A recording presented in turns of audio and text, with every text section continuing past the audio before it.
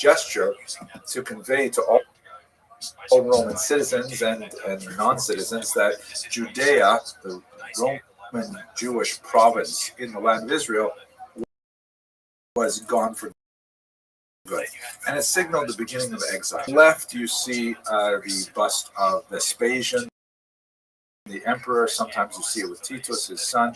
And on the right, you see a particular image that was over and over again in the few years following the revolt. Judea is taken captive, and there is a balsam palm tree in the middle, which was one of Israel's most important exports of the time. And there is a looming Roman soldier, sometimes depicted much larger and disproportionate, to a despondent Jewish woman here with her head in her hand, something like saying Tachanun. Sometimes she's sewn actually with her hands bound behind her back. And the imagery is really very clear that Judea is done for. The Jewish people have no more hope, no more future. And that's essentially what this message is trying to convey.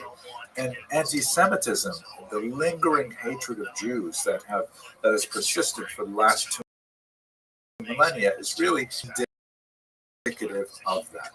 But what I'd like to really focus in on for the first part of this lecture is we should understand that we're not going to be speaking about anti-Semitic acts of violence perpetrated against Jews, acts of prejudice and discrimination and so on. That's really Jewish history, as opposed to what I want to talk about, which is the history of hatred, the history of antipathy.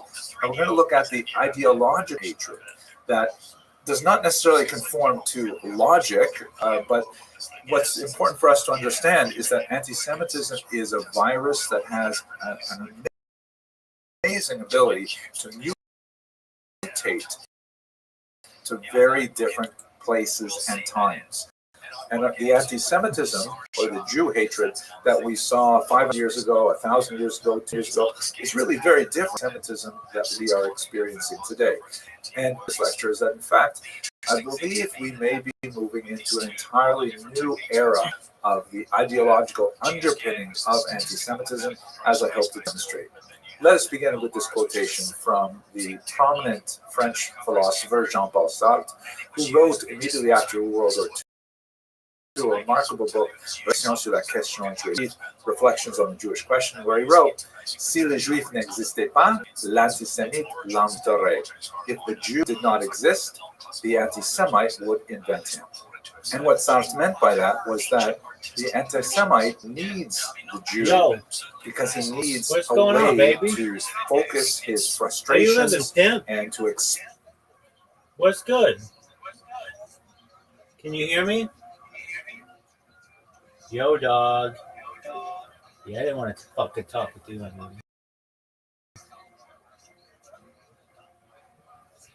His failures, and the Jew serves an excellent target in that regard, relying quite often on historical precedent and a long tradition, allowing an individual to construct a kind of pseudo-universe in which the Jews are somehow engaged in some kind of plan to bring the individual anti-Semite to his knees.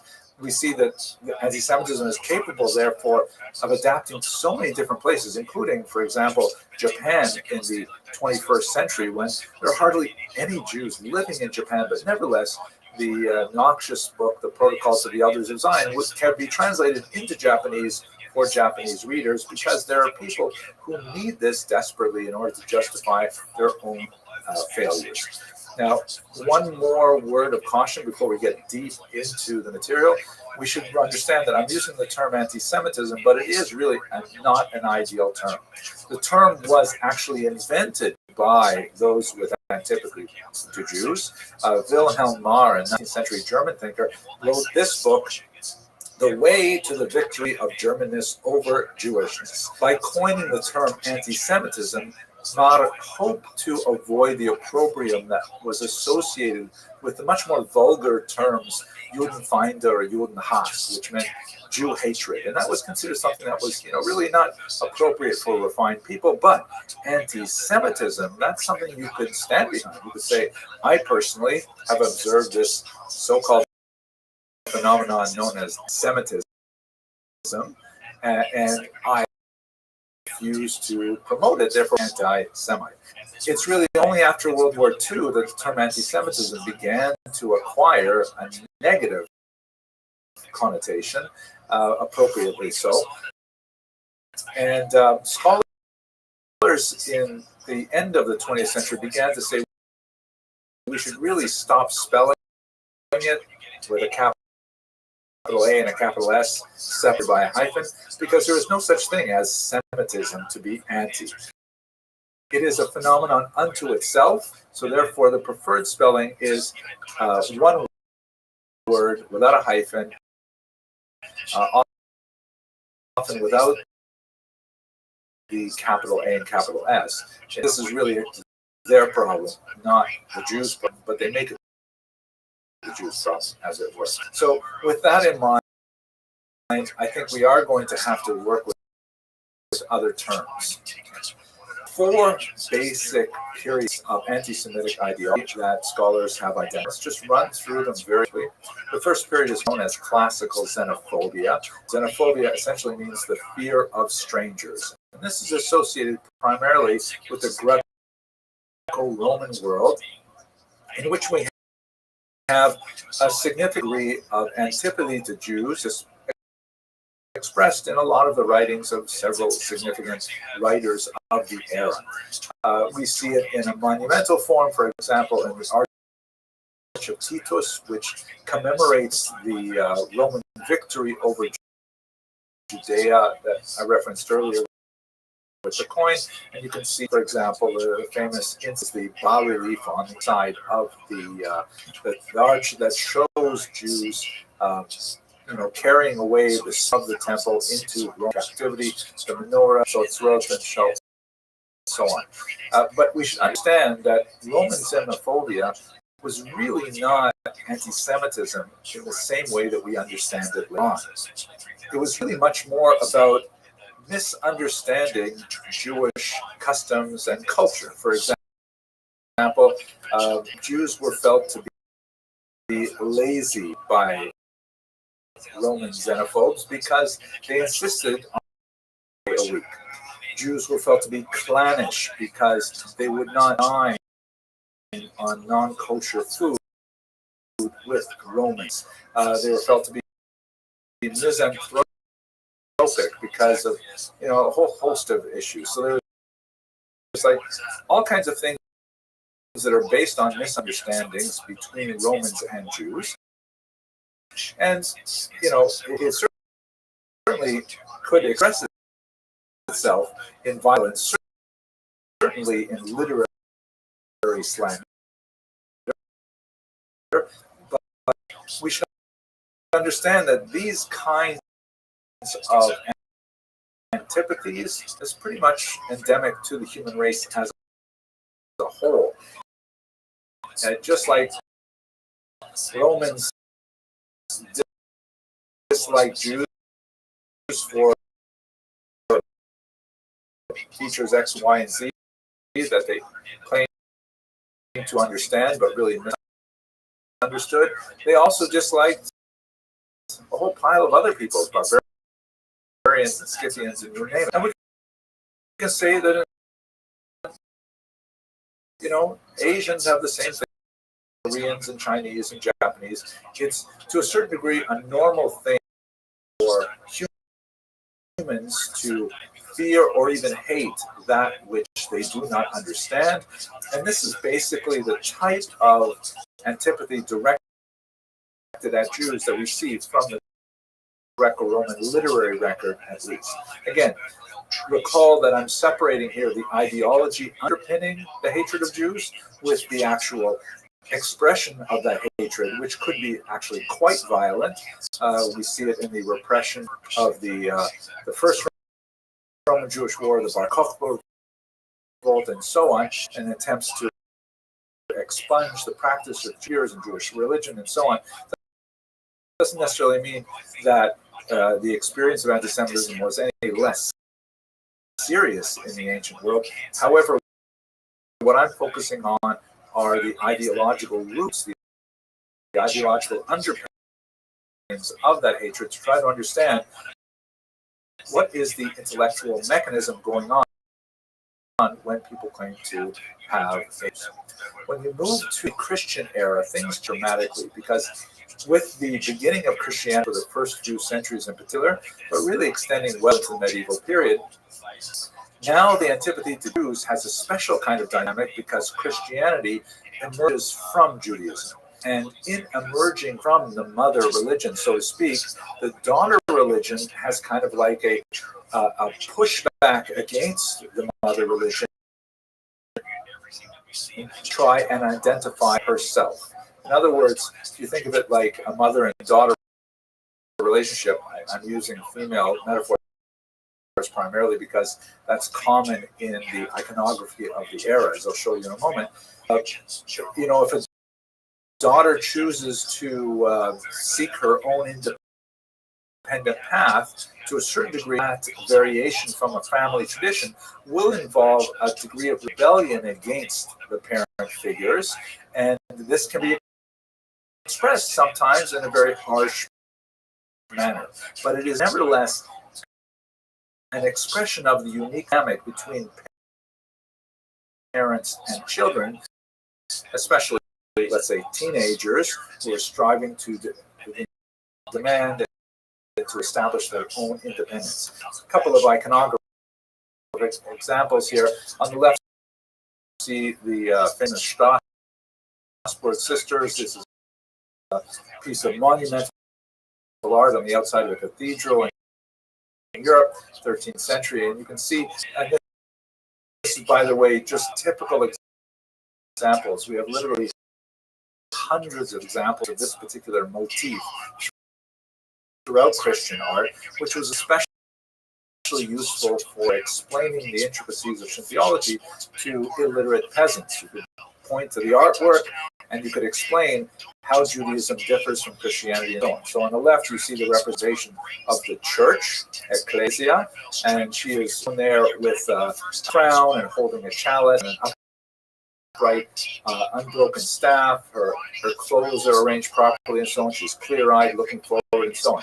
So this is representing the church in power, in authority, and so on.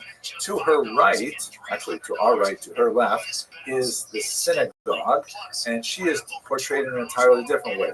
She is in an attitude of decline, following a rock, her staff broken, meaning she has no more power.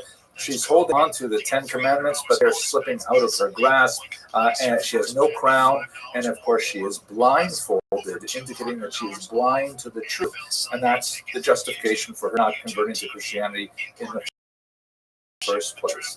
And this was a way of explaining to illiterate peasants that Judaism had its place, but now it has lost authority, it's lost its vision, lost its ability even to hold on to its own. She's holding the tablets in a rather loose fashion and so on. And this is designed to show kind of replacement theology.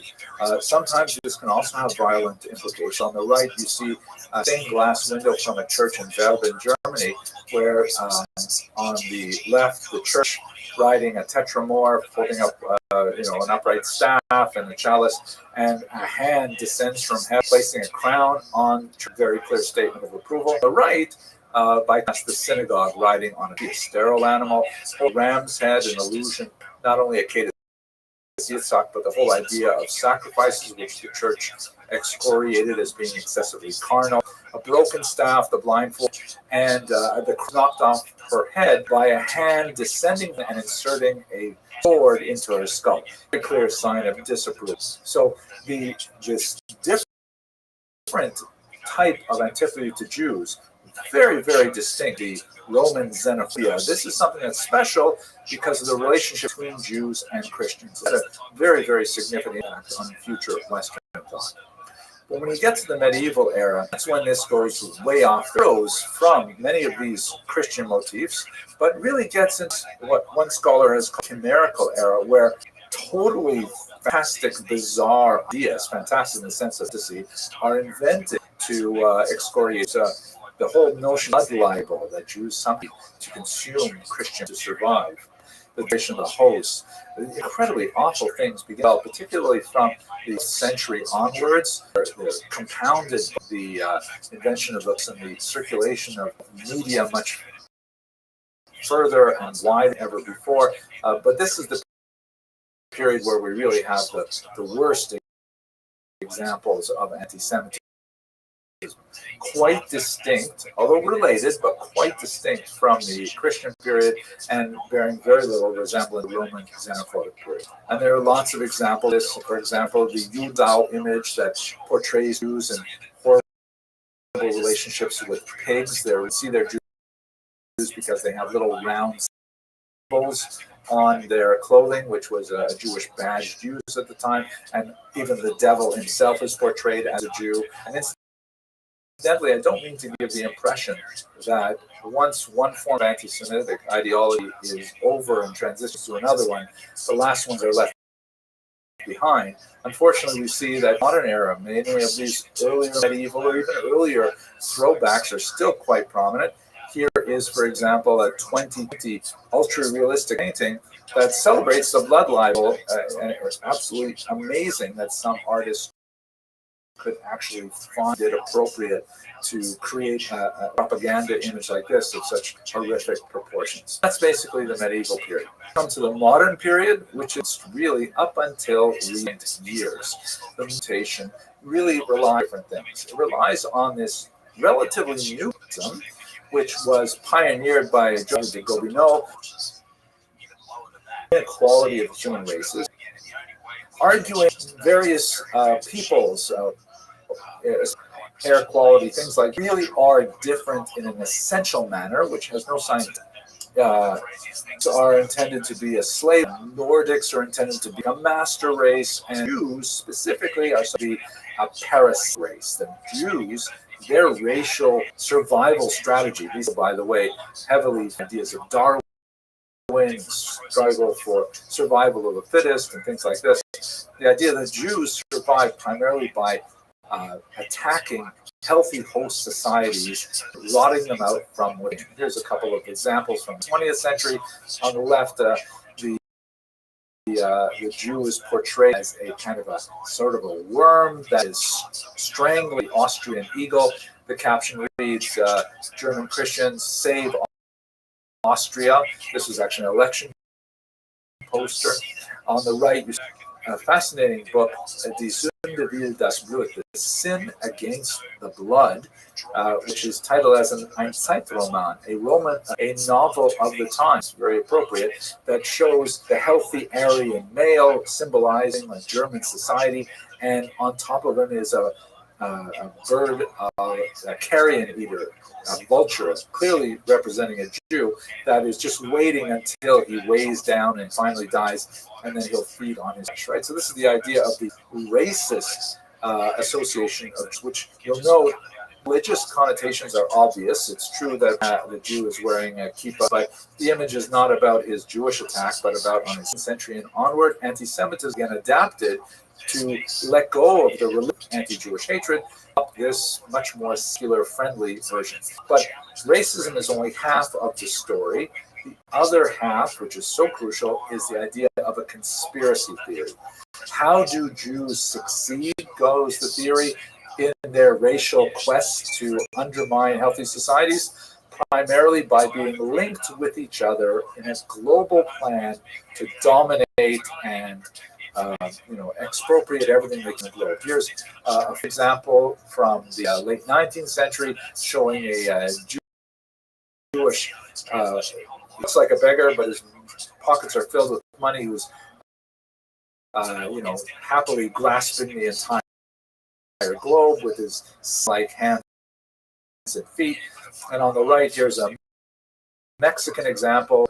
This is a cover of the noxious protocols of the Elders of Zion, which is one of the key texts of this particular form of modern anti-Semitism. The caption in Spanish reads, "The invisible world government, the Jewish program to subjugate the globe." Right? So you see the obvious images there. A couple of things that become iconic. the large, heavy man with the top coat is meant to be a capitalist. The symbol of capitalism. Think of the Monopoly man, and he's got this waist.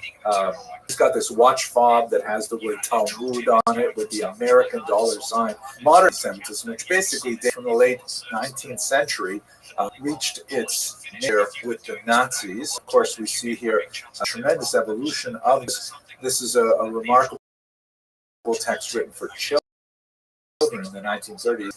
Their gift pills, the toadstool or the poisonous mushroom. And the whole message here in this children's book was meant to communicate to kids that Jews may look like regular people, but they're really dangerous, just like toadstools look a lot like mushrooms, but they're in fact poisonous. And so many examples of this exist in the Nazi period. Also, conspiracy idea that Jews are not only distinct racially, as you can see from this caricature, but also they are deeply connected with whether they're Jewish or not, or imagined to be so, and so on. So that's really modern anti-Semitism. And basically, personally, I always thought we were more or less done with that. What could be the next evolution? This is really it. To my dismay, I think I've discovered that, yeah, in fact, there is a fifth version. I'm not the only one to discover it, to see it, but I'll share it with you right now. Now, let's turn to what appears to be the newest variant of anti-Semitism, and that is what I'd like to call anti-Zionism.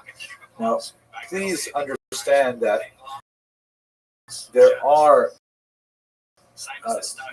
legitimate boundaries of anti-Zionist thought that are not at all against Jews. In fact, if you back 100 years to Europe, you would find some very vigorous debates among Jews about the value of Zionism. There are, religious objections to it. There are political to it. There are economics to it. But ultimately, Zionism as a movement, every place where we're to measure the relative popularity of various movements.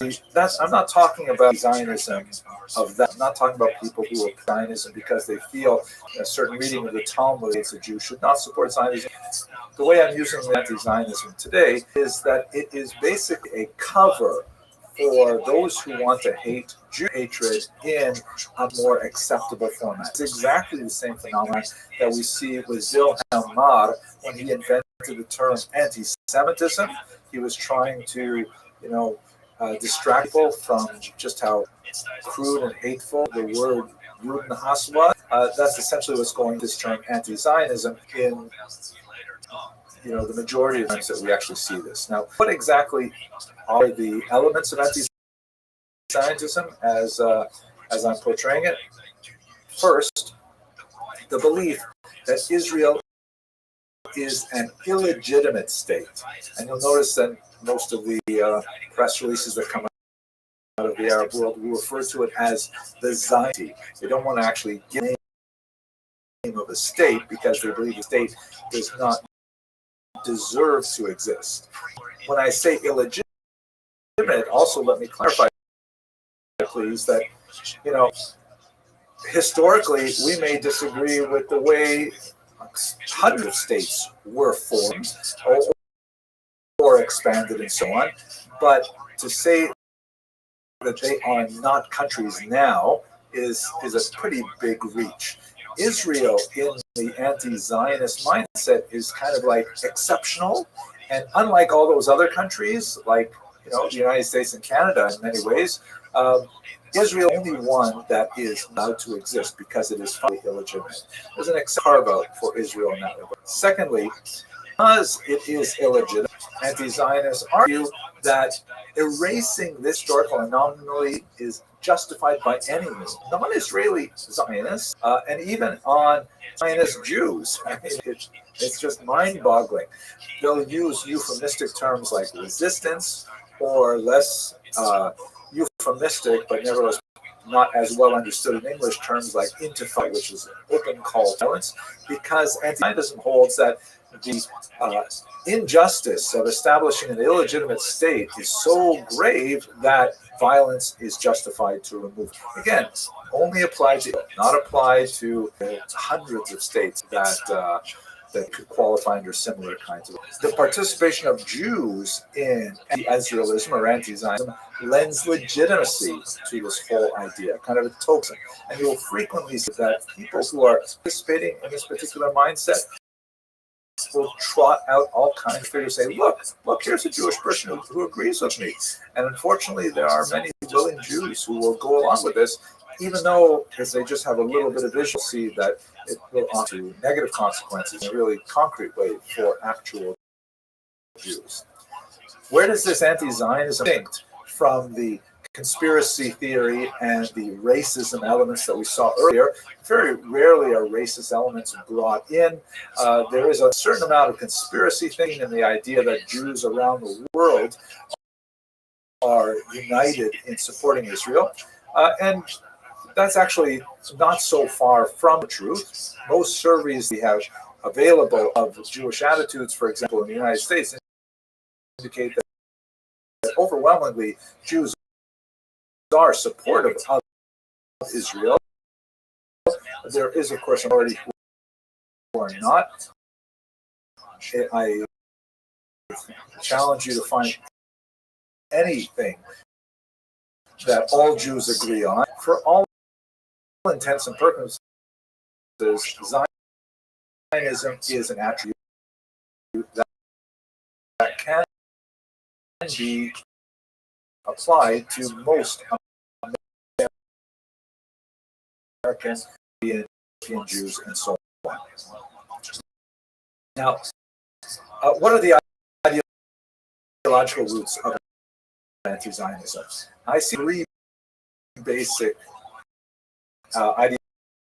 ideological roots that feed into this new form of anti-Jewish hatred. First of all, there's a strong influence of Soviet foreign policy that definitely helps propagate this idea in the new left of the 21st century. Even though the Soviet Union is defunct, this particular ideology has perpetuated itself into the 21st century. Here's examples from the 1970s. The capitalist that we saw earlier, capitalism, of course, is diametrically opposed to communism. His waistcoat is the phrase international Zionism, and you can see there's Moshe Dayan there, famous Israeli general, on the left. I'm not sure who's right there. Looks like he's smoking a pipe. I can't make out what it says there in Russian. But at any rate, the idea of connecting international Zionism with Israel, of course, is crucial. Note that besides the Star of David, is clearly used here as a stand-in for the Jew or Islam. It's clear from the caricature of the figure here that on 19th and 20th century that it's about on a simple level, but anti-Zionism. Here's another example, same kind of imagery used here. Conspiracy motif is much the idea of the Jew compared to so on. The web strand are written in Russian for everyone here that says the Jewish question, but what this person is labeled explicitly as a Jew is labeled as a spider. So anti-Semitism, which was tied to foreign policy of state of Israel. It's ironic because originally they were one of the back of the 1947 partition plan, but Cold War set in, and this was one of the most notorious props of the Arab countries by and large. This is foreign policy translated into a kind that we see so much in contemporary and twins, an Israeli soldier and a Nazi, and with Nazi Germany is not only is it deeply offensive to Jews, but it is very progressive in the anti-Zionist rhetoric. And what joins them? An American dollar, of course. We see this over again. So the Soviet foreign policy filtered out into the anti-Zionist movement primarily through the of leftist thinkers. Another major element that creates this new form of antipathy to Jews is anti-colonialism. This is a reaction, of course, to the expansion of Western European states in the world, to parts of Africa and Asia, so on. Kind of a pushback against that in time, which has occupied intellectual energy of thinkers second half of the 20th century. In the case of Israel, you can see illustrations like this here, which is Zionist settler colonialism. This is basically is divorced historical reality in many ways. I'll just point out one thing: maybe a map that indicates the increasing settlement of Jews in the. Also, a map that indicates the expulsion, migration of Jews. Forced migration quite often from Islamic lands to the land of Israel. So these two maps cannot be understood independent of each other. It is crucial that we understand that Jews are being forced to leave Arab lands and where else to go. So that major element in modern anti-Zionism, postmodernism. This is a rather corrosive philosophy that began to develop in the post-war era. Postmodernism that's especially relevant for us in this context is a notion that there is really no way to measure objective truth. To say that X is true. One can only speak of one truth, one's own appreciation of the world. This incredibly dangerous philosophy, which has taken hold in a wide swath of American thought today, begins to question basic understandings of reality. For example, in the context of Israel, this particular poster, which was issued by the Columbia School of Social Work, I think it's a sub actually, referring to the October 7th Palestinian counter-offensive, and using the images a dove and a flower in a barrel of a gun as meant to somehow symbolize that the horrific act of invading Israel on October 7th and murdering and raping and taking hostage is somehow not only counteroffensive, which is sounds like a kind of military attack, and really more like a brutal, bloody. On the other hand, this kind of the dove of peace to use to describe that. It's those who have already been absorbed in postmodernist mindset can say, "Hey, we can completely frame this in terms of an act of resistance, a brutal attack." Another example, which continues to my mind, is this unusual phenomenon of ripping down posts to advertise the fact that people are being kept, even young Bus family, for example. And the idea of that still amazes me. But I think the best explanation I've understood for this, because after all, if I'm walking down the street and I see someone put up a poster that says, have you seen my puppy? And there's a picture of a dog there. I post it.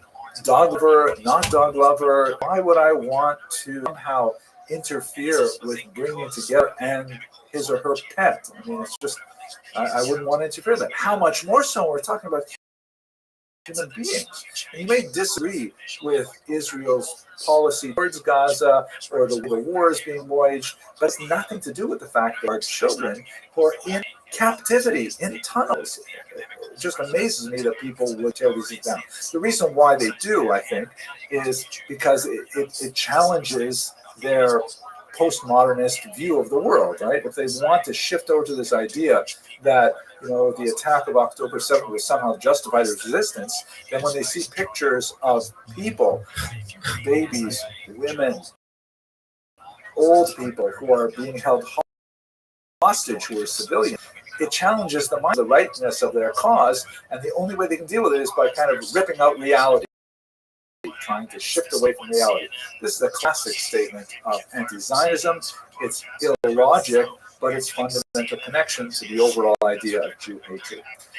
We see even just this week a fascinating example of this, where healthcare workers in Australia participating in some kind of line chat when they did that their interlocutor was an Israeli.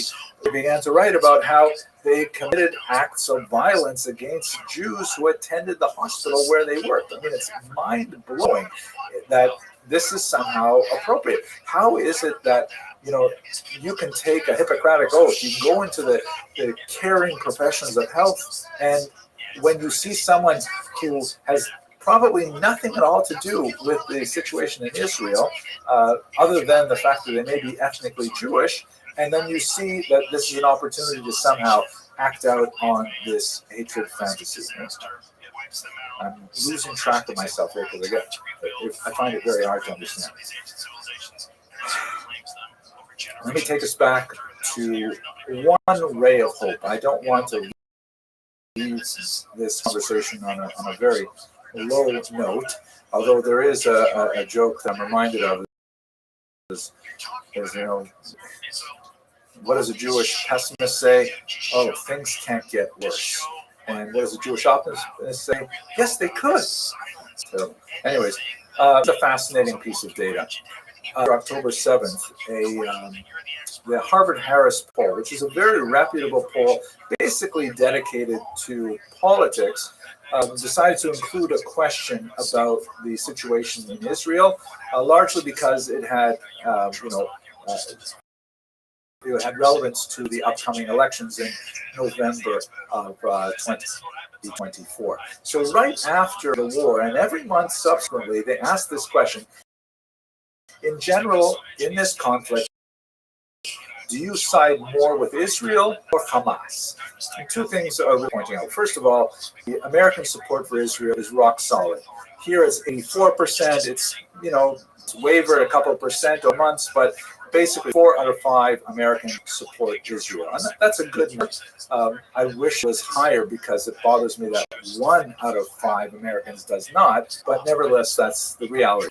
But when you look a little closer at the age breakdown, it's terrifying to see that whereas older people, 65 and above, 55 and above, they're 90, 95% support of Israel. When you get to the 18 to 24-year-olds, the figure is basically half and half, meaning that half of every classroom of college students in America, filled with people ages 18 to 24, actually supports a terrorist group.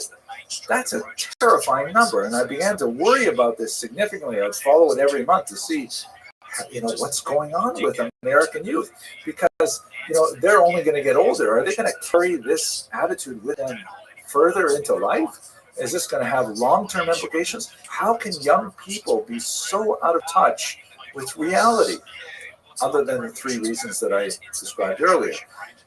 I am happy to say, though, that over time, and especially a big jump right around the period of the election, I wonder if that's the factor that affected it, that figure changed dramatically. Here you see on the left-hand side of the screen.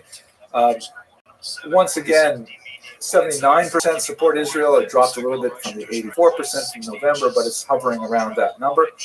But when you look at the age group 18 to 24, you can see that 79% of them support Israel over Hamas. And that's a much healthier number. That's much more like the older people. And I just don't know.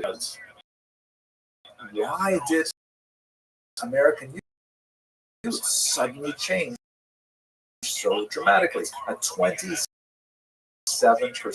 increase is very significant. Now, it could be because the tenor of the news changed on places where they consume news, like on TikTok and Instagram and so on. I'm confident that the election had a role in this, but this is a small ray of hope. Let me conclude with just one last reflection on anti-Zionism in this era of statehood. We began our discussion with a look at this coin, the Judaic Coptic coin, which is really emblematic of not only exile, but the development of anti-Semitism. And what's important to bear in mind, I think, is this coin instead. In 1958, on the occasion of the 10th anniversary of the establishment of the State of Israel, a medallion was commissioned by the state, and the resulting medallion looked like this. On the left-hand side, you have the image that we've already seen from the Roman era, the looming Roman soldier, the despondent Jewish woman, and so on. But on the right-hand side, on the obverse of the coin, you see this. You see in the place of the Roman soldier, there is a Jewish woman playing with her child. And in the place of the despondent woman, you see a kibbutznik planting a tree for the future. And this is ultimately what the Jewish people are all about. And despite the fact that Jews are frequently so misunderstood by large society, nevertheless, these are the things that are at the core of the Jewish people. Ultimately, will help them endure even these difficult times. Hope you have a productive conference.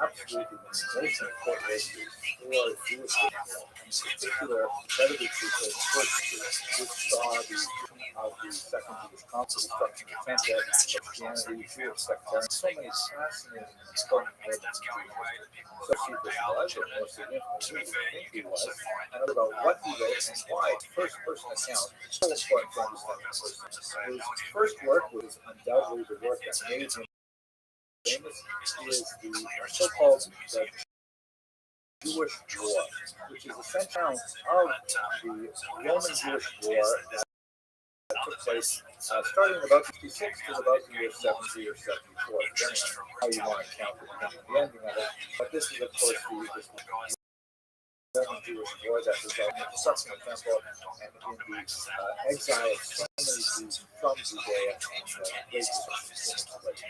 The second, and by the way, he was a personal witness, or he was actually a participant in the war, and then the fashion I'll tell you about. The second major war that he composed, which was after he had settled in Rome for a time as a court author of the Flavian dynasty, was Jewish Antiquities, which is a massive work by about 20 volumes, which essentially is the history of the Jews from the earliest time to the present day. Now, unlike the Jewish War, it's kind of like a personal account of the war. It's not the Jewish War. It's not only about his personal experiences. He borrows freely from all other sources, trying to put together a third-person scholarly account, at least by first-century standards. But Jewish Antiquities is a much more broad-ranging work which looks at everything in Jewish history right up to Josephus' day.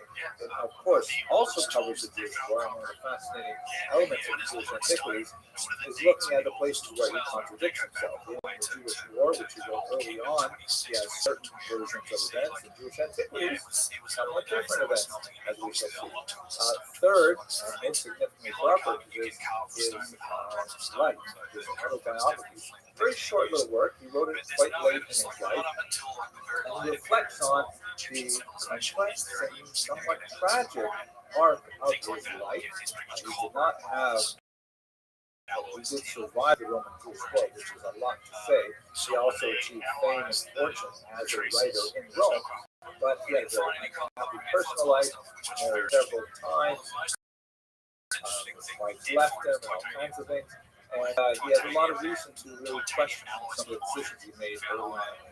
But at any rate, a brief work with late in life is essentially his memoirs. And then finally, a fragmentary work. We don't understand all of the particulars that went into it.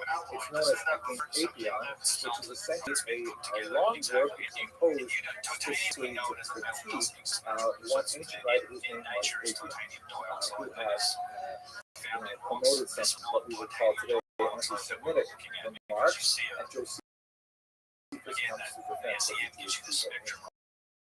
Let's understand a little bit about who Josephus was.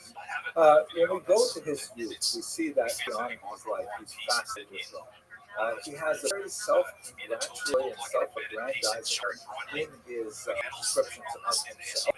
We see that not only in the Jewish War, but also in his autobiography. philosophy, in which he's like, incredibly intelligent, and even as a child, solving problems that would use the Jewish expression cross a rabbi's eyes. It's hard to believe some of the things he says about himself. He apparently also was something of a spiritual seeker. He encountered some kind of like sectarian groups, perhaps something like the Dead Sea Scrolls community.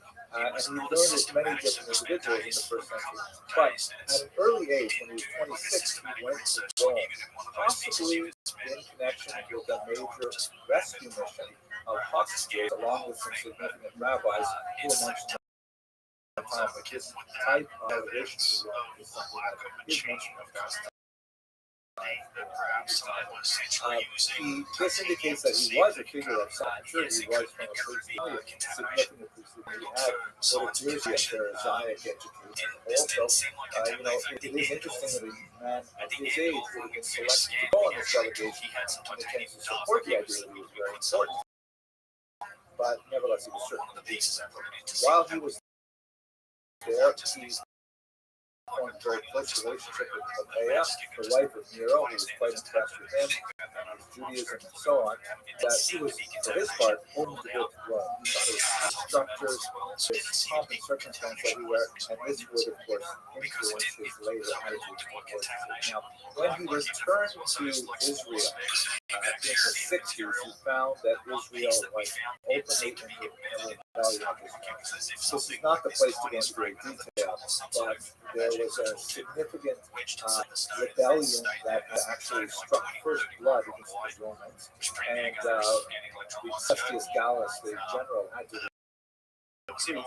And at this point, Josephus was given an important military command in the northern region. A lot of questions. Why was he given an important command at such a young age? And he was relatively untested and so on. A lot of questions circulate regarding his military experience, but our main source on his military experience is Josephus. So we're kind of in a conundrum we have taken at his word for the time being. His writings tend to be apologetically pro-Roman. In other words, he pitches in patriotically with his fellow Jews, but at the same time, he's kind of like, questioning why are we fighting against the Romans? They really produced such a wonderful culture and so peaceful and things like that. And he sort of does his part as a Jew, but he finds frustration with his compatriots. He finds a lot of solace in the Roman war. Let us return to that question in a moment.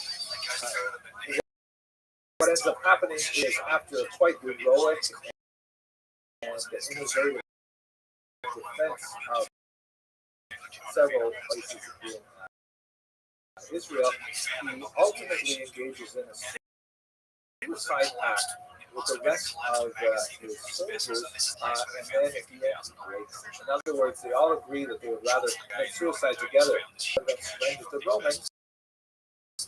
But he tries to draw the last straw, and so in the end he says, you know what, I'm not going to commit suicide, I'm going to surrender to the Romans, which in fact he does. And then in a remarkable, open plagiarism of a Talmudic story, he says to the emperor Vespasian, who was invaded Israel at this time, that he will in fact be emperor. He spoke to the general Vespasian that he was going to be appointed emperor. Vespasian says, what are you talking about? And sure enough, a messenger comes to Vespasian. Nero is dead. We need to come back to Rome. So Vespasian leaves. He puts his son Titus in charge. And of course, this endears him, at least as far as Josephus tells us, to Josephus because he has predicted his rise to power. Josephus becomes a great favorite of Titus, and then eventually follows him back to Rome after the rebellion has been and the temple is destroyed. Josephus returns to Rome. In Rome, he finds things because he becomes a go-to person just on the Jewish world. It really was quite a significant extended conflict for the Romans, and there's fascinating discussion about why this otherwise time of the rebellion was really expanded in such a large scope of Roman attention, especially with the issuing of some 2,000 versions of the coin and the building of the things like that, celebrate the victory. But so he was like the one of the prime sources of it. He wrote two versions of the Jewish war in his native Aramaic, which was the original Frankish of the Jews, and one in Greek, which was the popular literary language of the Romans. And he unfortunately lost how he described the war to his fellows, to non-Jews. He lost that, so what he said. But in of Roman patronage, it's very clear that genuflection towards Roman authority, Roman morality, and Jews come off as noble savages, frequently brave defending themselves, but nevertheless did not bust some overwhelming might. So it's hard to read Josephus' account, which is self-serving, in many ways self-predatory, preservatory, right? After all, this is who's made chief ex Jews, so we can't really defend the Romans. But after this, mainframe, he comes up with this magnum opus, which is the Oprah of Judaism for the Roman world, who writes this book called Jewish Antiquities, because the Romans were really quite fascinated with everything Jewish. They tended to have a great level of respect for cultures which were ancient. And the Jewish culture was ancient, it was like Egyptian culture, so the Romans were fascinated to learn about their history, and so Josephus obliges the Roman audience by creating this massive work on Jewish history. What else is fascinating about Jewish antiquities is that Josephus, within the standards of the ancient world, he was considered a scholar. By modern standards, he would be considered a plagiarist, a criminal, because he was regularly taking massive chunks out of all kinds of texts that he read. He had great access to the Flavian library in Rome, and he would just take whole chunks out of other books and put them in his own book. That was considered perfectly normal in Josephus' book, right? And his own. And so we actually have a lot of other historians preserved in Josephus, which is especially good because Josephus survived the ancient world as one of the few historians that we still read today. Before that survival, this passage, the Testimonium Flavium, which is a key passage in the Antiquities that goes like this. Now, there was about this time Jesus, a wise man, typically law person, called him a man. Right, a very theologically loaded statement. For he was a doer of wonderful works, to teach of such men as received the secret pleasure. Over to him, both many of the Jews. He was the Christ. Like that is like bombshell statement. The word Christ, of course, is Greek, and it is a translation of the word Mashiach. Mashiach means anointed. The special oil is placed on his head to represent the appointed leader of the Jewish people. Huge political and supernatural significance. And so when Josephus says that this is the guy, it's a huge statement. Like the whole, everything should be over. And it goes on, he's killed, and then it says, and a tribe of Christians and named for him are not extinct at this day. Now, this is like something that made Josephus so popular among Christians that his history was more than almost any other historian, because here they had paragraphs that actually referred to Jesus from a contemporary Jewish perspective. There's no similar document that exists outside of the Gospels and so on, which of course were written to Jesus that already died, and may have been written by people who never even met him, Josephus is definitely useful to say about Jesus. The only problem is a interpolation of overly enthusiastic scribe recopying Josephus, probably sometime in the future. Like this is kind of like, and by the way, Martians came to the planet and revealed themselves as a result. Everyone knows there's intelligent life in their mind. For Josephus and his readers, that is highly that it would have been sent by himself. However, one of the researchers that there are some things who actually argue that testimony Flavian is in fact Josephus' words. There's no way to really know for sure because the earliest scrap of quoted Josephus that we have only dates from several centuries later. But nevertheless, this is one of the reasons why Josephus has survived the Middle Ages. So I'll give you a kind of a picture of who this person is, right? He is, on the one hand, when you read his text, you think of him as somewhat narcissistic and self-serving. And in fact, although he was given authority both with the rabbis in his delegation to Rome, and then later the rebels in terms of his defense of the Galileo. Again, all of this depending on Josephus' own account. But he was also a traitor to his own people. He also decided not to go along with the suicide factory, which sounds a lot like Samuel. And then he ended up essentially for the Romans for the rest of his life as a type of propagandist. We see, however, look at all of his works, but there's definitely a personal character development. And in the end, when he writes against Judaism, he essentially defends Judaism against many of the charges that Romans had against Jewish people and the culture at the time. And in some ways, I like to think that Josephus kind of redeems from the calamities that he would have suffered as a turncoat Jew by trying to defend his country. Anyway, that's a very quick introduction to Josephus. He is an incredibly important source for the first century, and hope you found this useful. The techniques utilized in 2025 in the exact same area, which is weird. Yeah. So that's without a cataclysm. Right, but yeah, it's also nice criticism of modern architecture, to be fair. I mean, you don't even go back 2,000 years, just go back to like the Gothic era with the churches and the cathedrals and the places. Why don't we build that anymore? Right, good point. But so you see a decline, at least in craftsmanship, that can be attributed to changing of cultures. But this assumption that there's always this linear path of progression, and if you go back, they were done. Go back far enough, they were done. Hello. One of the most important first-person voices we have from the Gaonic period, which is basically towards the end of the first millennium, is the so-called Beginning of Shvira Gaon, the letter of Rabbi Shvira Gaon.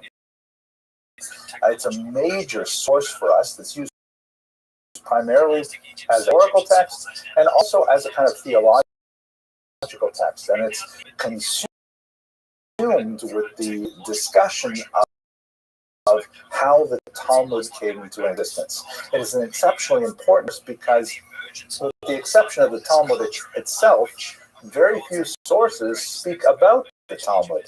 And this was a major enterprise of the Jews in, let's say, the 2nd through the 5th and 6th century in Babylonia. So knowing how the Talmud came into place, how it was used, how it developed, who was involved in it, how the Jews organized themselves at that time, how they lived in Babylonia. It's really, really a source for us. Also, it is really one of those that we have that speaks of history from the period of Bar Kokhba for several centuries, from the 2nd century rebellion Romans for several centuries. And so it's an extremely, it is itself distance from some of the central events it describes. Nevertheless, it gives us a very, very important view into how the Talmud was created. It also gives us a tremendously closer view, of course, of how the Jews organized themselves in the Gaonic period, which is towards the end of the first millennium. So what exactly is this book? So first, we should understand the author. Rav Shvira Gaon lived from the years 906 to about 1006. Some dispute over the precision of those dates, but we're talking about the last century of the first millennium. His title was Rav, which is a uniquely Babylonian title. Authorities in Israel used to call themselves Rabbi or Rabbi. But in Babylonia, they used the term Rav. Babylonia, of course, was the place where so many Jews had migrated from Israel, really from the 6th century before the Common Era, when the Babylonians first destroyed the first temple and exiled a lot of the Jews to the Mesopotamian. But then there was a steady flow of Jews moving to the Mesopotamian rivers between the Tigris and the Euphrates for, really a millennium. A tremendous number of Jews living there, and it was second center of Jewish civilization, maybe the third if you include certain parts of the Nile Delta, but definitely one of the population sources for Jews outside of the land of Israel in late antiquity. He has a second title, Gaon, which comes from the word ga'ava, which means pride. It can also mean arrogance, but not in this particular context, obviously. And so his name is Rav Shrira, given name, Gaon, the pride of the community, as it were. This term Gaon in the first millennium was used specifically for people who were the heads of Talmudic establishments, as of course was the case with Rav Shira Gaon. He also has an important element in his lineage because he comes from a family of exilarchs. That is the Reish Galusa in Aramaic.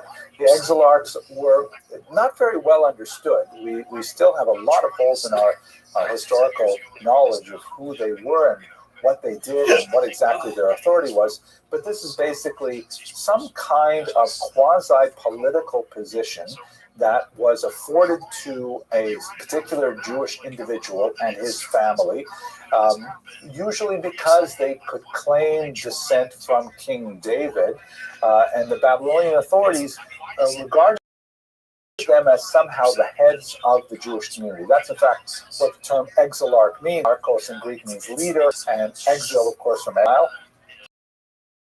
Or in Aramaic, Reish Galusa, the head of the exile, the head of the Jews living outside of Israel, the head of the expats, if you will.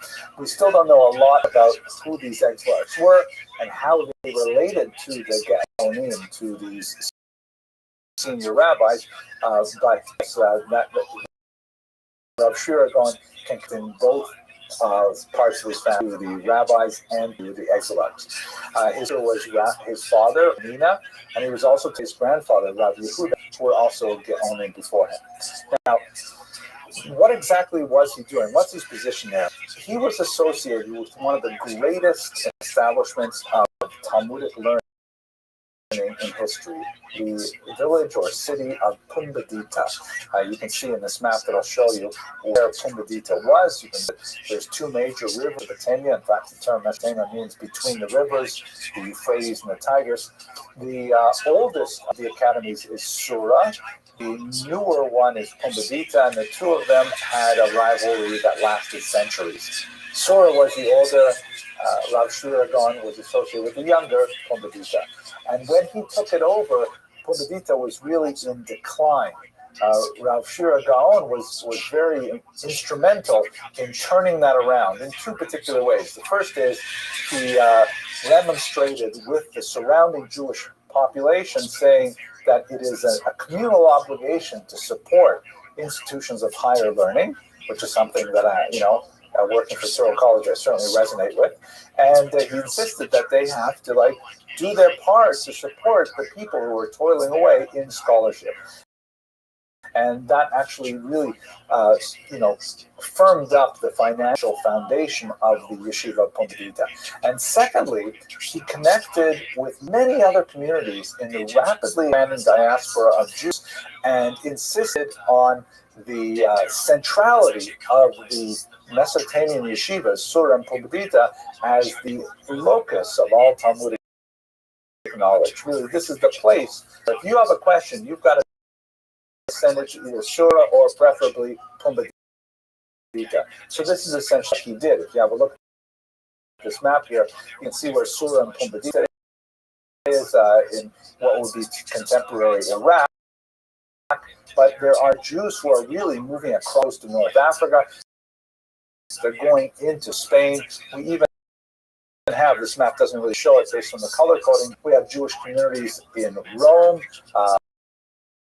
we have Jewish communities even penetrating up into the French and Germany, the Ashkenazi communities. Communicated with all these communities that, hey, we can help you out with your Jewish practice and so on. And that's where this important text originates. A Rabbi Yaakov ben Nisim ben Shachin of Kairouan, which is a city in North Africa, wrote a question to Rav Shira Gaon, because one of the growing Jewish movements at this time was the so-called Karaite movement. It was a fairly new phenomenon, but it was gaining this strength, and in fact, there are still followers of Karaism alive today. The main thrust of the Karaite critique of Judaism was that the oral Torah was a fabrication, that it was not grounded in some kind of Sinaitic revelation, which is something that rabbis hold very dear. If you look at the very first line of Pirkei Avot, it says Moses received Torah from Sinai and passed it on to, and so on. And what's referred to there is not just the written books of the Torah, but the so-called oral Torah, the Torah Baal Peh, which includes later texts that are embodied in the Mishnah, in the Gemara, and in the Talmud. So the edifice of rabbinic Judaism is really heavily dependent on the authenticity and the authority of the oral Torah. The Karaites said, no, we love the written Torah.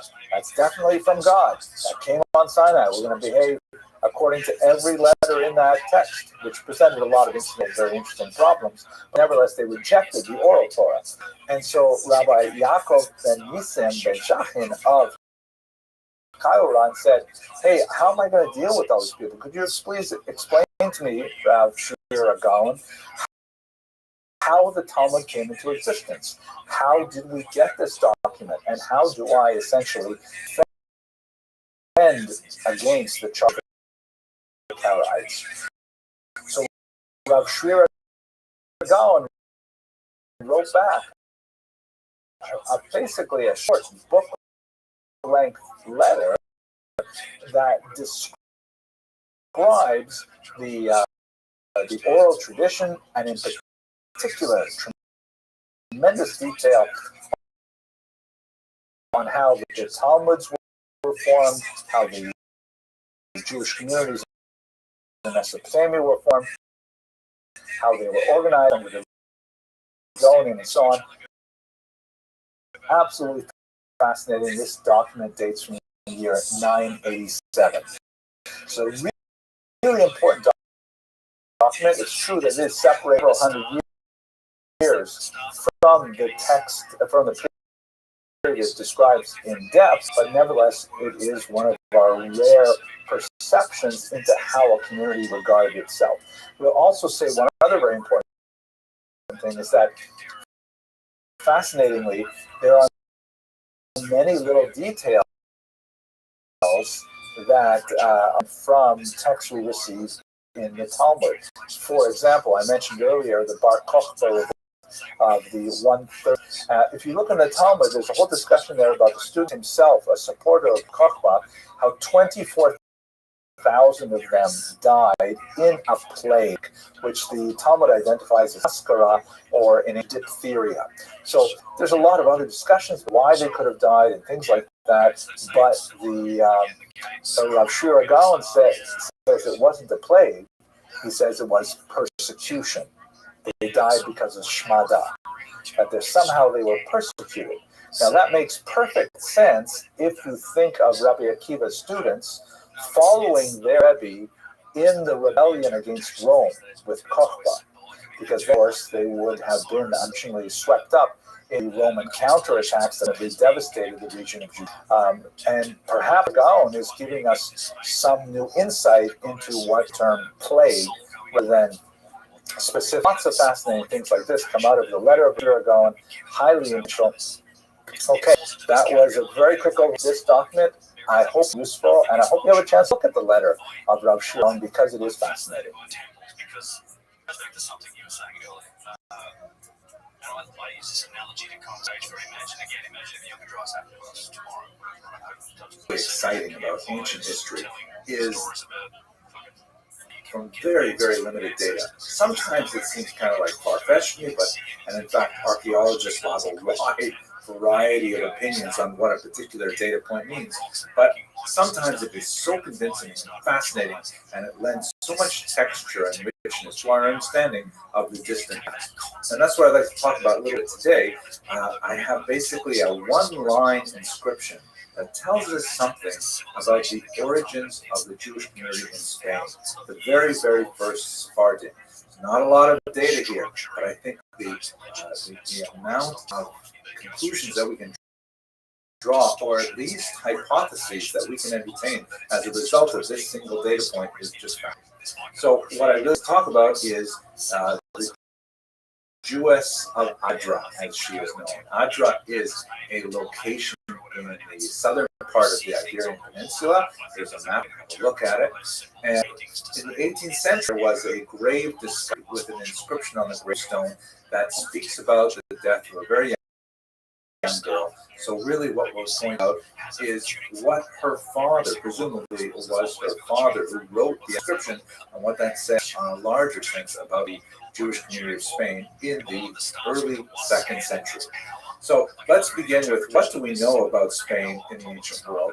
And the answer is not too much. The first reference to the region that we today know in Spain is actually in the Bible, in the book of Obadiah. You can have a look at it here. There is a reference to the Galut Yerushalayim, the exile of Jerusalem. That is, the people who were exiled from the first exile in the 6th century before the Common Era. Asher Bisfarad, who are in Sfarad. Now, normally we would say, wow, that's amazing. Look at that. Here's a very early reference to Jews who went to Spain and were settled there.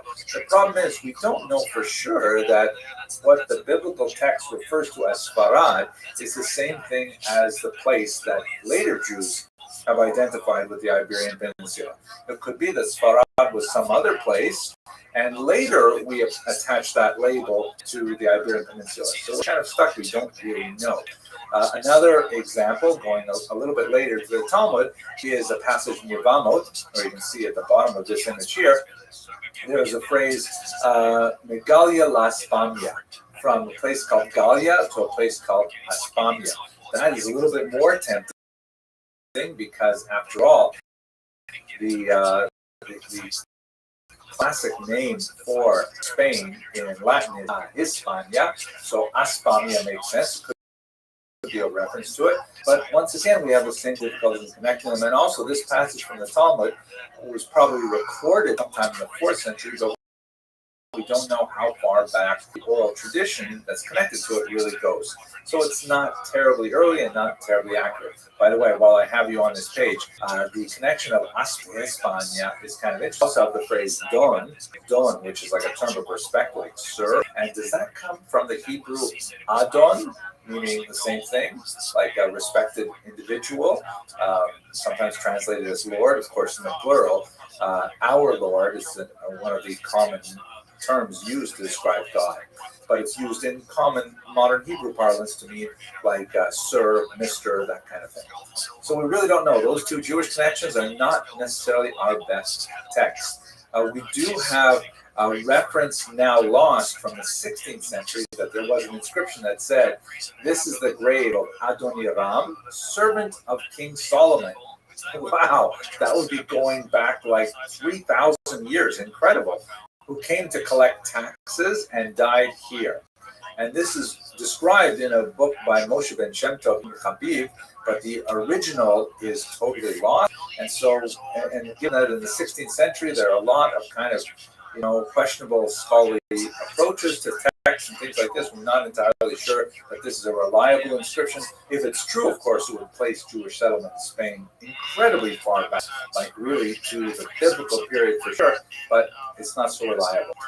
One last set of texts before we look at our protagonist here, and that is a Christian text, which are, of course, early Jewish. Everybody involved in the early Christian movement is also Jewish.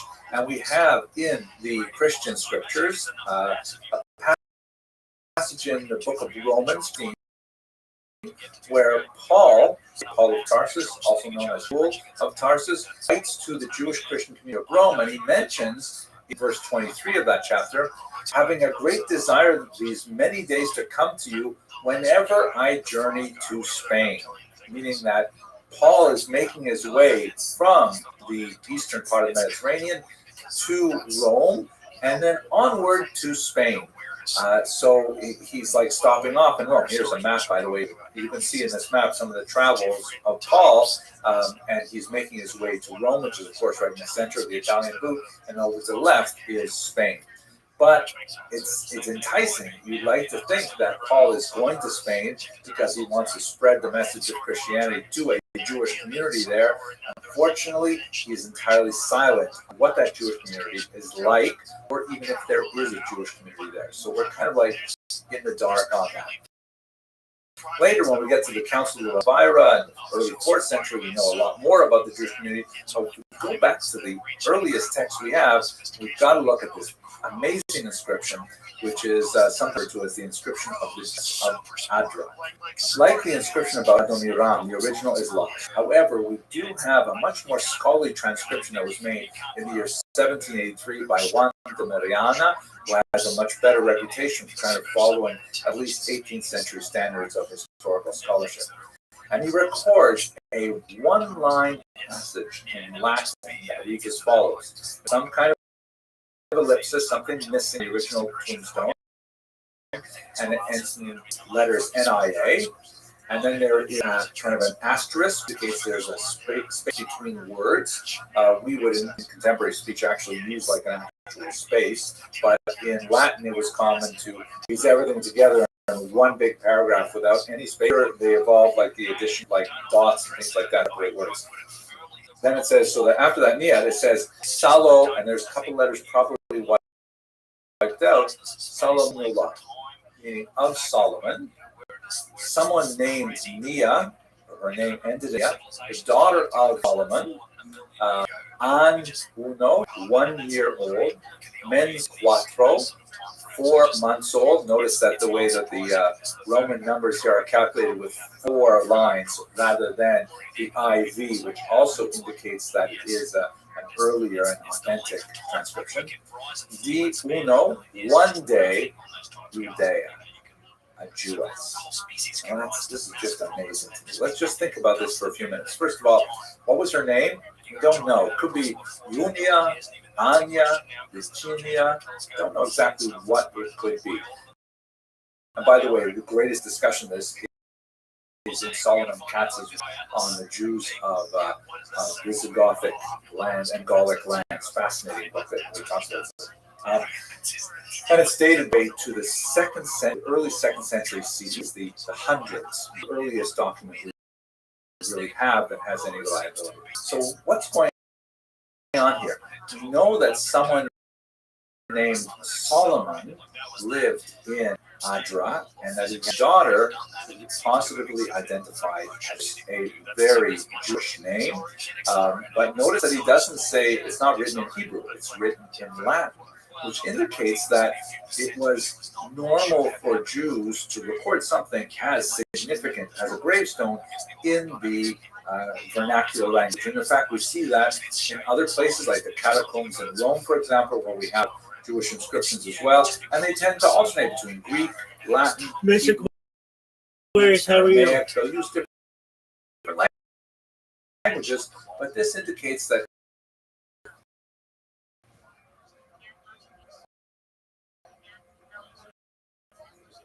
Mr. Chris, how are you?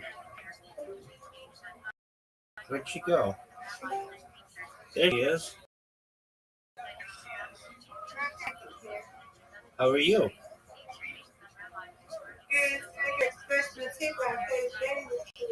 All right, are you ready?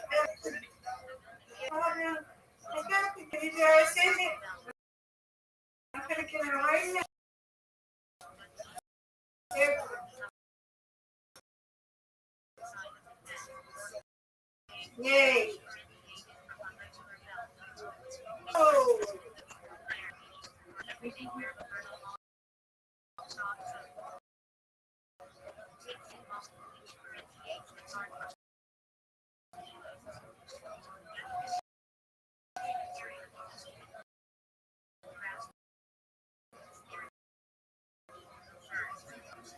Get it. Oh, come on, give me that.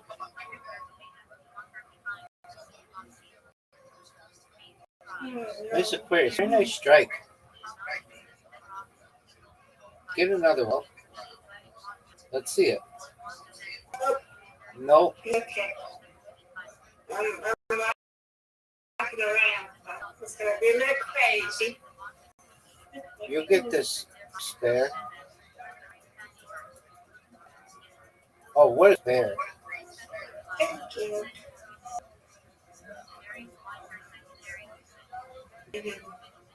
Get it. You've got this bad boy locked. Okay, man. I got girl on top. Look at me. Nope. You got it.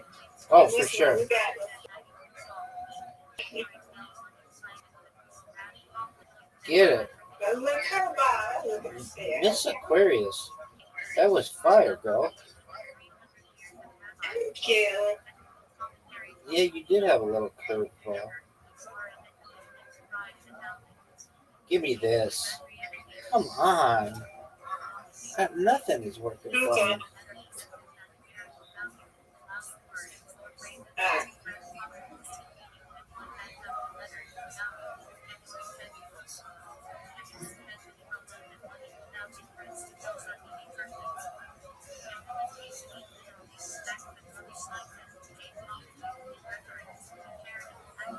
Get it.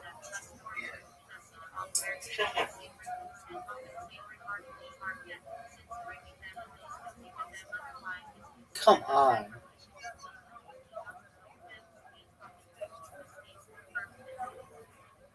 Give me this. Miss Aquarius. Okay. Not what we wanted.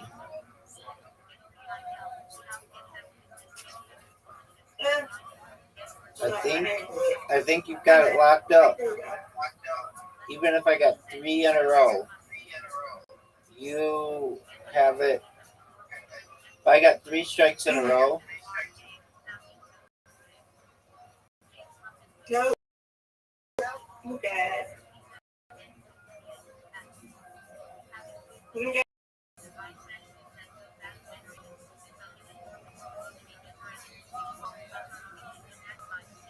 give me it. All right. You got it.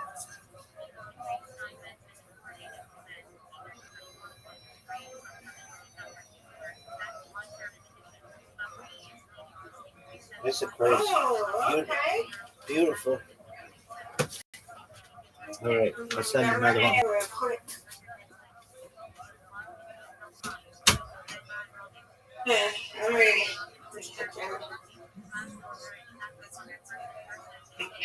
Let's go. We gotta get to win.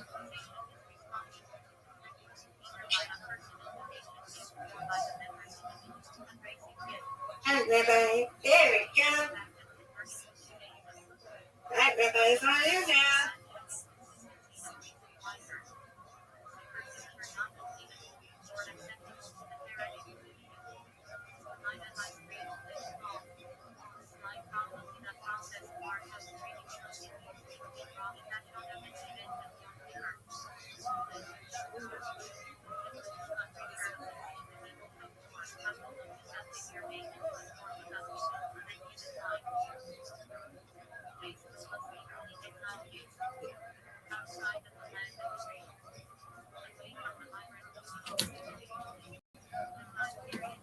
Oh, there you got this.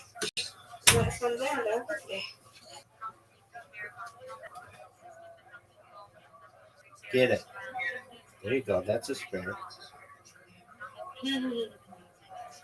All right, I got this. Right. Come on. Let me get this back. I believe in you. Come on. I You got believe in me this. too. It's okay. We're not giving up. Get it. This is a tough split, as you say. Yes, ma'am. Get it.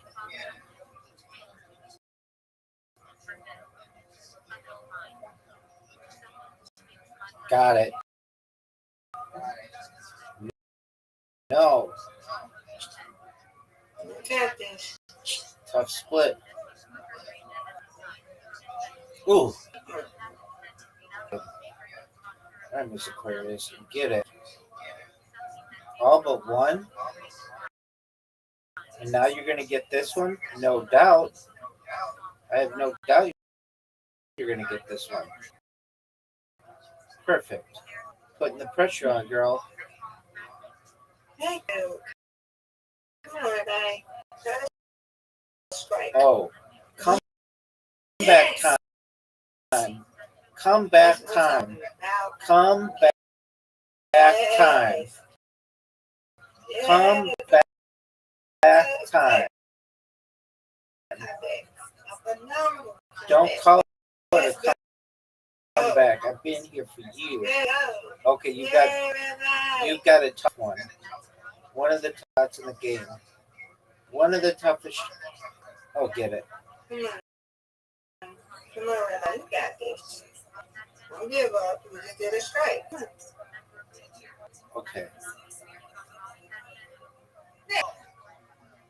Oh, you got me by one. Excellent. Thank you. That's what keeps it exciting. Undefeated in friendship, undefeated bowling. You win, I win. Undefeated in friendship. That's Absolutely. right. You won anyway. You won one. All right. You know, okay? Sweet dream. I stay here. Oh, thank you much. You're welcome. You know I'm gonna stay and I'll get up there. And this is my home. This is Great. my, you know this is my home, Rabbi. Yes, I do. Right? Yes, I do. Now you know, Thank right? you so much. Absolutely. You're moving up in the ranks.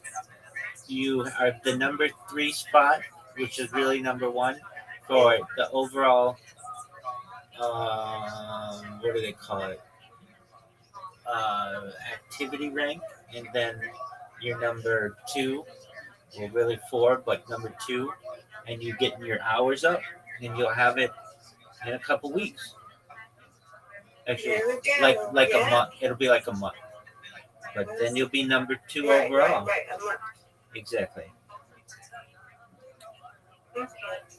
Alrighty. See you tomorrow. Sweet dreams. Sweet dreams.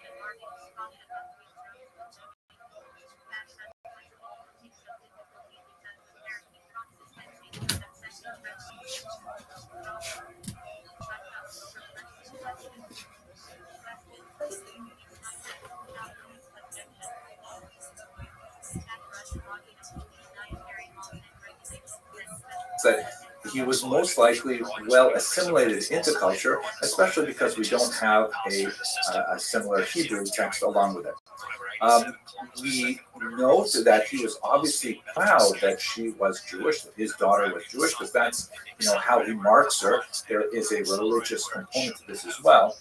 And look how much we can derive from the fact that he really drills down the exact time of her death, that she was 1 year, 4 months, and a day. That he really, that was how precious her time was with him, that he could record it down to the actual day. He could have simply said 1 year old, could have simply said it Judea. He didn't say any of that. He said specifically how long she was with us in this world. An indication of the affection that he has for us. Notice also, of course, that even though this is a female child, would not necessarily have a high of value in society that tends to be patriarchal and also tends to accept a high degree of infant mortality as a matter of course, but nevertheless, she deserved her own grave marker, again, which we cannot assume is normal for everyone in that time. So what does it say about the Jewish community of Spain? Not a lot. However, it does give us the sense that there was at least a small outpost that had at least one Jewish man with his daughter, presumably the rest of his family was with him as well, that they were probably well integrated into Roman society because he was using the Latin language for something important as a gravestone, and that he wanted to maintain his distinct identity and his daughter's distinct identity by specifically, indicating that they were Jewish. There was a pride in Jewish identity there, no matter how possibly assimilated they were, judging from the language of the text as well.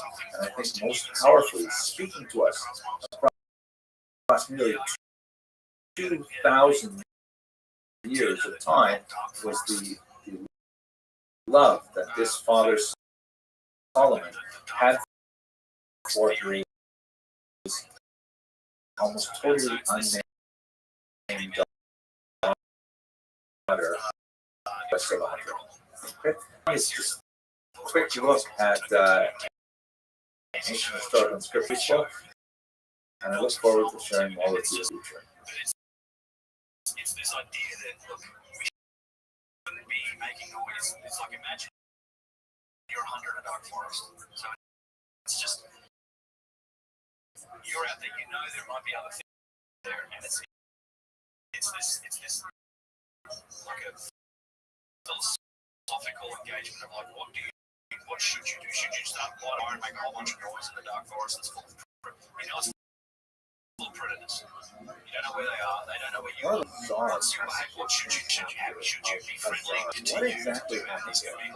Were there Jews in Khazar? What happened to them? So one of the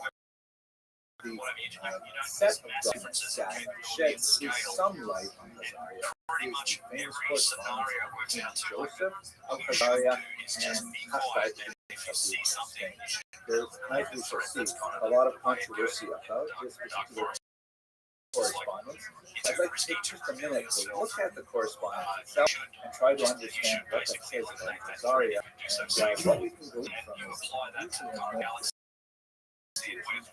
Our story begins in Spain, specifically in Córdoba, which was a region in Spain that was a city with a tremendous period of Jewish creativity in an era known as the Sun Period, when Muslims in southern Spain, political, literary, amazing moment where Muslims, Christians, and Jews get together and belong in a stable era. There's a lot of questions about once the energy was returned to it.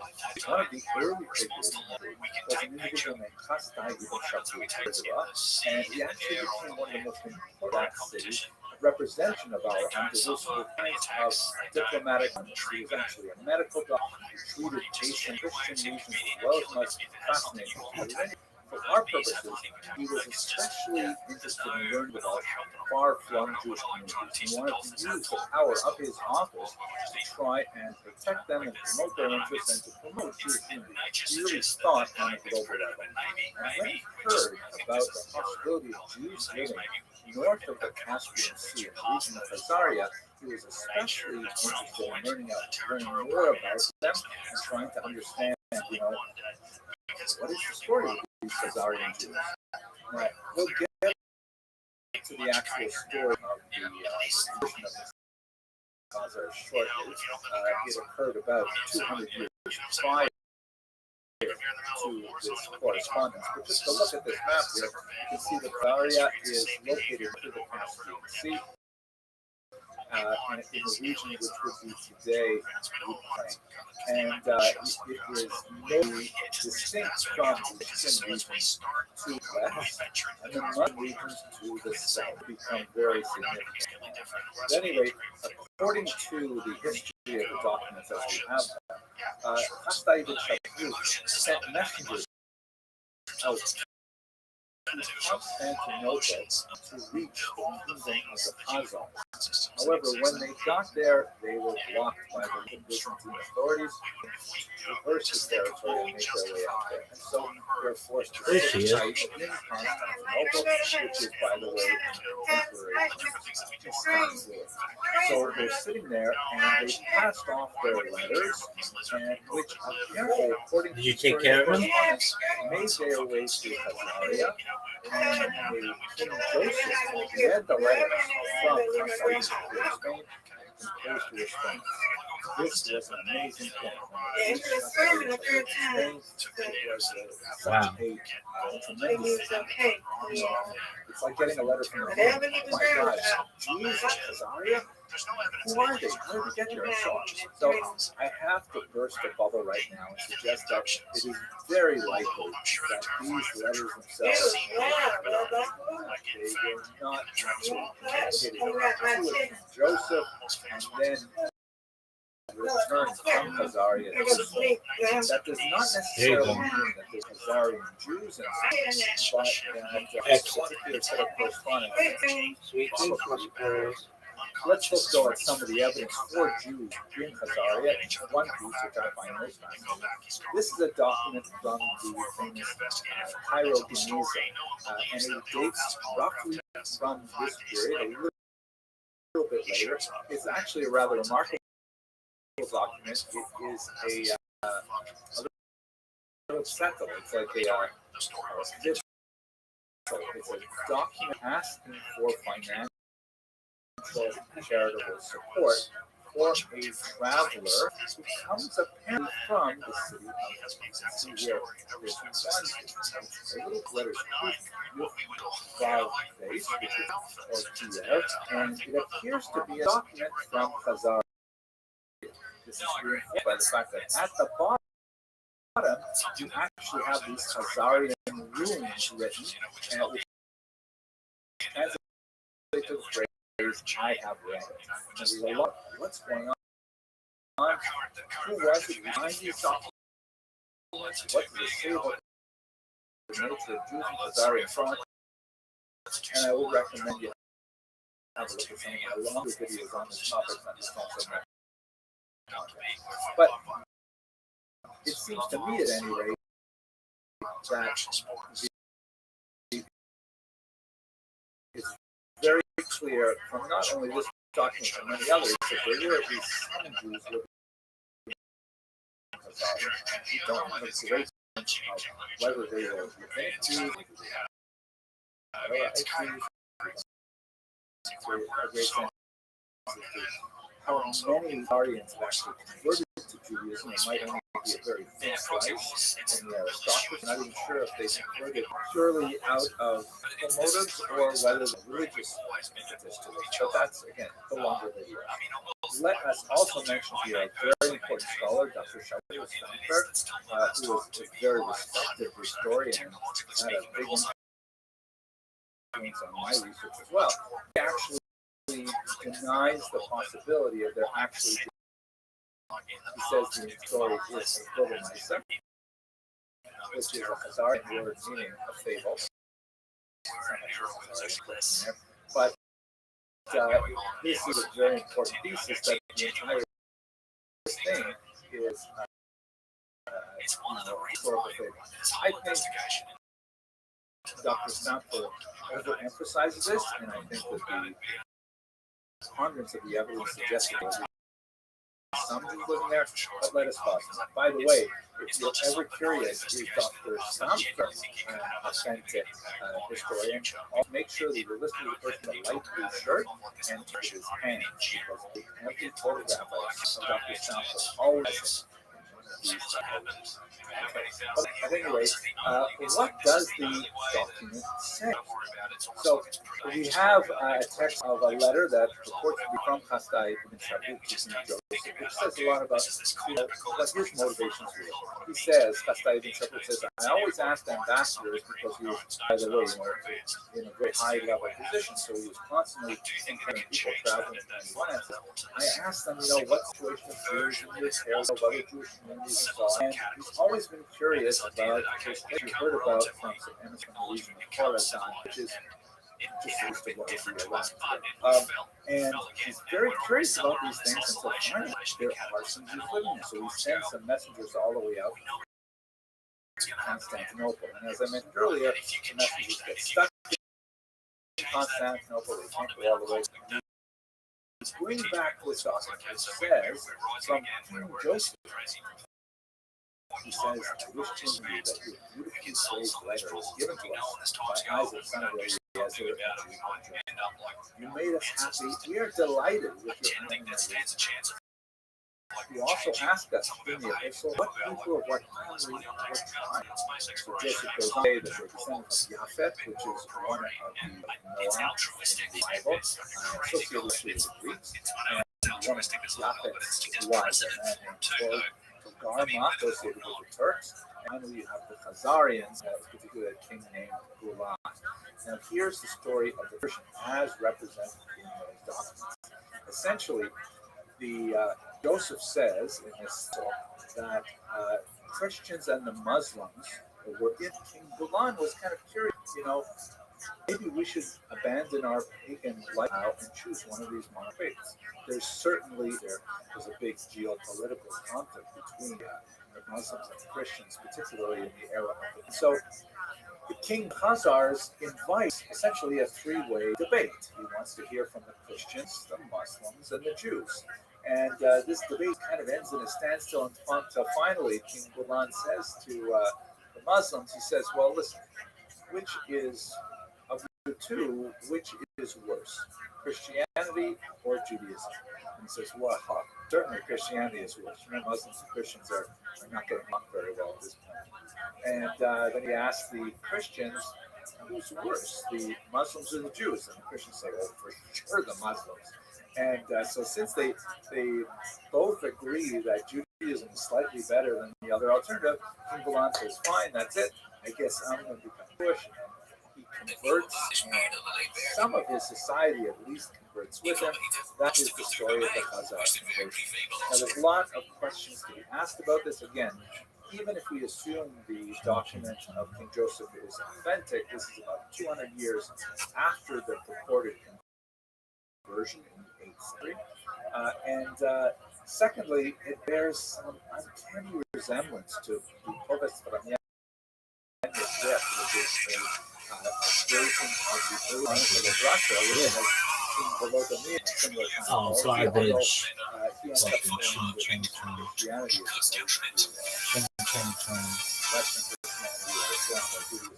There's a lot of questions about the story itself, but at any rate, that is the story. A trilateral debate, which ends up falling in favor of Jews. King Gulan converts to Judaism, and that's the whole story. Now, the impact of these letters were huge in a couple of different significant ways. First of all, for the Jews, it was like a massive, explosion of imagination. Oh my gosh, Jews right there in Khazaria. What does it mean? These are far-flung nations, and they have a kingdom. They have actually the power. They actually have like a physical state. What does that mean for the rest of us, and so on? And perhaps the greatest example of this, at least in the literary and philosophical world, is the composition of the great Kuzari by Rabbi Yehuda Halevi. And again, this was 2 years after the correspondence, 200 years after. And in the Kuzari, Rabbi Yehuda Halevi uses this trilateral debate, Christianity, Muslim, and Judaism, Christianity, Islam, and Judaism, as kind of for the trial culture in Spain, and describe the advantages of Judaism over the other two religions. And so it's kind of like a polemical work in which Judaism comes out on top, and this is perhaps the most significant way in which the debate recorded in the correspondence has come down to us on a literary and somewhat historic level. On the other hand, besides the kind of Jewish imagination of Khazaria, there has been the anti-Semitic imagination, and particularly in the last 50 years or so, trying to emphasize this idea that Ashkenazi Jews are somehow descended from Khazarian Jews, an idea which has been debunked so many different ways in terms of the literary qualities, the religious qualities of Ashkenazi Jews. There seems to be very little difference of Khazarian norms.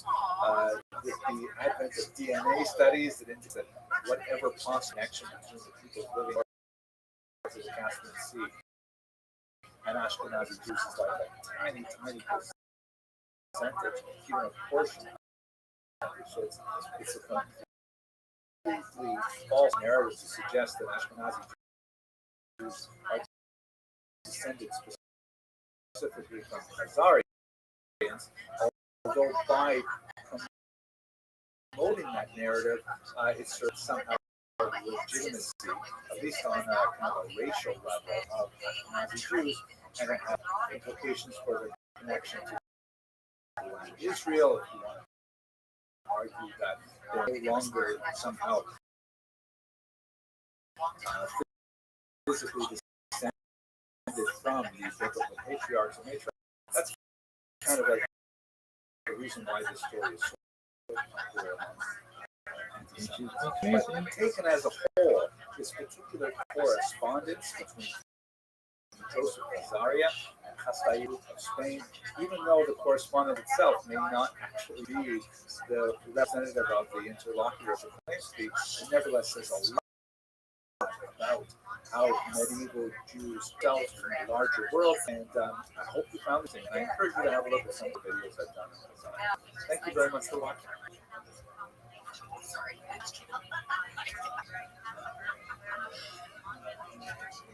So in 2 generations, they go from being a peasant. A salient characteristic of the Jewish people, to use the Yiddish phrase, wir sind da. We're still here, right? 2,000 years of exile, millennia before that of tremendous challenges from the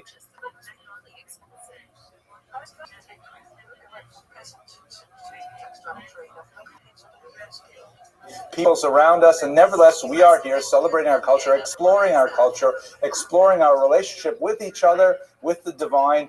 That's really what being Jewish, in my humble opinion, is all about. So that's the theme that we're going to explore, is how is it that the Jews managed to survive such existential crises, such challenges to their very being, and not only get through them, but even thrive? It's a fascinating conundrum, and I don't think you'll find many other parallels like it with many other populations of this planet. So that's really the theme that we're going to be exploring over the course of the next 12 weeks. So just a quick word, because we are sharing this with the internet. There's about 5,000 or 6,000 people who watch these lectures every single day. So if you don't want to be in the frame, make sure you sit towards the outside of the video there. So there's some information that may be a little bit redundant for this particular audience, because most of us here, we actually know each other. We are in the same community, and so many of our values are shared and so on. Our experiences are shared. But let me just back up a little bit. Who exactly are the Jewish people? So as we shall see, it's about 15 million Jewish people in the world today. Depending on how you want to count them, I'll give you some demographics a little later. That's a little bit smaller than the entire state of New York. I know that you feel that the entire state of New York is Jewish anyways, but that's about the population we're talking about. A tiny fraction percentage of the Jewish nation as a whole. Just to give you a sense of the scale, if you think of Jews are about 15 million in the world, Chinese Muslims are 15 million in the world. And I've never met a Chinese Muslim, but there are many more Chinese Muslims in the world than there are Jews in the world. So we're a tiny little fraction of the population. We are a gregarious people. We like to hang out with each other. We like to argue with each other. Life is with, as the proverb goes. We're here tonight, in fact, in celebration of that same kind of view. We're also a high diverse people. Things that people on my net audience seem to be with is that, Jews are in a wide variety of racial characteristics, African Jews, Asian Jews, and so on. Of course, there's Jews, because otherwise, where would we get our food for Christmas Eve? There are a whole wide variety of racial characteristics that go with Jews. Jews are also highly unpredictable. Just once you've tried to cast them in some kind of character, tried to say something general about the Jews as a whole, and they go and surprise you. Not always a pleasant surprise, but in the 20th century we had some very strong, powerful surprises as Jews, with the emergence of the state of Israel, really reshaped a lot of hundreds of years of character that had adapted to a ghetto environment and were able to heroically create their own state, really out of nothing at the time. They overall, they possess an irrepressible joie de vivre, a simchas hachayim, a thirst for life that is expressed in so many different aspects of their culture and activity, and that's what I think makes them survivors. This is a theme that I hope we will do multiple times over the course of this series. At the same time, we lack a common definition of who is a Jew. have a very simple definition that is the traditional one, that a Jew is someone who is born of a Jewish mother or who converts to Judaism. That second clause is really complicated, but the first clause is much simpler. And so in that sense, it has a tribal affiliation. As we know from DNA studies, Jews hail from all kinds of populations, and it's hard to precisely how these common genetic, links are made over many centuries. There are some fascinating studies that point to the common ancestry of most Kohanim, most priests, that they have on the Y chromosome, a link that takes them all the way back to a single male ancestor about 3,000 years ago, which is pretty much what Aaron the priest would have been. There's also some fascinating studies that talk about Ashkenazim all being descended from a handful of women in northern Germany about 700 years ago. Fascinating studies, but that will take us a little further afield. I would like to tender for our suggestion, however, much more traditional definition of who is a Jew, and this is what God offers in the book of Genesis when Jacob has his famous scene wrestling with the angel or struggling with the angel, and he receives the new name Yisrael, and it says right there in Genesis 32:28, Israel is someone who struggles with God. We struggle continually with our relationship with God. We wonder, how could God allow certain things to happen in the world? What are we supposed to do? God, are you being fair to us? These are the kinds of questions that plague the Jewish consciousness for centuries, and it unites us even as it is one of dynamic tension. And you can see even in this picture by Rembrandt here, there's an obvious problem. We have to just add a little keeper there to Yaakov, so it falls into place, struggling with God all the time. And that for sort of the philosophical overview. I want to take now just to speak about historiography, which is the inevitable part of historical theory that must precede the actual discussion of history itself. I will try not to take too much time with this, but this is actually a very important element to understanding the foundations of the historical research that I hope to be speaking about in a moment. So, even though I've given you kind of the model of Jews surviving despite adversity and so on, the traditional short version of lecture is, they try to kill us, we survive, let's eat, everybody knows. But there's a lot of periods in Jewish history which are not so sanguine, not so hopeful, and not so really cheerful, enthusiastic, things that we not necessarily so proud of. This picture here, for example, which dates from the 8th century before the Common Era, shows King Yehu. You can see him here, a supplicant, and he's showing obeisance to an Assyrian emperor. So we definitely have moments in our history which we're not necessarily so proud of, but they nevertheless are part of the fabric of Judaism as a whole. Of biblical history, because we're starting with the most difficult part of Jewish history as a whole, theoretically the most difficult part to study, and I'd like to introduce you to the thought of Jacques Derrida. Those of you who have studied in the humanities are no doubt familiar with his work. Derrida is one of the early postmodern thinkers.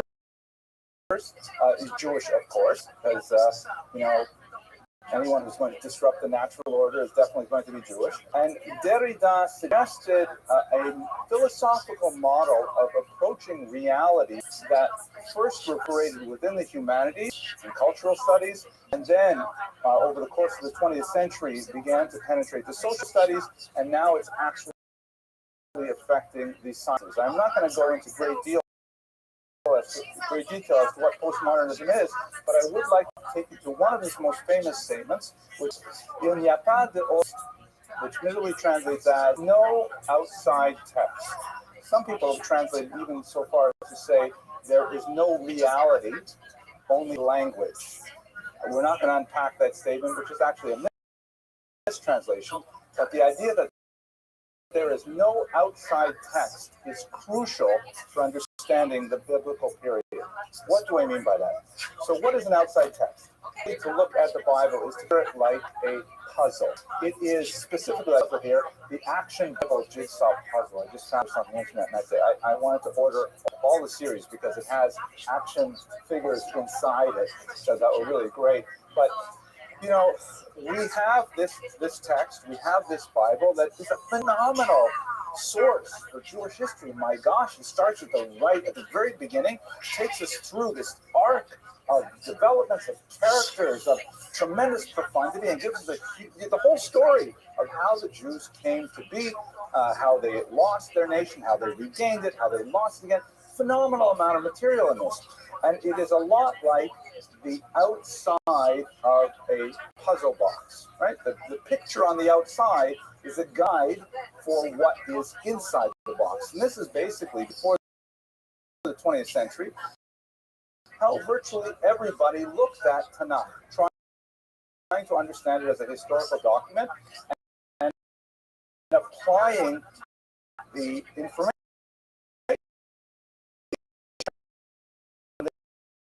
there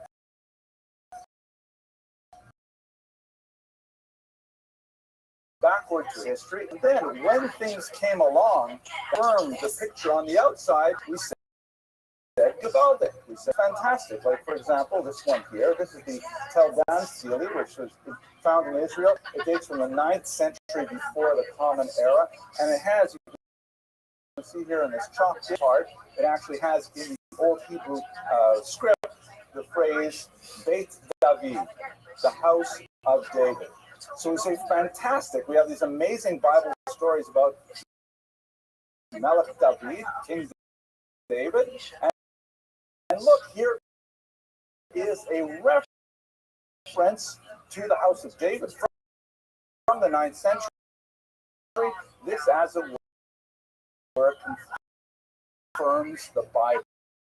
And in the 20th century, that's how archaeology, the Bible as a text, trying to determine Jewish history, looking at the Bible as the template, the outside of the picture, and then whenever any piece of data was found that could fit into that, was fantastic. We had a huge celebration. There was a kiddush with hair. Everyone was pleased.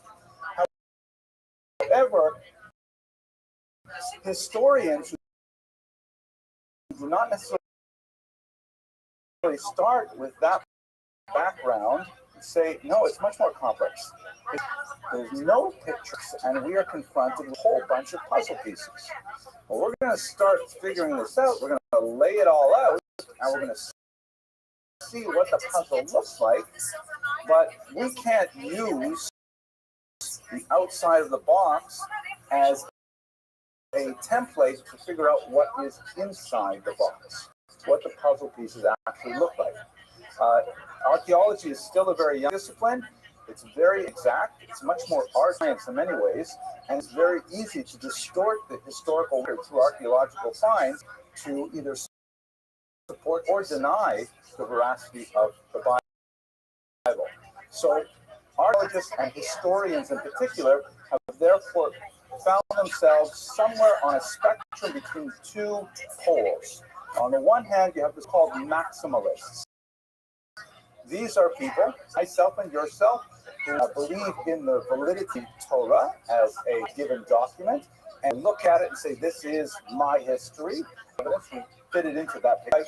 We use the text. We use the puzzle box cover as our guide for exploring Jewish history. That is, an honored way to study history is the Word of God. What the Bible begins in medias res. It was open to Moses at Sinai after the events, the wandering of the creation and so on. So let's say you have to forget about the Bible, puzzle pieces, and together as best you can, and that's going to be your history. And come up with radically different versions of Jewish history that, find shocking and very contrary to our accepted notions of where we come and who we are as a people. We're not going to go too far down that road because we are after all in shul and we are going to celebrate our country. But I'm pointing out to you that the state of the field between the so-called maximalists, called minimalists, and I will state, by the way, most archaeologists and historians are somewhere between those poles. It's very hard to find a complete maximalist who's got a job or tenure, and it's also very hard minimalist who is so blind to say, I'm not going to use the Bible for any information regarding history. But that's essentially what is the crisis in determining the actual history of the Jews based on this rare text.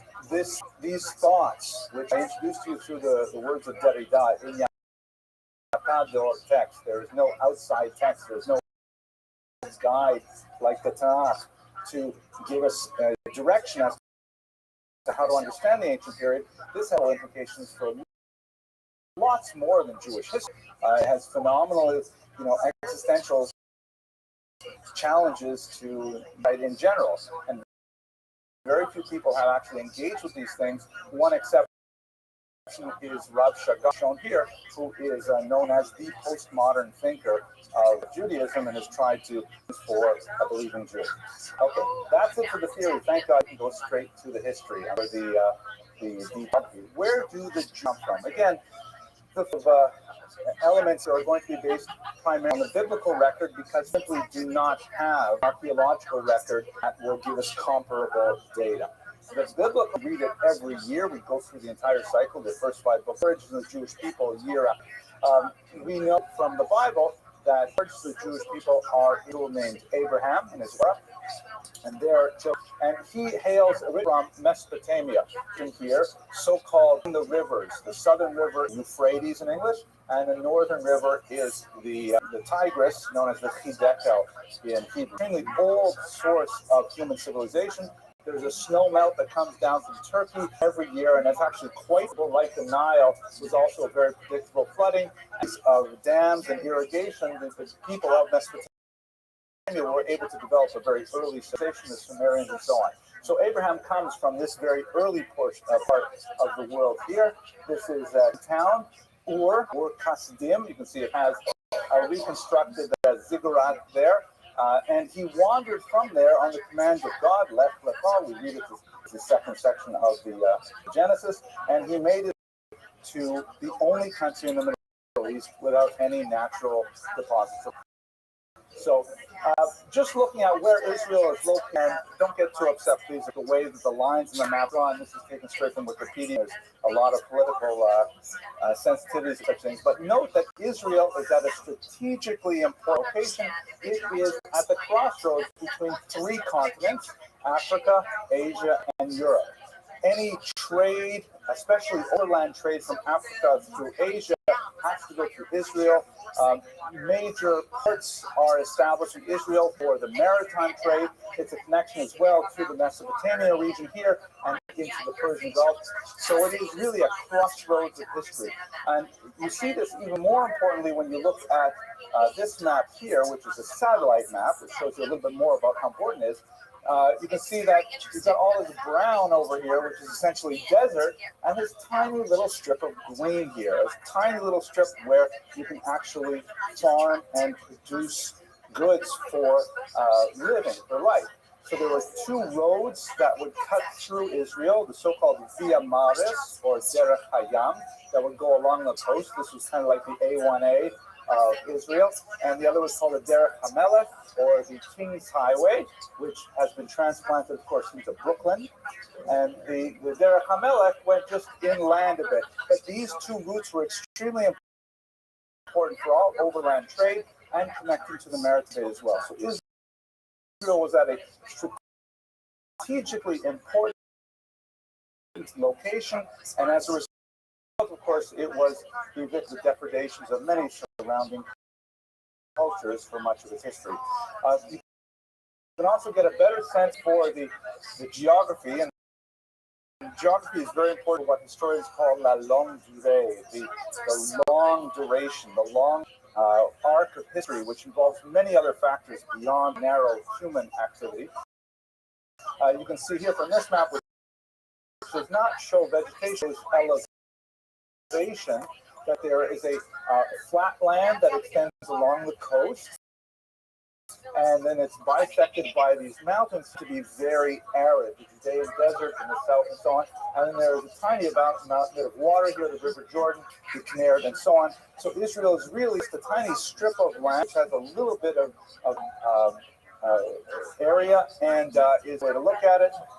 The 3D view, you can see how tiny it is. It's only a few, for example, of the state of I didn't think of Long Island, but I think it's probably of size as Long Island. It's facing straight up instead of Long Island, which is sort of tilted like most of the people who live here. So you can see that the distance from the Jordan River over the mountain range into the lowlands is 55 kilometers. That's 30 miles. And then the ocean is another 15. So you could almost walk a day from Jordan to the Mediterranean. It's a tiny little waste, a tiny little strip of land, and yet it has such outsized impact, even to this day, on world history.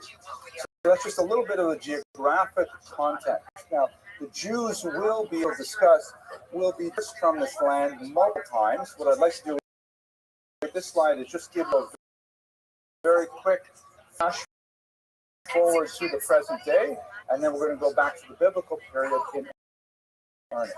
So how do Jews get from Israel? We have major demographic upheavals in the 6th and the 1st century.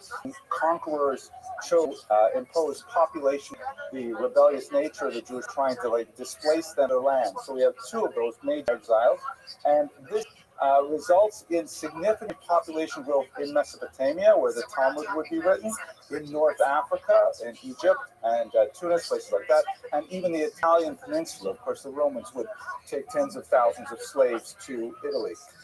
And then, as you move towards the turn of the millennium, Jews make their way further west into Spain, and then up into Europe proper, crossing the Pyrenees, and finally, by the time you get to the 13th to 16th centuries, they're moving all the way over into Eastern Europe. So Jews they make their way initially to Babylon, and then at the same time westward along the coast of North Africa, and then over time they kind of circle the Mediterranean and find their way ultimately in Eastern Europe, where you have the largest single concentration. Then in the late 19th and 20th century, you have massive population movement of Jews from Eastern Europe in particular to the New World here, United States of America, Canada, Brazil, South Africa, and so on. Here is one last slide to look at before we go back to the ancient period. This is a representation of the current population of Jews in the world. This is from 2010, something like 13.5 million back then. There's some debate over how to count Jews, and you can see that 81% of them in two places, either in the United States or in the land of Israel, and there are smaller concentrations throughout. So that's the quick version of the entire demographic pattern of Jews through the first day, the contemporary period. Okay, we're actually right on. So let me go to the first temple period then, heading back to the period. So as I mentioned, context of postmodern, we have two very different sets of information to work with. We have the literary evidence, which is primarily in the Tanakh, the Torah, which is hugely valuable, but not always no evidence, such as archaeological evidence, digs, statues and documents and so on, whatever we get from other cultures. I'll show you where those tend to overlap, but they're very valuable and pretty much where else. If we look at it, by the way, this is a beautiful Bible. This is the so-called the Grad Benvenida Abravanel at the during expulsion of the 15th century, and they published this Bible essentially for Jews who were unable to speak Hebrew because it's got this amazing image on the front cover of a ship that's clearly distressed and is broken.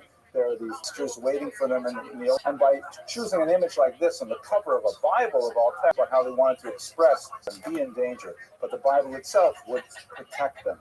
I know you're all familiar with the Pentateuch, which means the 5 volumes, the first 5 books of Moses, Genesis, Exodus, Leviticus, Numbers, and Deuteronomy, which have significance within Judaism. From a historical perspective, you have to add one more, and continuing through Joshua. And these give us the outlines of history of the Jews as they emerged from Mesopotamia, settled the land of Israel, endured Egyptian servitude, and then returned to the land of Israel. That's the big arc of Jewish history in the ancient period. And again, fortunately, it would be so fantastic if we could find lots of archaeological evidence that can support this story, but all we're with is the puzzle box, the cover itself that tells us about this. There are many questions that are added to this by historians and archaeologists who say, should we really be using a conquest model for Joshua coming into the land? It's more of an indigenous, transformation, local population, perhaps with slaves who are leaving Egypt. But all these models are based on something, and they all contradict the biblical model that we have. When we move on from the Pentateuch, we still have a much more detailed history in the so-called early prophets, the Nevi'im and Rishonim. The books of Judges, Samuel, and Kings give us a heroic story of the golden age of the Jewish monarchy, in victorious kings, King David and King Solomon, his grandson. These three kings really shaped the Jewish monarchy, and it represented a high point in Jewish civilization in the period. The most concrete demonstration of which was the construction of the first temple by Solomon. All of these events are broadly known to all of us in this room, of course, and if you are unfamiliar with them, I strongly recommend you just pull out a Bible and read them. They're fascinating, well-developed characters, lots of plot twists, and it's just absolutely fascinating. But we do not, once again, have a lot of historical data to support the story other than the text itself.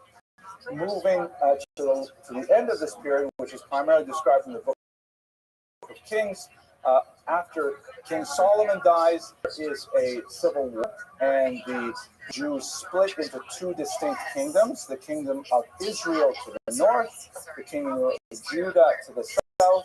And as his house is divided, of course, it will not stand, and ultimately they are conquered by external enemies, and both of them are ultimately dispersed. Let us now turn to archaeological records. Everything I've said so far, I'm sure, is basically review. You're familiar with it from your studies of Tanakh earlier. So the archaeological record has some fascinating things. If we go back to the earliest references to Jews or Israel, we find things like this amazing figurine here. This is from the 18th century before the Common Era. That is the 1700s BC. And it is what they call execration figurine. Wow, these are so funny. What are they? So execration text comes from the word excrement, and they're basically like when you don't like someone, what you do is you write their name down on something like this doll, and then you break it, and that's how you express your disgust with this person. And the fact that they call it execration text, they're like emails that you never send.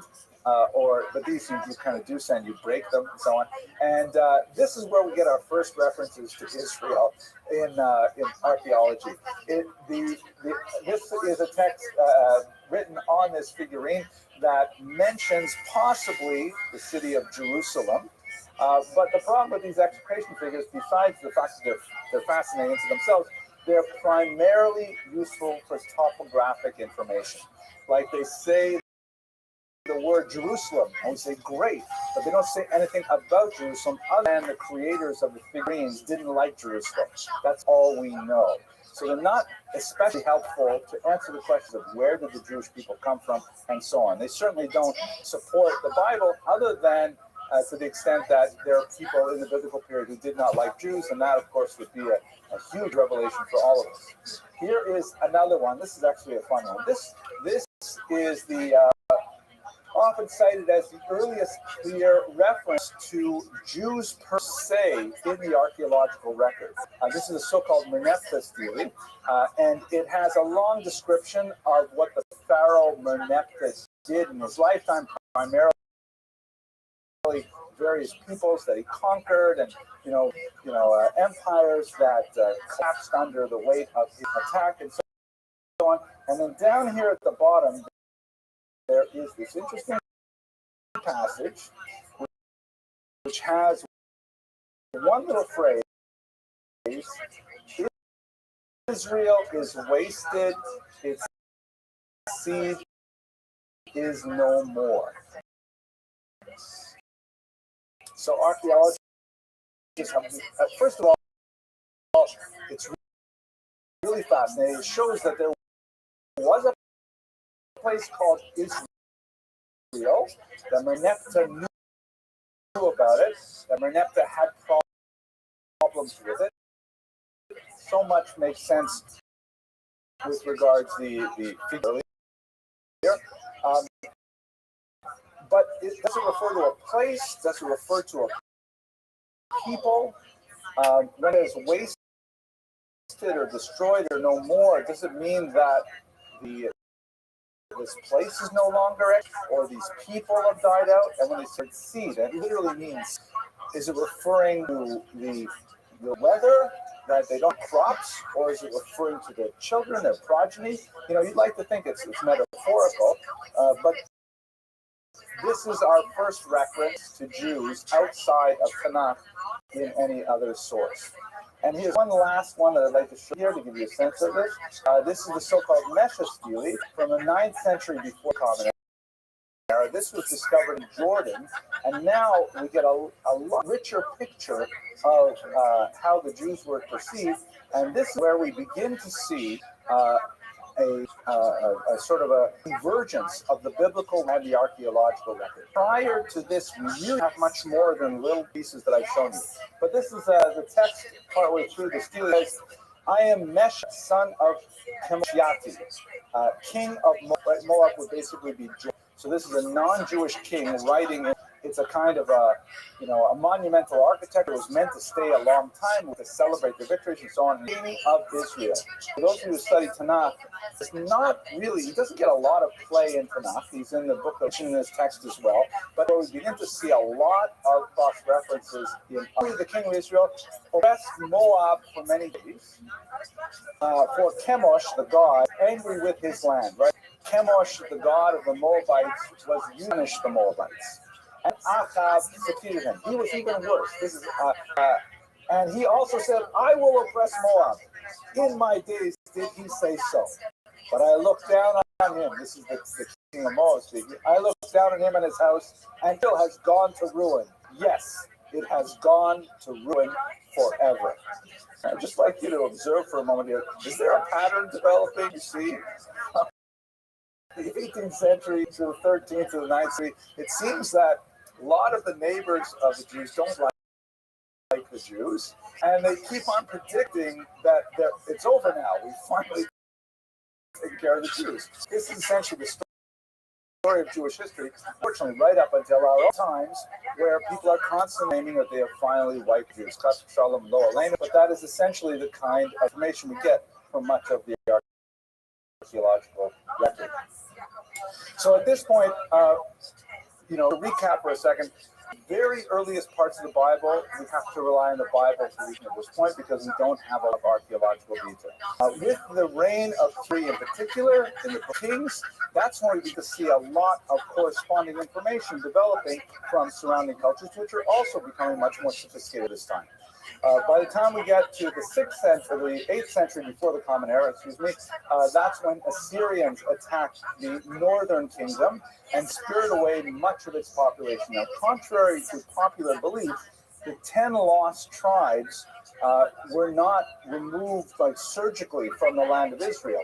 Only a certain portion of those Jews living there were actually removed to Syria. We definitely have interesting correspondences of things like Abrahamic names among Assyrians in various inscriptions, indicating that there were Jews who were taken, like the biblical account says, to Assyria. But we have lots of Jews who are still living in the land of Israel. It's not a complete and utter exile. Most of the 10 lost tribes were never lost. They lost their tribal affiliations, perhaps, and over the vicissitudes of time, we no longer have a clear sense of who belongs to the tribe of God and who belongs to the tribe of Asher, but most of them still live in the land. Similarly, with the depredations in the south, in Judah, under the Romans, under the Babylonians, there's also not total emptying out of the Jews. Jews can maintain a presence in the land right up until the present day, although very tenuous at certain points, particularly in the period. So we have two major exiles. The one in the north that took away much of the leadership of the population of Israel to Assyria, and then in the south, in Judah, taking them down to Babylon, a little further south, to where you would eventually have the Talmudic academies. And then in the middle of the 6th century, you have the King Cyrus of Persia, who dramatically proclaims, also well described in archaeological record as well as the biblical text. Cyrus proclaims that Jews may have their liberty, they may return under Persian supervision to rebuild a temple in Israel. This is the so-called Cyrus cylinder, which records some of the text of those decrees, indicating that Jews and others may, follow their own religious proclivities. This institutes the Second Temple period. Now we're talking about the late 6th century, roughly the year 539 and onwards, before the Common Era, and they reconstruct the temple that was destroyed by the Babylonians. They basically lived under Persian influence for years without too much incident, and then in the towards the end of the 4th century before the Common Era, Alexander enters the region. Now, I know I spoke here in about 4 or 5 weeks ago, and I think I recognize almost all of you from that talk, so I'm not going to go into great detail as to what this and what the Hanukkah rebellion about, but I do have to hit some of the highlights so that impact on Jewish history as a whole. Alexander emerges Macedon, northern region, in an incredible military onslaught. He actually manages to unite these very great kingdoms. He conquers Iranian. He pushes all the way the Mesopotamian region, even into Central Asia, far east as Afghanistan. And he unites for the first time all of cultural rubric for our purposes Hellenism. Hellas means Greece in Greek, and so Hellenism is essentially Greeceism. There's a lot of things to say about that, but let's just look at a couple of them. Hellenism at the time was an extremely advanced culture. They had the philosophy of, as it's been said, all philosophy footnotes to Plato, which is Socrates' student. We are studying the ideas of the Common Era. The thought of Aristotle, huge impact on Jewish thought. Maimonides had tremendous respect for Aristotle, quoted him liberally. We also had things like the literature of the Greek drama today. I mean, our movies and novels and that is directly influenced by Greek sense of tragedy and comedy and so on. We are living, in many ways, very, very Greek lives because of the influence of this culture. And finally, our sciences are heavily dependent on the scientific method of those ancient Greeks. Euclid with mathematics, Archimedes with physics, and so on. This was like a phenomenally advanced culture. There were like Martians that came to the planet for something so radically better than what everyone else was doing. Now, Jews are very willing to adopt ideals that other cultures have proved useful. And so the Jews just completely absorbed Hellenistic values. And they, especially in the cities, places like Jerusalem, there was just tremendous enthusiasm for Hellenism, to such a degree that after some years of experience of the Greeks, they began to lose a sense of, how much was too much. Was Judaism going to be merged, assimilated within Greek culture, such that Judaism would never survive? And this is ultimately the cause of the Maccabean revolt. Alexander himself died very young. He wanted to push on further east. His troops were exhausted and said, we've got to go home. He died on the way back, possibly by alcohol poisoning in his 30s. The empire was divided up amongst his successors. And as you can see from this map, Israel is right at the border between the Ptolemaic and the Seleucid kingdom. These are successor empires to Alexander. And so Israel went back and forth between these two empires. For the most part, your average Jew living in Israel would not have really cared who was in charge. They still have to pay taxes, but basically they could live their lives normally. But the urban elites, particularly in Jerusalem, were very much interested in who was in charge because they really wanted to adopt Greek norms to the highest degree possible. As I discussed when we talked about this for a few weeks ago, not only were they adopting things like Greek names, Greek math, Greek literature, all kinds of elements of Greek thought, they were actually absorbing things which we would find really, contrary to basic Jewish values, such as, for example, the practice of the Olympic Games or athletic contests in general, which were always performed totally in the nude. They were, supposed to be a celebration not only of physical skill, but also of the beauty of the human form. Like when you watch figure skating or gymnastics or something like that, it's like something amazing to see. So they had this, but they took the max by saying you have to perform it in the nude so we can really see, the musculature and things like that. So Jewish boys would go into, compete in these competitions. The Greek audience would look at it. They look at what the Jews do. They take a perfect specimen of humanity and they scale them up like that.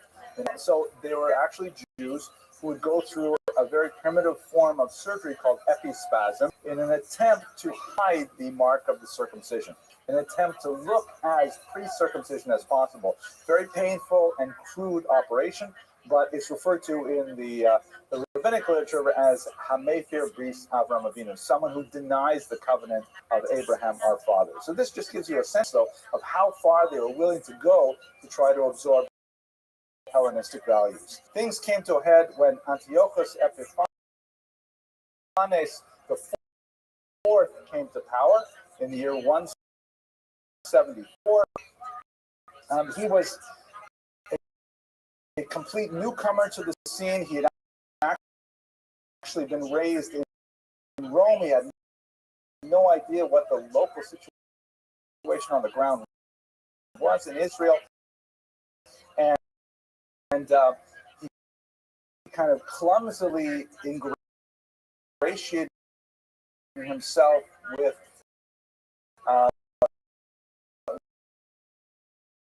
various corrupt high priests from Jerusalem who would promise and graze treasures from the temple.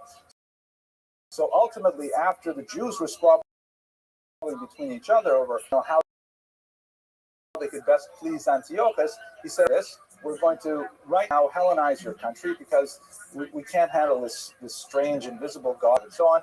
And he dramatically turned Israel into a Hellenistic country by defiling the temple. He banned the observance of the Sabbath, banned public study of the Torah, banned circumcision, of course, and we had a popular revolt led initially by Matthias and then by his very capable son, Yehuda Maccabee, who ultimately threw off the yoke of the Greeks.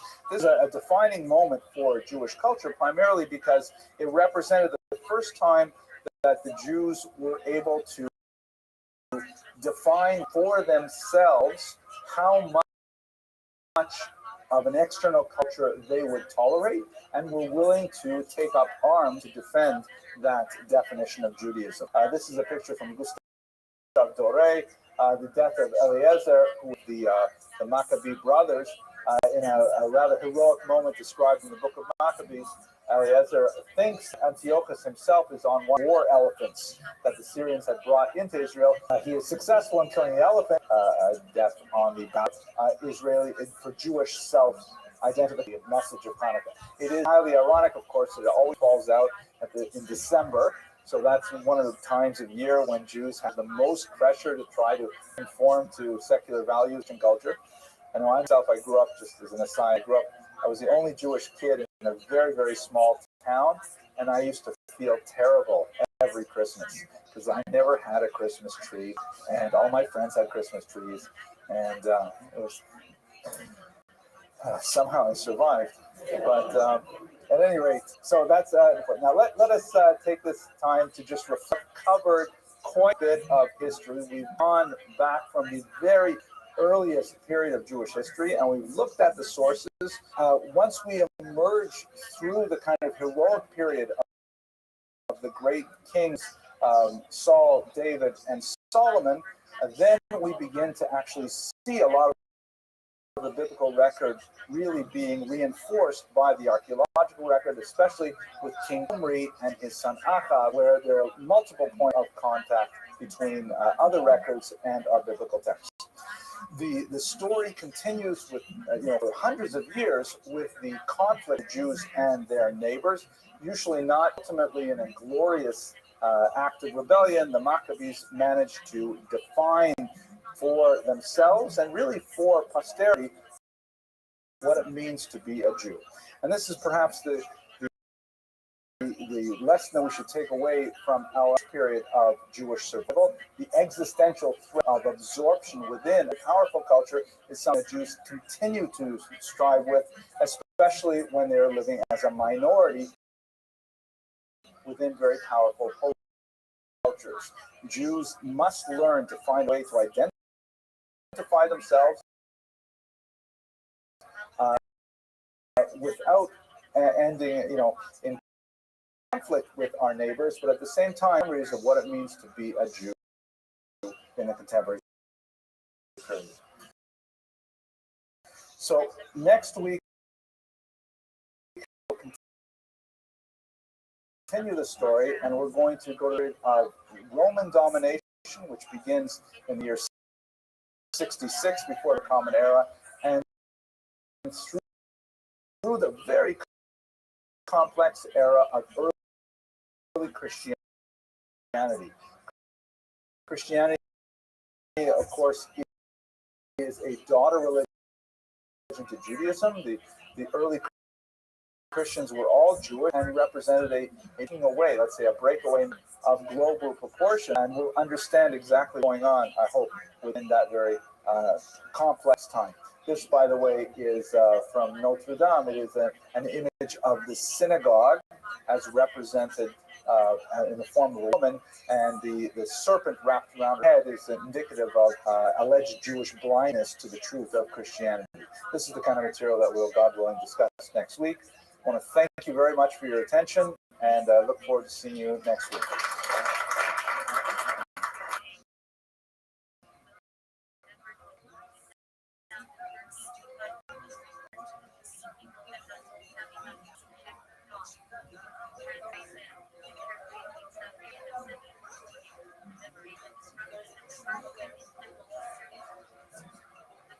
The last very difficult lecture, we looked at some of the most difficult, most poorly documented periods of Jewish history, deep historiographic theory.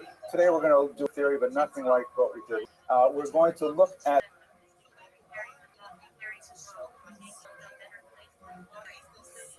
period Hashmonaim, through the Roman occupation of Israel. So we're talking about basically about 165 before the Common Era through 63 before the Commons came in, and then we'll enter the first century of the Common Era. With a longer discussion of the origins of Christianity, which is a part of Jewish history in an important way, both origins and much more so in terms. And next week, God will continue with that period, and we'll look at the fortunate first Roman, the exile, whatever exactly that meant, the Bar Kokhba revolt, and so on, and posed a phenomenal challenge to the Jews of ancient Israel. And we should recall that the challenge of Hellenism is ongoing. We are still very much engaged in trying to find the right balance between what is appropriate secular influences, the outside world, on our Jewish identity, and how much is really too much. When is it that we cross the line and we end up assimilating and being selfing in our attempts to apply ourselves as Jews? So that was an incredible difficult challenge, and the response to it was the Maccabean revolt, which for a brief period of time kind of set a line in the sand. Adkan, at this point, this is the boundary. We're not going to allow more than this Greek influence into our lives. Now, the reality is, it was a very, very short-lived victory, and in fact, Yehuda HaMaccabi, as we discussed last week, and even more so in a longer lecture a little while ago, Yehuda Maccabi, who wanted to fight much harder and longer than his colleagues, he was faced with a lot of war fatigue on the larger populations, and many Jews at one point they decided to make a deal with the Syrian Greeks and say, listen, if you let us go back to the status quo ante, let us go back to observing Shabbos the way we used to, learning Torah the way we used to, practicing our own decisions with child rearing and education, things like that, then it'll be fine. And we'll continue to recognize you as the overlords. We'll continue to give you tribute and so on. Yehuda Maccabi wanted to fight to the bitter end, but he was, unfortunately for his position, blindsided by the Jews who were more moderate and wanted to come to some kind of modus vivendi with the Syrian Greeks. This is 164 of the Common Era. We nevertheless were able to kind of mark that as it gleaned from much of its Hellenizing influences. However, almost as soon as the hostilities ceased, the Maccabees themselves, not so much the immediate family, but certainly their society, and especially the urban center in Jerusalem, rising ways. I mean, there's just so much powerful material in the cultures, and so the Jews went right. I say the Jews, I shouldn't realize about them, which reminds me of a joke. I have to tell you this joke. I was thinking I would start with this joke, but I told you. So the joke goes like this. I apologize, but maybe I'll cut it out of the internet. The two Jews are walking down the street, and they see a sign in front of the church. We're going to be talking about Christianity today, so I think all right. Yeah, thank you. Don't ruin it, though. So they're walking in front of a church, and we are talking about Christianity this week, so it's okay to say this joke, I guess. A big sign that says "Convert to Christianity 5." So Shlomi says to she, you know what? I really could use $500. I'm going to do it. And Moshe says, are you kidding? Are you serious? Give up your heritage? Give up your path? For what? And he says, I need $500. I got to do it. So he goes into the church. And Moshe waits outside. He's waiting, looking at his watch, half an hour. Now, finally, 2 hours later, he comes back out. And Moshe says to Shlomi, so did you do it? Did you convert to Christianity? Did you $500? And she looks at him and says, what is it with you people? So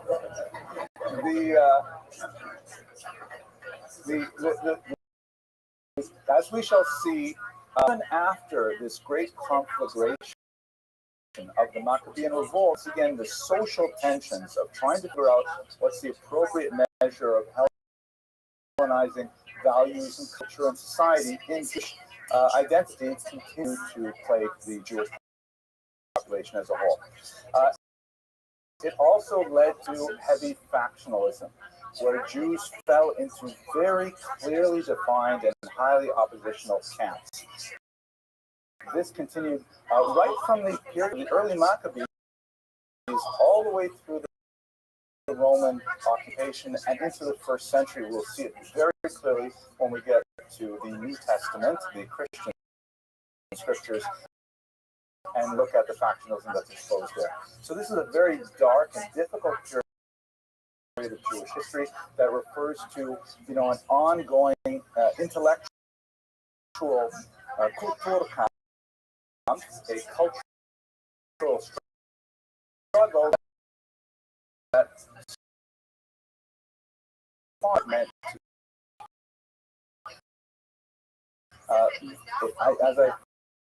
as I reflect on the fact that, when you study Tanakh in day school and things like that, we get this sort of impression that, the Greeks tried to oppress us.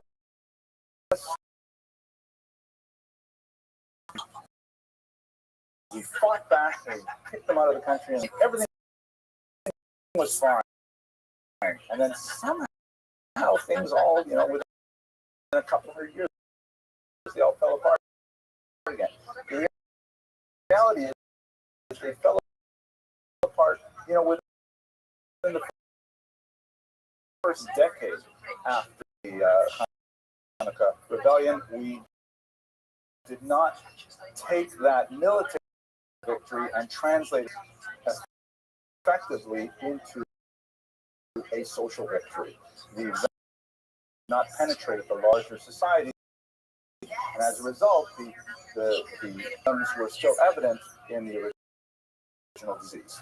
Okay, so let us, and that's what leads, the factionalism ultimately leads to the national decay and the ease with which the Romans were able to occupy the country a few decades later.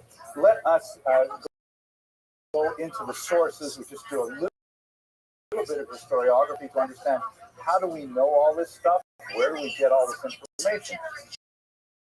So there are a few really important sources that we will use this week, and we will also return to them next week because they're crucial for the ancient period as a whole. The first is the incredible Flavius Josephus.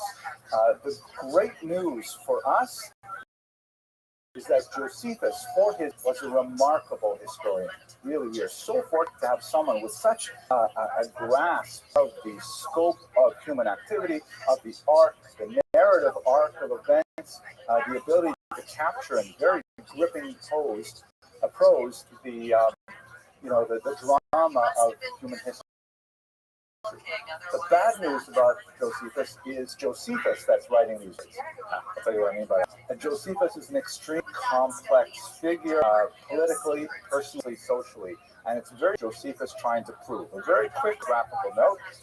Comes from a fairly exalted, was a Kohen and associated with the observers of the temple. He was born, I think, in the year 30 Static family. He went to Rome on a delegation as a young man, impressed with Roman civilization. And when the first Roman-Jewish War broke out in 66, he ended up joining the Jewish rebels, trying to throw off the Roman yoke. But he shortly discovered that although he was a brilliant military commander, how do we know, by the way, that he was a brilliant military commander? Yeah, because Josephus told us. So Josephus, he tells us all kinds of things. It's like, when he was 14 years old, the rabbis came to him with their questions and stuff. It's a rather amazing thing he leaves us. But at any rate, he decided in a rather unusual story that we'll probably explore a bit more next week, he switches sides, joins the Romans, and he ultimately climbs up the ladder and he becomes the official historian of Arabian emperors, Asian himself, and responsible for writing the official Roman history of the First Jewish War. It's an amazing work.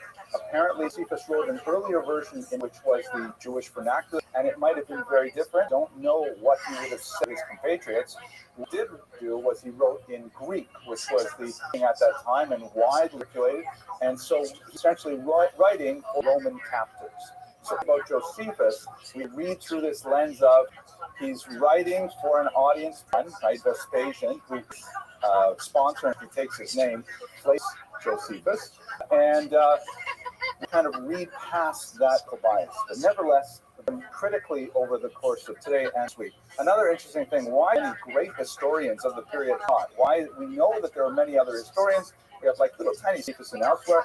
One of the talented historians, and also he was a shameless plagiarist. A really good piece of history. He stuck it in, no matter who actually wrote it originally. He just put his name on it, and so we have a lot of things that he went through all the Roman archives. He had great access to sources, and he preserved a lot of it under his own name. The second reason that Josephus survived is because he was a big, in particular for this passage called the Testimonium Flavianum. There's one passage that occurs in Josephus's works that refers to Jesus. Now, most scholars believe that this is artificial interpolation by an overenthusiastic Christian copist who wanted to say, well, how is it possible you have this historian living in first century Israel and he writes anything about Jesus? How is that possible? There's also an interesting passage away about John the Baptist. So it could be that this is completely fabricated. There are, however, some scholars who defend it as authentic, or at least based on some authentic kernels. But the kind of things about it, for example, it says here, about this time there lived Jesus, a wise man. Indeed, one ought to him a man, right? Very kind of Christological. He's not a human being divine. And that's not the typical thing that a Jew would write at the time, at least not a Christian Jew. For he was one who performed surprising deeds, was etc. He one of our Jews, many Jews and many Greeks. He was the Christ. Christ is the Greek term Christos, which comes from the Hebrew term Mashiach or Meshua, meaning anointed one. Right now, of course, you've read the Tanakh, where the great kings Saul, David, and Solomon. So he was the anointed one, which in Jewish thought, particularly first century Jewish thought, means he was the appointed political, military, spiritual leader of the Jews. Just like King David is considered Mashiach, and the template for Mashiach, he was a warrior, he was a soldier, a general, he was also a poet, he was also a philosopher, all these things. So this is a kind of strong statement to make. It's as if you're saying, oh, and by the way, in the middle of this history, which I'm going to get right back to now, I'd like to say that Martians land on the planet. We were all amazed. And then we don't say anything about 19 books in this series, which is a bizarre statement and lends credence to the idea that this really is inserted by a later copyist. Nevertheless, this passage really helped preserve Joseph as an ancient manuscript. Eventually, it was published in the I believe. The earliest citation of the testimony, which is quite early, 4th century, about the year 324, which if you want to do further research. Anyway, Josephus, very important, interesting apocryphal books that we looked at a little bit of this last week.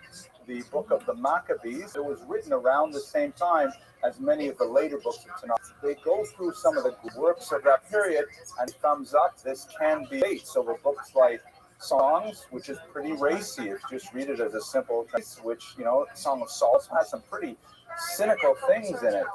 Kesef Ya'anes, money answers thing, right? It's a pretty, that isn't a fact, but it is one of the cynical things that you want to be included in the rabbis said yes to many others, they simply said no. For one reason or in other traditions, like the book of Maccabees, access to them, but they are not considered canonized Jewish scriptures.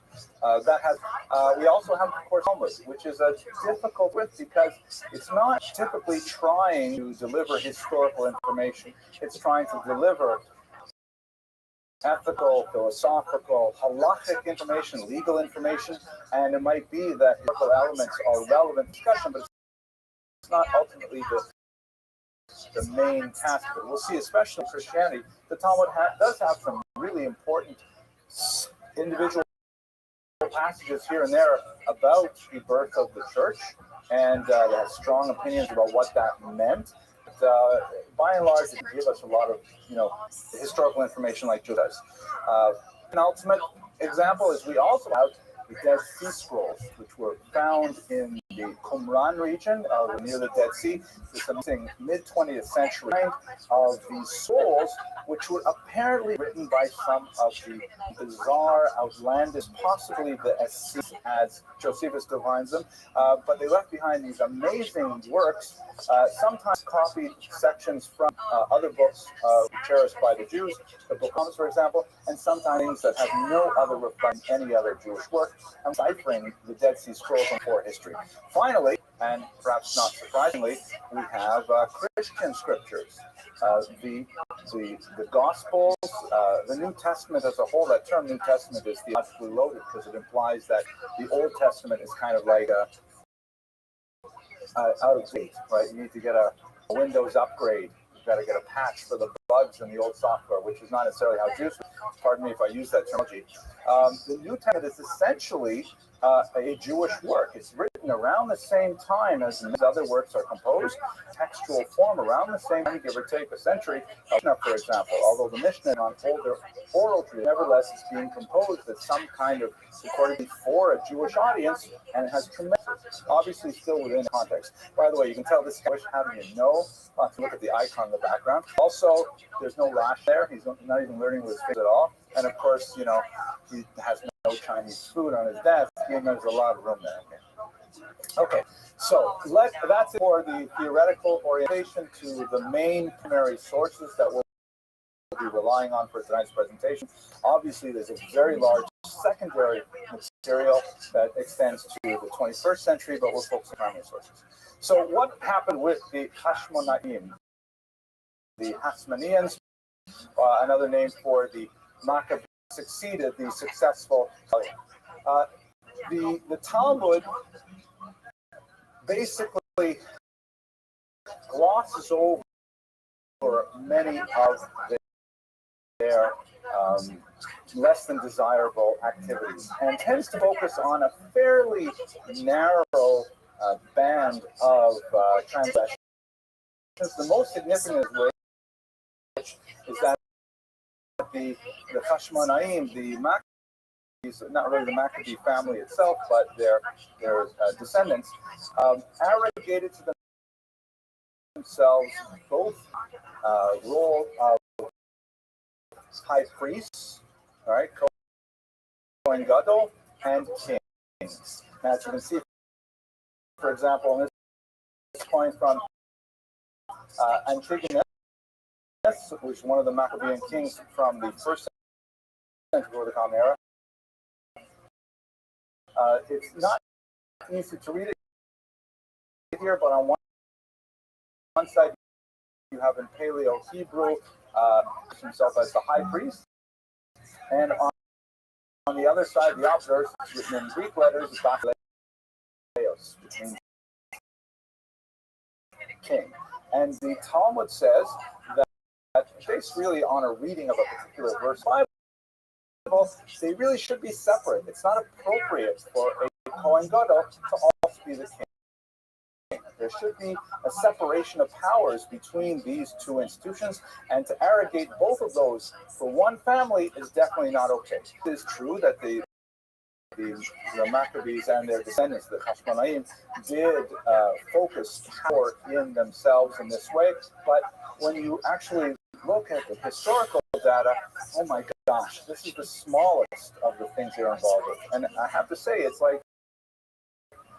it's deeply disappointing to see that within a generation of the very independent spirited and religiously motivated kind of rebellion, they're committing patricide, and they are arresting each other and torturing each other, and they are marrying people they shouldn't, and they are divorcing those people to marry other people they shouldn't marry, and the whole litany of, it's pointing because it reads like a Shakespearean, just one leader after another. The Hashmonaim do not live exceptions that I think are interesting for historical purpose here. One of the major, he ruled from 134 to remarkably effective leader. One of the most significant things that he did is to the other side of the Jordan River into the north, into Samaria, and he significantly expanded for us in our period, is that he takes forces to the south, Idumea, and he's the non-Jewish tribes, Libyans, and in what appears Jewish history, he forcibly converts the Idumeans to Judaism. He forcibly requires them to take on circumcision, forcibly requires them to observe at least the externalities, the Sabbath, kosher laws, and so on. I don't know exactly how well this was policed, but punishment to the Jews, that punishment was named Herod. King Herod was descended from Idumeans, and it's usually traced back to John Hyrcanus's built decision to forcibly convert anyone to force. Why, since then, Jews never coerced people to become Jewish, and there's theological ramifications behind that as well. But there's a high point a little bit later with Shlom Tzion Hamalka, one of the most beloved of the queen. Sometimes she's rendered as Salome Alexandra, and in the Talmud it's called Shlom Tzion, Shel Tzion, a few different varieties of that, but she's known popularly as Shlom Tzion. Unlike her husband, who deceased her, who was known for being an extreme persecutor of those in particular, it's said that he actually crucified thousands of rabbis, which is perhaps an exaggeration, but the fact that he would crucify any is awful. And she represented the rabbis, and she was considered a great friend of Judaism. It was under her that the rabbis began to assert themselves after the Hashmonaizing influences had pushed aside. And during her reign, the land was blessed with an unusual amount of produce. That it seemed like there was a pathetic fallacy that even the land itself responded to her rule. It was, however, short-lived. Immediately after she died, actually just before she died, she became ill. Her two sons got into a civil war conflict. She had named one of her sons, also named after her husband Hyrcanus, that he should be the next ruler. Another son said, "No, I really should be the ruler. My older brother is pathetic." And they immediately began to fight about it. Shlom Tzion died before that fight could be resolved, but it almost immediately spiraled out of control. These two brothers managed to find a truce by dividing authority, which ironically was exactly what the rabbis wanted to happen, in that one brother said, "Okay, I'm going to be king, and you, the more reticent, the more receding brother, you're going to be the high priest, the Kohen Gadol." But Antipater, who was one of these Idumeans, said, "No, it doesn't work. I think his name was Antigonus. I don't want Antigonus." Might have been Aristobulus. There's so many Aristobuluses and Antigonuses. Maybe it should be Aristobuli and Antigoni. But there's this Idumean named Antipater said, "You know what? I do not want to have this particular brother in charge. I'd rather have the Kohen Gadol brother Hyrcanus be in charge because I can dominate him more." And so he, to use the Idumean phrase, he mishtarain. He got involved and began to stir up the machlokas, and he invited the Nabateans from across the Jordan River to get involved in this fight, and it immediately blew up again, the civil war between these two brothers. General Pompey, who's shown here on the left, a Roman general. Rome is always kind of like floating around the outside here. Rome is not directly involved in any of these conflicts, but they are becoming a very important player on the political scene of the Eastern Mediterranean, very active up in Syria, very active in Egypt. And General Pompey, who happens to be in Syria at the time, he hears that there is this, bubbling civil war going on between these two brothers, and he figures, "I'll go down to Israel and I will see if there's any benefit to be had from this conflict for Rome." Both of the brothers, warring with each other, vie for Rome's attention, and they both try to outdo each other by giving bribes to Pompey, hugely expensive gifts. And Pompey essentially realizes, Rome doesn't have to choose a side here. We can just simply take it over ourselves. So in fact, in the year 63 before the Common Era, he simply does away with these weak, ineffective, and bellicose brothers, and he takes direct control. He sacks the temple, and amazingly, he gets to broach the confines of the Kadosh Kadoshim itself. He's always heard about the Jewish religion, and he wants to know, what do people do in the Jewish religion? And he wants to go into the Holy of Holies, which of course would only be entered by the priest, and only on Yom Kippur, the holiest day of the year. He goes in himself, and he comes out gusted. He says, "There's nothing in, there's no statue." He also decides to make his mark by defiling the temple, by bringing a prostitute, and they're performing that has gone in Jewish history as part of the cycle of fast days. But that marks the end of the Maccabees. Actually, the degrading moment. 100 years after the Hanukkah, Jerusalem is no longer in any way, shape, or form. And, the temple is completely under the control of the Romans intended to rule. So there was something called the peace, and this was said by the agents of the Roman Empire with tongue-in-cheek.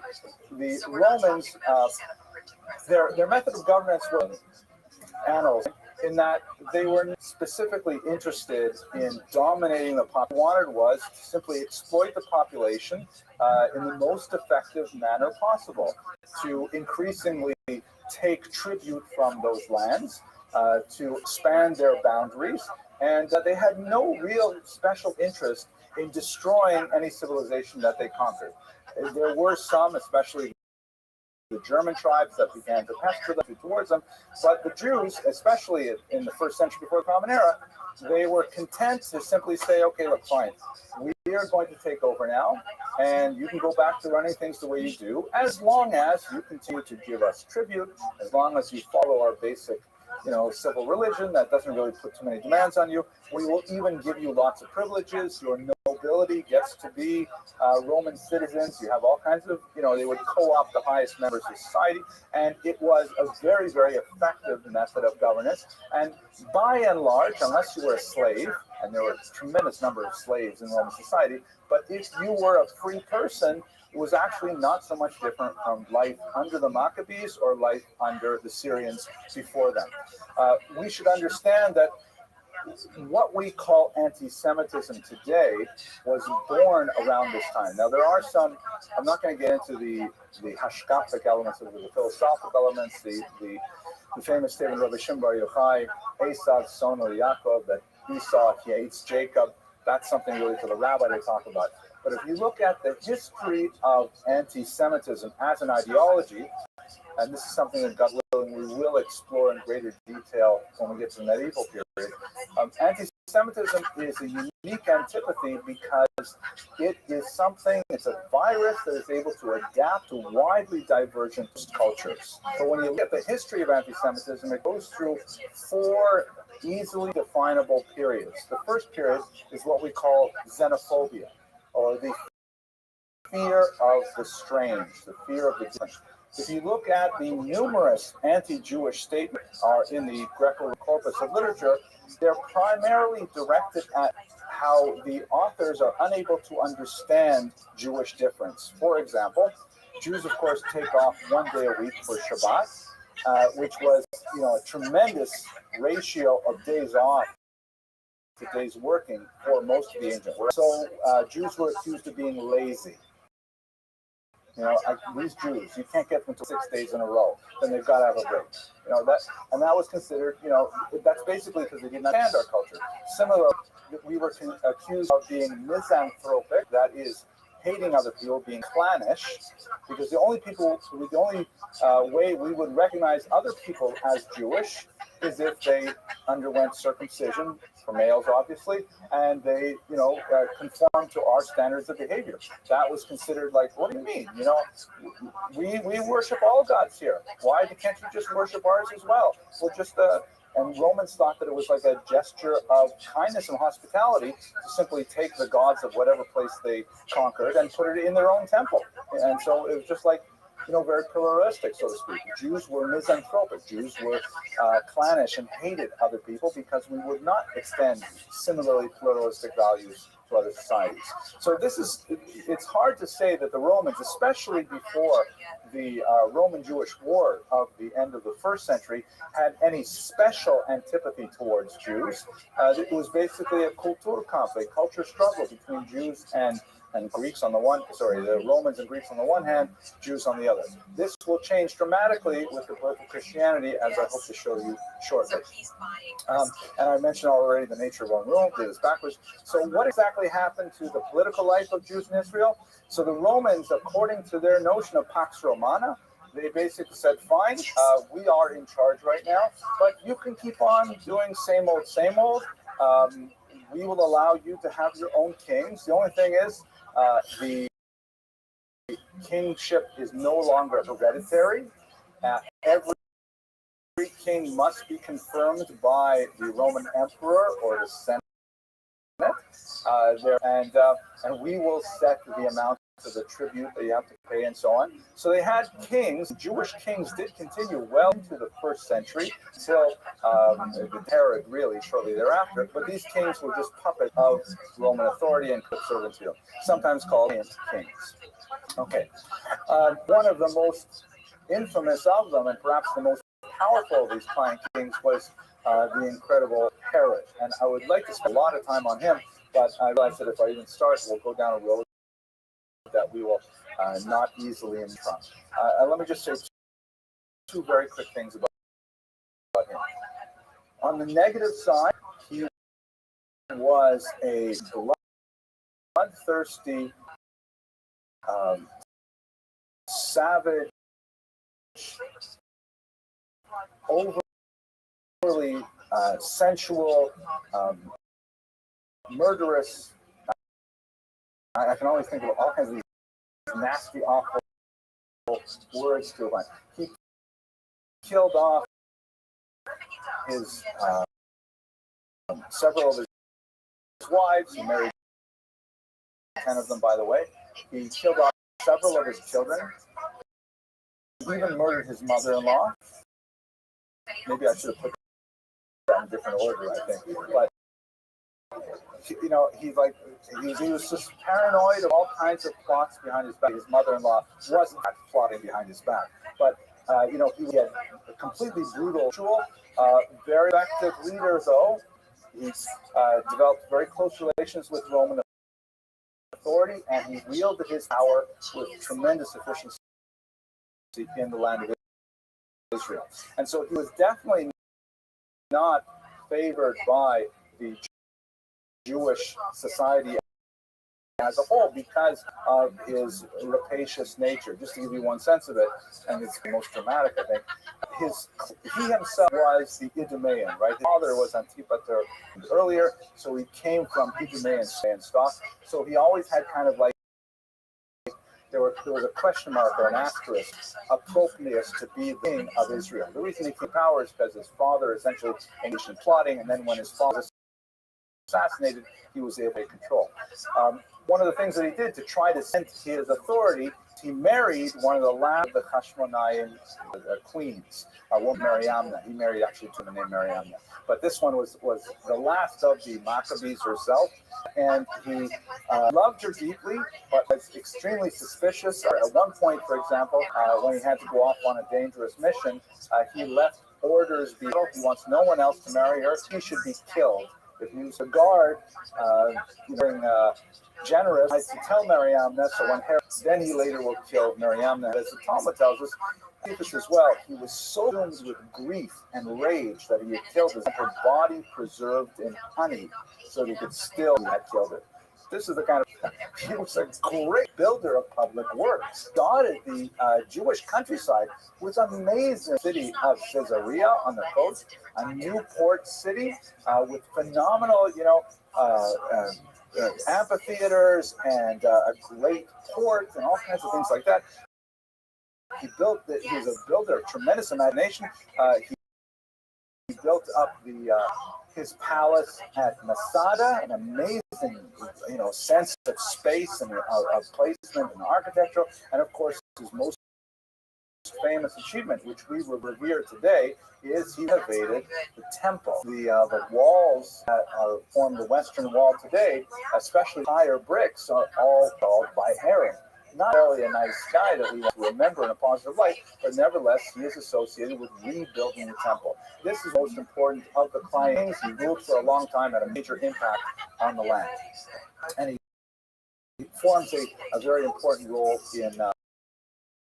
in Christian history of the period as well.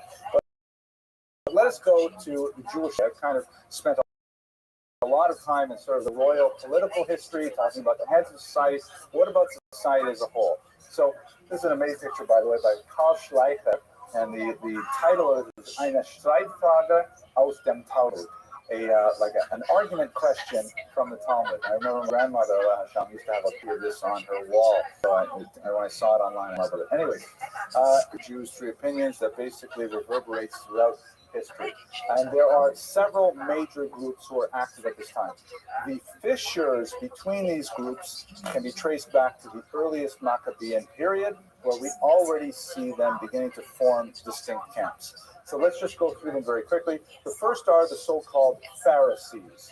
The term Pharisee is very well known in the English language, primarily because of its use in the Christian Gospels, where it is a term of opprobrium, where if you don't like someone, you call them a Pharisee, and the term Pharisee is basically synonymous with hypocrite.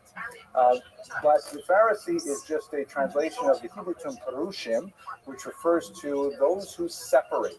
And these were the rabbis, essentially. They are the intellectual inheritors of the oral tradition that come enshrined as our heroes in the Mishnah, the Talmud, Shammai, Avtalion, Hillel, Shammai, Nasi, Rabbi Akiva, Rabbi, all of the centuries are members of this particular group. And why they were called separators is because they felt that they could not control the vect of the Sadducee movement that was Hellenizing, since they could not control the temple and make sure that it observed halakha, that it was much more Greek than they liked, so they simply separated from society. They formed these charismatic disciple circles where people were attracted to them because of their humanistic teachings and their inspirational ways, their great humility. And they formed really an intellectual tradition that's the basis of Judaism to this day. Those are the good in the Jewish story, but they are the hypocrites in the Christian story for reasons we shall see shortly. On the other hand, you have the Sadducees. The term Sadducee comes from the term, or the name Tzadok, was one of the early Kohanim, and since they were associated with the temple ritual in particular, they called themselves the Tzaddokites, or in English, the Sadducees. Now,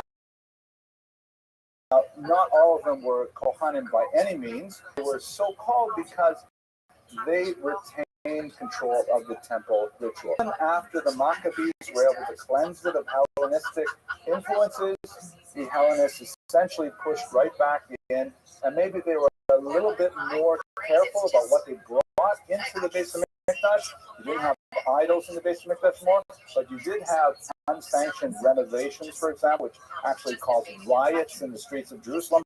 The Sadducees were much more worldly than the Pharisees. They were less associated with the common classes. They were much more urban rather than rural, much more educated, and they had a Hellenotropism. They tended to focus their minds towards Greek culture for all the reasons that we discussed previously. Then you have, really from the period of Pompey onwards, but accelerating throughout the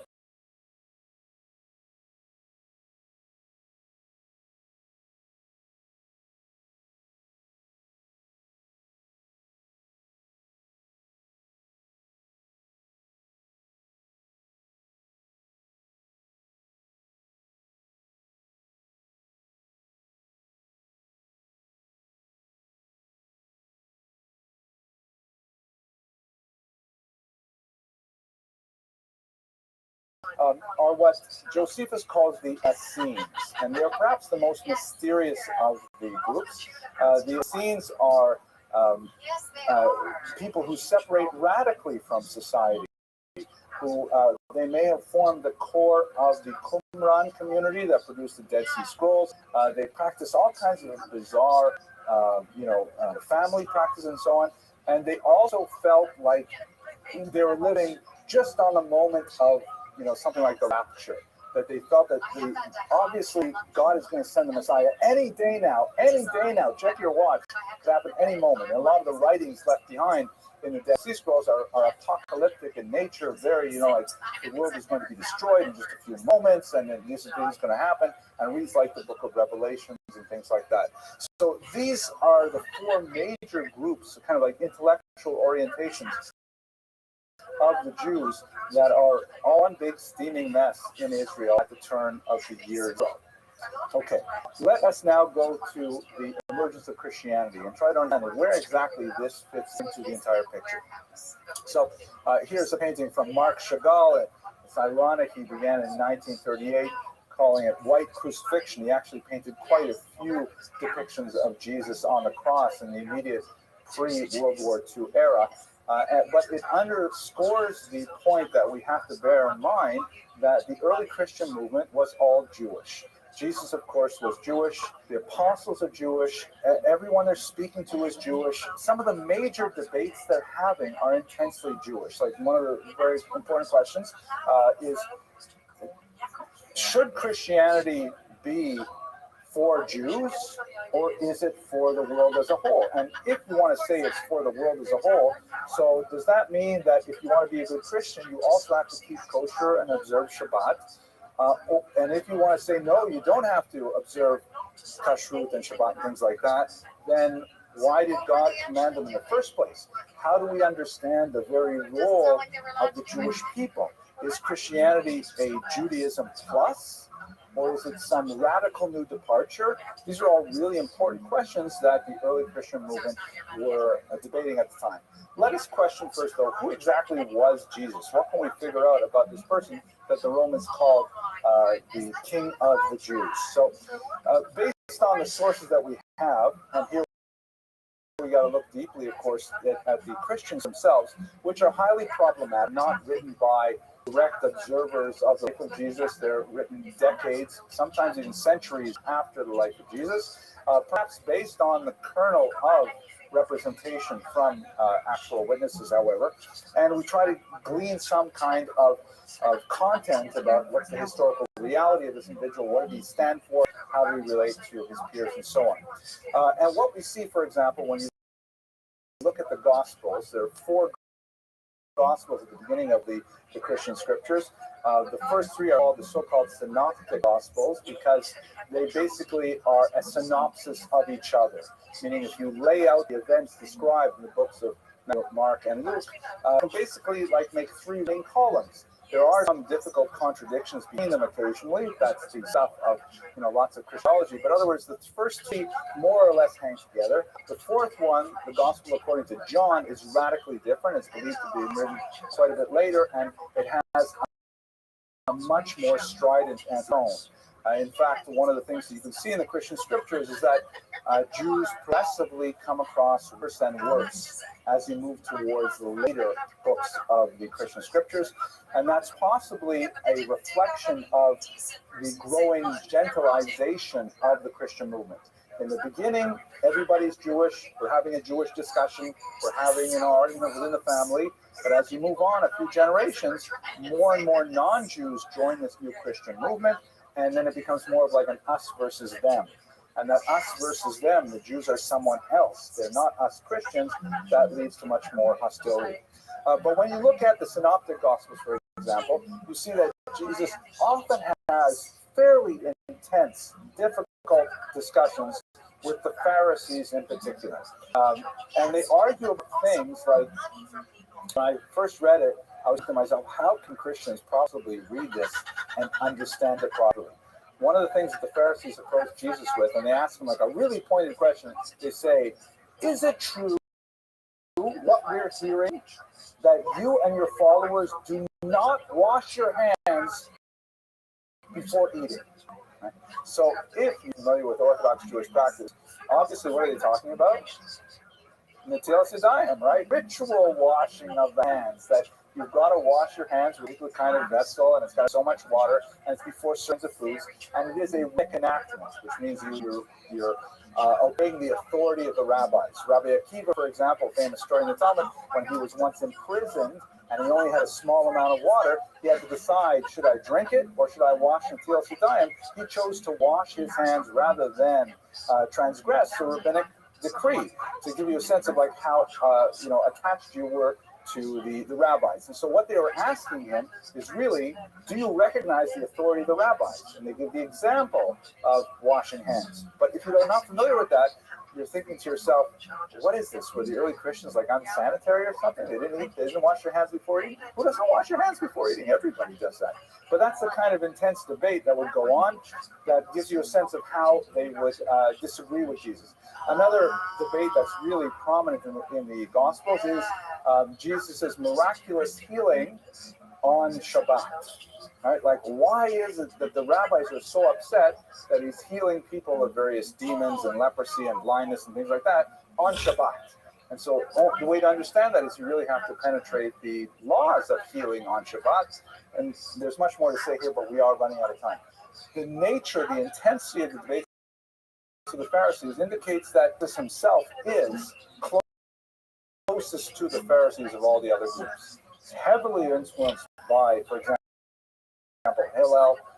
And many of his most important quotations are really quotations of Hillel, or Hillel's quotation and use of scripture and so on. He's really within that camp in many, many different ways. And there's a fascinating passage that gives us some insight into how the rabbis view this. The Gemara in Sota, Daf Mem 7, which is actually from most of the printings of the Talmud because it talks about this, and the Jewish printers were concerned that the censors would remove it, and so therefore it was self-censored. It was later returned to the Talmud on the basis of Yemenite manuscript and so on, but even the Vilna Shas, if you bought anything published before, let's say, 2000, you probably don't have this particular passage. It's a fascinating passage in which the rabbis are discussing how not to be a teacher. And one of the things they say is the right quality of a teacher is a teacher must draw the pupil close with the right hand, right? The closer hand, the stronger hand, but at the same time, push away with the left hand. In other words, a teacher has to maintain a professional distance.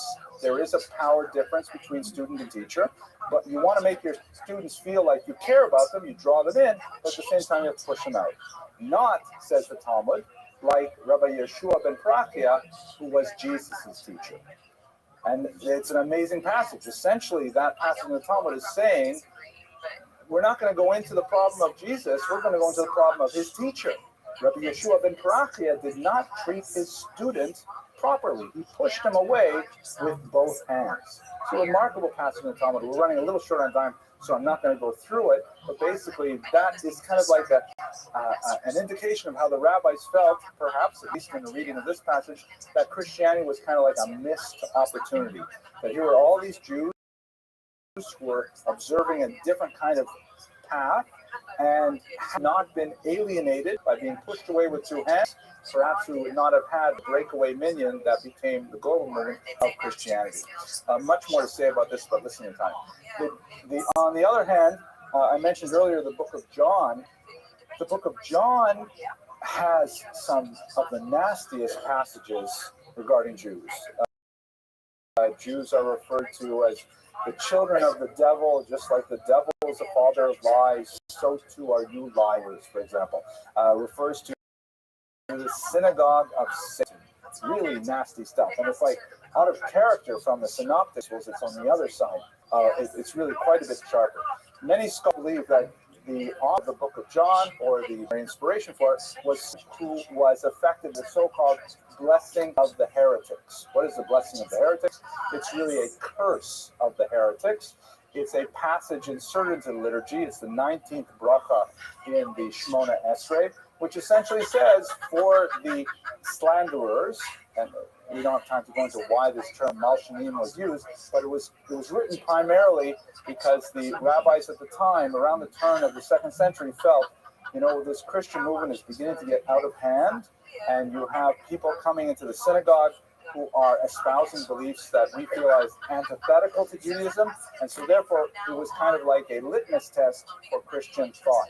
If an individual was suspected of harboring Christian beliefs, they were invited to lead the prayers for the congregation, and then everyone would wait and see, would they read this 19th mandatory blessing? If they in fact read it, no problem, because it would invoke a curse upon themselves if they were secretly Christian.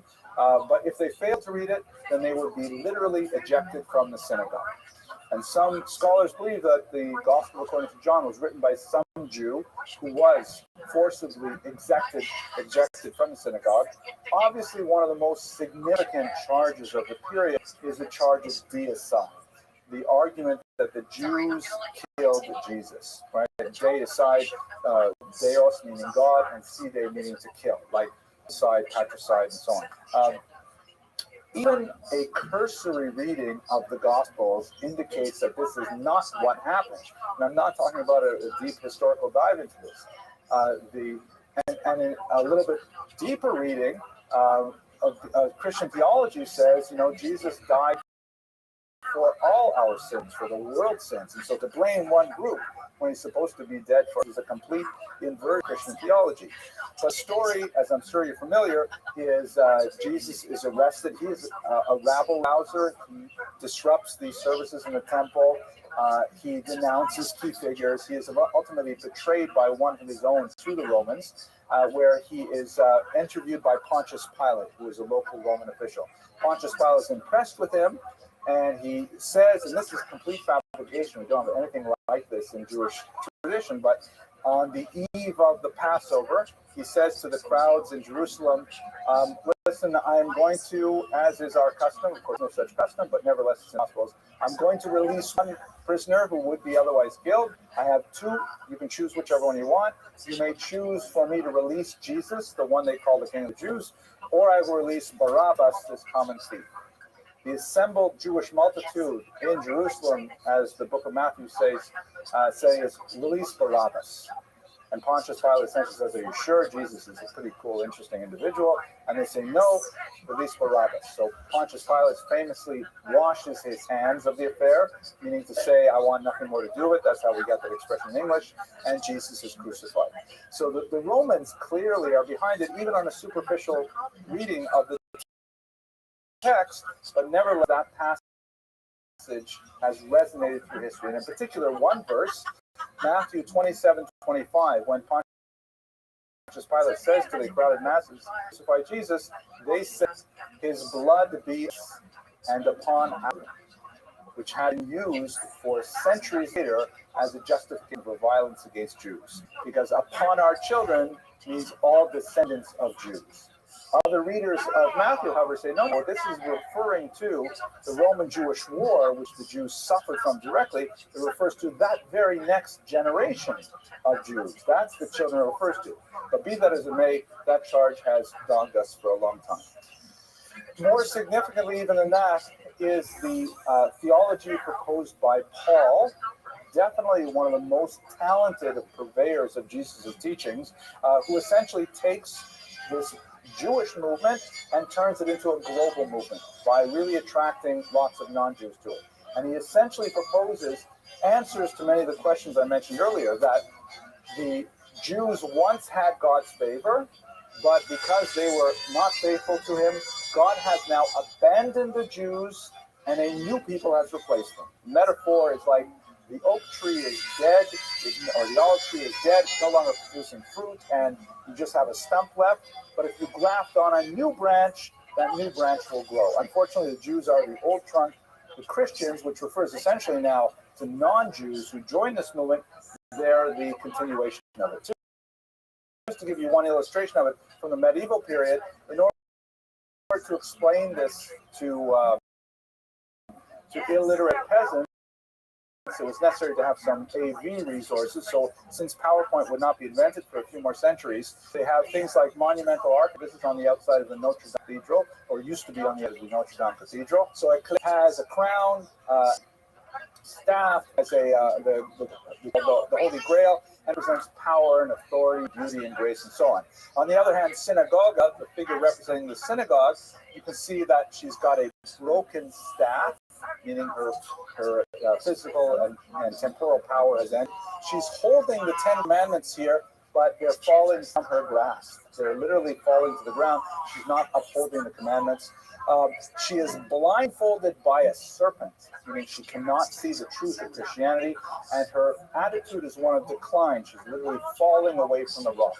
This dyad of ecclesia and synagoga was repeated literally hundreds of times in Christian art. Here's another example from Rabbi in Germany, the 14th century. This one is just incredibly bizarre. It's obviously a stained glass window. Here's the ecclesia. You can see the crown and so on, the upright staff, the golden chalice there. She's riding on a tetramorph, which is like a mythical beast of representing the four beasts in the book of Ezekiel. And she has a hand descending from heaven, affixing the crown on her head, indicating very clearly divine approval.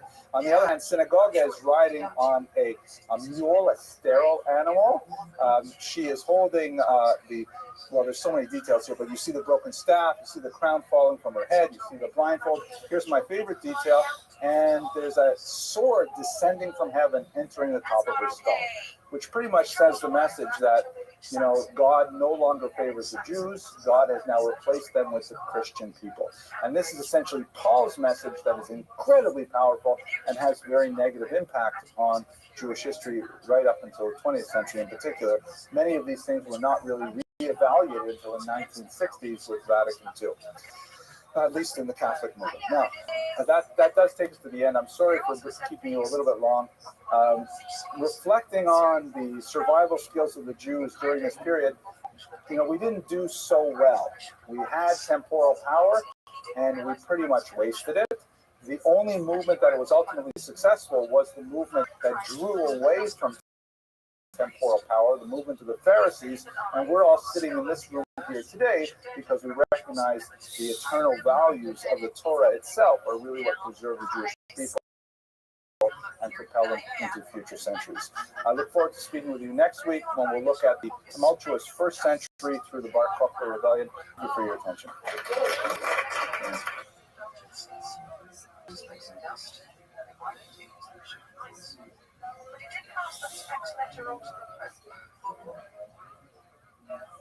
I always wondered how it went sideways for him so quickly. Yes. We saw an Oxyrius episode of the General Council investigating. Tonight, we're going to be talking about the Talmud, its origins of the Talmud, its social, political, and of course, literary origins. And this is one of those topics that brings out all the crazy people. I'm looking around the room now. I see there are no crazy people who are actually present. That's why we have security, so I'll have to give them a thank you. On the internet, I know I'm going to have a lot of crazy people. So before we actually talk about the Talmud, and we're going to be basically focused on the 3rd through the 5th centuries of the Common Era, I want to jump ahead a little bit to the 13th century to talk about why is it that the Talmud brings out crazy people. So it really goes to the man here, Pope Innocent III, kind of an ironic name because he was one of the harshest popes when it comes to promulgating anti-Jewish legislation. This bas-relief on the left here is actually a sculpture by Joseph Kislevsky from the year 1950, and it is part of a series that's on display in the Capitol House, the U.S. House of Representatives, 23 great lawgivers. So Pope Innocent III, a great 13th century churchman, is actually one of the 23 great legislators of the entire world. What's his connection specifically to Talmud? So there was an apostate named Nicholas Donin who started a trend. There actually goes back a little bit before him, but he innovated the addition of the Talmud to the story. This is a guy who hoped to make a career for himself by converting to Christianity, telling tales out of shul to the church, which was something of great interest to Innocent III. In particular, he was fascinated. The question is, how is it that 12 centuries after the foundation of Christianity, the Jews still maintain their ancestral faith? How is it possible that they have not converted to Christianity? After all that they have done to convince the Jews of the error of their ways, they still maintain steadfast in their faith. So Nicholas Donin approached the Pope and essentially said, the reason is because you're missing a huge document that regulates Jewish life, perhaps more than any other, perhaps even more than the Torah itself, and that is the Talmud. It's a massive compendium. It takes up about this much shelf on my bookshelf in a regular size edition. It's written in Aramaic, which is a language which is basically closed to the church. The church spent a lot of time in Greek and in Latin, and to a certain degree in Hebrew, but not so much time in Aramaic. And it's highly arcane. It takes years of training to be able to crack the code of how the Talmud is written. It's a very compact, difficult, cramped style. And he says the thing is Jews have been studying this Talmud, and they study it from a young age. And as a result, by the time they get to the age where they may be open to the teachings of Christianity, it's too late already. They have been poisoned by the Talmud. And therefore, Pope III, what you have to do is get involved in Talmud study and Talmud regulation. And in fact, this is what happened. Innocent III got very interested in the Talmud, and when he found out as much as he could about it, his sources of information, of course, are Jews like Nicholas Donin himself, who claim to have some understanding of the Talmud. It's often very patchy and faulty and clearly tendentious in his rendering of Talmudic text. But Innocent, that's it. We definitely deal with this Talmud. It's really at the root of our problem of Jews not learning. And in the Fourth Lateran Council of 1215, which was a major gathering of churchmen who passed a lot of church legislation, he introduced to the world the infamous Jewish badge. Here you can see a medieval version. It was not always the version that we're used to from, unfortunately, the 20th century. It sometimes was the two tablets of the law, the rounded tops, which is more of a Christian style, or you would often see, especially in France, the rouelle, a little round circle here, which helpfully identifies the people burning at the stake as being Jewish. And of course, it eventually mutates to the 20th century version of the Judah badge used by the Nazis, Yimach Shema. This all goes back to Innocent III, and it goes back to Nicholas Donin, which takes us back to the Talmud. The Talmud has this attachment in the minds of many anti-Semites as the reason why the Jews are so obstreperous, why the Jews have some kind of, as they argue, kind of secret cabal to dominate the world. And, this is really why it tends to bring the crazy people. And speaking of crazy people, I want to introduce you to one more classic crazy Talmudist, but a fascinating one. Some of you were here on Alexa when we spoke about this much length, but I'll speak about it briefly right now.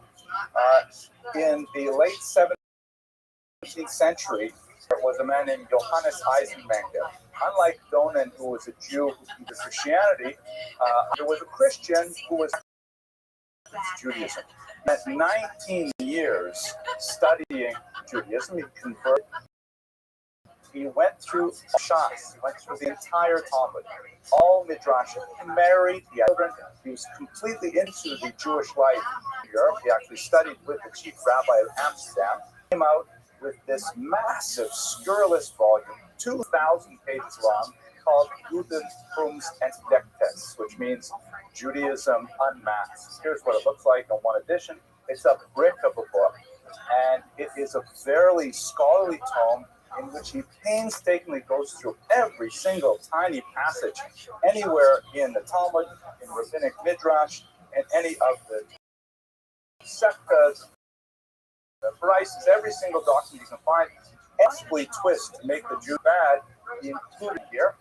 Contrary to the perception, he did not misquote, but he frequently mistranslated, always skewed it in his commentary and so on. And essentially what he was trying to do is he spent 19 years as an undercover Jew, pretending to be a part of the Jewish community, only to come out with this massive expose. If we just meditate for a moment on the kind of twisted personality it would take to try to infiltrate a community and spend nearly 20 years of your life to expose them when they're not bothering you at all. These are the kind of crazy people that are attracted to lectures that say Talmud on YouTube.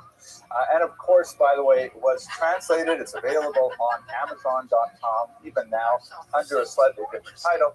But this is one of the most notorious anti-Semitic, anti-Talmudic tracts, and it is the root and basis of virtually every anti-Semitic slur that we have in modern anti-Semitism today. Eisenmenger really wrote the Bible, the Hafil El Havdalah, wrote the Bible on anti-Semitism, and he drew very heavily from the Talmud. So the Talmud is not an ordinary book by any means, and unfortunately one of the metrics by which we have to understand the Talmud is that it has an outsized view in the minds of anti-Semites as the reason why Jews are so different and, in their minds, so dangerous. Okay, let me move on from this kind of preface and let's go back to our history. So the sources for tonight's talk, a little bit difficult. We're you will get much easier with sources as we move towards the medieval period.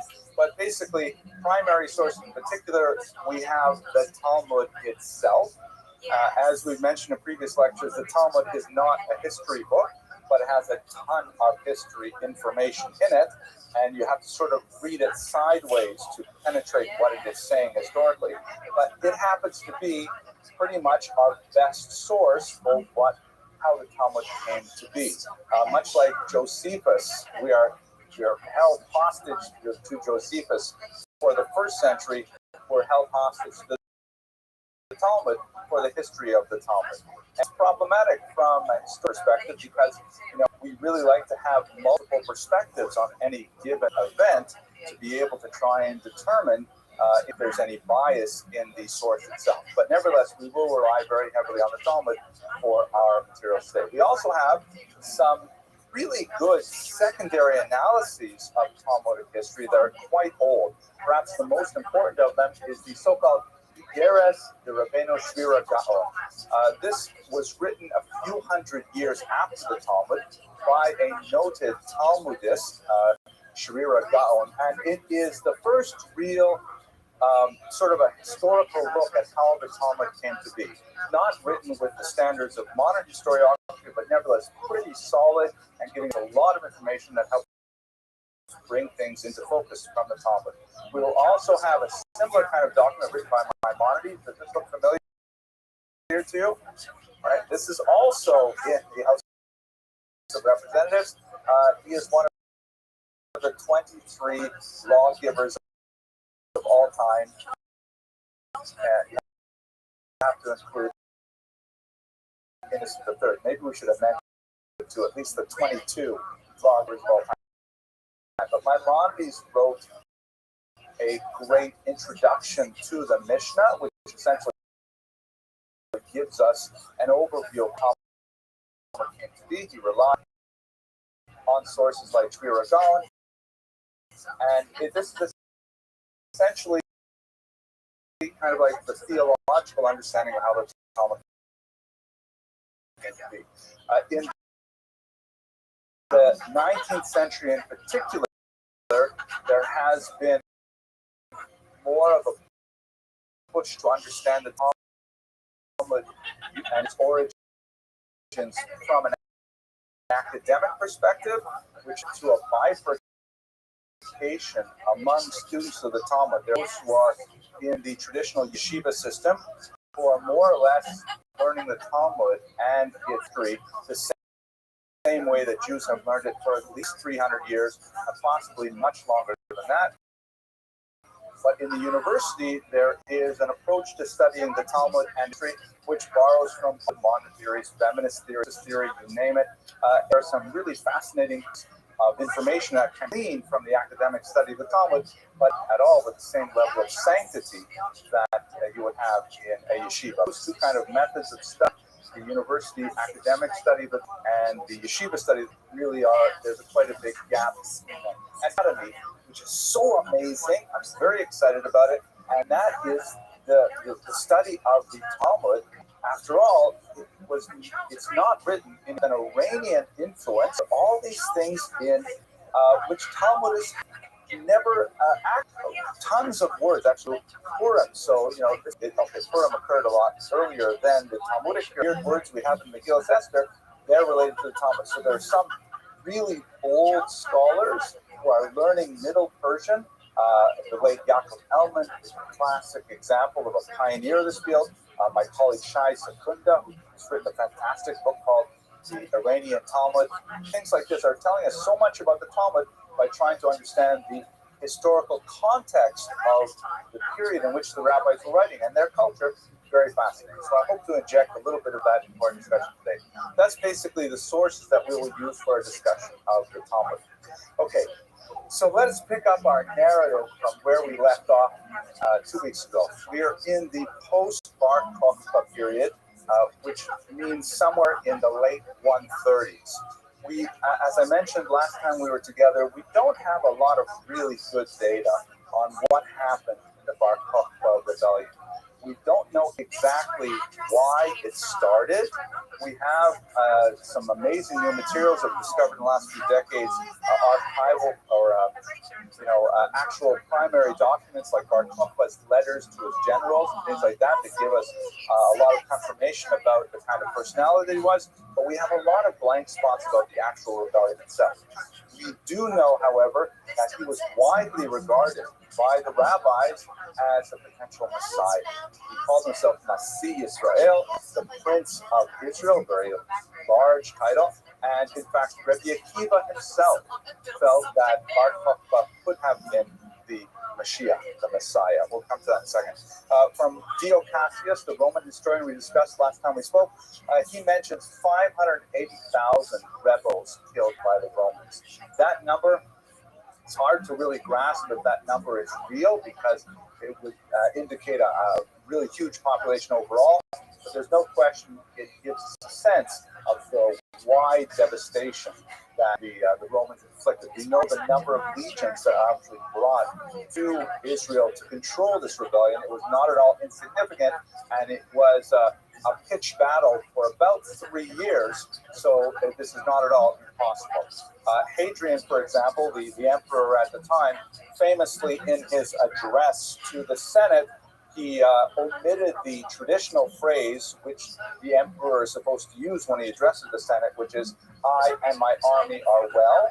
But in the context of the Bar Kokhba rebellion, which was an incredibly stubborn resistance for the Romans to extirpate, he omitted that, which Dio Cassius took as a very telling of the tenacity of Bar Kokhba's fighters.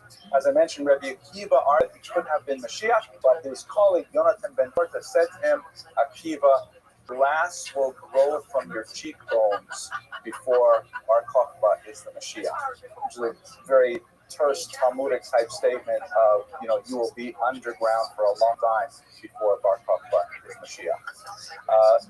It is most likely in the aftermath of Hadrian, in the aftermath of Bar Kokhba, that we have the 10 martyrs of the state. Now, what we refer to as the 10 martyrs, the Asara Huge Malchus, it's not technically historical.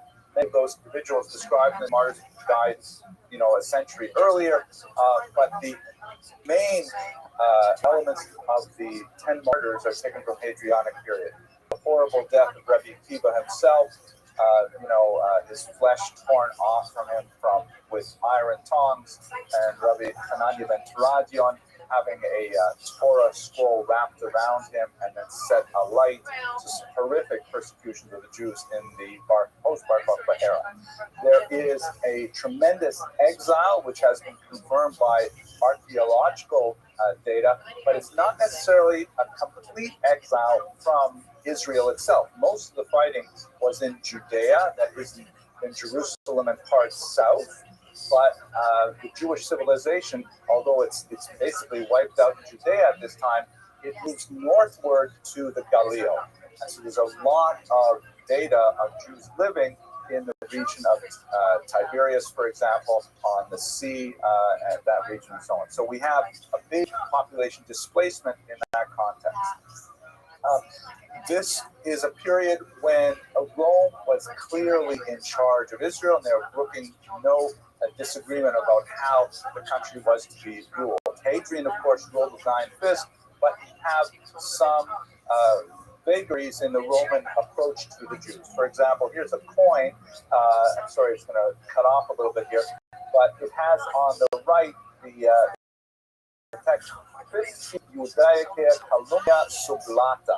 It's issued by Nerva, reigned between 96 and 98. What are we talking about here? You'll recall that in the context of the destruction of the temple, one of the things that Vespasian instituted was he took the matzah shekel, the annual tax that Jews gave for the upkeep of the temple, and he redirected it to the temple dedicated to Jupiter in Rome itself, which was a hated tax that the Jews, they were very happy to pay the matzah shekel going to their own.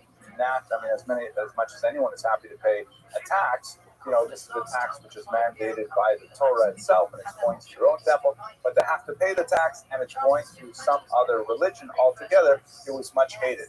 And the tax had been expanded. It's a huge source of money by Domitian. Here's a picture of him. He had expanded the tax to be far beyond what the Torah obligation was. He expanded to include women who are normally not taxed, converts to Judaism, and also converts out to Judaism, as we shall see, minors, children, and even Jewish slaves. In other words, it was a big tax overreach. Normally, it would just be men, I believe, from the ages of 20 to 60, if I'm not mistaken, that would have to pay the tax, heads of households, but he tried to squeeze the Jewish people for as much as possible, and that's why Nerva, by cutting the tax back to its original, felt that was a good enough thing to print a coin that said the tax has been, the hated tax has been removed. Some emperors were actually very friendly to Jews, such as Caracalla. This is Marcus Aurelius Severus Antoninus Augustus, and although there is some debate as to which exact emperor is referenced in the Talmud, this is probably the one that is very close with Rabbi Yehuda HaNasi. The Talmud has all kinds of stories about how Rabbi Yehuda HaNasi was extremely friendly with an emperor named Antoninus, and Antoninus was a given name that was actually attached to many of the Roman emperors. There's some dispute. Many like to say it was Marcus Aurelius, who's like the philosopher king of the emperors, which would be kind of nuts. The thing is, he was not so terribly friendly or well exposed to Jews. Caracalla most likely that most scholars identify as the Antoninus. But you do have some of these emperors who are actually positively inclined towards the Jews. Diocletian is kind of an interesting one because this is the time when Christianity begins to emerge as a much more significant social force, and the emperors are trying to deal with this burgeoning new type of faith, which has a lot of the theological pluses of Judaism, such as life after death, personal God, that's the concept of reward and punishment, justice, divine justice. These are things which are basically absent from Roman paganism. So Christianity was promoting all of these great ideas without the high opportunity cost of becoming Jewish, specifically circumcision, observing the Sabbath, keeping kosher. So Christianity was actually growing significantly over this time. This becomes especially important under Constantine, who is the first Roman emperor to adopt Christianity and to formally accept it as a state religion. This occurs in the early 4th century and marks a turning point for the Roman Empire, and as you would assume, a turning point for Jewish history as well.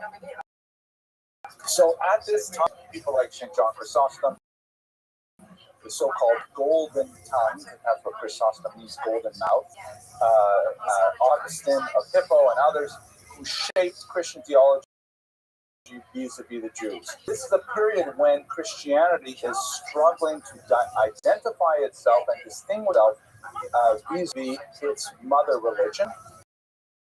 And quite often it has a very negative approach in order to establish its own independence. But the kind of things that are happening is that the church is attracting a lot more non-ethnically Jewish members. It's no longer, a small kind of like subset, a breakaway minion of Judaism. Now it is primarily non-Jewish. There are Romans and Greeks and others who are converting to Christianity. And there place a lot of legislation to try and draw lines in the sand. There's promulgated in Spain kinds of rules about socializing with Jews, prohibiting of certain types of employment and certain types of social gatherings and things like that.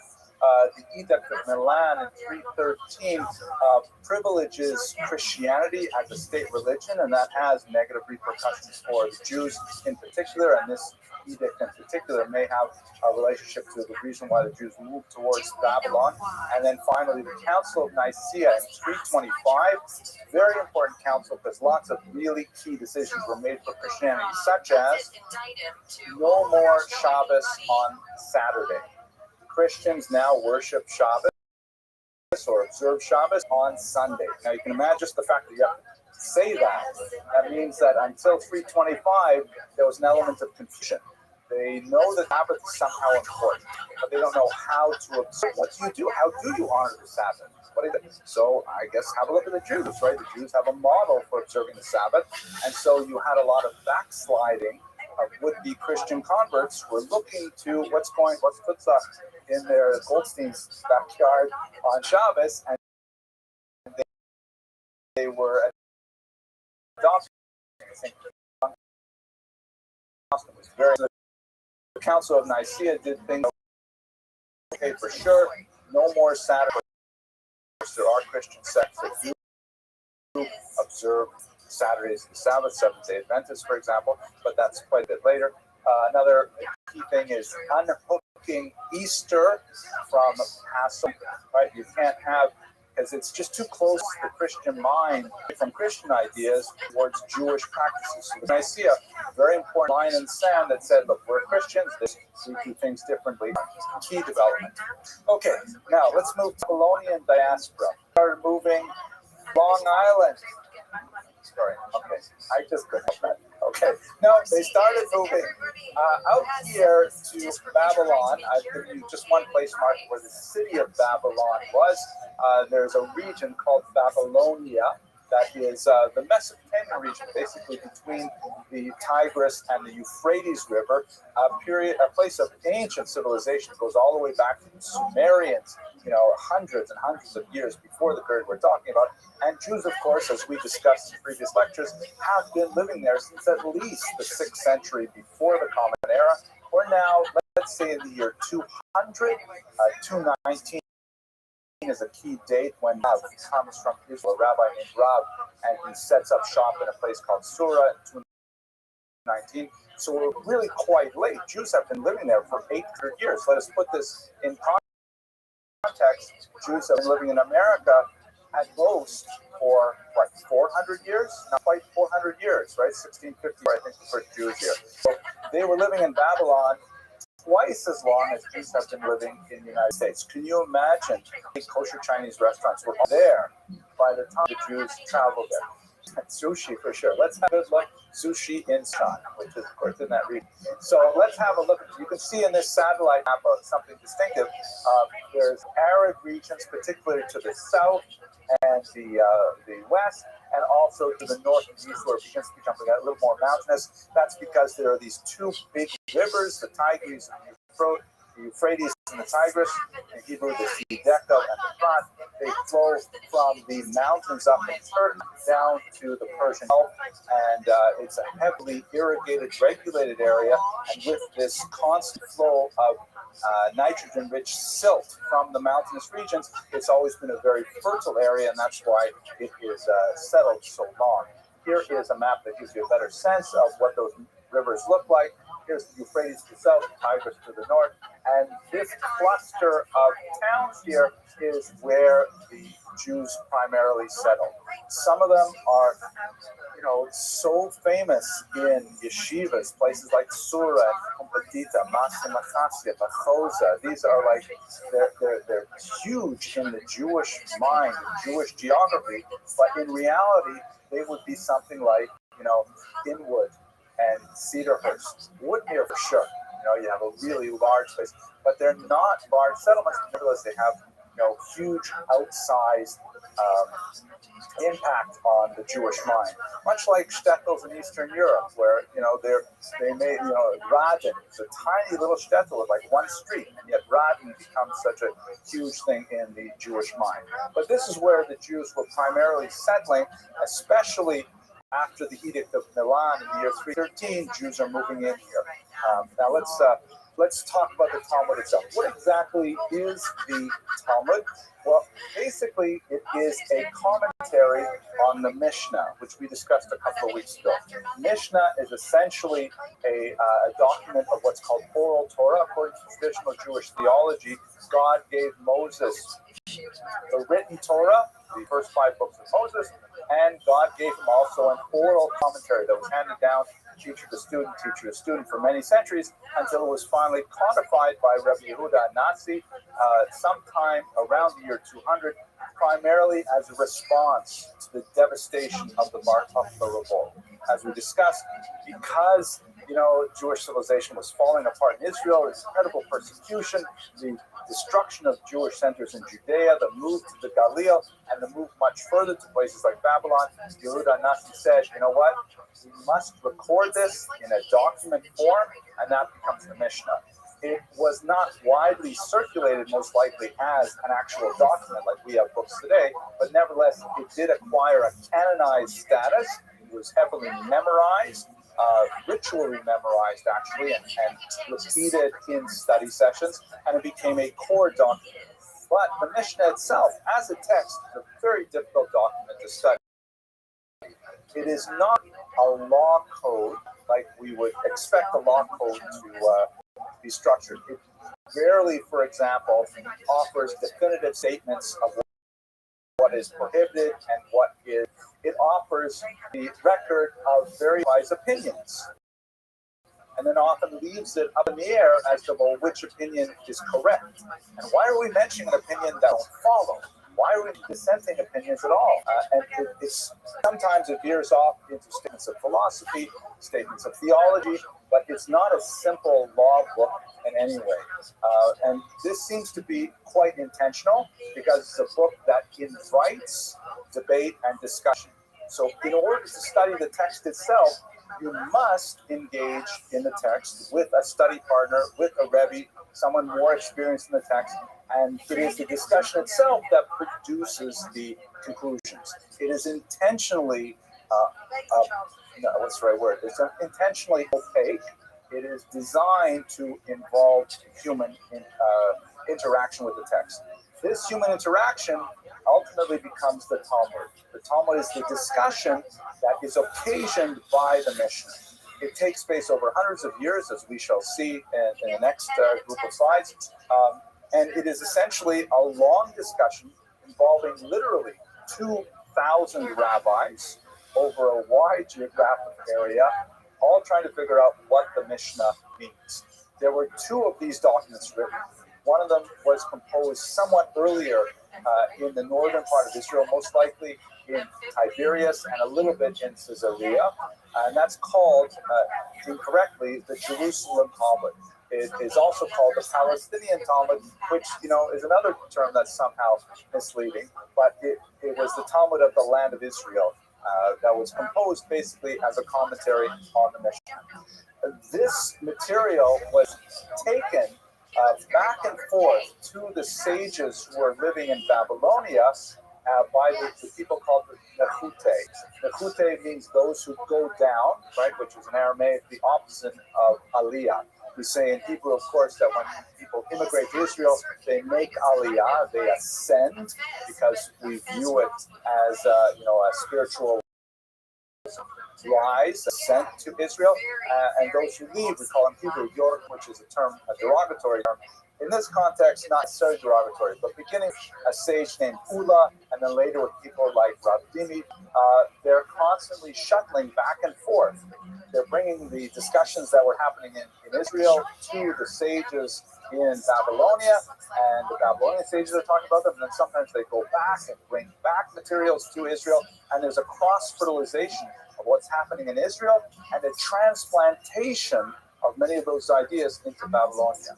Now, for various reasons, primarily political and social in nature, the communities in Israel begin to decline, and they decline earlier than the Babylonian communities. So the Babylonian communities kind of take over from Israel, and they create a second book called the Babylonian Talmud, that is kind of like an improved version of the Jerusalem Talmud.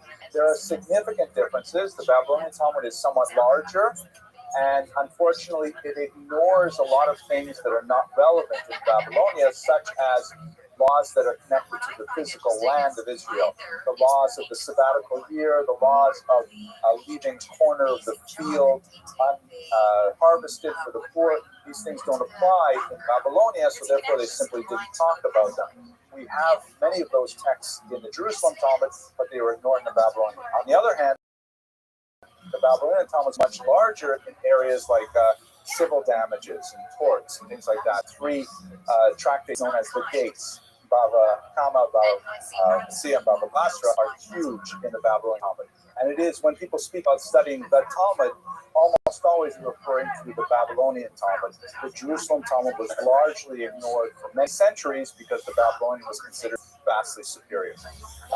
The main figures that are creating this Talmudic environment are Rav, who I mentioned came from Israel in the year 219 and established himself in Surah, which is one of these towns in the rivers.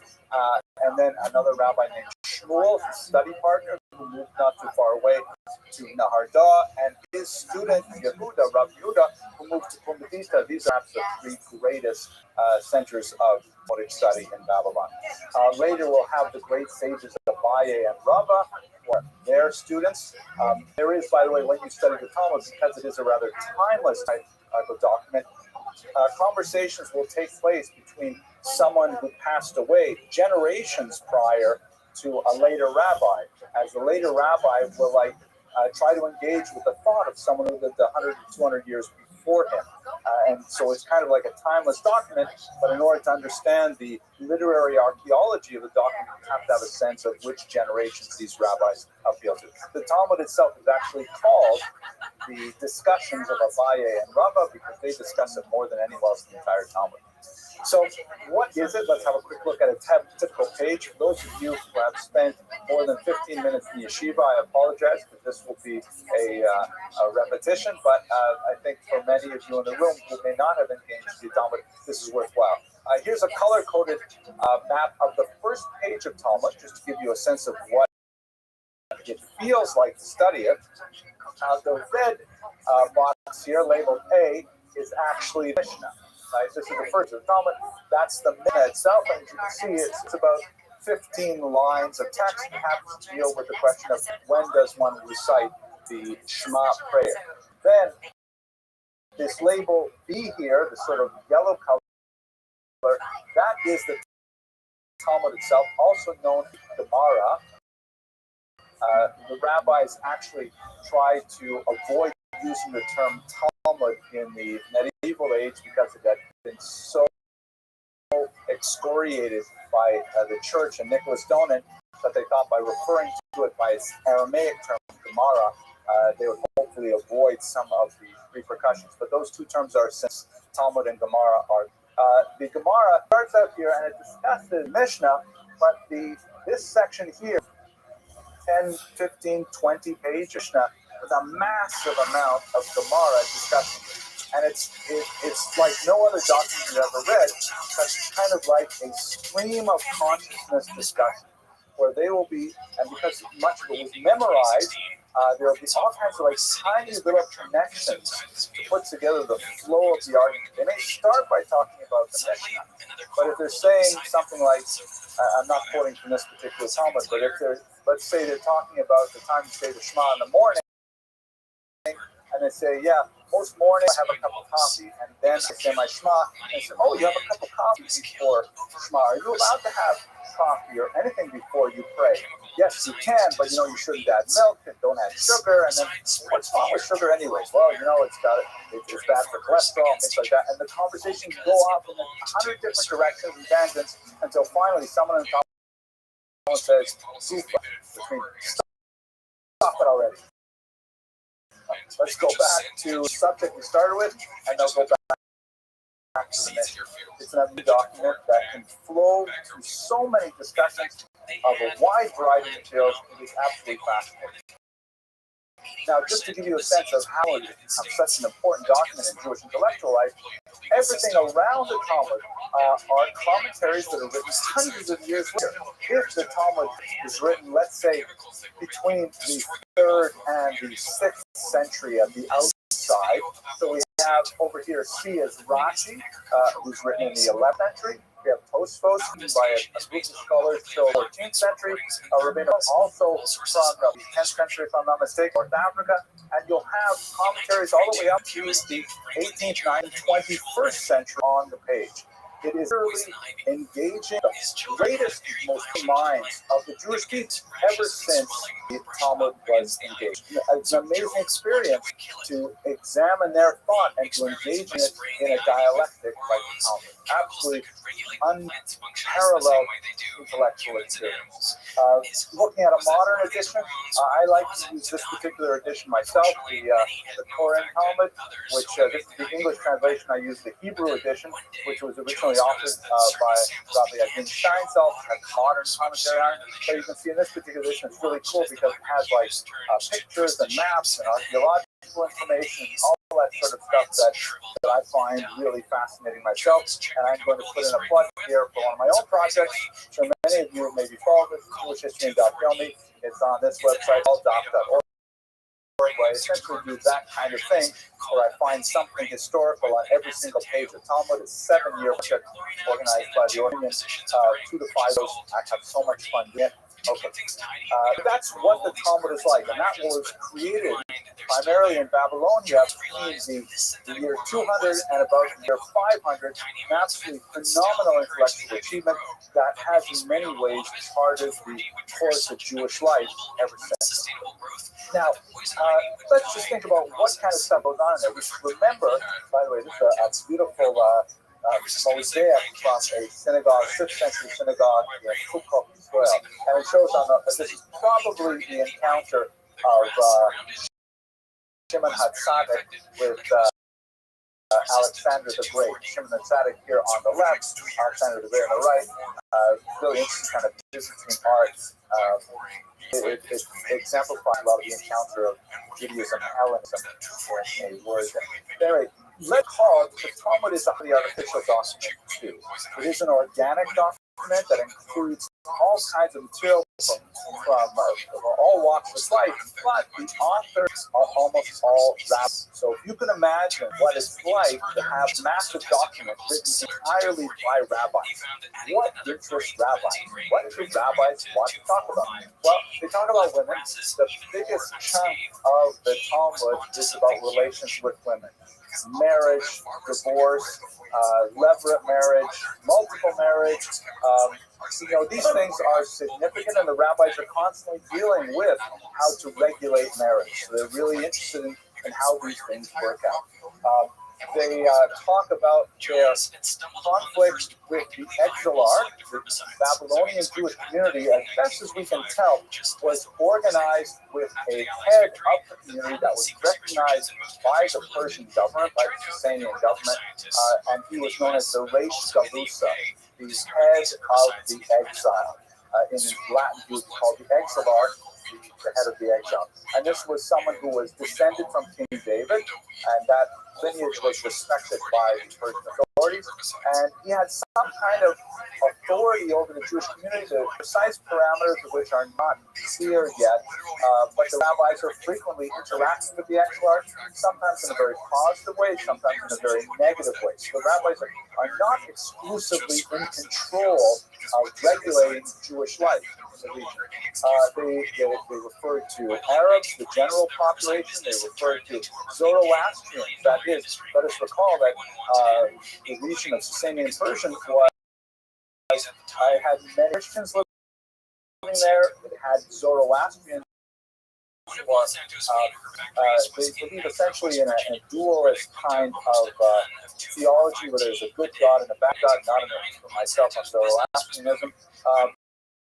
But it shows up in the Talmud. For example, every Friday night in an Ashkenazi shul, we recite from Mishnah Vasikin, which is all about how to light candles on the Sabbath. And one of the things that we say is, if you're worried about Zoroastrian priests coming and telling you the day when you're not allowed to light follows. So it's an example of the rabbis reacting to the Zoroastrian reality. They also deal quite a bit with Jews who have gone off the Torah. The OTP phenomenon was known in the Babylonian period as well. The Jews who become Christians or pagans, they're often called Amim, which means like a type. They have adopted some type of faith other than Judaism, and the rabbis are regularly discussing these things with them. Discussing it also with women, the so-called matrona or a matronita. This is a woman of some stature who has also adopted another faith. Of course, it's mainly about Jewish law, but it's also about philosophy, ethics, metaphysics, whatever comes into the rabbis' heads as being relevant to the topic under discussion, no matter how tangential it was to the original discussion, it's in there, including fascinating stuff on medicine. I just gave a little class on the topical use of honey, which apparently is medically indicated in many cases, and the rabbis actually had quite a bit to say about that. They have recipes in there, recipes for heartburn, recipes for maintaining regularity. There's discussions of what kind of life lessons we can derive from the behavior of a cat. There's an incredible amount of bizarre, amazing, every single page Talmud that you turn can reveal these tremendous nuggets of sometimes humor. I can't express my enthusiasm for this document enough, but I will say it is an acquired taste. You really have to spend a lot of time studying it, getting comfortable with the nature of the text to be able to appreciate the depth and sophistication of this amazing document. It was so complex, however, that at one point in the medieval period, one particular rabbi, Rabbi Alpha, said, "You know what? This is just too messed up. Can we just focus?" He didn't say it like that, but he said, "Can we please focus on the relevant material for our daily life? I don't want to hear about all these other musings about what happens in the other world, or I don't want these bizarre biographical stories. I just want to know, how am I supposed to behave? How do I pay damages if I scratch my neighbor's car?" And so he took out all of what I would call the fun stuff, and he only kept the halakha, the Jewish law. That's called the Rit, named after him, and that is a version of the Talmud which is just the facts, just the halakha. It does have the give and take to arrive at the halakha, but it is a condensed version that removes all the fun stuff. Of course, you can probably imagine what's going to happen next. Rabbi Yaakov Habib says, "Oh my gosh, you can't do that. That's stuff that you threw away, making my own Talmud, and Yaakov, which is all the fun stuff. We're not going to talk about halakha. We're not going to discuss any of the Shema or filling like that. We're just going to talk about the philosophy, the biographies, the stories. Give me those recipes, give me those what I can learn from a cat. I love that stuff, and that's the Ein Yaakov. Ein Yaakov is a sadly ignored text. It used to be a very widely studied text, far more than Daf in Europe, and it would be nice to see a revival study of Ein Yaakov, because it's just mind-blowing stuff in Ein Yaakov.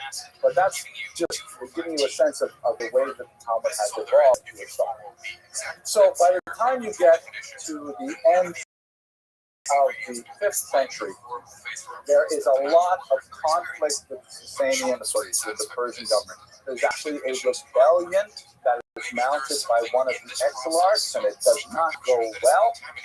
At this time, the Sasanian government has been engaged in a centuries-long struggle with the Roman Empire. This is a borderline. The Roman Empire is jealous of this region and unsuccessfully attacked it on a number of occasions. And the Jews are often loyal to the Sasanian Persians, are they loyal to the Romans? And as you can imagine, the specter of dual loyalty goes all the way back to this diaspora period. But for reasons which are not completely clear, in the 5th century, the Talmud comes to a close. The discussion is kind of called to a halt, and the text is firmly settled, more or less, to what we have today. There are a few tractates that are added later, but they're bound with the Talmud in printed editions, but they're called Gaonic manuscripts or Gaonic tractates, clearly written by rabbis after the Talmud is sort of sealed. And although it is the most difficult document to kind of say, well, this is the final word, because it just provokes greater discussion. Nevertheless, the text of what we call the Talmud today is basically sealed at that time. There are a few more generations of scholars that continue to study the Talmud in Babylonia. There's some debate among historians as to actually who these people are and what their period refers to. But basically, up until the 10th century, we've got people studying the Talmud in Babylon. But the big news for Jewish history is happening in the 7th century, because you have this massive spread of Islam, this new religion that emerges with tremendous strength out of Arabia in the year 622, and with a remarkable ease and speed sweeps across the coast of North Africa, eventually crosses into Spain in the year 711, hence the popular chain of corner stores. And thank you for laughing. I know I tell that joke every time, but every day. And also all the way out, all of Alexander's empire comes under Islam as well. And our topic for next week is going to look at what was like for Jews living under Islam as a religion, and contrasting that with their experience in Christian Europe. But I want to take just a moment now to reflect a little bit on Jewish survival, because we have, that's really the theme of this entire series. Is what exactly is it that contributed to Jewish survival? I was actually criticized by a viewer online. You can look at it up on YouTube. I might not delete it, but he says, Jews, I'm watching you. And I saw that your lecturer had timestamp 0.35 or whatever. He wonders how the Jews survived. And he never says the entire lecture that it was the Lord that helped them. You are a faithless people. And I think to myself, boy, I look faithless, don't I? Right? It's the beard maybe, or the keeper that gives it away. But there's no question there's something supernatural going on here, because it's impossible to imagine the unlikely survival of this tiny minority, not only surviving, but living in so many different environments. It is something that we really have to look at the grand scope, huge arc of Jewish history before we can really experience it in its fullness. But let us one detail here. And here is a beautiful jewel, is a young Hasidic family here, a little boy here at the age of 3. Many of you may have done this yourself with your own children. Maybe you remember it yourself. I know I did it with my kids. But the ritual is that it's not a Hasidic ritual, it's a long-standing Jewish custom, that when a young child turns 3, which is considered a milestone in intellectual development, you begin to teach them the Aleph base, the Hebrew alphabet. And in order to instruct them that learning is sweet, you either coat the letters with honey, as is being done here, and then you have the child touch the letter, you tell him the name of the letter, and then of course you put his finger in his mouth, so he associates the letter with that olfactory sensation of sweetness. It's a beautiful ritual that I remember with great fondness. And I think this is a key element of Jewish survival, that we have imbibed the sweetness of learning, and is really part of our core identity. The idea of turning to an intellectual problem as a source of chiyus, a source of life, something that vivifies us, something that is intrinsically sweet. That's something that contributes to Jewish survival and has allowed us to endure tremendous persecution and thrive despite it. So next week, God willing, we will explore fascinating experience of Jews in medieval period under Islamic rule and under Christian rule. Very different experiences, some points of convergence, many points of divergence. Thank you very much for your attention. I hope you have an excellent night. It was 10 times more powerful than any herbicide that you had ever seen. And allegedly, it made the plants super nasty. It made the plants super nasty. That was disgusting. Larry, tonight's talk. This miracle compound was glyphosate. Always been good. Thank you. Tonight's talk is nitrogen, hydrogen, or amino group in between. To make sure it was commercially feasible, France and his weird, but I'd like to cover, God willing, roughly the 7th through the late 11th century. So it's about the same amount of time as we looked at last week, maybe a little bit more. But we are blessed with a tremendous number of sources. Really, historiography begins to open up. There's a lot of more material for us to work with, and I'm going to begin the talk with just an overview of some of the amazing sources that we have to deal with on this period. And then essentially we're going to take a comparative look. We're going to see how Jewish civilization developed under Muslim rule and compare that with Christian rule. And there are some areas, as I mentioned last week, as I mentioned last week, that are convergent, they're similar, and there are other areas which are really quite divergent and radically unsimilar. So let's have a look at the sources to begin with. Okay, so the title I've taken is really borrowed from this book by Mark Cohen, Under Crescent and Cross. Of course, the crescent is a reference to the Islamic rule, the cross is a reference to the Christian rule, and these two major geopolitical regions will have a distinctly different effect on the Jews themselves. I also rely heavily on the work of Jeremy Cohen for the Christian period and Norman Stillman for the Muslim period that we'll look at today at this time too. You begin to have the appearance of books that are actually dedicated to Jewish history, which is something that's fairly rare. There's only a handful of books that appeared before, let's say, the 12th century. The Sefer HaKabbalah, which is not a book about mysticism, it's a book about the tradition that's received one after another, comes from Abraham ibn Daud. It's one of our very first historical sources, an extremely important one. You also have travel logs, like the great Benjamin of Tudela's journeys, which was so popular in the Middle Ages. It was translated into Latin, into French, into German.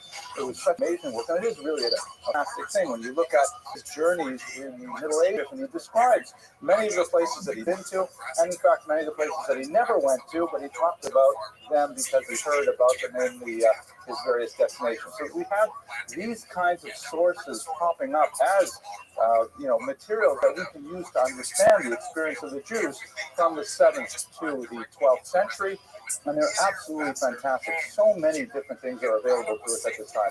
I will point out that one major source of material, which is the incredible Cairo Geniza, and this deserves just a little bit of our time.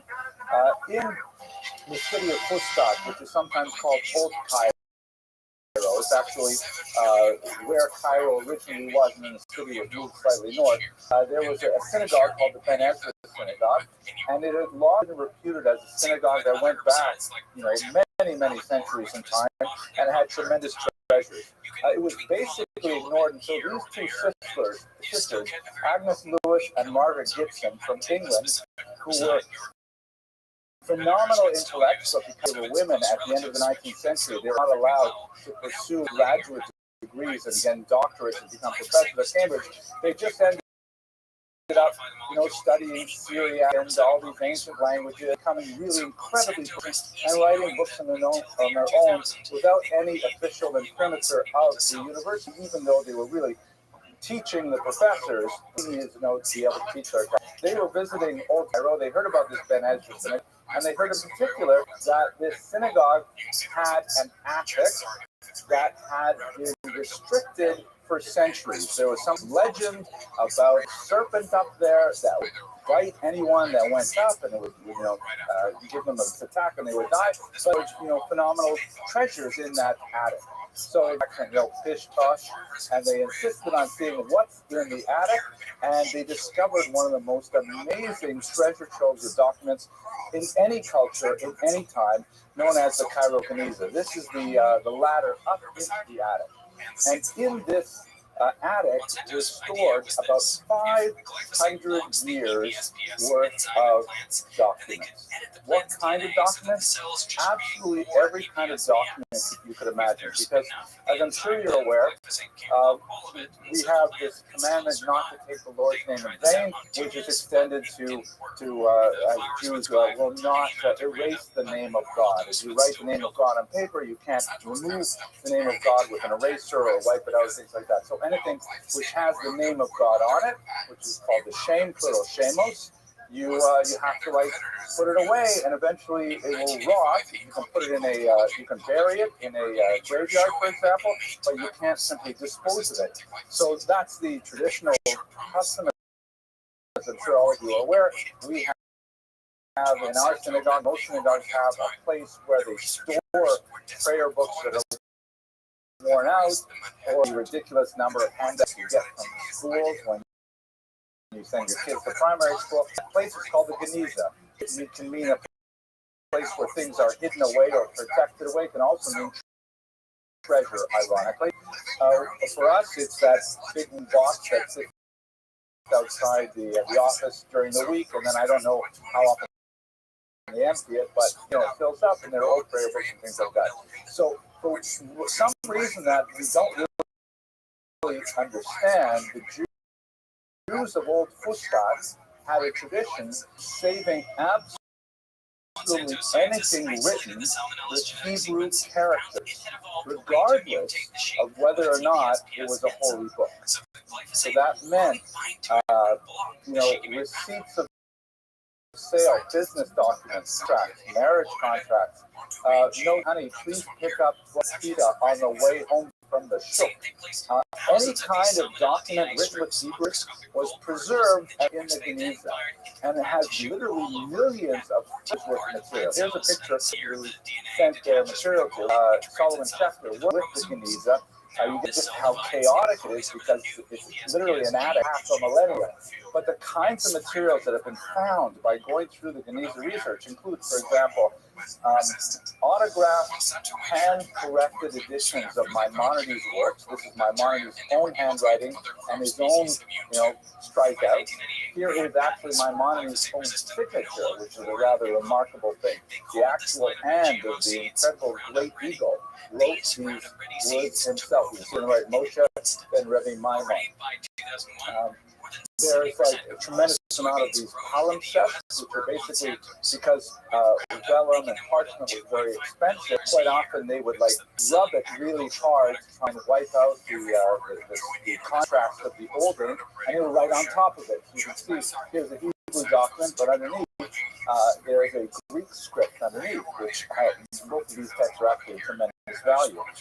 Poetry, love letters, you name it. They're all in there, including, for example, children's practice books to learn the Hebrew alphabet. Basically, the same kind of that my children would have learned, how to practice their shin with all the vowels, letters, tough with all the vowels, and so on. And we even have amazing things like children's doodles. Some child, maybe 7 or 8 years old, is drawing these pictures as he was practicing the alphabet. The Geniza is an incredible treasure trove of documents that relate to social history of Jews in Old Fustat and all of their traveling documents as well, which we'll see. So it is really one of the most incredible sources of information available for today. And it is still being very actively studied in a couple of fascinating ways. So many of the tiny fragments, I believe I read somewhere about 70% of them have not been cataloged and deciphered. And remember that we're talking about documents that sometimes have been shattered into 100 pieces and then mixed up in a big box when they went to, St. Petersburg or Cambridge or wherever they were sent, and now they have to be put back together like a jigsaw puzzle. So now with computer technology and crowdsourcing, there are a couple different projects that are doing things like this. This is called the Scribes of the Cairo Geniza, and they're asking your help to actually work in the Cairo Geniza. They've scanned all the documents, all the scraps, and no matter what your level of linguistic ability, they show you a picture like this, and they ask you really basic questions like, is this upside down? Click yes or no, and then they flip on. Then they say, is it written in Hebrew or some other language? And if no, then you say yes, Hebrew, or no, I don't know, and then you don't know what language it is, and then it'll go on to the next clip. And they'll save it where you left off, so someone who knows a little more about languages will be able to decipher that piece, and so on. An absolutely amazing crowdsourced project. Maybe in 5 or 10 years, we'll have the entire Geniza catalog, and who knows what else we will find there. So the Geniza is going to inform our discussions today heavily. All right, so what I'd like to do first, now that we've had just a sense of the kind of sources that inform the work of historians in this period, let's look at the Muslim period first, and I want to take you through a discussion of the Pact of Umar in particular. So here's a map that shows the remarkable spread of Islam in the 7th century. Now, chances are you probably learned the historiographic approach that was very popular in the 19th and the first half of the 20th century, and it takes a good 20, 30 years before new historiographic models sort of, work their way down to the primary and secondary levels. The sort of dominant 19th century Christian European approach to the spread of Islam was that, there were bloodthirsty villains who came out and they essentially said to villages and towns, convert or die, and people chose to convert, and that's how they spread so rapidly. It fails to really answer the basic question, well, how did they stay Muslim for so many centuries? Not only is it a very facile answer to how they could spread so fast, because this whole map here, you're seeing this tiny desert religion emerges out of Arabia here on the coast of the Red Sea. Here's Mecca, Medina are the most important cities there, and it spreads within, basically a little over 100 years, and it takes over basically the entire known world. Europe, at this point, with the exception of the Italian Peninsula, was not such a well-developed civilization at all. So all of North Africa, Egypt, into Spain, all the way up to Afghanistan becomes Islamicized so rapidly. How does that possibly happen? So most scholars are now working with a model that includes the violent aspect, as I mentioned earlier, but they also look to things like, for example, Islam was, especially in the 7th and 8th century, remarkably colorblind. That is, they did not accord status to conquered peoples based on their skin. And so, especially when they penetrated through Asia, going to places like northern India, where you have a very rich caste structure, and they go in and we don't believe in caste. All of a sudden, all of the Indian peoples who were suffering very terrible social disabilities could convert to Islam and literally climb right to the top of the socioeconomic ladder immediately. So there's a lot of elements of egalitarianism in Islam that was directly appealing. Also, there's a very strong message of Muhammad and as the prophet of God. A lot of the kind of elements that we see in Judaism that were so popular also made their way into Islamic thought. But I don't want to get too far away from the historical approach. It spreads over this region in a remarkable fashion, and Jews, of course, find themselves within the orbit of Islam. Where are Jews living at this time? Well, we still have some Jews in ancient Israel. Now we're really in the 7th century, so it's a small population. But we have a very large Jewish population here in Babylonia, right? Ctesiphon is essentially Makusa, a lot of the towns that we remember from the sort of Hamza and so on, right in this little region south of Baghdad, so it's a major population there. You also have a significant population in Egypt, and there are populations that are not quite as large, but all the way across the coast of North Africa and Iran, which is related to Tunis, and we have Jews in Italy, but that's beyond our discussion for today. So Jews are taken up in this region, and they have to learn to adapt to the new faith. And they learn to adapt primarily because they have actually a fairly significant shared cultural value. And this is extremely important when you think about the contrast between Judaism and Christianity on the one hand, and Judaism and Islam on the other.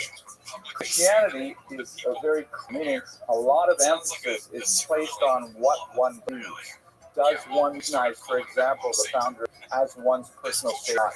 Does one make that statement of belief and affirm that statement of belief?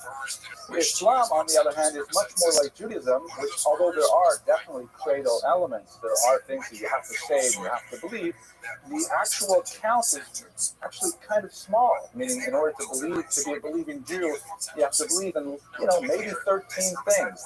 That's it. We haven't even really spent a lot of time codifying it. It wasn't until Maimonides that we began to get a count of the Yud, Ikar, and things like that. On the other hand, we are super into behavior. We are super into what is kosher and what is not kosher. What kind of tablecloth can you put on your table on Shabbos, and what kind you can't. I mean, the minutiae, the details of how a person behaves, everything from quite literally how you tie your shoes in the morning to what blessings does one say, what time does one begin the fast, what time does one end the fast, and what exactly is a fast anyways. there's an intravenous, count for a fast, all kinds of things like this. We have like books upon books upon books talking about behavior, how one behaves, and relatively few that talk about what one believes. And the opposite is true of Christianity. So in many ways, although Judaism and Islam had their fair amount of, particularly in the early years, much to Muhammad's disappointment, the Jews did not choose to convert to his new faith, and there were in fact massacres and there was significant fighting at the time. Once that died down, in reality, Judaism and Islam had a lot more in common with each other, a common shared sort of cultural vocabulary. We have kashrut, we have halal, there's all kinds of like similarities where at least we understand, even if we don't see eye to eye on all things. Whereas many of these cultural elements are not shared by Christianity. So it was much easier for the Jews and the Muslims to establish a modus vivendi, the high point of which we will discuss several next week when we look at Al-Andalus, which is the southern part of Spain, which it may be exaggerated to some degree, but it's considered one of the greatest periods of cultural coexistence in the history of the world. It's called La Convivencia, the period of coexistence where Jews, Muslims, and Christians live together with a degree of harmony that has not been seen ever since. It's a little bit exaggerated, a little bit rosy, but nevertheless, there's a lot of truth to that. But we'll discuss that better next week. So, how did the Jews sort of establish themselves in Muslim lands and find a way to exist with some stability? So, we have this document called the Pact of Umar. It is named after the second caliph, that is the successor to Muhammad as the ruler of all Muslim lands. Most scholars believe that it actually dates quite a bit later, maybe a couple centuries later, but it was attributed to Umar as kind of a way of giving it more status and age. And it's essentially, like speaking about common cultural vocabulary, it is a tshuva, it is a response of Umar to a question directed to him. And the question said, okay, Umar, you are now leader of this entire area, and we know that Islam is a jealous faith, and they're very insistent on monotheism, and we're monotheists too, but we're not Islamic monotheists. And we know that in Islamic theology, God did communicate with many peoples before Muhammad, and for whatever reason, they began to mess up the translation. And the Old Testament was kind of, thinking of software, sort of buggy, and so they had to keep adding patches to it. Christianity was one really big patch. That was kind of like Windows 3.1. But now we have, what's the latest version of it? Windows 10, I guess. You are Windows 10. You are the final Windows. There's no more Windows after you. But what's with us? So Umar makes a response to them, the document we have, which of course is probably not Umar himself, but nevertheless later, in which he says, okay, fine, because God did communicate to you, even though you are wrong-headed in your belief and you really should be Muslims, nevertheless, we will respect your ancestral faith, and we will tolerate your existence as long as you behave within certain parameters. And so in this Pact of Umar, there is a whole series of regulations of what Jews, and by extension also Christians, can and can't do in Muslim societies. And a lot of these restrictions are symbolic, humiliating, like for example, Jews not being allowed to carry weapons because that's an authority, a sign of power, and so on. Jews not being allowed to build their synagogues, to renovate them, or to build new ones, and things like that. Many of these regulations, by the way, were observed in the breach only because you could always bribe someone to be able to renovate your synagogue or even to build a new one. Although there are some interesting Syrian synagogues that the custom was to avoid attracting attention that the synagogue was improved, they would actually build downward. And most of the synagogue is actually underground, whereas you're seeing on ground level, it looks like a regular sort of building. So there were several kind of disciplines, but at the same time, there were rights and privileges also extended to Jewish people. The most important of which, that Jews were to be molested in ancestral faith. If they wanted to continue worshiping Judaism, it was a recognized religion. They couldn't do it loudly. They couldn't do it in a very ostentatious way. Purim was always a difficult holiday, but otherwise they could be left alone.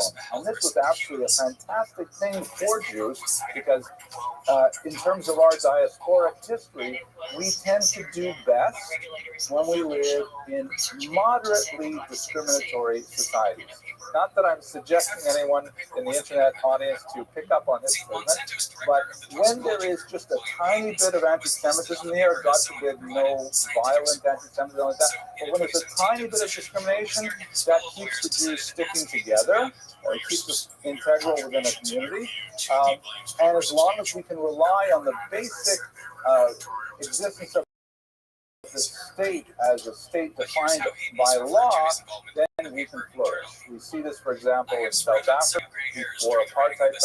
Of course, that was a discriminatory state if you were black, but if you were Jewish, it was a minor thing.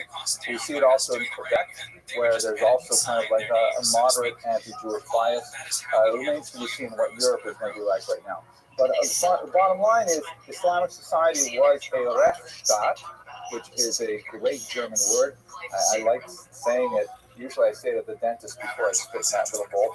Rechtsstaat, which means a society defined by law. Right? Rechts are rights or laws, and Staat, of course, is state. And Jews can exist in a Rechtsstaat. We have difficulty in anarchic environments. When there is anarchy, that is the worst enemy of the Jews, because as a minority, we are relatively defenseless. So the Pact of Lamar actually sort of stabilized Jewish life, moderately discriminatory, but nevertheless lots of potential, because we knew that, if someone were to set fire to the synagogue, then we could go to local authorities and we would get some redress for that because it was contrary to the Pact of Lamar. There are exceptions to this rule. There are punctuations of violence, and there are punctuated moments when it is ignored. But nevertheless, this is the general case for Jews and Muslim society, really up until the modern period. Ironically, it is the huge development of tension between Jews and Arabs with the development of modern political Zionism that has sort of cast a shadow on the way we look at Jewish-Muslim relations over time. The vast majority of our experience living in Muslim land was really quite a bit more positive. But we'll get to that, God willing, when we get to the end of the series. One other really important footnote, if you look back at this map for a second, by the way, let's just go back to this map here. You'll see at the top of this, there's this place called the Khazar Empire.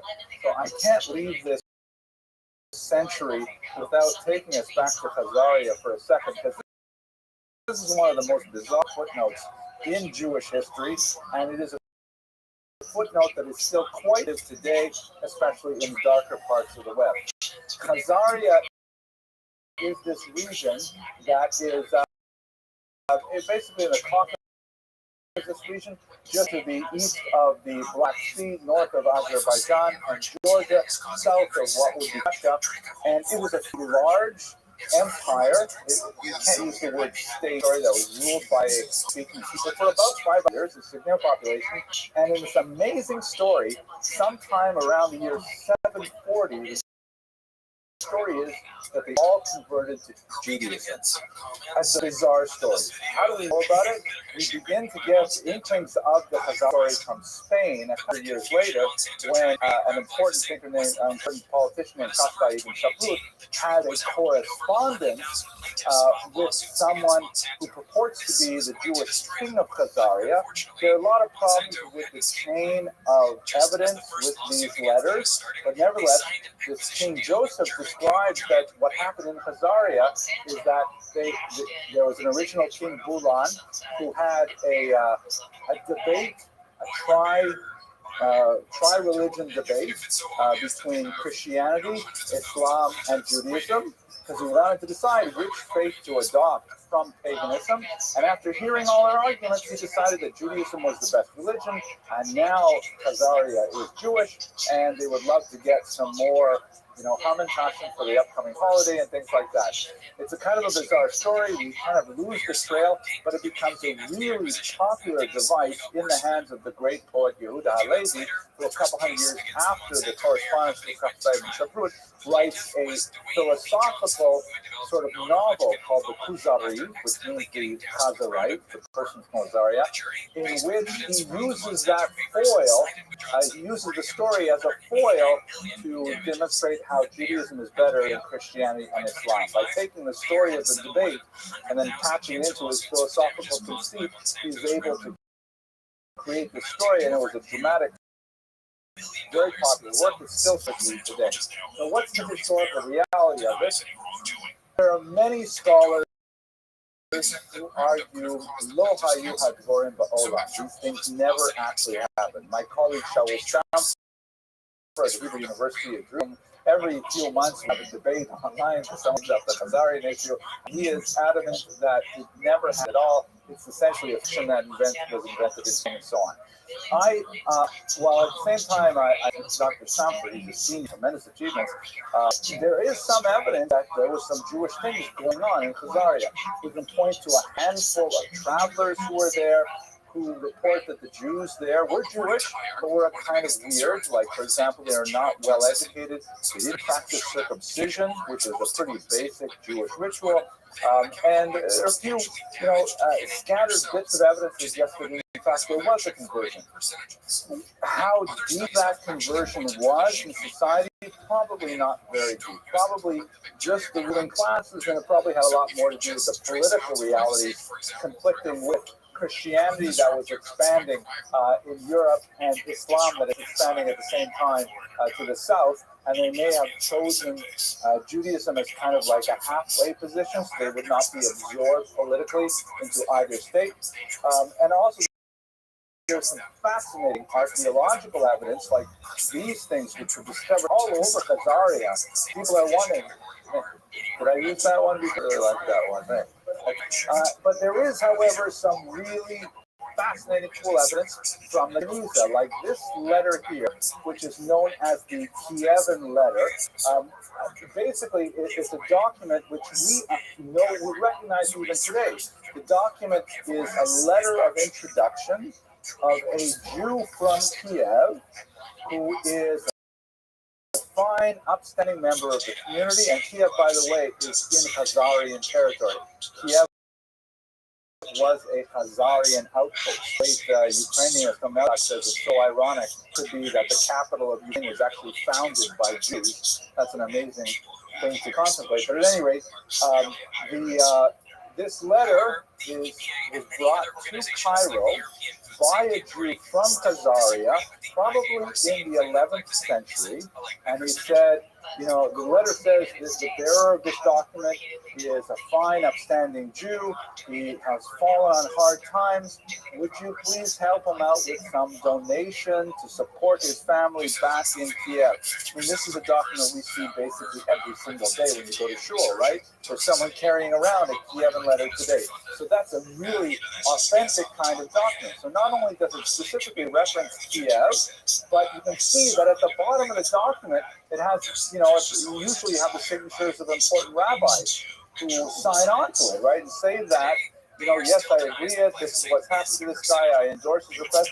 And here we have someone signed in Turkic runes, not Hebrew script at all. Probably someone who has no idea how to write Hebrew, and he is one of the leaders of the Jewish community, which indicates, according to Amelian Plutarch and Norman Gold, who studied this letter, that this is indicative of what's going on in Khazaria in the 11th century. They do have a Jewish community there, which are descended from Khazars, and they are not a very educated community. They need professional scribes to put these things together, but the important people may still even not know how to write their names in Hebrew, indicative of their lack of education. It's fascinating. One last thing, why is Khazaria so important today on the dark corners of the web? And this is something that Joel Stamper has demonstrated in a devastatingly final conclusion. There are anti-Semites on the web who are very enamored of the so-called Khazarian hypothesis that the Ashkenazic Jews are actually descendants from this Turkic people in Khazaria. And they are really insistent on proving this kind of strange, like, what difference does it make? The reason it makes a difference is because today's Ashkenazic Jews are actually Turkic peoples and not from their ancestral origins in ancient Israel with Abraham, Isaac, Jacob, Sarah, Rebecca, Rachel, and Leah. Then they are truly not legitimate Jews. The real Jews, the Israelites, they were gone a long time ago. The people who are claiming to be Jews today are actually Khazarian. They're actually like mud people. They sometimes use really derogatory language for this. So, and they use this as a reliever to try to delegitimize the Jewish identity of people who call themselves Jews. There's a lot of funny things going on here. Like, for example, the DNA testing has absolutely, without a doubt, proven that nobody pretty much has Khazarian DNA. Maybe that's where the Khazars come from. If you call a guy a Khazar, maybe he has that. But there's no linguistic evidence of Khazarian behavior. There's no literature. There's really nothing to say that the Khazarians actually made much of a dent in the regular Ashkenazic population. Okay, let's move to the Christian area now. So we've got a sense of what's going on in the Muslim areas and also in Khazaria a little bit. The doctrine witness in Christian lands, Christianity has a more serious problem to deal with than the Jews. The Muslims dealt with the problem with the Pact of Umar. We figured out a way to deal with them. But unlike Islam, which views itself as kind of being a successor to Judaism, but never really feels the need to prove itself right over Judaism, Christianity constantly feels this need theologically to defend itself as legitimate faith vis-a-vis the mother religion. I think we've spoken about this a couple of classes ago, right? The idea of like the girl who goes to and the mother doesn't like it. So it's a good argument, but it's too much for us today. The church struggles with how are we supposed to relate today? And there are voices arguing for more extreme measures. You know, the genocide it's hard translated into 7th century terms, but the idea of, well, why don't the Jews just go away as they present a huge problem to us theologically and so on? Maybe through expulsion, maybe through war, something like that. So some of the church fathers thought about this very heavily and came up with the doctrine of witness, which is really crucial for Jewish survival through the next 1,000 years. The most famous of them was St. Augustine of Hippo, shown here in he lived in the 4th and early 5th century in North Africa. And St. Augustine of Hippo, when thinking about the Jews, he coined the phrase, slay them not. Which basically means don't kill the Jews, please. Why not? Because we need them to witness the truth of Christianity, to testify that Christianity is true. What does this mean in a nutshell? That since the Jews were the original chosen people, that is not a debate in Christianity. They're originally the chosen people, and then somehow they lost that chosen status. But because chosen, they knew what it was like to be close to God at some point. When the Messiah returns, in Christian theology, when the Messiah returns, then the Jews will be able to say, oh my gosh, that's him. You were right all along. We were wrong, and you were right. If all the Jews are dead and gone, there's no one around to be able to say that with authority. So the Jews must be kept around always in order to act as a witness in the end of days. That is the theological function of the survival of Jewish people. And this sounds kind of like nasty, because, you know, is fully dependent on validating Christianity, but it was to use the Latin term amaya. It was great because it meant that, or accepted, it meant that Jews not be massacred. It's true, like with some lands, there were moments punctuated of violence, and we have this, of course, that it was not the high church, the highest level of the church, never stepped over this line and said, yes, we have to massacre all the Jews. We have to try to control them, we have to expel them, we have to persecute them, but massacring them was not one of the options because St. Augustine had clearly set it down for Christian theology. And there are a few other major heroes in this era, like Pope Gregory the Great of the 7th century and onward. Now, there were ambiguities to this because the model only works as long as Jews are in a degraded state. So let's say the idea is that we have to keep the Jews around because we will need them later. But what if the Jews were to become extremely successful right now, let's say in the 11th century, and they're very wealthy and they are ostentatious and they're driving around in their 11th century Rolls, and the Christians look at each other and say, wait a second, I thought they lost the favor of God. How is it possible that they're doing so well? Maybe there's something wrong with what the church is telling us. So the doctrine of witness had kind of a dark side in that it also went along with disabilities applied to the Jews, humiliations like the Jewish badge, rituals like, for example, once a year, usually Easter time, the chief rabbi of a given town would have to endure a ritual slap in the face from the mayor of a town. The Jews' oaths are not believed unless they stand on a pigskin. Things like that. They're like ritual disabilities. And the idea is that we want the Jews to stay alive according to the doctrine of witness, but they have to always be in a degraded state or the model doesn't work. So that's basically the condition of the Jews up until the 17th and 18th century. They were in this kind of limbo theologically, where we were allowed to exist. We had a tolerated space, but we could not overstep those bounds. We had to always maintain kind of like, we were sad to be Jewish, and we regret our stubbornness. By the way, this is a really interesting way. We can see it says, my friend here, St. Augustine, please pray for us. And there's actually a relic, the forearm of St. Augustine himself is preserved here under glass, and that's weird at all. So look at a historical moments that are accepted, and they are extremely important. First, one that I'd like to look at is the Crusades. So the Crusades is actually a defining moment, bringing together Christian Europe no time before. It was occasioned in the 11th century, 1095, when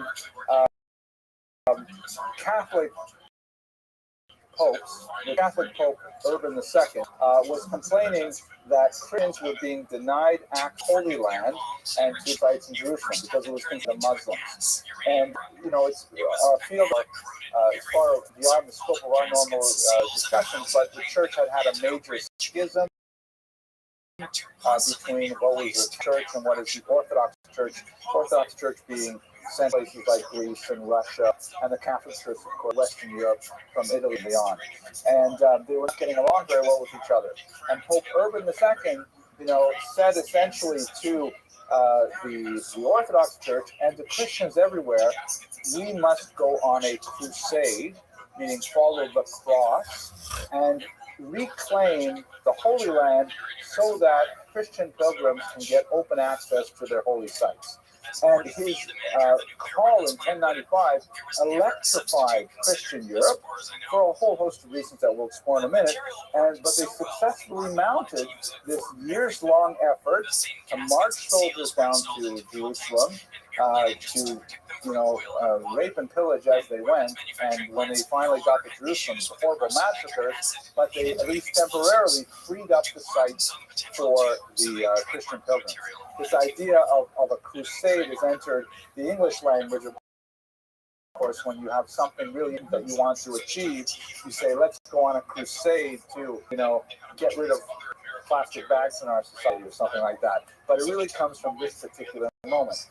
Here's a map that shows you the multiple crusades because they were not successful in obtaining the Holy Land. The Muslims would constantly drive them out, and the massacres just got worse and worse, and so it led to huge enmity between Christians and Muslims. So there were several of these crusades that went by land or by sea. Now, the one that's especially important for us in Jewish history is the very first crusade, which began in the late 1095, and in 1096 there was a terrible occasion right around this time of year, actually a little bit later, close to the summertime, because there were a group of crusaders who said, wait a second, why should we schlep all the way from Germany all the way out to Jerusalem to defeat the infidel, the non-faithful? We have infidels living right here in our backyard. In fact, there's 3 Jewish towns, Speyer, Worms, and Mainz, that are known by the acronym SHUM. They're right here. There are several thousand Jews living here. Why don't we just attack the infidels here? And so you had a series of horrible massacres of Jews living in these towns that had phenomenal ramifications and reverberated through history. I'm going to look at those ramifications in a minute, but I want to point out that we actually remember these particular crusades every Saturday morning when we read the Tefillah of Harakamim, which is specifically in memory of the martyrs who died in these horrific crusades. We should understand that the crusades, we're not talking about professional armies for the most part. We're talking about a certain number of noblemen who had free time on their hands, bring along pages and so on, and squires.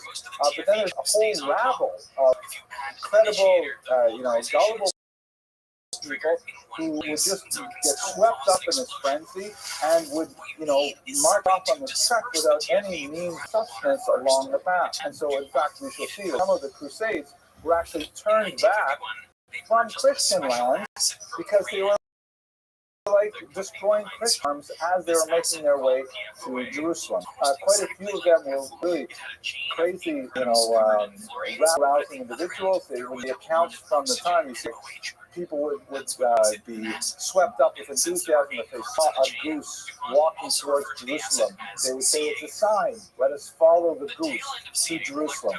Eventually they would eat the goose, but they would keep going to Jerusalem, that kind of thing. So there was this social upheaval of these masses that could not be easily contained, and they vented their elemental desire for violence on the Jews rather than making their way all the way down to Jerusalem. How did the Jews react? So there were several different responses that are recorded in the very powerful chronicles that we have from this period. We actually have several different chronicles from many Jews who experienced this. It was like a major turning point in Ashkenazic history, and we have first-person records of it. The first thing that's kind of interesting is that the Jews first sought refuge from church authorities. Meaning you have these crazy hooligans who are coming outside the city gates, and the Jews would rush to the bishop and say, protect us. And the bishop would protect them. In fact, the first of those 3 towns, the Jews went into the bishop's home, and he sent his troops out, he sent his guards out to meet the crusaders. He asked who's in charge here. He got the one in charge, cut off his hands, and immediately the violence ceased. That was all it took. So in general, pogromists tend to be cowards, and when they face a little bit of resistance, then they all dissipate. So they moved on to the second town. But it is interesting to note that the Jews felt that the church was possibly their best source of refuge. This was viewed as an anti-Semitic thing directed from the higher church. It was really more of a social class element that had some sort of Christian overtones. Secondly, the Jews attempted to pay off the Crusaders. It turned out unsuccessfully. The Crusaders took the money, but decided to invade anyways. This is kind of like the traditional Jewish approach to threats of this nature. Either hide your attacker or run away. As I think I may have mentioned to you, there's a joke, and it's no longer true, but people used to say, why is it that there are no great Jewish piano players, no great Jewish pianists? And the reason is because it's very hard to run with a piano on your back. We're very much better with like snare drums and clarinets, things like that. But so Jews adopted what one of my students once called the fee or flee strategy of survival. Either pay off the attacker or run away. And that generally worked for much of our history. God willing, when we move on in this course, see that one of the big criticisms, an internal Jewish criticism of the Holocaust era, is that the leadership of the Jewish community was not able to envision another kind of enemy, an enemy like Hitler, you must know, who was not prepared to accept contributions, and in fact was no longer interested in having the Jews flee. But that will be further apart. We still have 1,000 years of this kind of solution. Another option, baptism. You know, the Crusaders did have kind of a Christian veneer to their attacks on the Tri-Town of Shum. And so there were some Jews who elected to convert to Christianity in order to avoid being killed. Some fascinating and very tragic responses written by none other than the great Rothschild, who lived through this time, who advocated allowing those Jews to return to the fold after they had, gone through the rites of baptism to save themselves, which was not at all a simple matter to decide. There were some opinions that said no. Once they had lost their rights to be part of the Jewish community, but Rashi laid down the line, says no, they did so clearly under duress, and they should be returned to the community. And finally, most tragically, this is one of the most heart-wrenching aspects of the Crusades, and we have many chronicles that describe what has been called by one author the Akedah, the last binding of Isaac. Many Jews, for example, finding themselves locked in the synagogue surrounded by crusaders, elected to engage in suicide pacts, where they murdered their own children and their own spouses before they took their own lives. Just horrific. Rather than submit to baptism, they chose to commit suicide. And it's an absolutely horrific kind of a scenario that is described with very evocative language from the period. But in my humble opinion, I think there's tremendous ramifications for Ashkenazic history. Because even though we're talking about a relatively small group of people, the number of Jews living in the Tri-Town was probably not more than 10,000 people. And so the number of Jews who actually committed martyrdom, maybe we're talking about 500 people, 600 people at most. More likely, it might be something like 50 people. 50 people is still a lot of people, there's no question. But the reverberation of the horror of that act had a huge impact on the Ashkenazi self-image. As a result of the experience of the Crusades, Ashkenazi Jews, I would tend to argument, began to the outside world as very toxic, as very hostile. They began to turn inward and become much more insular as a result. Viewing the outside world as so threatening, the only solution for Jews was to circle the wagon and look into the and seek refuge there. Had ramifications for how they studied the Torah, how they developed their business models, and so on, which is not necessarily the case, as we shall see God willing next week. And we look at Sephardic Jews, which was not faced with the same kind of immediate test of martyrdom, or right now, it was more of a lengthy, long trial, and they elected to adopt more of an accomplished approach. This over, let us just hold on for the time being, then we will be able to re-emerge in our full Jewish identity with a different approach that had different ramifications for Sephardic history. It's a gross generalizations, but I think there's something useful in thinking in these types for now. One very last important element of our period, of course, is the economy. One of the things that's prominent in European society, not in the Muslim society, is the Jewish involvement in money lending. And there are some really good reasons for this. The first is church law. Under something called the law of Gratian, Christians were not allowed to charge interest to each other. For the exact same biblical reason that Jews are not allowed to charge interest to one another. I recommend you try the 1-800 number at the back of the credit cards. See if the CEO is Jewish. I've never been able to get any success at getting my interest reduced on that basis. Nevertheless, I thought that was funny. I said it anyway. So the law of Gratian meant that since Christians can't charge interest to each other, there's basically nobody offering credit until about the 14th century.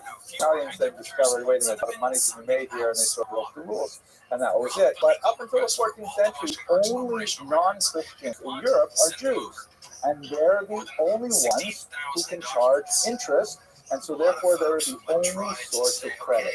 Really important in an agricultural economy where you're dependent on the seasons, where all your money is in the ground until harvest time. So the Jews are really incredibly important to the functioning of that society economically. Huge advantages for Jews. Contrary to popular belief, Jews were generally allowed to own land in almost all of the history. But why would you want to own real estate? Because it's so precarious that you could be evicted from this region at any time, that the king could simply expel all Jews, as they would for several times, at several points in the medieval period. So why would you want to own real estate? Because that's essentially kissing your money goodbye. Put your money in something liquid, something that maybe you can carry with you. These kinds of things are definitely very appealing. Also, it's an urban profession that requires the use of the mind rather than being a farmer and working with your back and your muscles. It's a clean profession. It allows for banker's hours, so you have plenty of time to study the Talmud and so on. It's an urban profession. You can live in a city. You can live with other Jews. All these things are very great advantages. The disadvantages, however, of being money lenders is that, there's always a resentment. Everyone loves money lenders when they want money, but when they have to pay the bill, everyone hates the money lenders.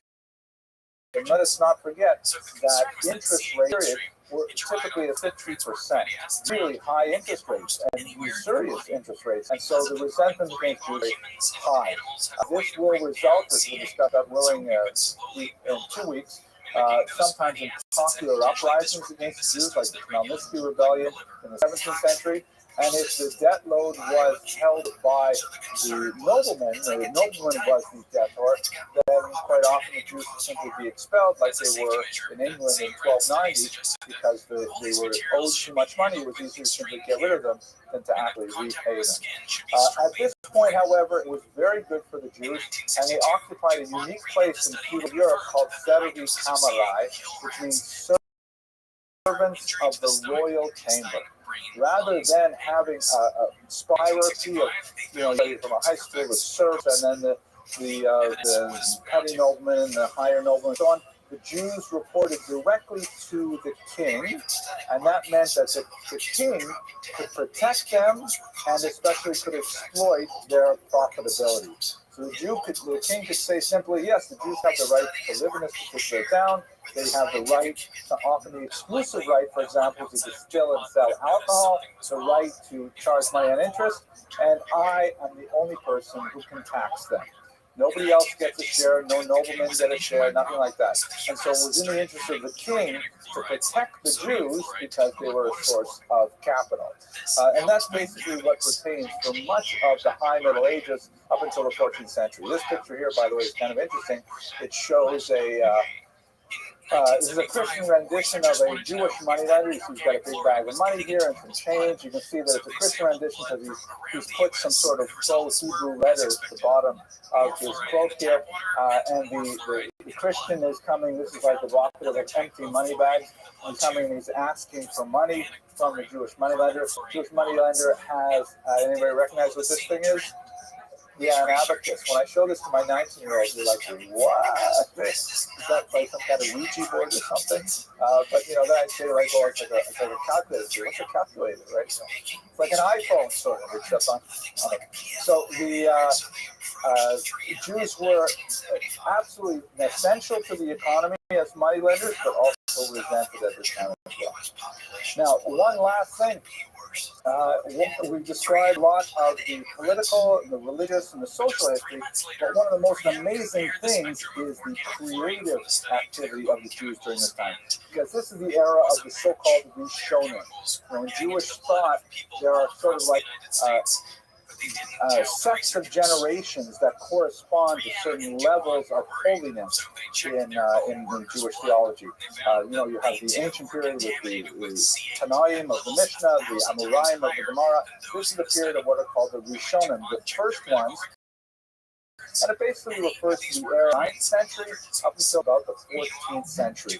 And all the scholars who were active in this time were incredibly creative and doing some phenomenal things. I've already mentioned Rashi, who is one of the great commentators in the Bible, who composed an absolutely amazing commentary in the Bible. Few terse words able to illuminate huge passages that are otherwise quite impenetrable in the biblical text.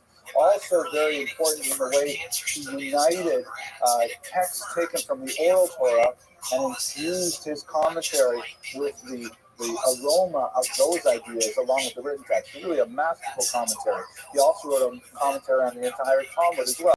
You also have analyzers like his descendants, the Tosafot, and that whole school of thinkers who essentially said, they asked really hard penetrating questions like, how can it say this over here in the Talmud when we just read 2 weeks ago over here the opposite in the Talmud?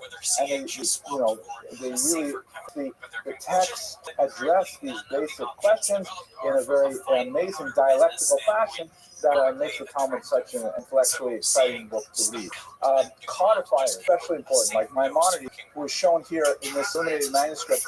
Maimonides wearing tefillin is instructing other people in how to use an astrolabe, right, which is like a device used for navigation and by the stars. The codifiers essentially said, okay, wait a second, we've got this bizarre, rambling, amazing book called the Talmud, but it's so hard to figure out how you're supposed to behave. So let's start all over and let's reorganize it in a law code that you can actually look up the law you're looking for. Whereas I described, you'll recall last week, the Talmud is sort of like this long, chain of association. It's a long stream of consciousness kind of document, and you have no idea what's going to happen on the next page because it's like a long, rambling conversation. So Maimonides essentially said, okay, let's start from the beginning. Here's a law about keeping kosher. I'm going to put it over in this book about keeping kosher. Oh, here's a law about Shabbat. I'm going to put it in this book about Shabbat. And then he created what he called a Mishnah Torah, a repetition of the Torah, which is essentially the whole thing, but laid out in a kind of logical Greek fashion.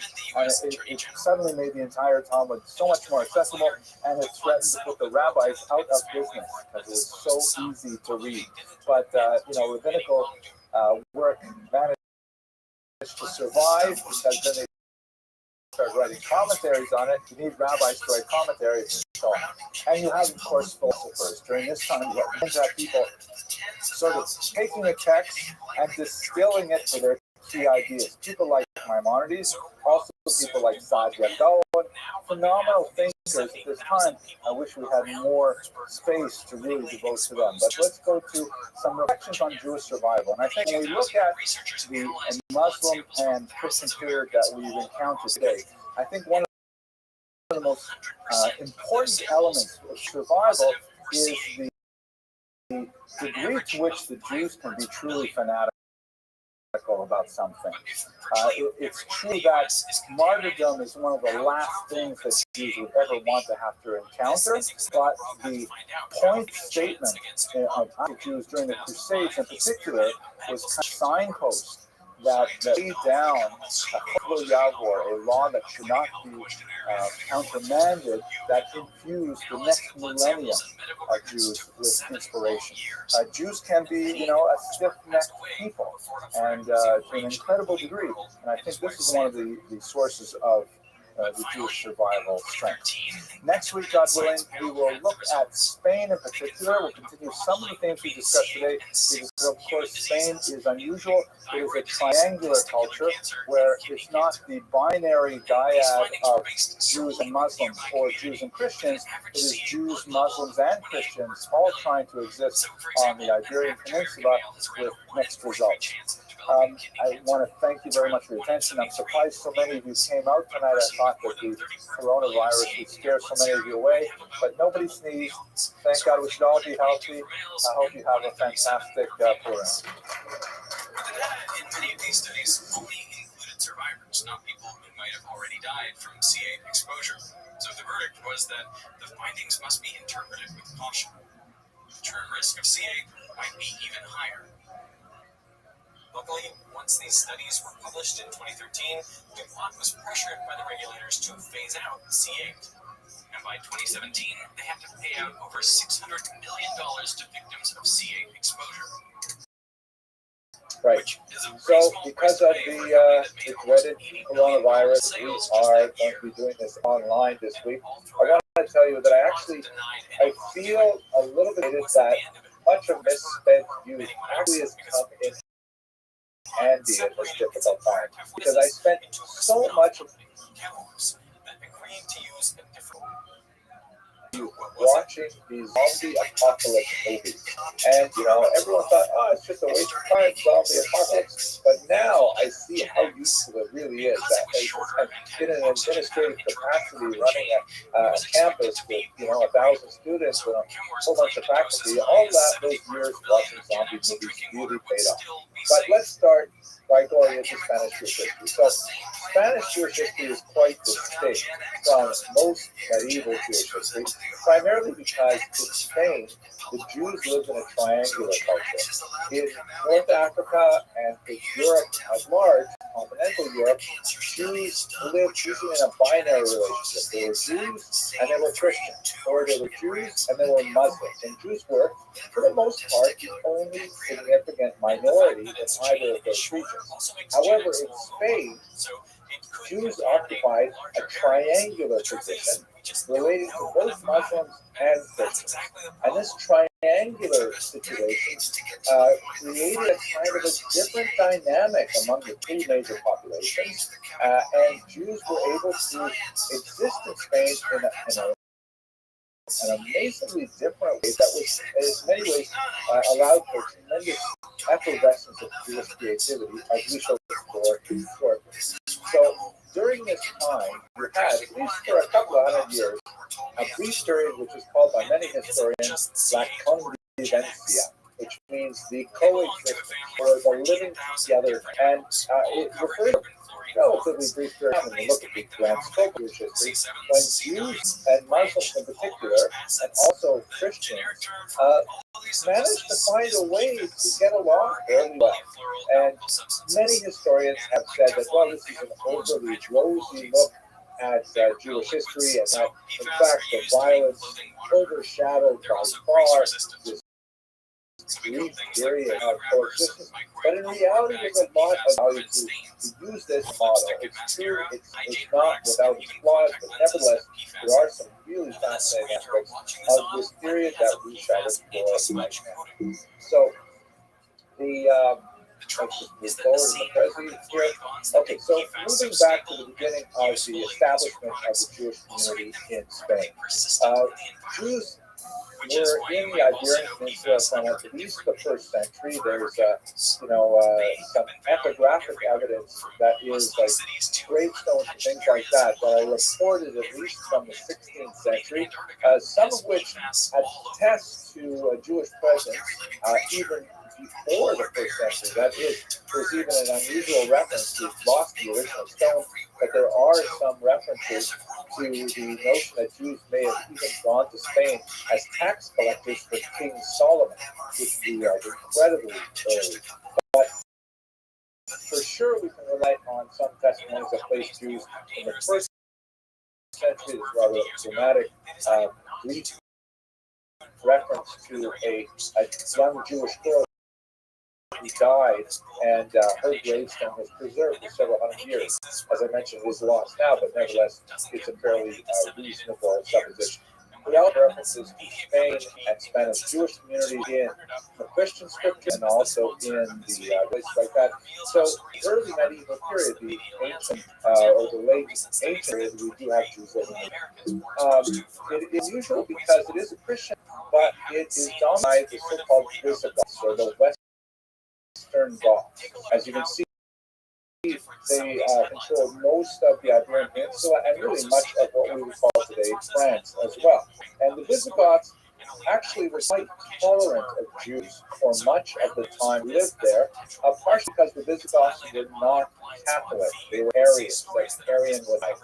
And the Arians had a very different view of the divinity of the founder of Christianity. They had more an idea that he was somewhat like a prophet, something like that, rather than actually the Son of God, which was much more problematic in Jewish theology.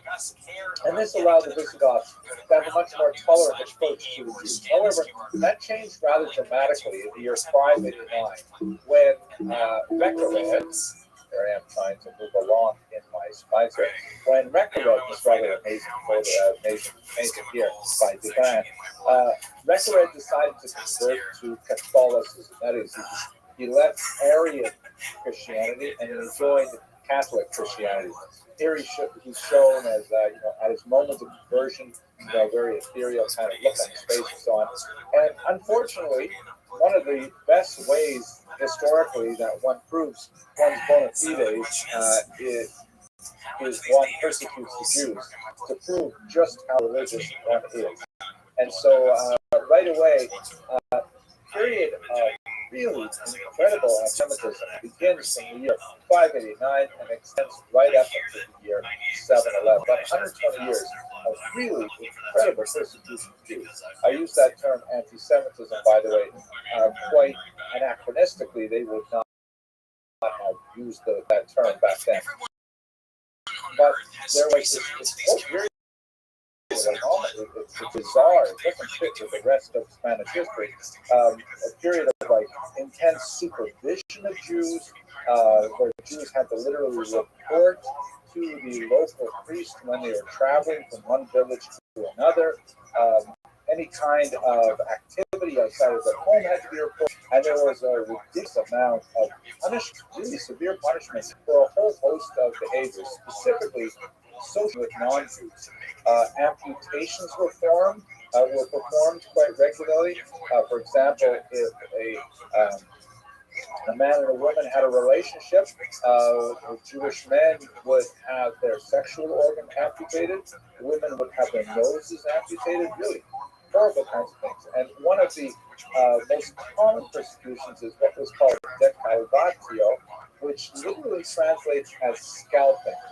It's hard to understand whether they're referring to the actual removal of the skin, the scalp from the head, because that's really quite a dangerous operation, but people seem to have survived it. So it might have been like a rather humiliating kind of extreme haircut, and we're not really sure, but punishments were meted out left and right during this brief but intense period of persecution under the Visigoths from 589 to 711.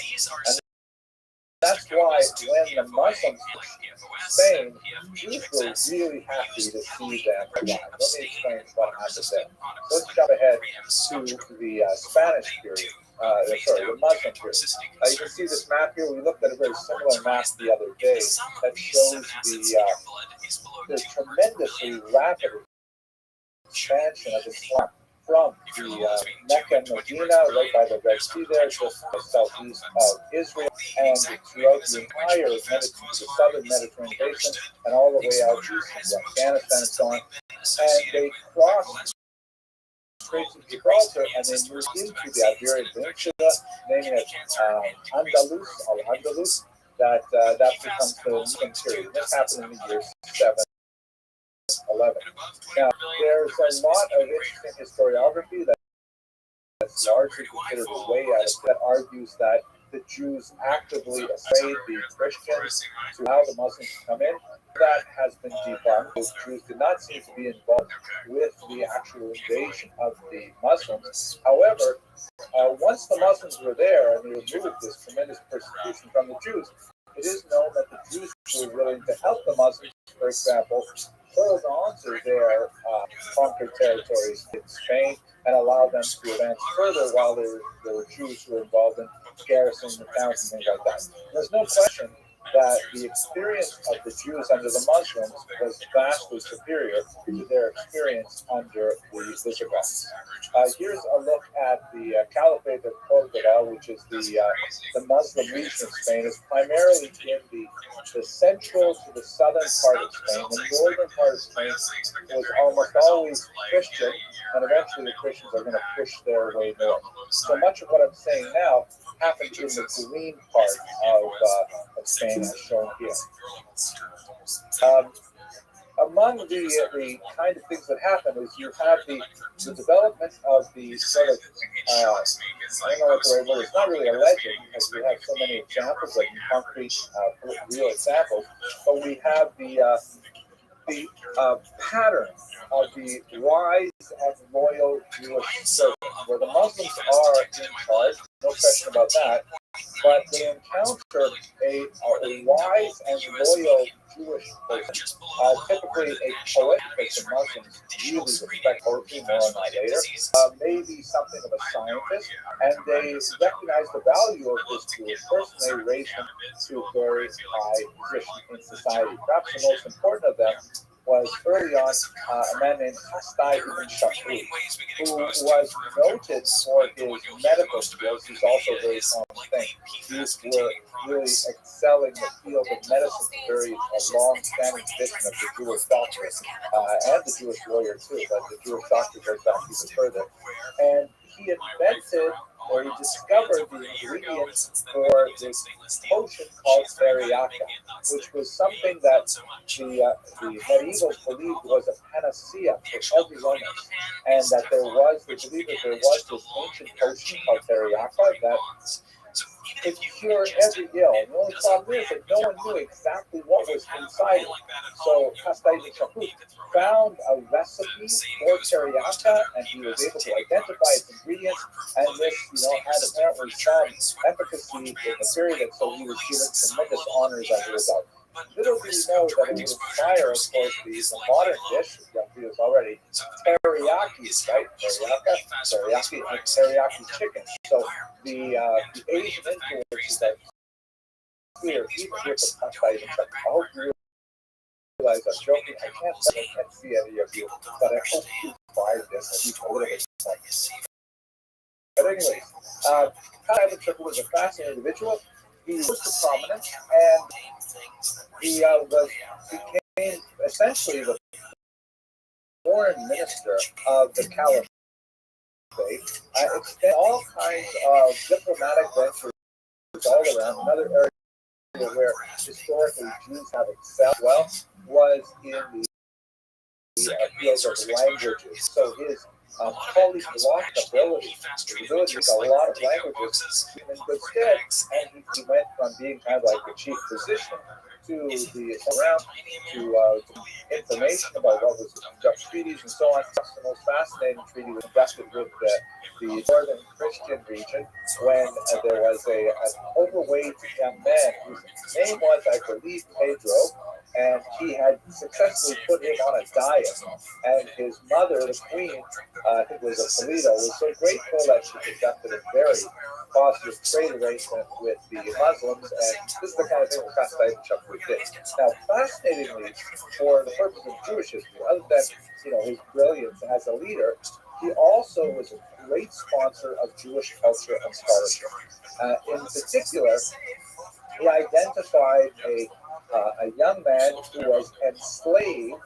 His name is Moshe ben Hanoch, and his story was that he was on a ship with several other scholars that was shipwrecked, and he was taken as a slave, and Hastai ibn Shapur ransomed him from slavery, a very common thing, by the way, in the medieval period.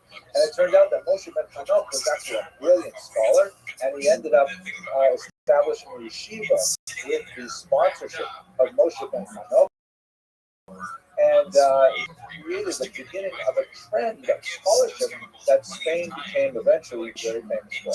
One of the things that was going on was the Spaniards were especially concerned because, if you look at the map, the central Jewish activity is where we left Jews last week, and the week before especially, they're in Mesopotamia, in the Babylonian region. Spain is the periphery way on the outside of the Mediterranean, far, far away. So if Spanish Jews want to learn the Talmud, they really, really want to make sure that the texts that they are learning from are very accurate. So there's a tremendous amount of push to precision and accuracy in the copying of Talmudic texts. So this is the kind of thing that Spaniards became very famous for, is being especially careful about the text. And it turned out that as Spanish Jews began to grow in influence and in wealth, a lot of the relationship between the center and periphery, because Spain was sending a lot of money back to the big yeshivas of Surah and Tbilisi in the Mesopotamian region. And these regions owed their gratitude to Spain, had a new dynamic development, center-periphery relationship with Talmud and so there's some beautiful descriptions of how Spanish Jews were wealthy but not printed. They would send questions all the way to Babylonia for direction on halakhic advice, how to behave, and they would receive these back, which would be attended with great pomp and circumstance, and they would all gather and ceremonially open up the letter, and they would read it in public, and it was like a huge hoo-ha to receive a letter from Babylonia that just gives a sense of how they behave. Now, fascinating as well, it is a periphery. It is like, think like in the 1900s or something like that, where anything that comes from New York comes from Europe. Oh my God, that would be such an amazing event. Some of the things that were going on at this time, there was they love poetry. First of all, the Muslims love poetry. Tremendously attracted to fine poetry. So Jews also became in love with fine poetry. But the Hebrew language was not at this time really well adapted to the poetic trends of the day. In particular, there was a debate over something called meter, like how you actually measure out the beats in a sentence so it has kind of original quality. And most Jews were using the traditional form of meter that was championed by a man named Menachem Ibn Saud, that essentially sort of one full stop. But along came not Ibn Abrad, who said, wait a second, we have a few of these vowels, like for example the shva, the two dots that are pointed underneath the letter. And whether it is a shvana or shvanach, I won't go into the technicalities here, but you can count that as a half beat or a full beat. You have some flexibility there. And if you count it as a half beat sometimes, it creates whole new metrics which are actually modeled on the Arabic language. And so Jews loved this new thing, but there was a culture war that went on between those traditionalist Jews who loved the old style poetry and did not like this new kind of hip-hop stuff that was coming from Baghdad. On the other hand, the younger Jews were saying, wow, not Shimon Abrad. Elvis Presley is bringing out some new poetry. And amazingly, they actually had street riots for poetry-loving Jews in the city of Granada. Can you imagine a society in which Jews come to blows over poetry? Right? Wow, I love it. I think it's fantastic. Anyways, that gives you a sense of, like, in the 10th century, the kinds of things that were cooking in Al-Andalus. Now, I have to tell you about some of these amazing figures. We lost chicken, and here we go, too. For example, check this out. It's so amazing. Shmuel Hanagi, 11th century, as Abraham and Dawood writes his story, and the days of Kashdai, and Kashdai and Sheprit that we used to talk about, they began to chirp.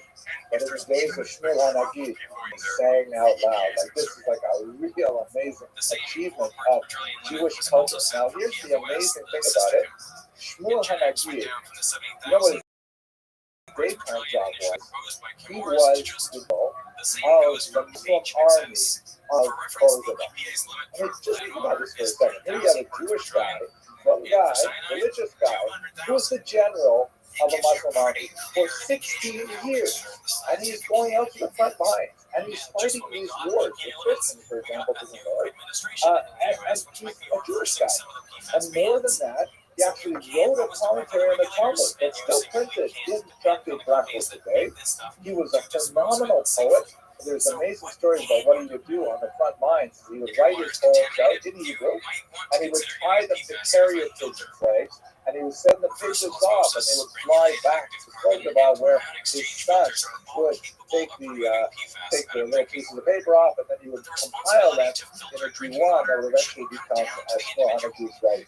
Just think about it for a second. Here's the guy. This is, by the way, this is really the Sephardic paradigm.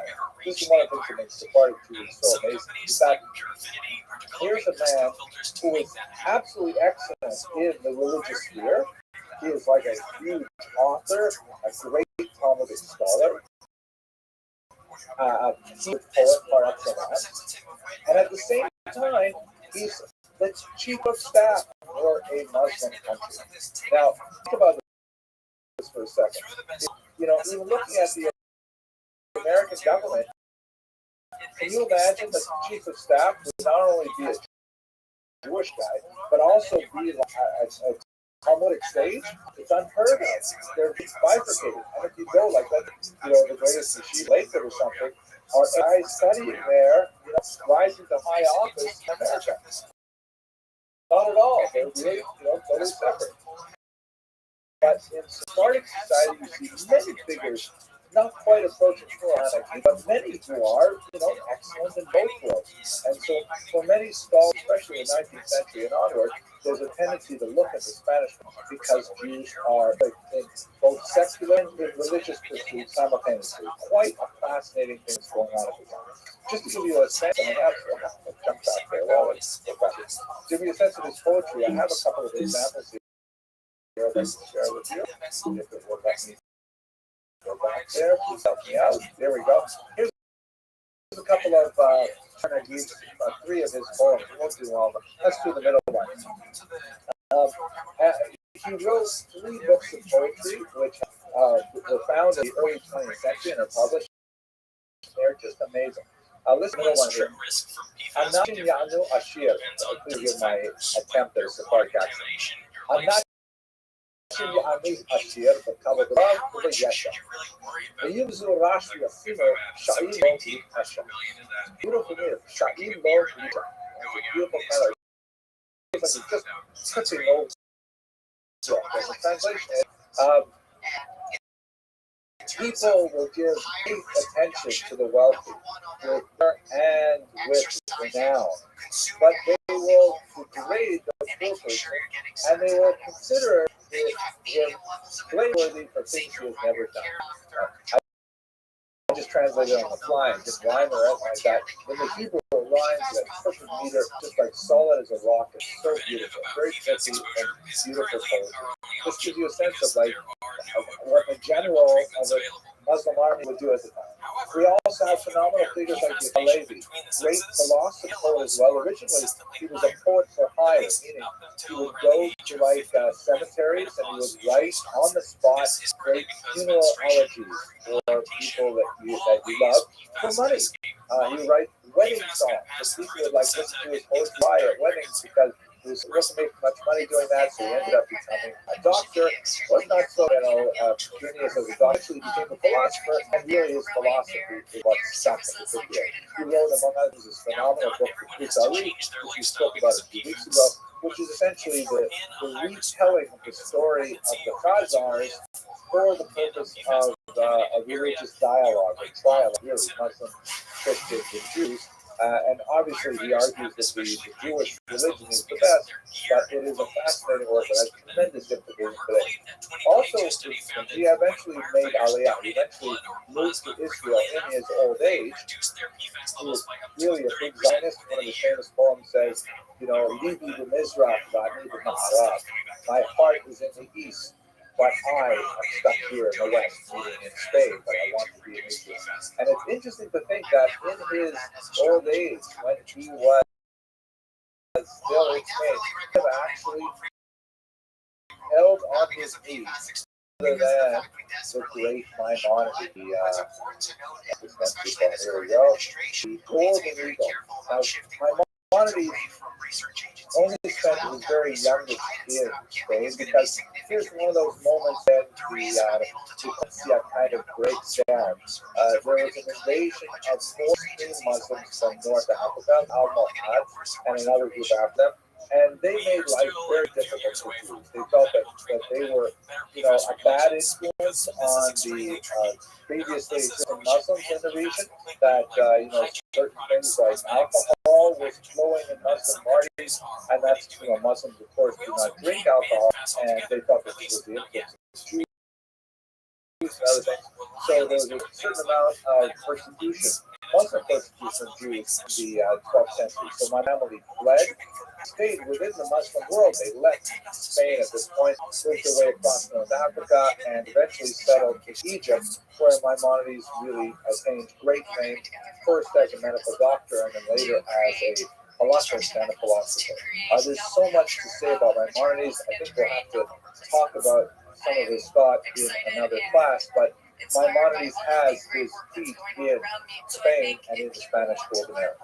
Now, the Golden Age comes to a steady and inevitable conclusion as the Reconquista begins. That is the reconquest of Spain. That's a Christian term because it refers to the driving out of the Muslims that begins in the north and slowly pushes down the Muslims and pushes them out of the Iberian Peninsula in 1482. You can see from this map that the sort of the yellow becomes the orange and eventually the green areas, which are Muslims, as they are the last to become Christianized. And in the context of the Reconquista, the Christians have to come to terms with these Jews who have previously held very important positions in society and are really quite well situated, but the Christians are trying to assert their dominance not only over the Muslims who are the lords, but also the Jews who are quite significant in society. And a lot of things happen along with this that are really quite unfortunate. The disputations, for example, is perhaps the first expression of this.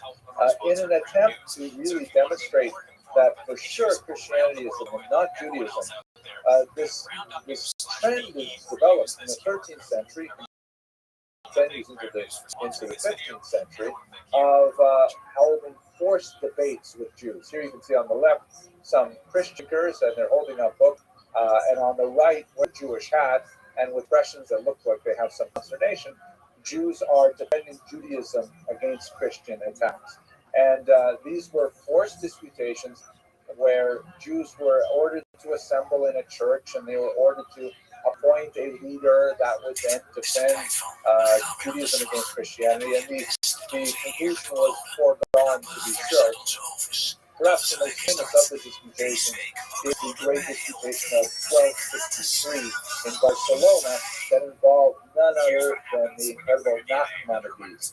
Not to be confused with Maimonides, who we discussed earlier. Nachmanides is Rabbi Moshe ben Nachman, the son of Nachman. And he was, unlike the disputants, who was probably Christianity, typically a converted Jew to Christianity, whereas probably Christianity had a very superficial knowledge of Judaism. Rabbi Nachman was actually a tremendous genius and a very well-regarded commentator whose thought is studied even today. We actually have a tremendous record of their dialogue of debate because both the Christian side and Nachmanides published their version of it, and we can compare them and see where they interact and where they diverge. The debate obviously was officiated by Pablo Christianity, but Nachmanides' performance was so admired by the King of Aragon that gave him a huge pile of money, and he said to him, "Listen, that was a great debate, but you better hightail it right out of Spain right now." And so in his old age, Nachmanides had to flee Spain, really because he had done such a fantastic job in this particular debate, and he made his way to Israel, where at the end of his life, really, he started a new career and he reestablished the Jewish community in Jerusalem in the late 13th century. When he arrived, he said they did not even have a minyan, quorum of 10 men over the age of 13 in Jerusalem, of all places. They had to bring Jews in from the surrounding villages. But Nachmanides was able to restart that Jewish community, a phenomenal achievement. But it gives you a sense of the beginning of the end of the golden age of Spain. Let me just take you a couple centuries further ahead right now. Let's jump ahead, because we have to talk about the Inquisition. To understand the Inquisition, we really have to go back about 100 years before it was instituted in Spain, to the year 1391. In that year, there was a wave of pogroms that spread through northern Spain in particular, and many Jews were forcibly converted.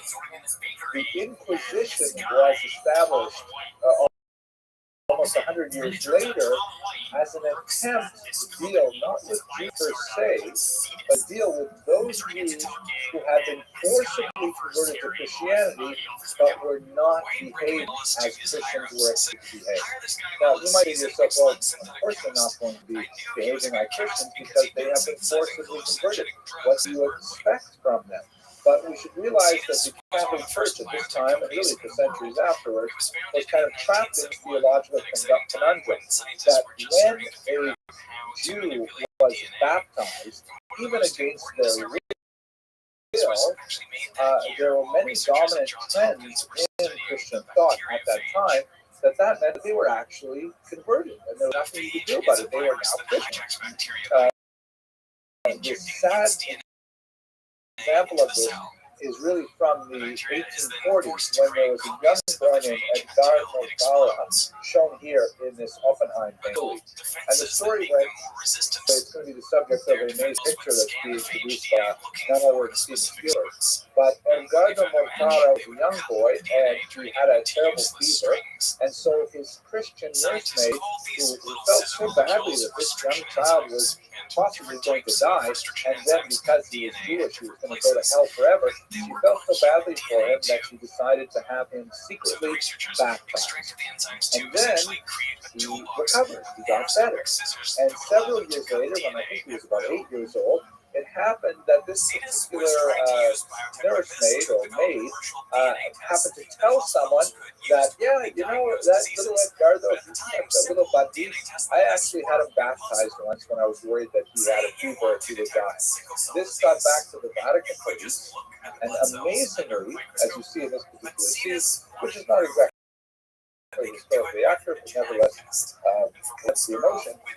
The Vatican police actually kidnapped this young boy from his home and took him into the papal palace to be raised as a Christian. Why?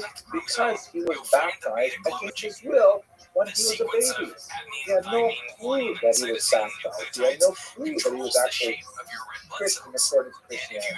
And this was a horrific event. Of course, the parents complained and the parents sought redress, but the papal states had power at that time in Bologna, and the Pope refused to release him. It became a cause célèbre across the world. The great Moses Montefiore became very involved. Jewish organizations all over the world, including in New York, were protesting and said that, you know, this is after all 19th century. You can't just kidnap a child for religion. The Pope ultimately did not release him under this principle that when baptized, he wasn't baptized. And what ended up happening was he ended up becoming a Christian priest. You can see him here on the right. He actually made a career later proselytizing Jews. Here he is photographed with his mother and with his brother. And you can see kind of the strange family dynamic going on in this particular picture. But this is an example of the kind of restriction placed on Jews who were even forced to be baptized that was pertaining even in the 19th century.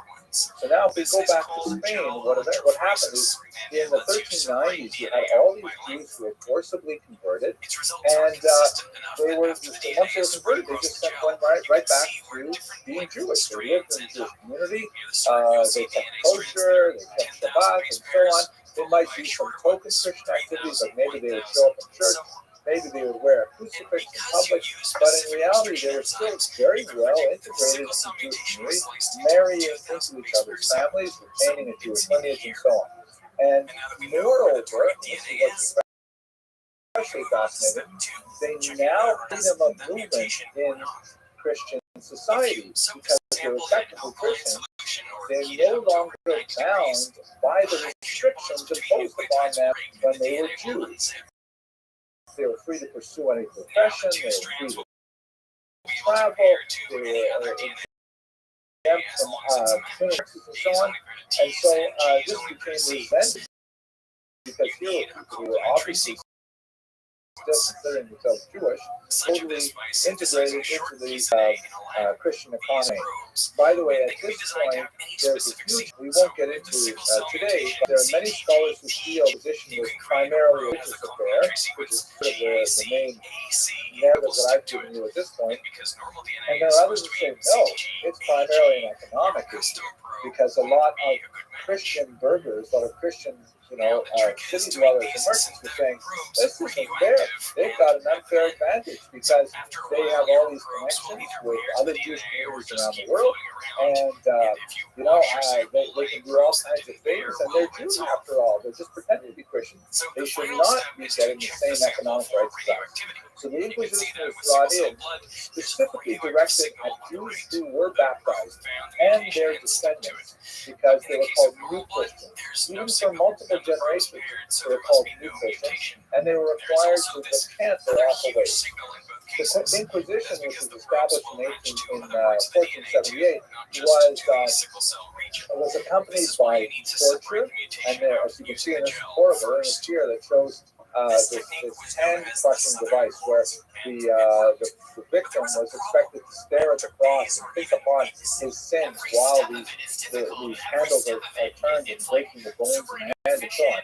And under torture, these new Christians were expected to confess and say, oh yes, all these other friends of mine were also actually Jews, practicing Jewish rites while they were Christians, and they would be arrested, they would be subject to torture, and they would give up a whole host of things, and eventually it just took over the whole society, like a Stalinist herd would take over society. The elements that were used by the Inquisition were absolutely horrific, and have become proverbial. For example, this terrible device of torture is called the post pair, and it would be inserted into an orifice in the human body, many possibilities, and then a person would be asked questions, and if they fail to answer appropriately, the ring at the back would be turned, and it would be slowly expanded, ripping internal membranes and so on. Absolutely horrific kind of torture. So the Spanish Inquisition, even though you have Monty Python, it was no joke at all. It was a horrific thing that really affected Spanish society on a very deep and elemental level. Jews who confessed were often forced to wear these things called San Benitos, these humiliating tunics. And by the way, for life, you would wear this for life if you were found guilty of Judaism. And then after death, they were often actually placed on the walls in churches as a reminder of the family shame that people had to live with after the Inquisition. Absolutely horrific kind of persecution of this time. And to get back to the idea of an economic motive for this, betraying a Judaizing family, if the family was found in fact to be Judaizing, then the betrayers would get a share of their possessions. And this can happen even after death. Jews could die and be buried, and then could be put on trial by the Inquisition. And if they were found guilty of Judaizing, post-mortem, then their property would be divided amongst the Inquisition and those who commit as Judaizing. So there's a confident entire process that could go on forever. The ultimate end of the Inquisition process was, of course, the horrible buffet, the public burnings that would take place in many cities, and including in the New World, which were like huge, rock concerts where you would have public of these Jews who were accused of this. This is a 17th century Alpha Dape version. absolutely horrific. One small but a very important footnote: Portugal, which of course borders on the western of the Iberian Peninsula, the first places that Jews fled to try. Portugal did not exactly have the same situation. In fact, they held off introducing the Inquisition. All the way back. They held off introducing the Inquisition for a little while, but they had their own elements of persecution. Excuse me while I jump around to try to find the beginning of this again. This is a little awkward on screen share. King Wow, or Wow, I don't pronounce it very well, but I always enjoy the name. Wow, like I can imagine when a person is proud to report say, oh wow, it's a boy, but you can't really say that. But at any rate, King Wow extended temporary refuge to some of the Jews, but ultimately they also did not want a large Jewish presence there. There were also some geopolitical reasons they wanted to leave. But what Portugal felt would be best is rather than expelling the Jews, rather than exposing them to an Inquisition right away, they wanted them to, and they put incredible pressure on the Jews to have them convert to Christianity, including a really horrific moment when 2,500 children were taken from their refugee parents and shipped off to an island off the coast of Africa, the island of Sao Tome, where, according to at least one account that we have from a survivor, the children were actually eaten by large lizards that are apparently indigenous to the island. This horrific story. Ultimately, as a result of Portugal's desire to unite with Spain, as you can see here from King Manuel, marrying Isabella, is actually not the Isabella that was expelled with Jews, but another Isabella. The Jews there were forcibly converted, and that happened in 1497. And many Jews managed to flee at that time, but otherwise Portugal became the same as Spain in this regard. The Inquisition was also brought into Portugal in 1530 to attack those Jews who were forcibly converted in 1497, who are not believing according to Christian standards. So that just gives you a sense of the horrific nature of the Inquisition. It ends, of course, in 1492, which is where we're going to pick up our story next week, God willing, with a huge dispersion of Sephardic Jews. It begins in the year 1492 when those Jews who refuse to accept the offer of conversion to Christianity decide to leave, and they go throughout the Mediterranean basin. They make their way up to welcoming cities like Amsterdam, and many of them make it across the ocean to the Americas, America in particular, and we'll pick up that story next week. This is the beginning of the Sephardic diaspora. One interesting point that we should just touch on before we leave, and we meditate for a moment on Jewish survival. You know, there's a thesis that we will come back to when we get to the Holocaust period, but there's a great work on the Holocaust written by the historian, the late historian Rothschild. He's one of the pioneering historians of the Holocaust. And he wrote in the introduction to his 3-volume, massive history of the destruction of European Jews, that the roots of the Holocaust lay in Spain. I remember when I first read it, I thought, oh, come on. Please, how can you draw a line that goes all the way from the 14th century to the 20th century? You know, 600 years. So many differences about Spain and Germany over that period of time. It's not a fair comparison. But as I got older and more mature as a historian, I know that there's actually a brilliant kernel of truth to my humble opinion. We look, for example, in Spain, have in 1391 these forced conversions that lead to tremendous social mobility of Jews.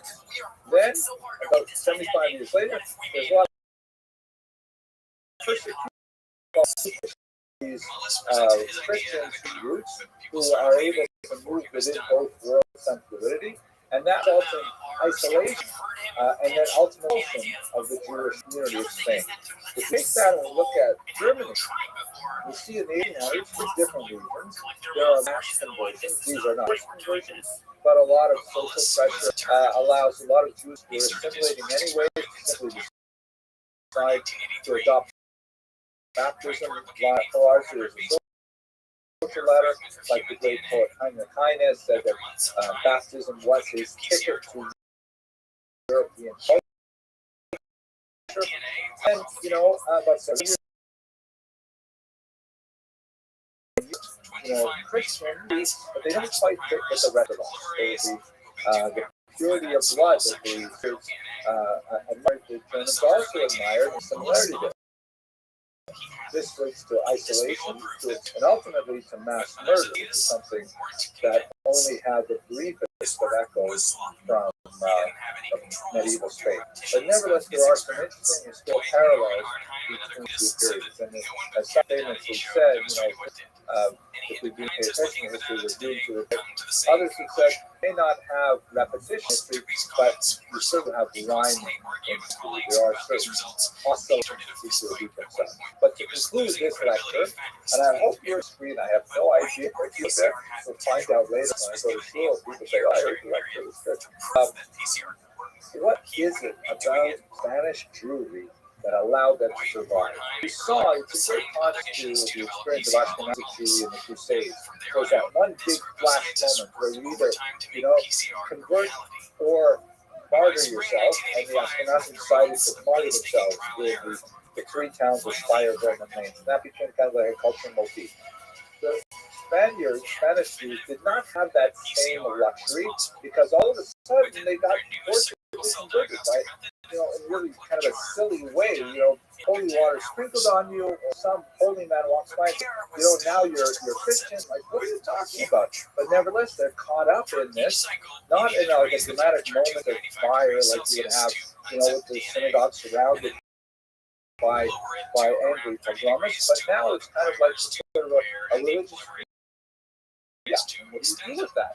So these supposed ways to adapt to their new reality, their new identity, without sacrificing their Jewish identity. Let us remember the fierce attachment that Sephardics had to their culture, particularly as crypto Jews. We'll talk more about this perhaps next week. But, for example, circumcision was a certain giveaway that you were Jewish, or you were a Judaizing crypto-Jewish women, wanting to retain knowledge and identity as being Jews, but being unable to circumcise their children, often actually small circle incisions on their children to a circle, just to remind themselves that we are Jewish, we are not able to circumcise our sons, but we make this scar on our own bodies to remind us of this fact. Incredible dedication to duty, although submerged by a different environment. And here we are 500 years after the expulsion from Spain, and these Sephardians still consider themselves Dafka, specifically Sephardic. They have retained their sub-identity within the large Jewish community 500 years after being expelled. I mean, that's amazing. I consider myself a Lithuanian Jew, barely, even though it's now been like 3 countries removed from Lithuania. And it was my own grandparents who fled Lithuania to come to Canada. And like my children will consider themselves maybe distantly Lithuanian, but primarily American, and that sub-identity disappears so quickly. How is it that Sephardic can feel so strongly attached to their identity 500 years later? It's an amazing thing, and I think it is a testament to Jewish survival. Okay, I've basically come to the end of my lecture. I hope this worked for you online. I think we had a much smaller crowd than we would have had without the virus. But at any rate, we're going to maintain continuity for the internet audience, and hopefully all of this will be over soon, and we'll be able to get together as we usually do. I hope you have a fantastic week, and thank you for listening. Have a great day. This time there was this like this. That's interesting. So I got a little pipette out, took a little drop, put it under the microscope. can't hear me either. It's okay. Okay, don't worry. I got it now. Great. I'm on mute. I'm asking everybody else to mute, and I'm on mute. Okay, so listen, everyone, please make sure you are on mute because it will really disturb the experience for everyone else. If you are not, I have the. We put it on mute. So you just sort of move your mouse along. You'll see at the bottom left, there's a little microphone there. And On my phone. I'm on my phone. on your phone, then star 6. And then now you're gonna do the clip. Okay, great. We're looking forward. Okay, thank you. Try star 6. We'll let everybody know, but if I can't get people to mute, I may have to remove you from the class because it's like imagining a regular bricks and mortar classroom if all of a sudden people are talking in the middle of class and everyone in the room can hear it at the same volume. It can be really embarrassing. Are you hearing us now? Or did you Yes, I am hearing you, and I'd rather not. I'd rather just be able to speak. So, I know. We'll try again. okay, star 6. That should do it.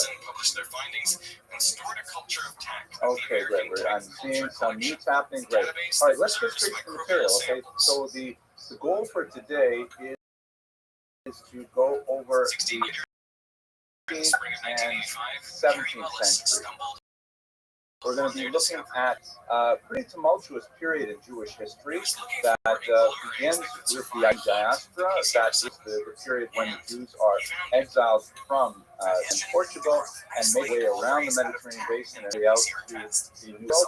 And then also we'll be looking at the tremendous transformations that resulted as Jews began to encounter, sometimes as these Jews reached status, new technologies and ideas that were circulating in Europe, and actually in many cases they were really agents of change that pushed along a lot of the rush towards modernity after the discovery of the New World. We're going to look at a tremendous period of instability with the Maoist rebellion in the middle of the 17th century that was followed almost immediately by an episode of tremendous impact on the Jewish people, that is the false messiahship of Shabtai Tzvi, and then we'll wrap it up with some reflections on survival. That's the plan for tonight. The image that you're looking at is actually a classic piece of art by Ilya Repin. It is a representation of the Zaporizhian Cossacks writing a letter to the Ottoman Tsar. And this is a representation of the Ukrainian freebooters who are really kind of like alienated from traditional society. They're living in encampments along the Dnipro River. And these are the people who are primarily associated with the rebellion of 1648-49 that we'll return to in a little while. But it's really an amazing piece of work, so I wanted to call it out. Let's go straight to the material. First of all, let's have a look at this map. I've got to find a good place to put my own face in this recording. Last time it was just a little too small, I think, and people complained they could not see my chain of Punim. You know, when I was a little boy, for a long time I thought that my Hebrew name was Chain of Punim. Because every time we went to visit my grandmother, she would call me Chain of Punim. But at any rate, here's a map that shows you the diaspora after the Spanish expulsion of 1492 and the Portuguese forced conversion of 1497 that also resulted in another wave of immigration, although Portuguese Jews frequently had a lot of difficulty actually leaving the Iberian Peninsula. But as you can see, there's a huge wave to the most obvious locations, that is, over the Pyrenees Mountains to the south of France, then southwards towards the coast of North Africa, and many Jews made their way to Italy in particular. The reception of Jews received that they landed on those shores is often quite cruel. In some cases, including on the Italian peninsula, Jewish communities themselves actually turned away boatloads of refugees, arguing occurs to me now that there is a plague and they did not make a home in their communities. The prey of unscrupulous pirates who would take their money and then literally leave them stranded on the coastline of some deserted place in North Africa, or even worse, simply murder them and throw them over.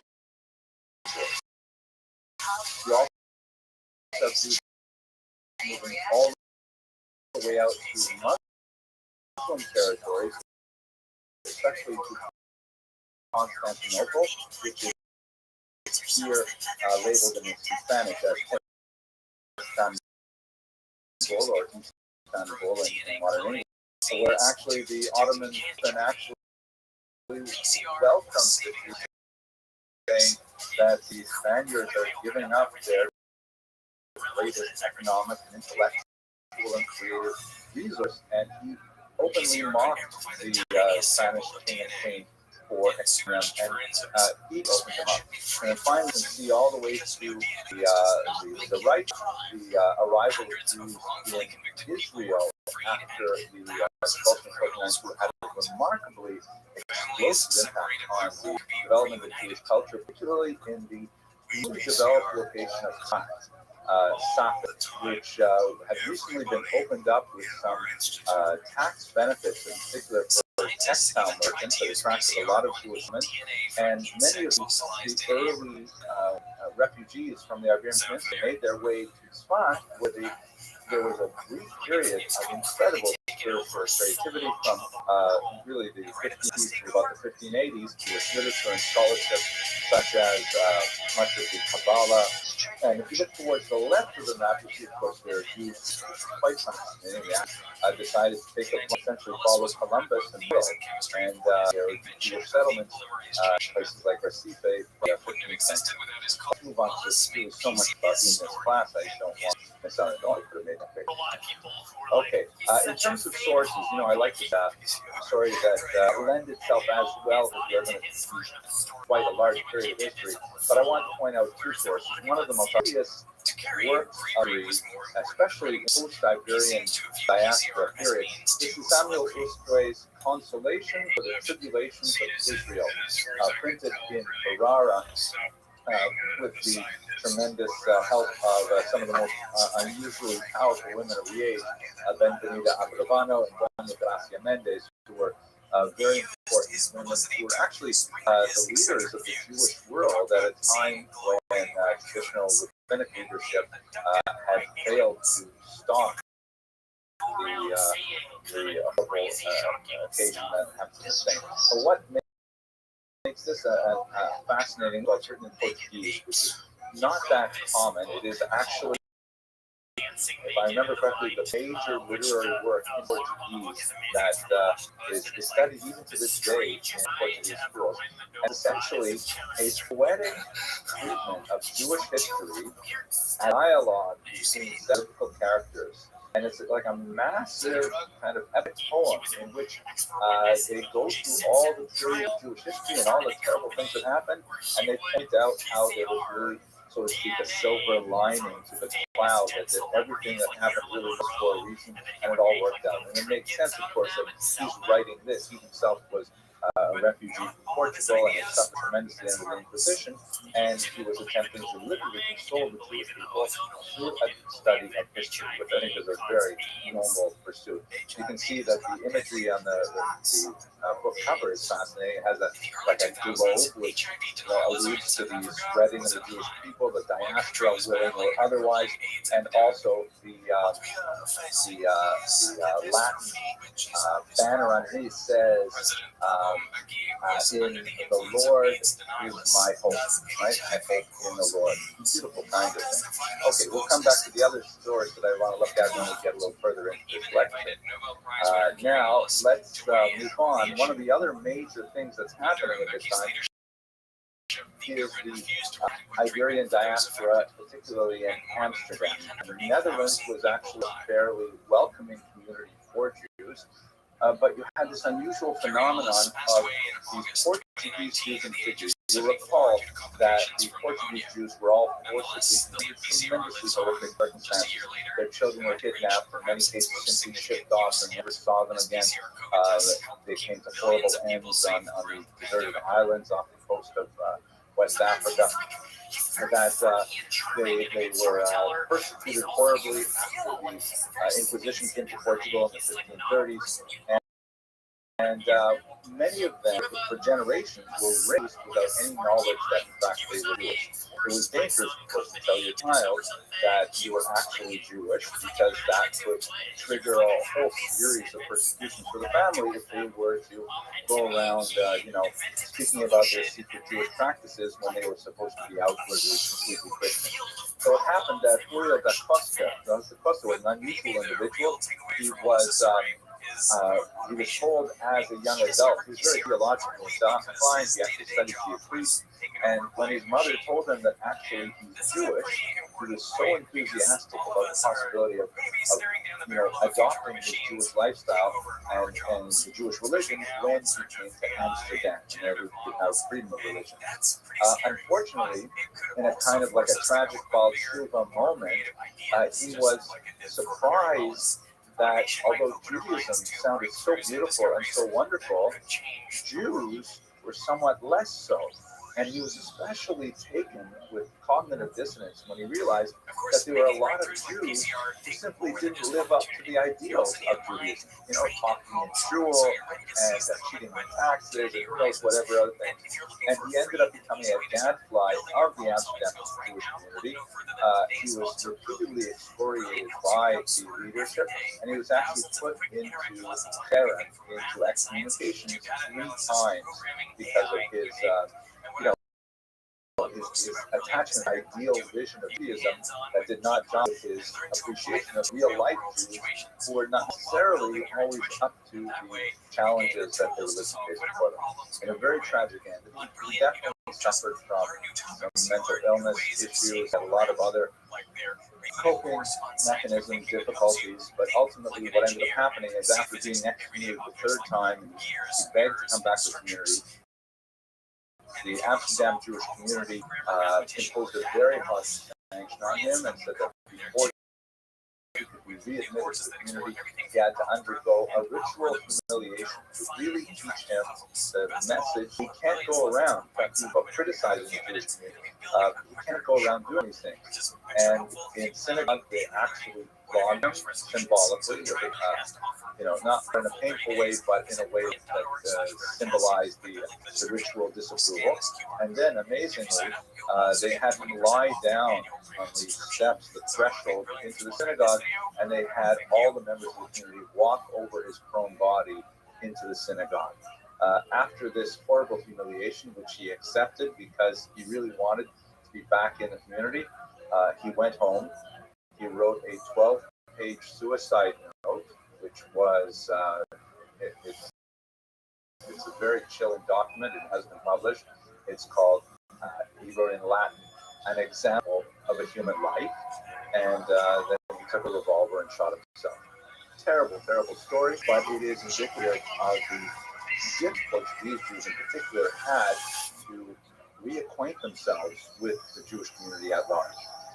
His approach to Judaism, the sort of sense of what is ideal and kind of like coming at it from outside the community, was actually instrumental in influencing a lot of other thinkers, including another Amsterdam native, Baruch Spinoza, who is shown here on the left of Acosta.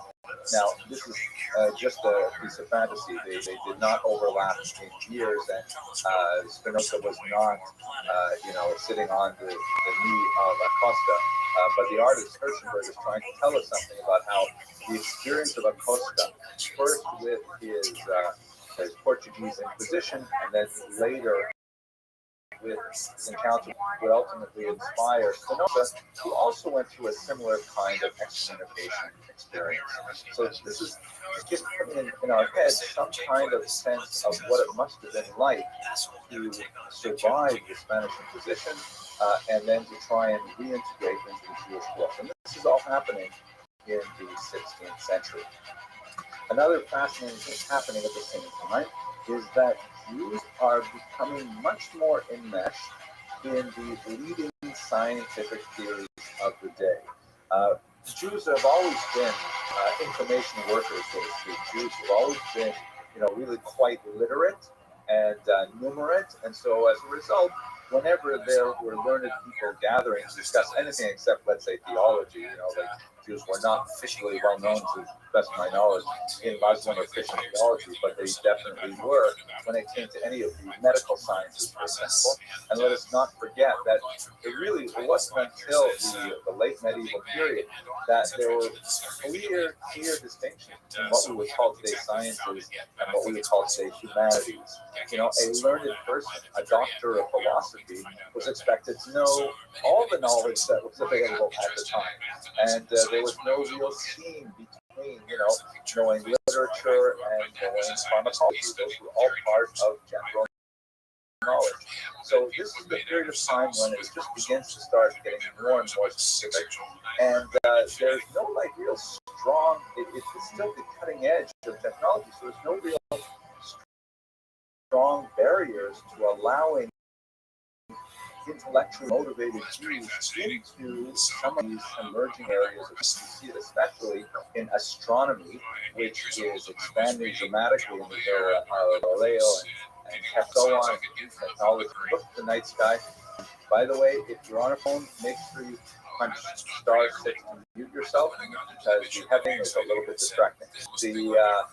My favorites of this particular was an unusually enthusiastic and very productive scholar named David Gans, who was a proud Jewish scholar, very much involved with Tycho Brahe, who was one of the most important astronomers of the day. This happens to be a fascinating photograph. It's his gravestone, and you'll see here his first documented use of the Star of David as a Jewish symbol specifically in history.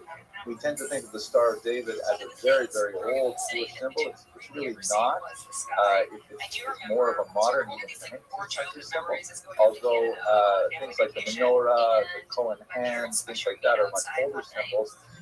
The six-pointed star, which has all kinds of interesting ramifications by itself, was especially associated with some of Ganz's thought. And you can just barely see at the top of the star, sitting on it, is the outline of a goose. And that's kind of like a pun, because the name David Gans in German and in Yiddish is in fact goose. So it's kind of like a pun on his own name.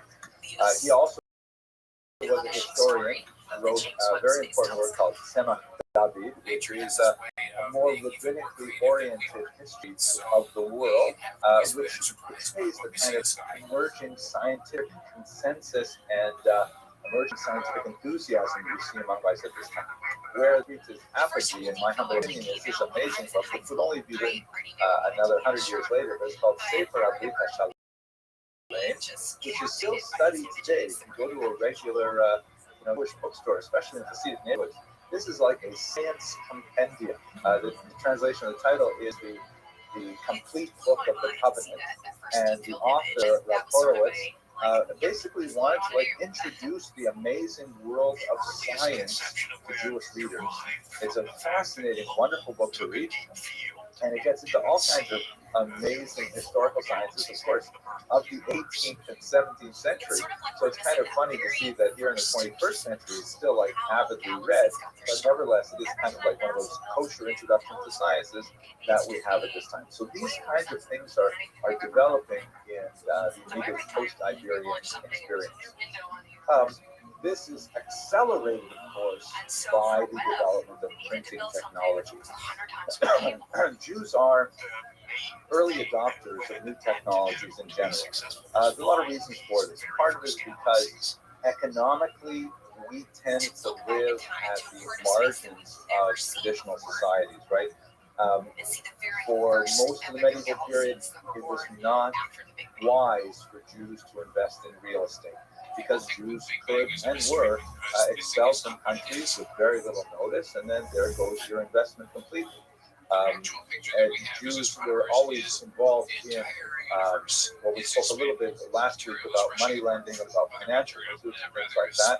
But not every Jew is so well inclined towards those kinds of tasks.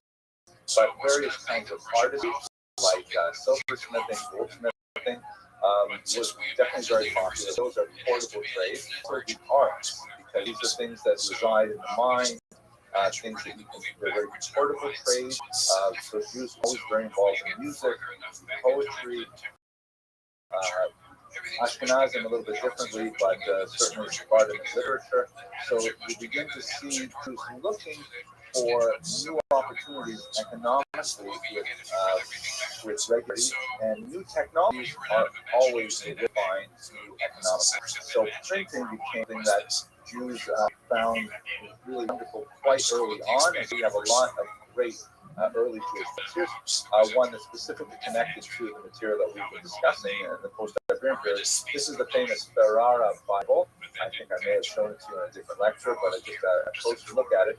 This is a translation of Bible into Spanish to make it possible for Jews who were unable to read in the Hebrew anymore because of the difficulties of the Inquisition. They had lost their Hebrew over several generations. Of course, anything in Hebrew was completely contraband, and the Hebrew book was found in your possession. They needed to be exposed to the worst abuses of the Inquisition.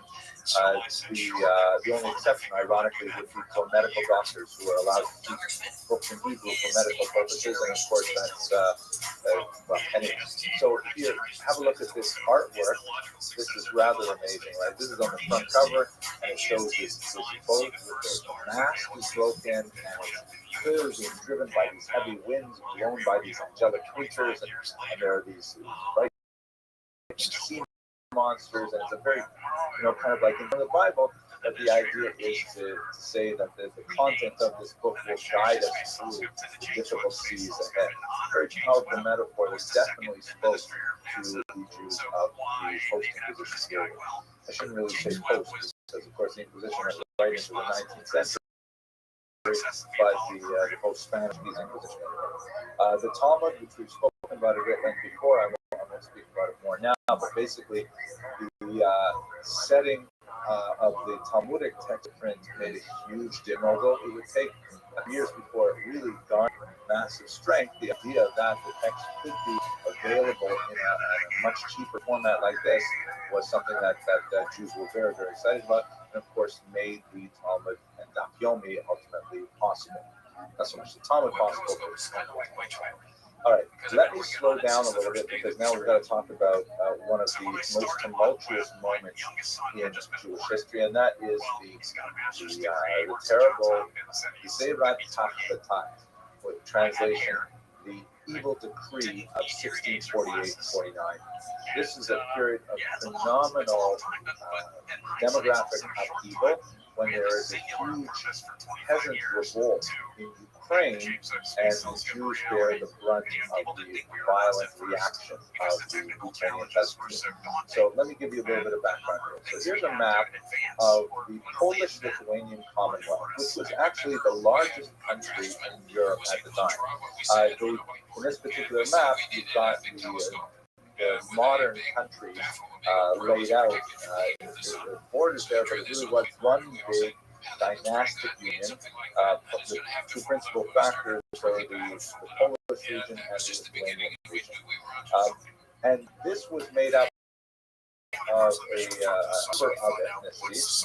The dominant ethnicity were the Poles, who were largely big landowners living in central Poland, holding massive tracts of land, India, principally in Ukraine in the south. Ukraine has a uniquely productive soil called Chernozem.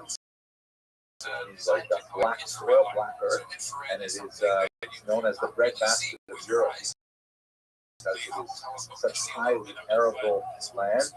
The Poles managed those Ukrainian land holdings through the use of Jewish middlemen, who are called arrendators.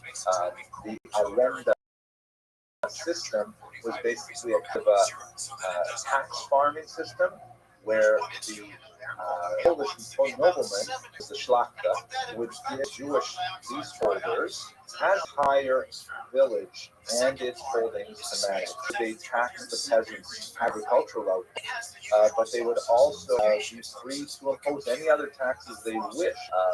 Tolls to cross bridges, or toll or fees to use the village grinding mill for flour, or fees for hunting in the nobleman's forest, whatever they really wanted to add on there. There are even some.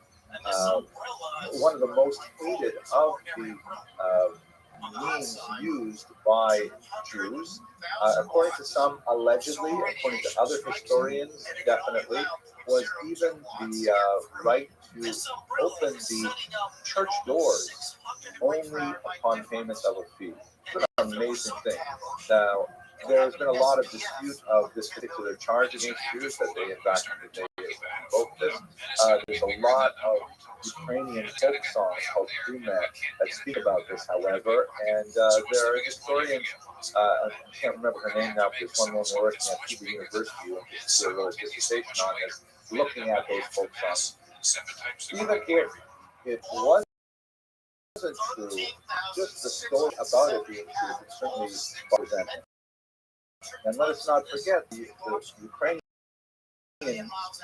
their real object of resentment, Poles, who are giving the Jews these privileges because they want the money. Remember how this tax farm situation works, right? The Polish landlord says to the Jews, okay, I think from my latifundia I should be able to get 100 zlotys. So that's what I'd like from you next year. Jews go back and they tax the population to the tune of, let's say, 120 zlotys, and they give the nobleman the 100, and they keep 20 for themselves. That's their fee for doing taxation services. And the nobleman is basically happy to let them do whatever they want in order to collect those taxes, because nobleman wants money. As we'll see, however, this has an accelerant effect that is only bound to increase resentment and ultimately result in a massive rebellion of the community as a whole. Now, before I forget, one other kind of important thing here. Recall that Jews didn't live as individuals in much of the medieval period. Just virtually no one lived as an individual during this period. What do I mean by that? The society was organized in a corporate.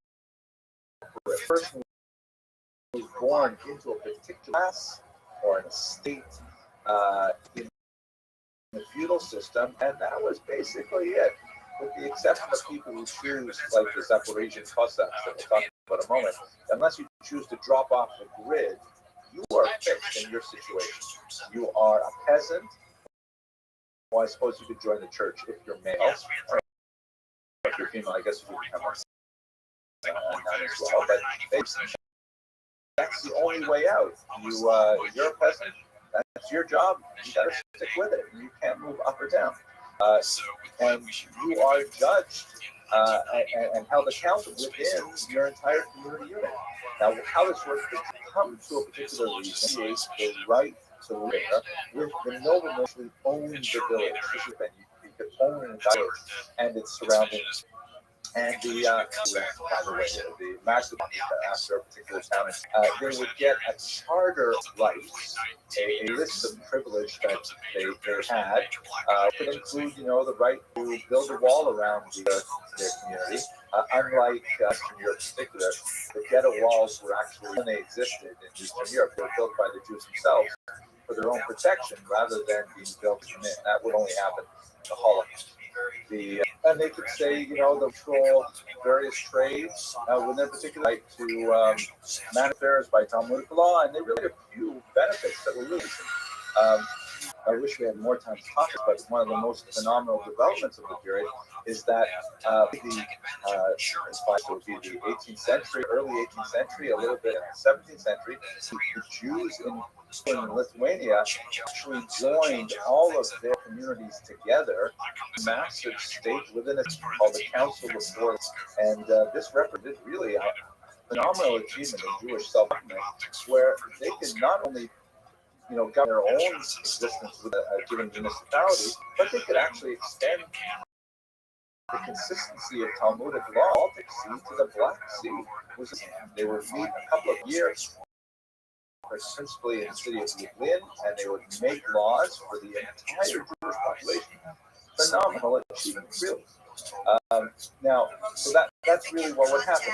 Is Jews would typically come, we have this happening already in the 12th century and onward, but particularly in the 16th century, Jews moving into the Polish Commonwealth, yet Magdeburg left work in a particular area, and one of the main things that they would do is they would act out towards moving the Ukrainian population. Accelerant effect is that if the Polish nobleman demands that he gets the money without too much difficulty, he says to himself, you know what, I don't have to limit myself to 100, next year I'll after 120, and so the Ukrainian peasantry ends up bearing more and more of the burden, and the Jews are like the leading edge of the spear here, who are taking the money to give to the Polish landlords and feeling the pressure of the highly resentful Ukrainian population as well. Not surprising.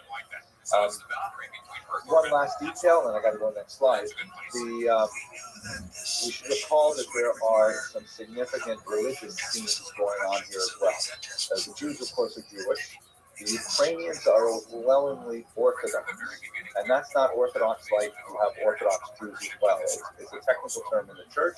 It basically refers to the Eastern Church as a whole, distinct from the Roman Catholic Church. Among the distinctions are, for example, they can have a married clergy. There's some distinctions in the way that the church ceremony is run, the base language of the ceremonies and so on. But the Poles are, of course, Catholic. And so you have the Polish Catholic lords imposing their will through the Jews on the Ukrainian Orthodox population, and the Ukrainians resented all of it, not surprising. One last, though, important detail, and then we'll talk about the actual rebellion itself. One of the more noxious elements of the system is something called ganatia, which refers to the monopoly on the distillation and distribution and sale of alcohol.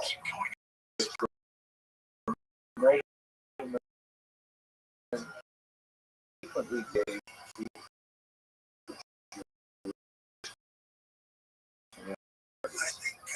so when you read in these stories, that is usually referring to the reality that Jews were given this right of ganatia until, of course, let's just see if it changed into the 19th century, but in the 17th century, this was the situation. If you were a Ukrainian peasant and you took a day in the field and wanted to go and have a drink of alcohol at the end of your hard day or whatever it is, typically would not be able to make a bottle of moon milk. That would be so they couldn't go to the liquor store to go to the Jewish inn to get your alcohol. Only the Jews, under the right of proprietary authority to distribute and sell alcohol. So many of these inns were primarily for the purpose of, moreover, you could sell this alcohol on credit.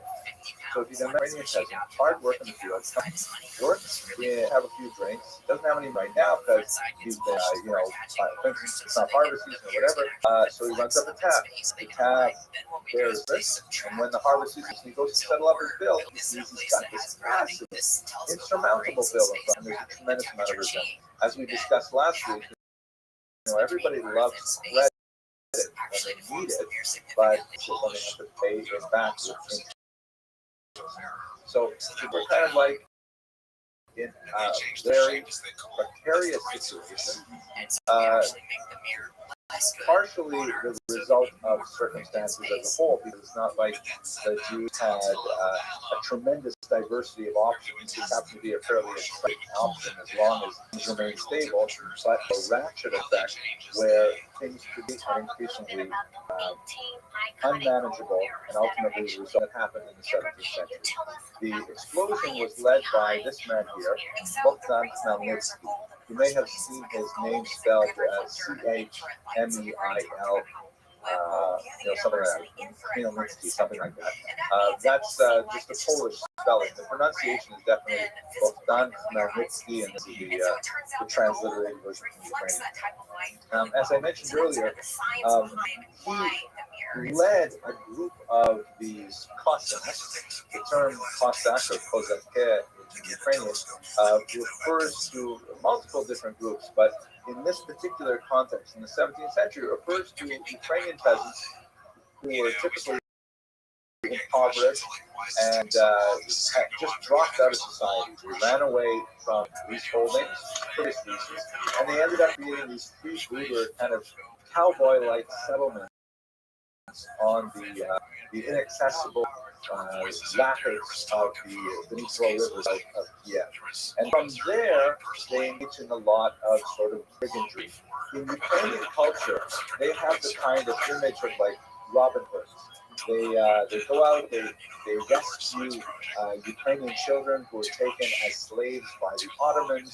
They go and they raid Polish villages, and they beat the Jews and things like that. The idea is that they were like sort of like the free will spirit, freedom-loving Ukrainians.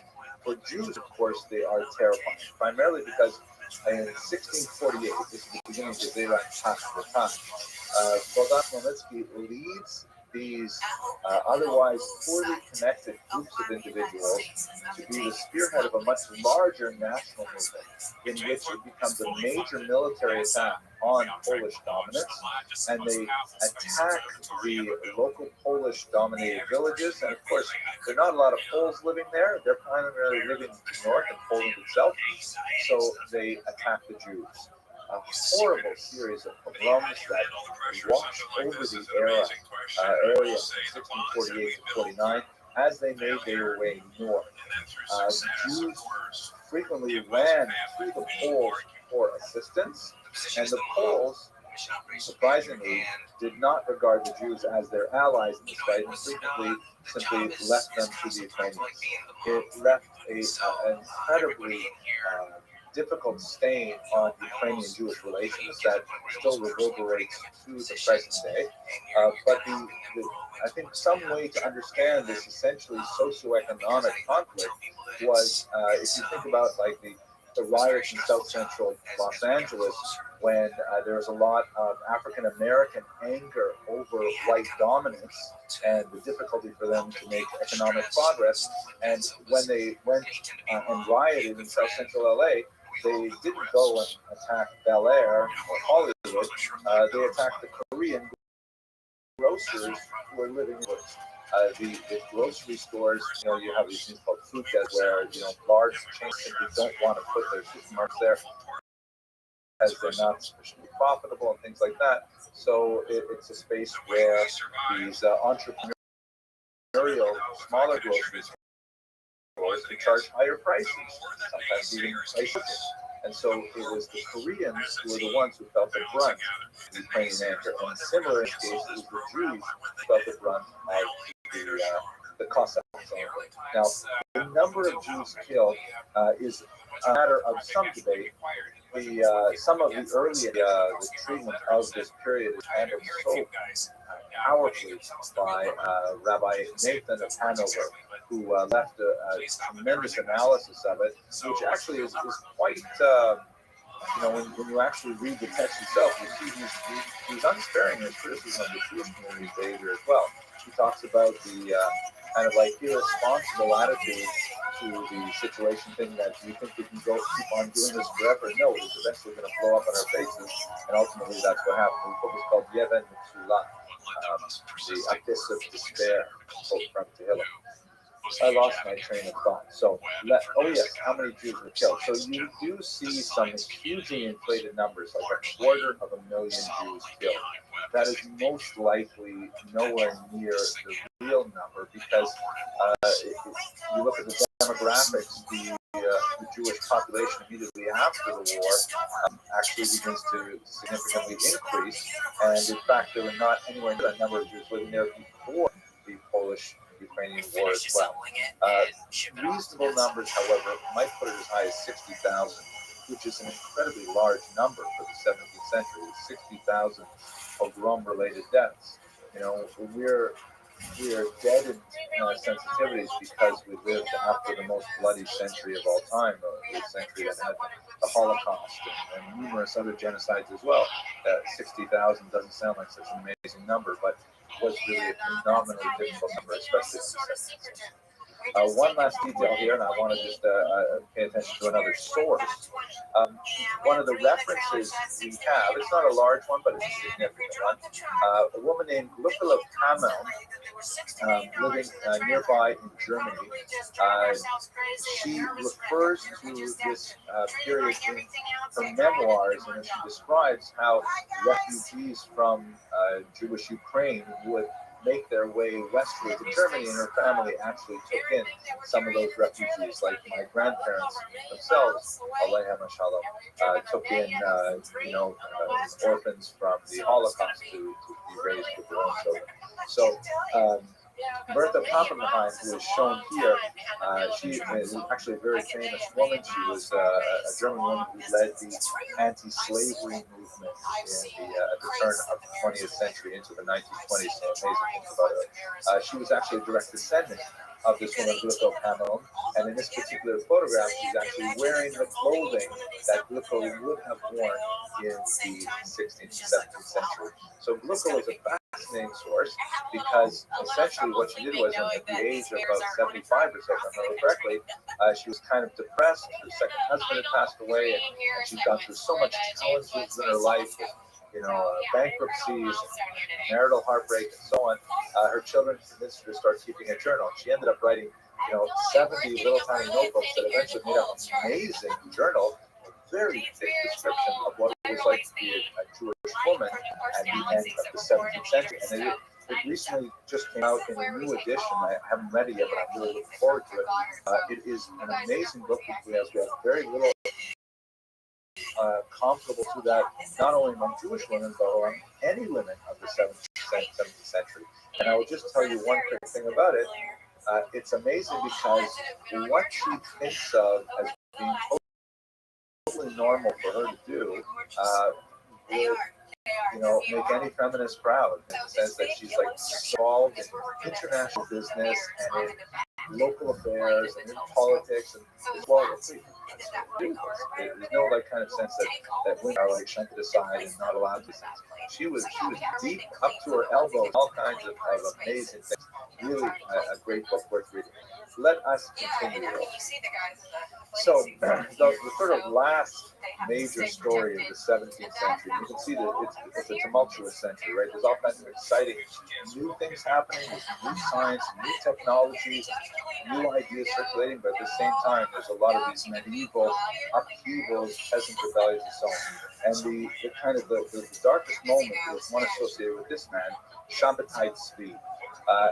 He was an unusual young man who, some of the early historians looking at Shabbatai Tzvi regarded him as a rasha, as a very wicked person who intentionally deceived the Jewish people, claiming he was Messiah, only to later betrayed.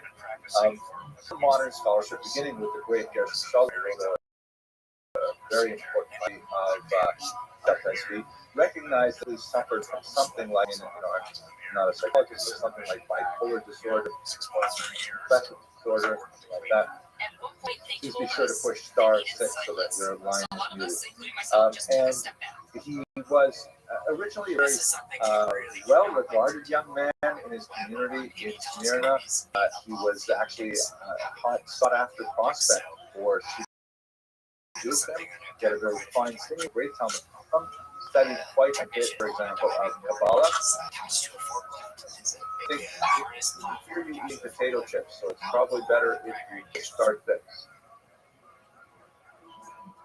There you go. This is one of the challenges of.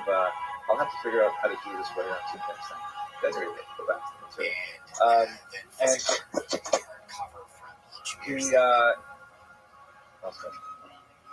the but around the age of 18, he refused to marry. Ultimately, he would later marry. That's another story in itself. I have a separate lecture on it, but I don't want to go into it now. He married also, by the way, the Torah. He actually had a ceremony where he got married to the Torah itself. It's weird. He began to experience what he called illuminations, where he began to be convinced that he could do amazing things, like he could levitate, or that he could traverse massive distances in the in a fraction of a second, and this would have just been probably chalked up to being eccentric and on the there's a larger point of eccentric until he ran into this individual, Nathan of Gaza. I can probably push. Nathan of Gaza. I'm not really that expert in this period, but if I were to hazard a guess, I would think that Nathan of Gaza is a little bit more on the one side than Shabtai. Nathan of Gaza recognized the tremendous propaganda value of Shabtai message, and he circulated it widely, and he promoted the idea that in fact Shabtai was the Messiah, and amazingly, he actually garnered quite a large following. This attracted the attention of even Christian artists. We have a lot of woodcuts like this that show Shabtai coming into towns and being met by hundreds of adoring Jews, where he would bless this one day, I'm going to make you king of Ethiopia, and you are going to be the king of, Turkey, whatever it is. And he began to lead a messianic movement. And Christians were actually quite fascinated to see that, wait a second, the Jews are actually thinking this guy is the Messiah. Is it possible he is? And in fact, we know from sources like the Book of Amos that so many Jews in Western Europe simply sold all their belongings in order to join Shabbatai's Tzvi on his trek to go back to Jerusalem and claim his title as the King of the Jews, initiate this new messianic period. It was a really, truly a fascinating time, but the story, of course, ended in huge debacle. Let me just go here. We are. Okay. What ended up happening is he presented himself to the Ottoman Sultan. He was completely delusional at this point, and he presented himself to the Ottoman Sultan. And he said, okay, here I am the king of the Jews, the Messiah. It's time for you to give me Jerusalem now so that I can initiate the Messianic age. And the Ottoman Sultan said, I have a better idea. How about you purchase and I let you sell? So amazingly, Shabtai converted to a Syrian. You can see him in the stocks as he's waiting for the decision what to do about the Ottoman's offer. He converts to Islam, along with his wife. Most of his followers completely crushed, and they returned home dejected, realizing that the entire messianic experience was completely flawed and did not come to pass. However, a small group of them called the Dinmeh, that's what they're called now, and said, wait a second, maybe this is part of the great messianic story. Maybe the Messiah go through the other great religions. Maybe we have to become Muslims too in order to initiate the Messianic period. And that's, in fact, the Dinmeh exist right up to this day, and they had a very large role to play in Turkish politics as well. Fascinating and sad story. We'll pick it up again when we speak about Hasidism, because many see a link between the failed messiahship of Shabtai Tzvi and the kind of social forces that drove forward a desire for something new in Hasidism. But that will leave next week. So I'd like to conclude this lecture here. I'd like to conclude this lecture with a couple of thoughts. As is our want, we should reflect a little bit on Jewish revival, and I think it's especially appropriate in the situation that we're in now. Suddenly, this video will be online for some time, and people will actually say, "What is he talking about?" Well, obviously, I'm speaking to all of you in March of 2020, when we were just at the very beginning of this unprecedented moment in world history. We're faced with the coronavirus epidemic, COVID-19. Everybody should be well and healthy. And there are unusual parallels, which I'd like to think more about. But what's relevant for us today is that one of the skills that these people have that allows them to survive these challenges is that they are adaptable. They recognize the potential in many new emerging economies and many new emerging technologies. And although sometimes that can lead them into, terrifying, new and disastrous occurrence. An example, by the way, Shabbatai was a huge proponent of printing. He loved printing, and he said that we should do away with Torah scrolls. This new modern Torah is so much easier. We can all have it. It can be a weakness, but on the whole, I think it is a strength. With that, I want to conclude with one last note. If you are interested in hearing more about that specific line of argument, in a few minutes I'm going to be participating in a new venture that is spearheaded by Rabbis David Bashevkin and Hardo, and it's on this website, ou.org/OU Live. They're putting together an online forum that will discuss such issues while we're all kind of sheltering in place like this. Okay, I want to thank you very much for joining me tonight. I'm sorry that it has to be virtual in this way, but I hope you found the lecture useful, and you all stay safe and healthy, and I look forward to seeing you next time. Thank you very much.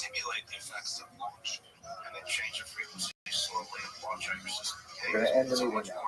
Thanks very much. Take care. That you have the possibility of over-testing certain parts.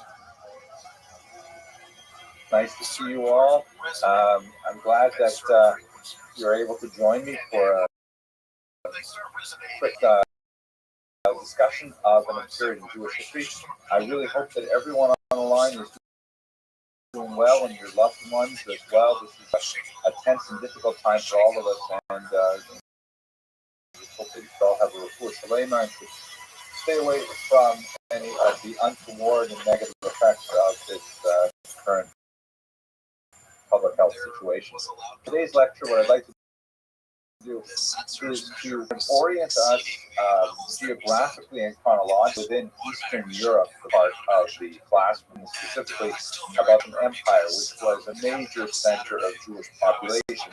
From about the 16th century onward, that really becomes the central primary place where Jews are living in Europe.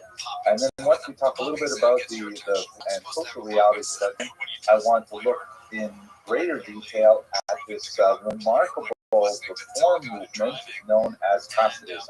What exactly was Hasidism? Where did it start? What would make it be, and so on. Placing that within the historiographic context.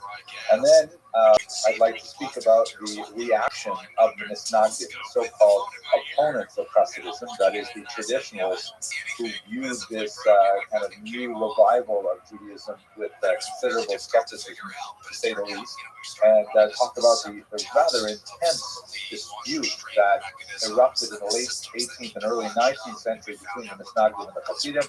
And then finally, let's look at the Haskalah, which is yet another movement that emerges primarily from Germany and has an extremely influential impact, not only on the conflict between the Hasidim and the Misnagdim, but really on the unfolding of Jewish history as a whole throughout the 19th and 20th century.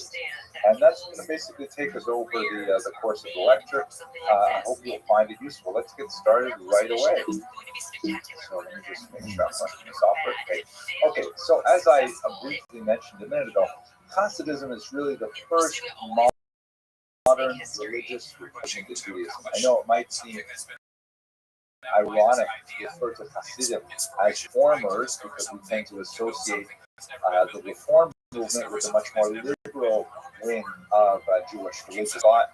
which is much more in tune with accommodating the norms and adaptation to non-Jewish culture and things like that. These are generally antithetical to much of Hasidic thought, although, as we shall see, Hasidism is really quite a diverse phenomenon, and there are Hasidic which are much more open to outside society than others, but in general, Hasidism tends to be a much more insular movement, a much more inward-looking movement, viewing the outside world as something toxic and so on, in general. Actually, right about now, the outside world is kind of toxic, so we should keep it that way, or at least until we get past this threatening curve. At any rate, it is a movement that began in the 18th century and injected a phenomenal amount of religious fervor and energy into a rather desiccated Judaism that had become really, bogged down in a lot of intellectual casuistry and a lot of, Talmudic mental gymnastics, and many felt that Judaism had really lost the kind of joie de vivre that had so distinguished it in other periods of history. They felt that it had become really an intellectual movement that was so focused on the meritocracy of those intellectual superstars that the common person really had no way of accessing the deep reservoirs of spirituality that were locked within Judaism. And Hasidism really strove to unlock those things, to make them available to the common person, and to a large degree they succeeded. So we're going to study that particular movement. But let us begin first with a discussion of the historiography of Hasidism. And I'm going to outline three basic trends that for the last 150 years in historiography that will give us a sense of how historians have looked to this movement and have tried to place it within its larger context. So the first and greatest of the encyclopedic historians is the incomparable Heinrich Rabbi, who wrote the first multi-volume massive encyclopedia history of the Jews that go away from biblical period right up until the 19th century. He's actually a very important historical figure in his own right. I'm going to speak about him a little bit more when we get to the modern period. But he had a decidedly negative approach to Hasidism. He viewed Hasidism as a renewal of kind of a Jewish superstition, that it was overwhelmingly negatively influenced by Kabbalah, which he felt was also part of the larger history of Jewish superstition. He felt that Hasidim were credulous peasants who simply didn't know much about the beauty of Talmudic traditional Judaism, and they went in for following charismatic snake oil salesmen and other types of local leaders. And he generally had a very negative view of Hasidism as a whole. Hasidism, as I will show you in just a moment, God willing, is primarily an Eastern European phenomenon. You see it happening in the 18th century, primarily in Poland, in Ukraine, to a certain degree in Lithuania, but primarily in the southern regions. And Gretz was much more oriented towards the West, much more oriented, although he had roots in Eastern Europe, he was oriented towards the modernizing movements that were associated with the West, specifically the Hasid that we'll come back to in about 30 minutes. And so he looked down on the Hasidim in general, and he viewed it as kind of like, the embarrassing country bumpkin relatives that we sophisticated Jews have. So he definitely had a very negative approach to Hasidism overall. This is contrasted with another great encyclopedic historian, the phenomenal Shimon Dubno, who also, like Resh, wrote a massive multi-volume history of the Jews. And Dubno was much more involved in the actual day-to-day life of Eastern European Jews. He's about half a century ahead of Gretz in terms of the longest historiography, and Dubno viewed Hasidism as an authentic expression of Jewish folk culture. Rather than looking down on it from a rather intellectual sort of rarefied position, he was more like an anthropologist, saying that Hasidism was, an extremely creative, innovative way in which Jews were expressing their Jewish identity. He, spoke in much more positive terms about Hasidism. He did not necessarily downplay some of the credulous, superstitious elements that Gretz had used to deride the Hasidim, but he did view the Hasidim as something that was intrinsically authentic, kind of like it was something that actually came from the people. It was not some kind of crazy thing that was faddish or latched onto them. And so he valorized the Hasidim in a much more significant way than his predecessor. And we come sort of full circle when we start looking at the work of Martin Buber, who's not really a historian, more of a philosopher, a literary scholar, but with Buber you begin to have a new appreciation of Hasidic thought. Again, like Dubno and Retz, primarily looking from the outside in. You don't have really famous, well-trained Hasidic historians in this early period, but Buber begins to celebrate the spiritual genius of the Hasidim and to explore their culture and their stories and to popularize them, in particular among German reading youth. And he begins to sort of turn the corner of looking at Hasidism as something that is really into thought. And this is essentially the way that historiography has continued since Buber's demise at the middle of the 20th century.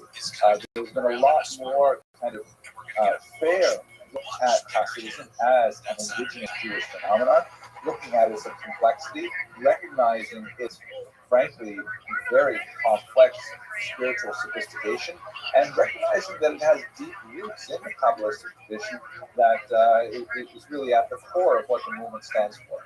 So nowadays, Hasidic historians are no longer participating in a kind of negative approach to this whole movement as we saw in the beginning. We really have come full circle with the historiographic approach. Now, that does not say that it is an uncritical approach by any means. There are definitely some pretty bizarre historians working out there looking at the economic origins of the Hasidic movement. We'll touch on that today. Some looking at the influence of Western ideas. Some fascinating different approaches to Hasidic thought. But that's just for our quick introduction to the sources. Let's talk a little bit about the social, political, historical environment. So we really have to begin with Catherine the Great to understand the period in which Hasidism flourished. The roots of Hasidism are in southern Podolia in particular, which is a region of Poland. But very early on, Poland is absorbed by its three neighbors. Poland, you recall, is, we talked about it last week, Polish-Lithuanian Commonwealth, massive state with a significant Jewish population. They're linked together. The municipalities are linked in the Council of Four Lands, which is a phenomenal agreement. But it went into a period, the country, and not so much the Council of Lands, but the country for sure, went into a period of internal political decline for reasons that will take beyond the scope of our talk today. And as a result, by the time we get to the end of the 18th century, Poland is simply swallowed up by its three leading neighbors, by Germany, Austria, Russia. And they simply decide to carve Poland off the map in the space of three distinct partitions. Poland, Russia ends up receiving the largest single chunk of Jews, and this is quite ironic because prior to the 18th century, Russia was actually closed to Jews. There was an incident that occurred in the late 15th century in which a member of the Tsar's royal family actually converted to Judaism, ostensibly under the influence of a Jewish doctor who was treating the royal family. And so ever since that time, the Russian Tsars have declared Russia closed to Jewish settlement completely. And then all of a sudden, under Catherine the Great, here, by taking over Poland, she inherited this massive Jewish population that was concentrated on her new western borderlands. Here's a map of those western borderlands, in particular the region known as the Pale of Settlement. So Catherine II deal with on the one hand, there were elements in Russian society that said, "Oh my gosh, we can't have all these Jews. You have to do something about this. You have to kick them out. You have to expel them. You have to convert them. Do something with them." And on the other hand, certain commercial elements. Wait a second, the Jews are actually very useful in our trade. They have these connections in other countries. They have common language, common legal systems that they can use each other. Maybe we should think carefully. Catherine II was not Russian in ethnicity either. She was actually German one. Enamored of a lot of the thinking that was out of the West, and she was inclined to do a certain amount of charity. And so she out into the old Teresa, where they had been some minor exceptions were made for talented Jewish doctors, successful Jewish businessmen, and so on. But for the most part, Jews they could remain within the Polish territories that had been conquered. This defined so-called Pale of Settlement for Jews. Now, the term Pale of Settlement sounds rather kind of like an older English usage. In Russian, it's simply the region of settlement border. So it's the borderlands that you're allowed to live in. You can see in this that it constitutes basically the entire region of Poland, which was also under Russian control at that time as well. So there were certain islands within the Pale of Settlement that Jews were not allowed to settle in. For example, the city of Kiev was closed to Jews, although in 1917 there were an estimated 60,000 Jews living there illegally anyways. And once you went to the far north, half of Latvia and Estonia were outside of the Pale of Settlement as well. But nevertheless, although this would become very crowded, and there will be a lot of anti-Semitic legislation and restrictive legislation piled on the Jews as we get to the end of the 19th century. At the end of the 18th century, when the Pale of Settlement was set up, and for much of the 19th century, it was actually not so bad. Jews within the Pale of Settlement had fixed rights. They could, for example, hold municipal office. They could vote in municipal elections. They had a certain amount of self-government. Their Talmudic legislation was respected for their own internal disputes and things like that. And in many ways, not such a bad thing in the beginning of the 19th century. It turned much worse under Nicholas I, which is what we're going to turn to next. Nevertheless, that's how you get the Jews concentrated in this one swath, primarily under Tsar Catherine II and her successors. We look here at one successor in particular, and this is one of the most notorious and evil tsars of Russian history, Tsar Nicholas I, who came to power when his father was assassinated in a failed rebellion, and he took a very harsh view towards governing the country as a whole. In particular, he viewed the Jews as an indigestible mass that were incompatible with his views of unifying the Russian population on principles of autocracy, orthodoxy, and Russian peoplehood, something called narodnost, peopleness. He really wanted Russia to be more like a monolithic ethnic state, particularly in European Russia, less so when you move out towards the Central Asian areas and things like that. But in European Russia, although this is like almost an impossibility when you realize the fact that there's so many nationalities living in the Russian, not only Russians and related Slavic peoples like the Poles and the Belarusians and the Ukrainians, but also people who are Catholics, like the Lithuanians, for example, also the Poles. Lots of tiny minorities like Armenians, like Roma, and of course like the Jews. And Tsar Nicholas I really wanted to try and get a handle on that, and he wanted to try and make everybody sort of like, if not actually assimilate to the Russian norm, he wanted them all to recognize, hey, this is Russia, Russian country, Russians are the titular nationality, and every other nationality has to really recognize that central ethnic fact. So to this end, he imposed a lot of decrees that were really quite awful for the Jewish people. I'm going to focus on two of them in particular to give you a sense of the historical background to the rise of the Hasidic movement. The first is the imposition of the Cantonistic decree in 1837. This was an absolute horrific decree that Tsar Nicholas I imposed. Basically, in the Russian Empire, conscription to the Russian army was a 25-year term. We're not talking about like modern conscription in modern nation states where it's like 2 years, 3 years. We're talking about 25 years of army service. So that means that for most Russian families, it was typically like second sons who didn't want to become priests who would say, okay, you know what, I'm not going to get any land, and I don't see much point being an industrial worker, so you know what, I'm going to be a soldier. And that would be a career, and it would be a reasonable career. Jews historically, not just in Russia, but really in much of Europe, have typically avoided conscription by paying a double. This was completely amenable not only to the Jewish community, but typically to the governments as well, because the Jews were viewed typically as foreigners. It's true, being on English for 1,000 years, but nevertheless somehow not of the country in Russia. But right up until 1917, people who held the Russian passport in the Zemlya, they would say foreigner. The Jew could have for 20 generations, but nevertheless they were not a native citizen.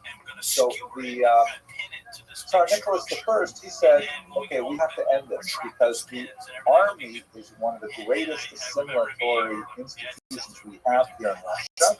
So starting right now, we are not going to allow the Jews to exempt themselves by a double payment.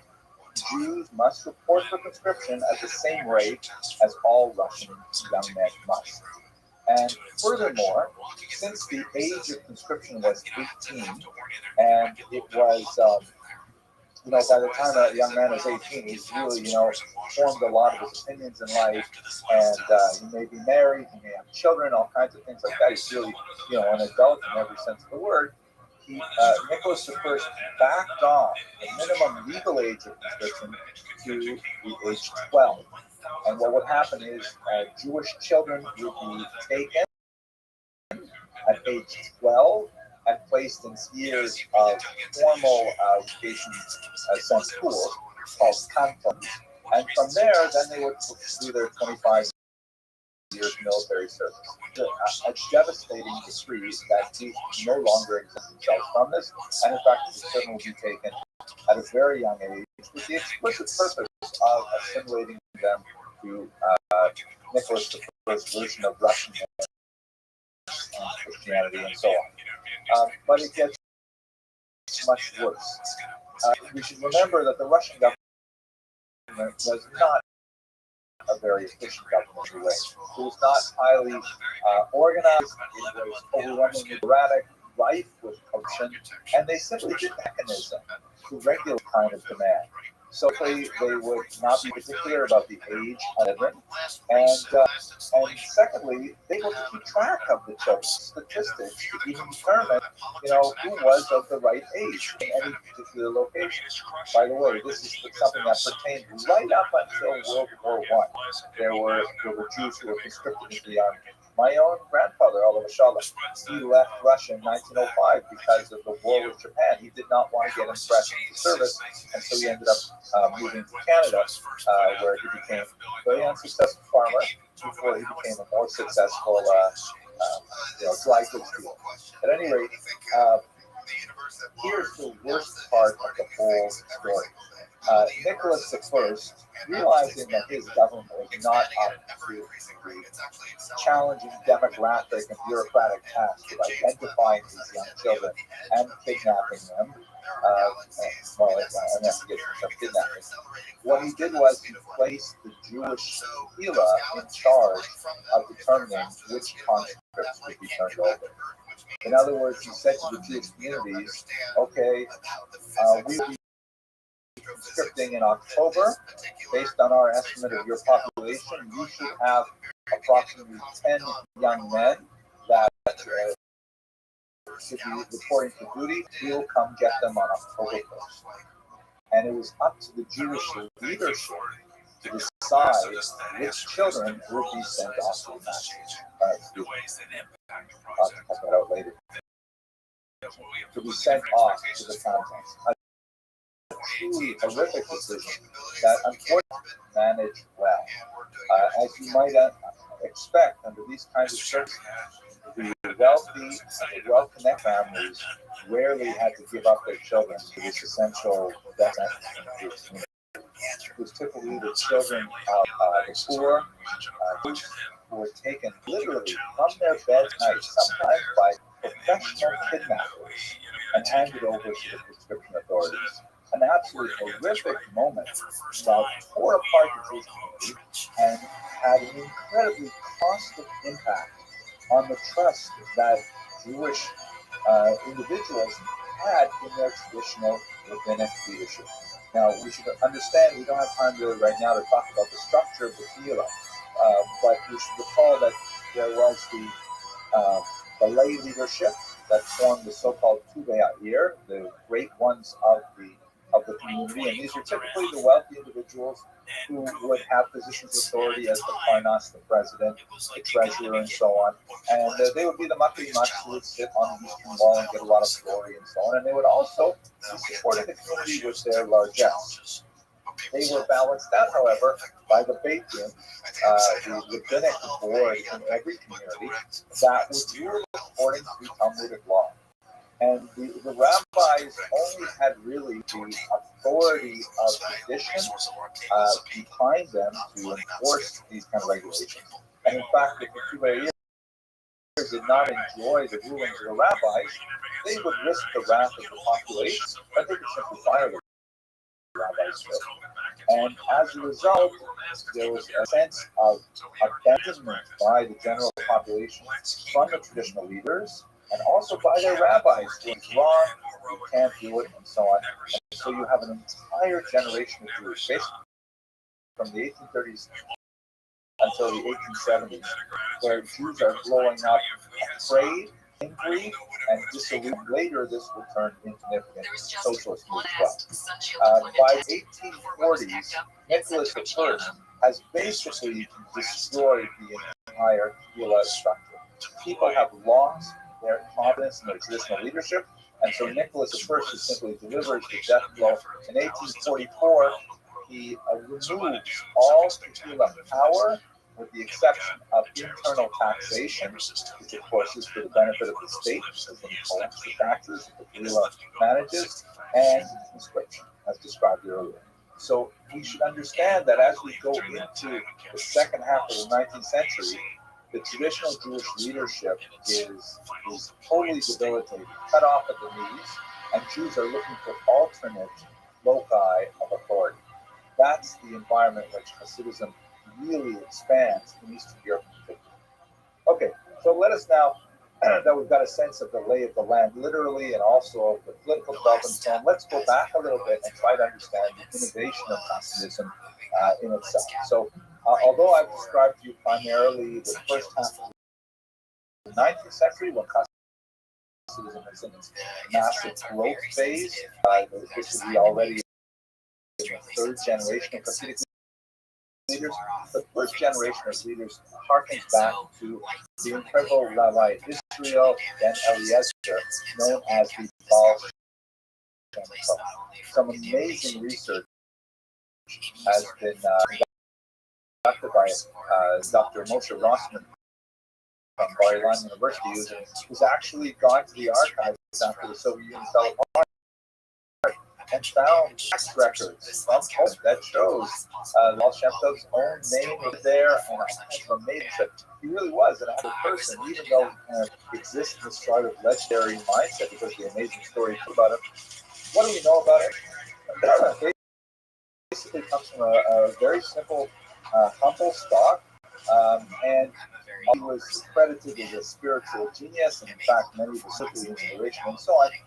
He was definitely traditional intellectual crowd, hanging around the yeshiva and and impressing everyone with his Talmudic things like that. He was much of a solitary wanderer. He'd go off into the forest and he'd come back with great mysteries and things like this. So he followed in the footsteps of a much older tradition known as the Baalei Shem movement. His name is the Baal Shem Tov, which means literally master of the good name.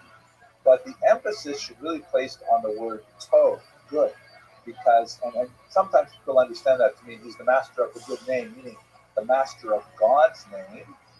That's an allusion to the very pronounced phenomenon of theurgic Kabbalah in the Hasidic movement. That is the production of amulets, the recital of certain spells, and so on. By the way, they are enjoying a resurgence right now in the context of the coronavirus. It seems fascinating, Hasidic amulets warding off disease that people are putting on front doors and things like that, based on the wonder-working stories of various Hasidic leaders and so on. At any rate, really from the 17th century and earlier, there are these people who are called Bab, who would cater to the needs of common folk by producing these kind of religious objects that were amulets, that were like things to ward off evil eye, things to help with a livelihood, finding a life partner, things like this. And this is, stock and trade of traditional folk religion of virtually every stripe, and Judaism is not unique in this regard. There are definitely many places where even today you go to a Judaica store and they will have a whole array of various kind of like amulets you can put in your car or on your front door or in your baby's crib. They're essentially like prayers.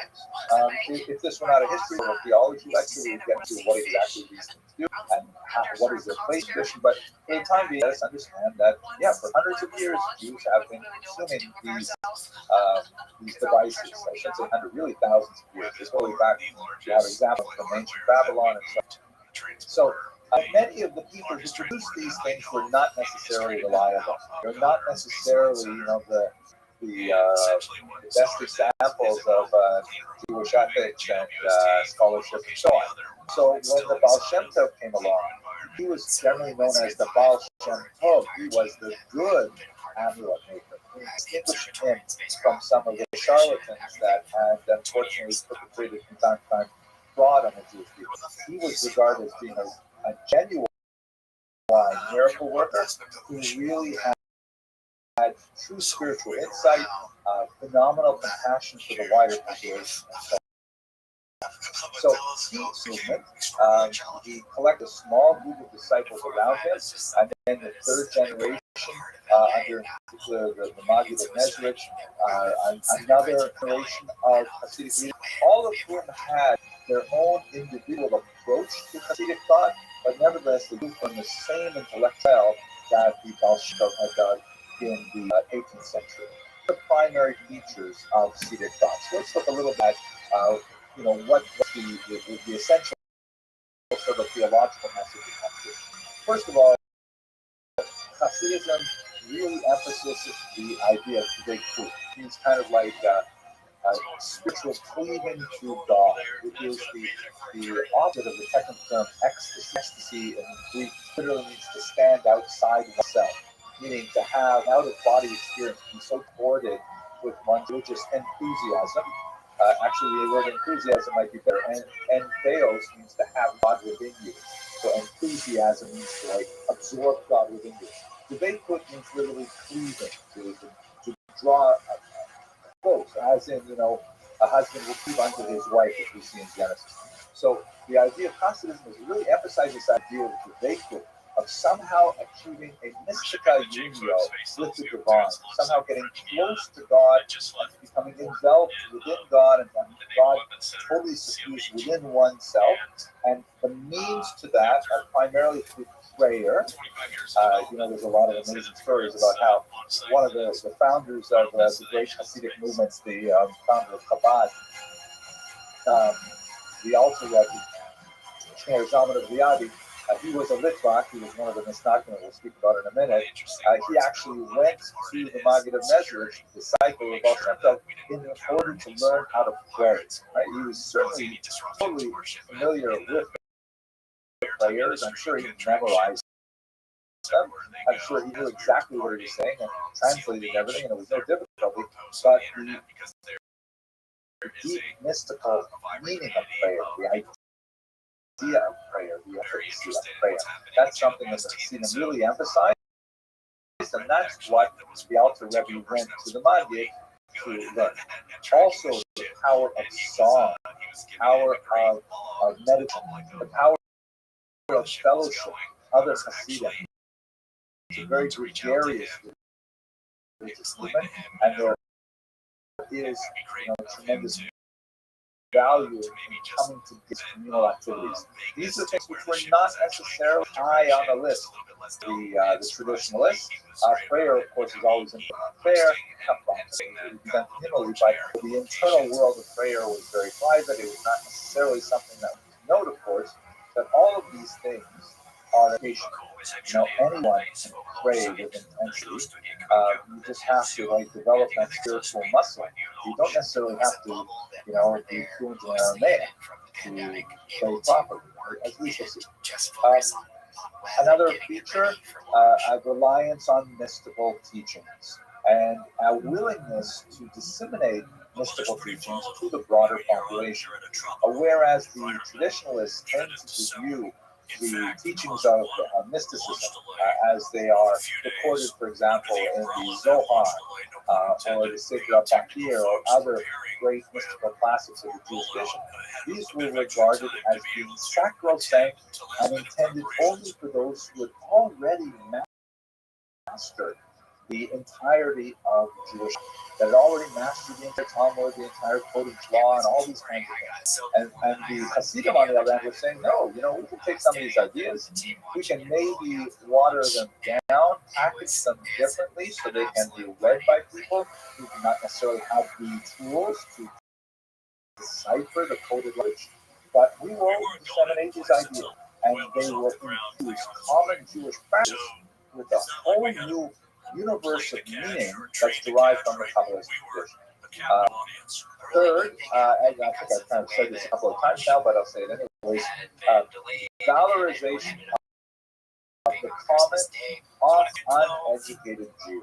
There's so many stories in the Hasidic literature that emphasize the power of simple piety, and often negatively contrasting the intellectualized, very cold and rational approach of the traditionalists by seeing the tremendous compassion and genuine spiritual enthusiasm of the typical Hasidic Jew. In terms of the structure of Hasidic communities, they tended to be developed around charismatic leaders who often formed dynasties, meaning the son of a given leader would become the next Hasidic leader and so on. That's especially true in the 19th century. But really, tightly knit circles with a phenomenal dedication to the Rebbe, to the leader of the particular Hasidic movement, as a prime locus of truth and spiritual inspiration. So that's kind of like this movement that starts developing in the late 18th century, and by the time you get to the turn of the 19th century, it's really picking up steam. And so that attracted the negative attention of the traditionalists. Let's have a look at how they dealt with it. And these are, of course, the so-called misnagid. So the term misnaged or mitnaged, depending on the style of pronunciation you prefer, literally translated, the term mitnaged means an opponent. Someone who is against Hasidism. It's very funny how the term has certain connotations.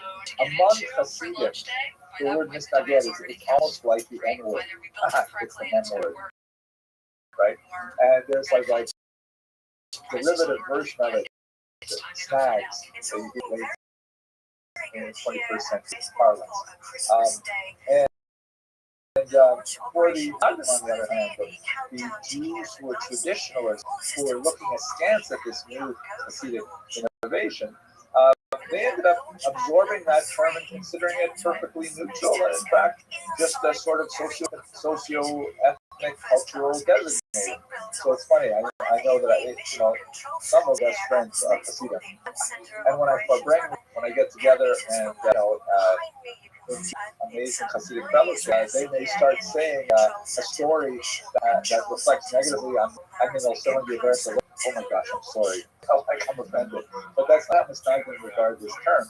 It is simply a statement of reality that the Jews of the North, the traditionalists in the region of Lithuania in particular, opposed Hasidism quite strenuously. And so they took this term, misnaged, as a way of describing themselves as, we are not those people. No way. Those are Hasidim. We are not them. We are distinct from them. We're misnaged. They were centered around the leadership of Elijah of Vilnius, shown here, known most popularly as the Vilna Gaon, the genius of the city of Vilnius. His specific role in the conflict with the Hasidim is not nearly as pronounced as it is to be portrayed in much of the popular literature.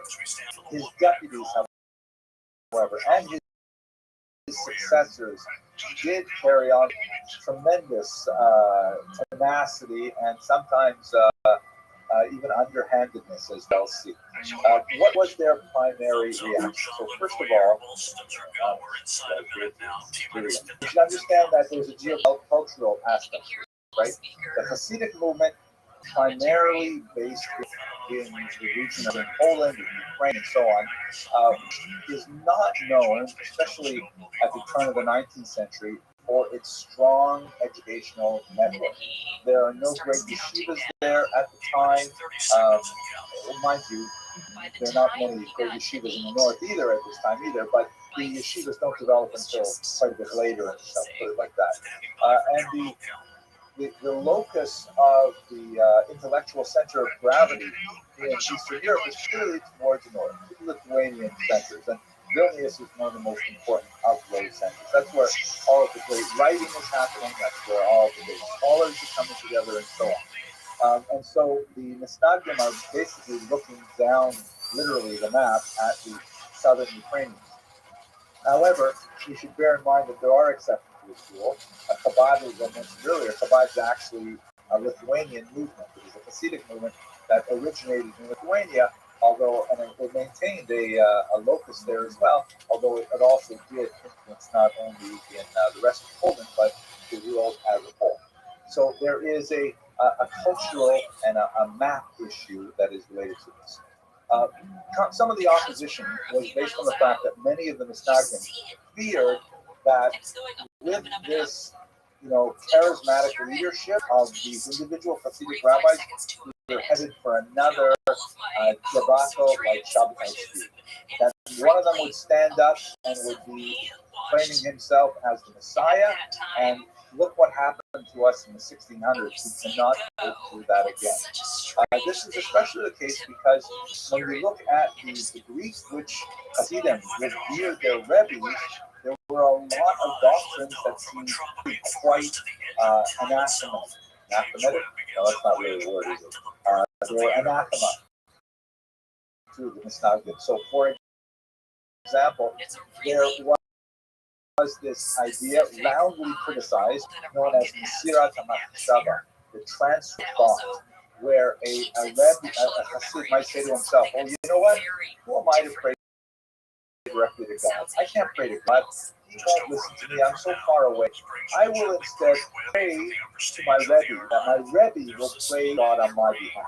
This is definitely not Jewish theology by any means. And I'm hard pressed to find a Hasidic actually endorse this. It sounds more like sort of a Misnagdic, but nevertheless, the idea that a Jew would be an intermediary before praying to God is completely contrary to the vast mainstream of Jewish stuff. There are some interesting kind of footnote exceptions, but I'm not going to go there right now. The idea of submitting prayer requests to the Rebbe, a time-honored practice in the Hasidic world, also viewed with a lot of suspicion, things like that. Related to this, the fears that the Hasidim were engaged in antinomian tendencies. Oh my gosh, this was a huge problem because antinomian means against the law, right? Nomos is law, and the idea is not against the Russian law, but against Jewish law, because the Hasidim were adopting all kinds of practices that were contrary to traditional Misnagdim practices. For example, Misnagdim have a very rigid set of guidelines. Prayer be recited out at a time and not later at a certain time, and so on. And if you miss the morning prayer, well, now you got to wait for the afternoon prayer because it's too late for the morning prayer. Whereas the Hasidim were saying, wait a second. Is this what God wants? Does God really care about the specific details of the time? Get up and have a coffee like a man. You just eat before praying. You're not thinking about your stomach. When you're ready, pray properly with yes. It's kind of reminiscent of what they attribute to Abraham Lincoln, that if I had 6 hours to cut down a tree, I would then spend 4 hours sharpening the axe. So the Misnagdim were saying, hey, you've got to cut down the tree by a certain time. And the Hasidim were saying, we're not going to waste our time chopping with a dull axe. We've got to sharpen our axe before we cut down the tree. Now, there are lots of specific details of, the halachic basis for this or that. I will not go into that. Part was that the Hasidim were playing class a lot north. And we can point many different areas in which this happened. Shvita was another very important one. Exactly how one slaughter an animal to make it sure and so on. Times of prayer mentioned and other details. So the fear that they're actually going to be transgressing Jewish law was very real among the Misnagdim. Now here's where I think it gets especially interesting. There are economic implications to this antinomian behavior. We should recall, as I discussed a little while ago, and it's actually a phenomenon that goes back deeper into the Polish Commonwealth, that in many regions, the position of the rabbinate is actually a purchased position. The rabbinate is the highest bidder. And so you could have people about their congregation first, like this. I get to sit on the Eastern Wall. Everybody calls me rabbi. They think I really know, but in reality, they were not so dedicated to the spiritual upkeep and well-being of their. And so, quite often, in the post-Lithuanian period, and well into the Tsarist period, have rabbis, larger communities, are not well supported by their populations. And so, what happens when you get a Hasidic charismatic leader in the community who says, oh, you know what, we should follow the teachings of Rabbi, and we should pray our morning prayers at, let's say, 30. That sounds like a pretty reasonable time. But of course, that would mean that we'd have to do the same prayer for us as the Lithuanians do at 8:30 in the morning or 9:30 in the morning. We used to have our own synagogue and old slaughtering laws. So instead of buying meat from the rabbinically approved butcher, you're going to have to get a butcher. And all those dollars that go to things that come from Shabbat candle roots that flow through the parasitic rabbi rather than the Israelis fundraise the idol. One particular scholar did an amazing analysis of the economic implications of the Hasidic revival and pointed very clearly to the impact that this religious movement would have on the bottom line for a lot of Misnagdim rabbis. So there was a huge pushback against the Hasidim, and from basically the 790s until about 18, there was incredible fights between the growing Hasidic movement, which is increasing in its popularity, and the die-hard traditionalists in Isnagwa. So much so that both groups actually denounced each other's leaders on a number of occasions and had them thrown in jail. The Russian authorities were always very happy to hear negative libels cast against some part of their population. If they heard that, the local Hasidic rabbis were formulating dissent or were arguing for rebellion, then they would say, okay, let's just arrest those Hasidic rabbis and throw them in jail. And the same thing could be true of the Mestakim as well. So there was a period of absolutely incredible, bitter, intense dispute between the Mestakim and the Hasidim that only really began to calm down around 1815 as a result of the growth of another movement, which is the final section that we discuss in this lecture, and that is the Haskalah. So, the term Haskalah literally is a translation of the German term Aufklärung, or the English term Enlightenment, which is a reference to an intellectual movement that swept across Europe in the 18th century in particular, and Jews were affected just as well. The Enlightenment, which created a lot of amazing figures in American history as well, figures that influenced the development of American political thought, de Tocqueville, for example, and John Locke, and many other, Jefferson, big Enlightenment thinkers. They were influenced by some of the basic ideas of this much more secularizing movement. An idea that, we should look at human beings as rational entities that have their unique cultural distinctions, but in reality, why are we making all kinds of different rules that hold back certain elements of our larger Jewish population? Now, there were limits. The Enlightenment never figured out race very well. They totally ignored women. But the idea of all men, that is literally men, and by the way, I'm talking about white men, are equal. That was a very significant element of Enlightenment thought that actually began to penetrate and percolate throughout that society, particularly in the form of the European liberalism. So when it hit the Jews, perhaps the most important poster boy, as it were, was Moses Mendelssohn, shown here, who was known as the genius of, I think it was Passau. I can't remember exactly where he was from.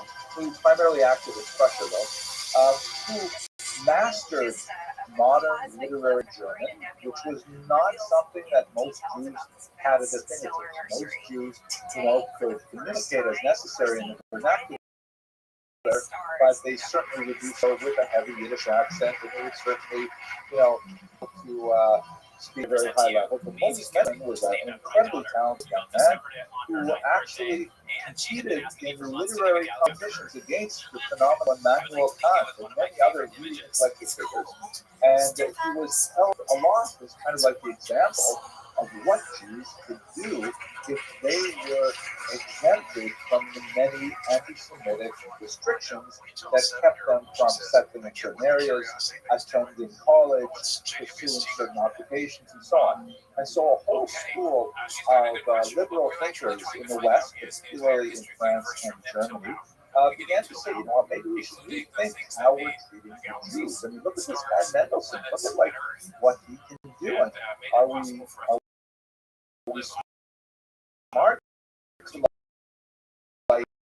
like this human Catholic? In France, there was an immediate shock, which was revolution, and that resulted in Jewish emancipation in 1791. 1790 for the Sephardic Jews. Germany had a much harder time of it, going back and forth over the 19th century, but this promise of political equality, which was called in this particular context, emancipation, the idea of free Jews, it's not a very good term. They weren't actually enslaved, they were just rather discriminated legally. The idea of allowing them to act the general culture slowly gained currency as a result of active people like Moses Mendelssohn. And the people gathered around him were Hasidim, that is, the adherents of the Haskalah. They deserved to be included in general European culture and thought and society. And they made tremendous progress in this realm. Now, Mendelssohn himself was personally observant, and he did not seriously entertain the idea of transgressing Jewish law in his pursuit of emancipation. He was still Sabbath observant, social laws, and so on. However, many of his intellectual descendants did not necessarily agree. They said, you know what, maybe we should jettison some of these ancient Near Eastern practices of ours, and that way we will be accepted as Jews. If we, for example, move the Sabbath to Sunday, which of course is unheard of in traditional Jewish thought, but it was actually floated a few times in the 19th century, not by traditional Jews, but by Maskilim. Let's do the Sunday, and that way, not only will be able to understand us more, we'll be able to be more simpatico, and that way we can achieve our place that we desire in general society. And so there was a tremendous amount of negotiation, particularly in Germany, where a lot of the Maskilim began to view the way forward as one in which Jews had to meet German society at least halfway. Jews had to give up their distinctive Jewishness, however one understood that, in order to be worthy of the gift of emancipation. This was not the case in Eastern Europe. In Eastern Europe, if Jews abandoned their traditional religiosity, they did not do it because they wanted to be, regular bourgeois Russians. They did it because they wanted to be revolutionaries, socialists, communists. So they wanted to make Israel Zionists. We'll talk about those, God willing, maybe a little bit next week and certainly the week after, which will be after Passover. But in Eastern Europe, in Western Europe, there was much more of an accommodationist, even assimilation in purification. So the question was, what price should the Jews pay? How much should they invest to achieve this promise of emancipation? Let's look at four quick figures, and I'll give you a sense of the range of opinions. So on the far left, you have Abraham Geiger, who was associated primarily with what was called the liberal movement, or in America it's known as the Reform movement. So Geiger argued that, you know what, there's so much in Judaism that are medieval accretions that we have developed, and much of it is human created, not divine in nature, so we should simply remove those things that stand in our way. Perhaps most now Geiger is often considered not necessarily someone who is leading the movement, but one who is rather the figurehead of the movement. Many scholars of the early 19th century in Germany point to a large groundswell of grassroots support among German Jews who want to see the change happen, and they're putting leaders in place who will affect that. But this is why one sees a lot of the dramatic changes to the Sabbath, the Kashrut laws, and so on. Then you have a little bit to right, you have Zacharias Frankl, who was originally a member of the movement, but in the 1830s, if I remember correctly, he said, we're going too far, we are changing Judaism too fast. I agree with you to say that Judaism should change, but it should be evolutionary, it should be under careful deliberation. And the way the reformers had attempted to remove, for example, the Hebrew language from liturgy, that was a bridge too far. And so they said, you know what, we're going to create a new movement, which is called historical positivist Judaism. And it's now known in America as the conservative movement. And he said, we will change, but not as fast as the reformers.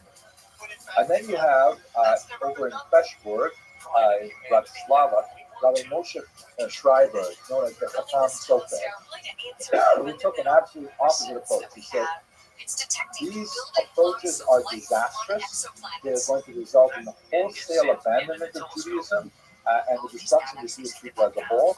Rather, what we have to do is we have to look at modernity, and we have to say it is completely forbidden. In fact, he coined the phrase, which is actually a rabbinic pun, Asur Kadash Min Torah. Kadash Asur Min Torah. Literally, that which is new is intrinsically forbidden by the Torah. If you know Hebrew, you'll understand. And there's no comment a little bit why that's an amusing statement to make. But he meant it. He meant that whatever this new world is, you guys are all so crazy for it. You want the emancipation and everything. It is a disaster for us. And we have to draw the line, and we have to say we will not change anything. So this eventually becomes what we call today the Haredi approach, which is much resistant any change in traditional Jewish business. And then finally, a little bit to the left of the Stammsofer is Rabbi Samson Hirsch, a German rabbi based in Frankfurt, who said, you know what we have to do is we have to take a measured approach. We cannot win by rejecting modernity entirely, but we certainly should not throw out the baby with the bathwater, we say. We should not be abandoning our core practices and principles in order to merit this, fleeting emancipation that we think is so wonderful. And so he advocated a more cautious approach in which those things which are truly mandated by traditional law are absolutely sacrosanct and are observed to the letter. But those practices, which are really kind of things that are customary, that have developed over time, but are not necessarily laid down in any specific religious injunction, like, for example, varieties in fashion or dress. There are certain requirements that fashion be, Maimonides, right, for example, you have to wear clothes that are clean and good repair, fitting your station and so on. But beyond that, whether they're blue or whether they're green, that's not really a big deal. So why not? Those things will be available to you individual folks. For example, Hirsch created something which is generally known today as modern orthodoxy, which is orthodox, but at the same time modern, trying to bridge these worlds. Now, with all of this going on, primarily happening in Western Europe and pushing in on the Hasidic Misnagdic dispute in Eastern Europe, around 1815, Hasidic and Misnagdic leaders came to their senses and said, wait a second, we have been arguing about what kind of slaughtering knife is appropriate to kill a cow with kosher laws. But over in Germany, they're saying, why keep kosher? We've been arguing about what kind of headgear is appropriate for a Jew. And over there, they're saying, no, don't wear headgear at all. So they kind of came to their senses and they declared an unofficial truce. This is not like this down in Jerusalem, which is kind of like a social movement. That, you know what? We're going to view each other with a certain amount of distaste for the next couple hundred years, but in reality, there's a much greater, more existential threat from the Haskalah. So we have to realize that 95% of everything we do in common. We share those values and practices. The 5% that we argue about, we'll continue to argue about, but we have to hold the line on the traditional practices because the masculine are really threatening to reason as a whole. So with that, let's just take a moment to reflect on Jewish survival. And I think when we look at the Hasidic movement in particular, and we look at the tremendous blowback that we got from the Misnagdic as well, we see that there are deep, deep reserves of Jewish spiritual yearning that come to the fore when a new conduit for that spiritual desire is found. And there are those who will disagree profoundly, but they will do so out of a similar conception of attachment to their way of approaching God. And this is fundamentally a phenomenal survival skill. As long as the Jews are able to find ways in which to coexist with those who have distinct approaches, nevertheless, there is great promise for survival. And I hope this lecture was meaningful to you. I hope you all stay very well and avoid this coronavirus that is rampaging throughout the world right now. God willing, we'll meet again next week to talk about the New World, and then we're going to take a break for the wonderful Passover holiday. Thank you very much for listening. I'm getting a little bit nervous for the arrival of a signal from a tiny spacecraft on a dangerous mission. Its name, New Horizons. We are really pressing the limits here. I hope you're all doing well. I hope that you're coping with the current situation well. It's been quite a month of March, I know, for all of us. But nevertheless, as the series is titled, Survive Jewish History, God willing, we should all survive this current crisis as well and go into a holiday of Geula next week, God willing. So tonight's lecture, it's possible it might be a little bit shorter. This is not, it doesn't happen to be an area that I have a tremendous expertise in, unlike all the other areas where I also don't have expertise, but I talk anyways. But it just happens that I spend a lot of time dealing with college issues and also helping my wife turning over the kitchen. She likes to do it early. So a little less time to prepare, but I hope we'll be able to go through the period very quickly at any rate and get some sense of this particular and unique moment in Jewish history. So the period that I'd like to cover right now is really the transitional period, the period of migration, when Jews, essentially the center, the cultural center of Jewry, moved from Europe to America. This is something that took several centuries and was accelerated by the unfortunate massacres, I'm not sure what unfortunate, was accelerated by the incredible station of the Holocaust. But it is a movement that was definitely taking place prior to the Holocaust by at least 6 decades. So that's the period that I'd like to look at today, essentially the development of the New World, in particular the United States of America. So to begin with, we should talk about the fact that the movement of Jewish populations is one of the most traditional and well-accepted aspects of Jewish history that we have. Jews are a diasporic people. This is something that they have endured since the first diaspora, 6 centuries before the Common Era, and then much more significantly in the first century of the Common Era, Jews have been moving from place to place in order to try and eke out their existence in often hostile cultural environments for well over 2 millennia. This is something that Jews have learned to adapt to, and ironically, as we shall see when we come back to the last lectures of this series, what we have not adapted to so well is what to do when a country is really nice to us. We seem like we are in America to be assimilating ourselves from the bit out of existence. That's the latest challenge that we have to be enduring as a people right now. But let's look at this massive migration from the old world to the new world in particular.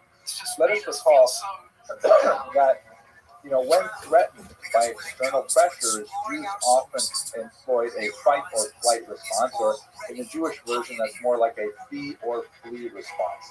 Either run away because the risks are simply too great, and or to try to challenge that by bribing the opponent, so to speak. This is something that works for most of Jewish history, but only began to break down in a significant way when we get to the 20th century, as we shall see, God willing, when we return all healthy after Passover. So let me take you into the beginning, and let's look at first at this map. I returned to quite, I really enjoy this map. This map that shows the dispersion of the Jews after the Great Expulsion of 1492 in Spain, and then later 1497, the forced conversions in Portugal that resulted in a slower trickle of Jews, but nevertheless a very significant movement of Jews, now called Portuguese Jews because they were technically converted to Christianity, still retain their Jewish identity, but living at various levels of openness as Christians or as Jews throughout Europe. And as you can see, a large number found their way to new homes throughout the Mediterranean basin, including in Arabic lands or in Muslim lands like in Turkey. Also, many of them found new homes in Europe and the Netherlands and so on.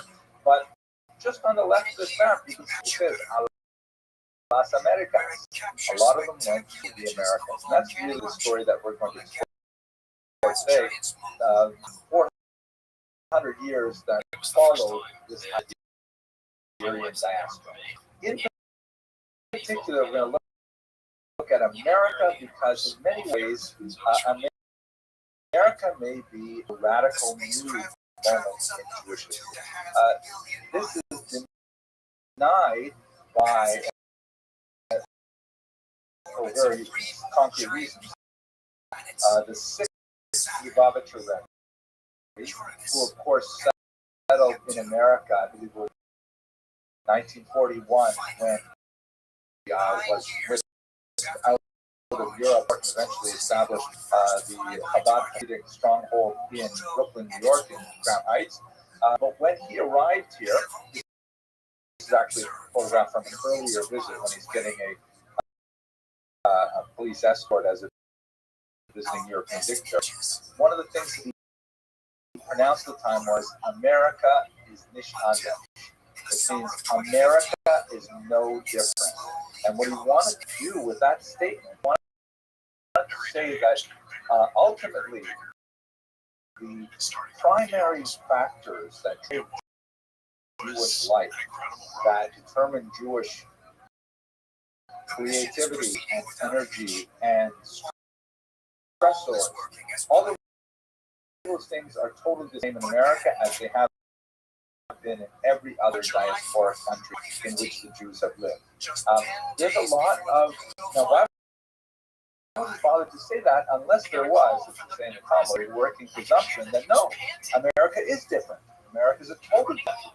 There's a lot of things you can say, not easy to say about most countries that were the domicile for the past couple of millennia. It was, first of all, democracy. It gave Jew rights, and it actually, it acted on those rights. Jews had phenomenal freedom in America that they had nowhere else in the world.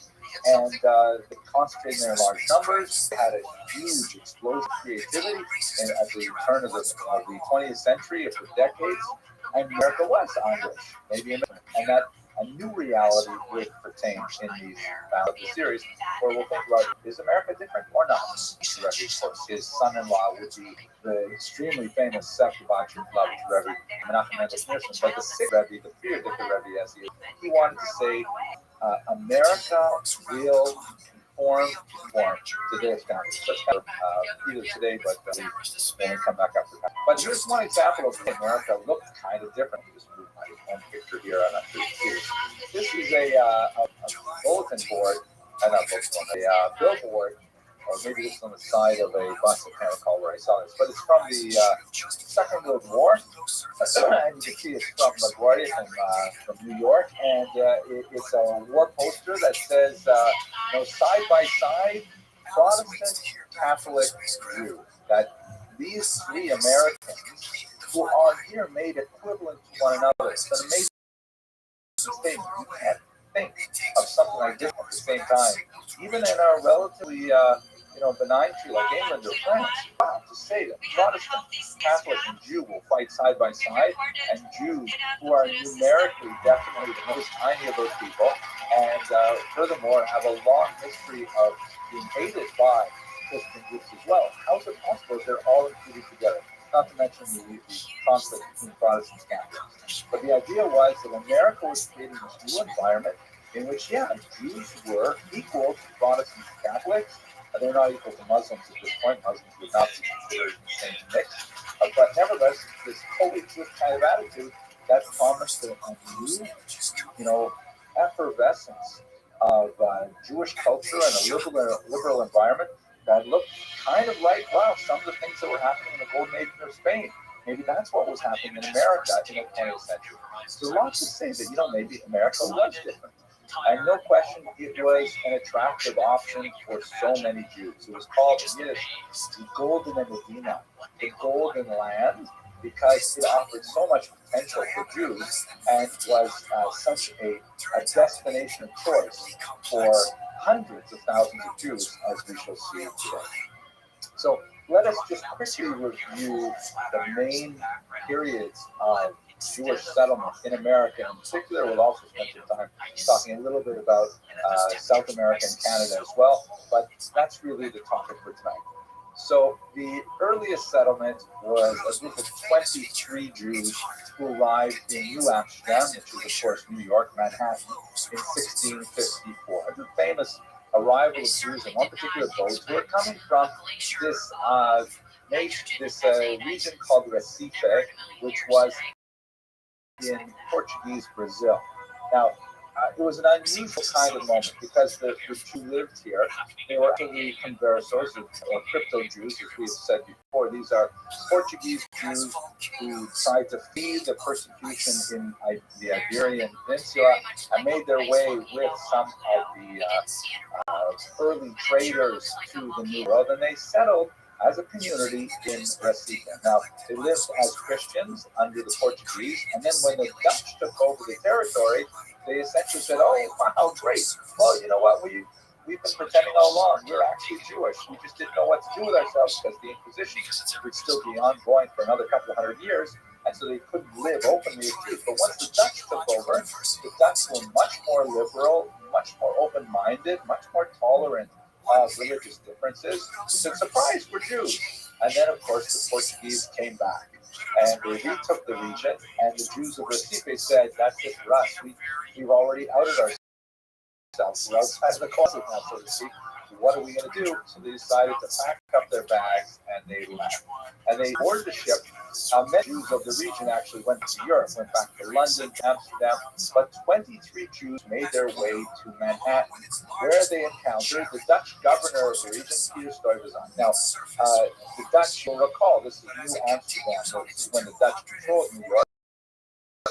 And Peter Stuyvesant has an obvious affinity for headgear. As you can see, he and I actually share the same taste in Peter. Isn't that amazing?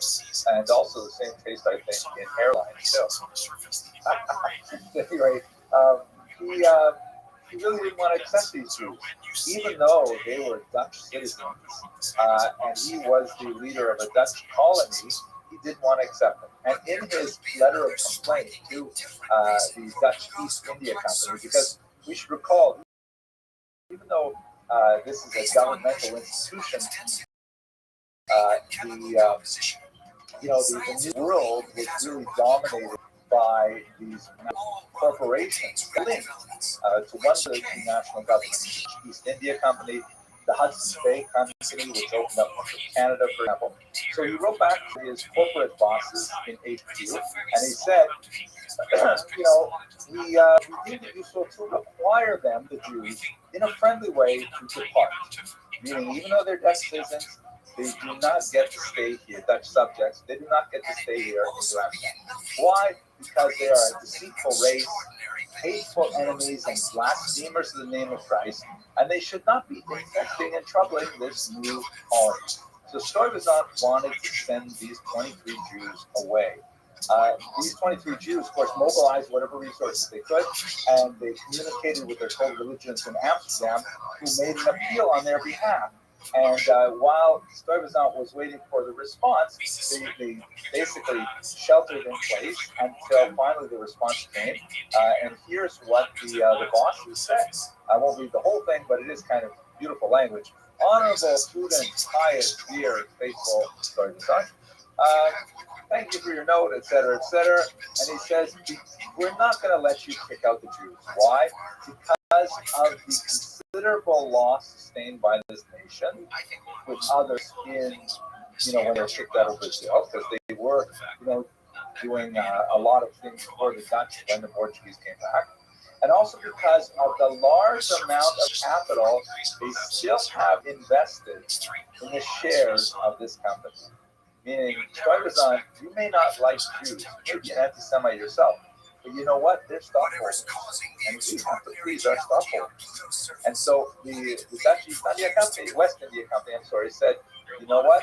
You're just going to have to leave them there. However, and see at the end of the note here, provided that the poor among them, among those Jews, shall not become a burden to the company or to the community, but be supported by their own nation.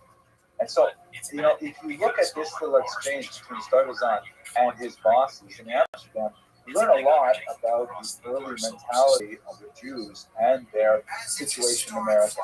It was tenuous. It was, we can stay here as long as we keep investing in the country, right? Because we're shareholders in this particular story.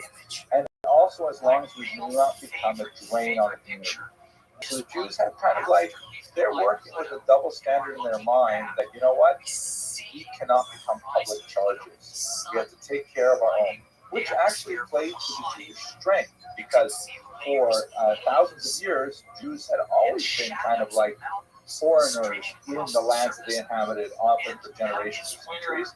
And they knew that if they were to be tolerated in a given situation, they had to make sure they took care of their own hospitals, their own aid societies, widows, orphans. Everyone has to be taken care of. Education, these things all have to be happening at the same time. And that's really ingrained not only in the overarching mindset of the Jews in the diaspora, but also specifically in America as well, based on their very close brush with expulsion from these lands. Now, what were they doing at the time? I went the wrong way here. Sorry. Jews established themselves primarily in trade. This is something that they had been doing, of course, for a long time in many different countries. And it was something that Jews were well suited for because they were literate, they were numerous, they had extensive connections with co-religionists in other countries, and it was something that Jews had taken to with a considerable amount of cultural weight and heritage. And so basically every single thing that could be traded between the old and the new world was traded by Jews. One thing that was that has been a scuttlebutt anti-Semitic argument is Jews and the slave trade. Now it would be a distortion if you would say that Jews somehow put up their hands and said, no, we're not going to trade in slaves because it's immoral or it's wrong. That simply did not happen. There were definitely Jewish slave traders, even in the transatlantic slave trade, which is depicted here, slaves being one of the most important exports of Africa to the New World in this triangular trade in which things went from Africa, primarily slaves, to the New World, and then raw goods were shipped from the New World to Europe, and then manufactured goods were shipped down to Africa, where they would be traded for slaves. There were definitely Jewish slave traders. However, the anti-Semitic argument falls apart when you place the proportion of Jews within the larger context of who was dealing in slaves. And Jews were nowhere near close to the proportions that you might expect for such an important element of the trade. It was hard to know exactly why these numbers are not as proportionate as you would expect, but nevertheless, there's certainly nothing to see here in terms of Jews as being especially egregious in this noxious trade. Jews were not non-participants, but they were certainly completely unexceptional participants in the trade. In which, by selling things like bullets, or in Canada in particular, where there's a large amount Montreal, Jews were huge traders. They would deal with the de Bois, who would be going out and trapping pelts, and then they would be selling them to England. This is much more common in terms of overall Jewish trade. But nevertheless, why is it going back? Nevertheless, we have a significant, small initially, but a significant Jewish population developing. Initially, almost completely either Sephardic or Portuguese Jews, either Spanish or Portuguese Jews, who are establishing themselves, particularly in New York, but we also see major settlements in places like Charleston and Savannah. The only place that was not directly on the coast was Montreal, of course, in the British colonies. But Montreal is on the St. Lawrence River and is also a major port. But almost all the Jews are concentrated on the eastern seaboard in a handful of towns.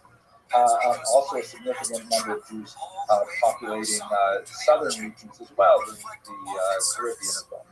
There are a few significant families. We actually have a significant amount of data from the Lady Franks family. Here's one of the matriarchs of that family who left behind quite a bit of correspondence. It tells us a little bit about the struggling life of the tiny number of Jews in America.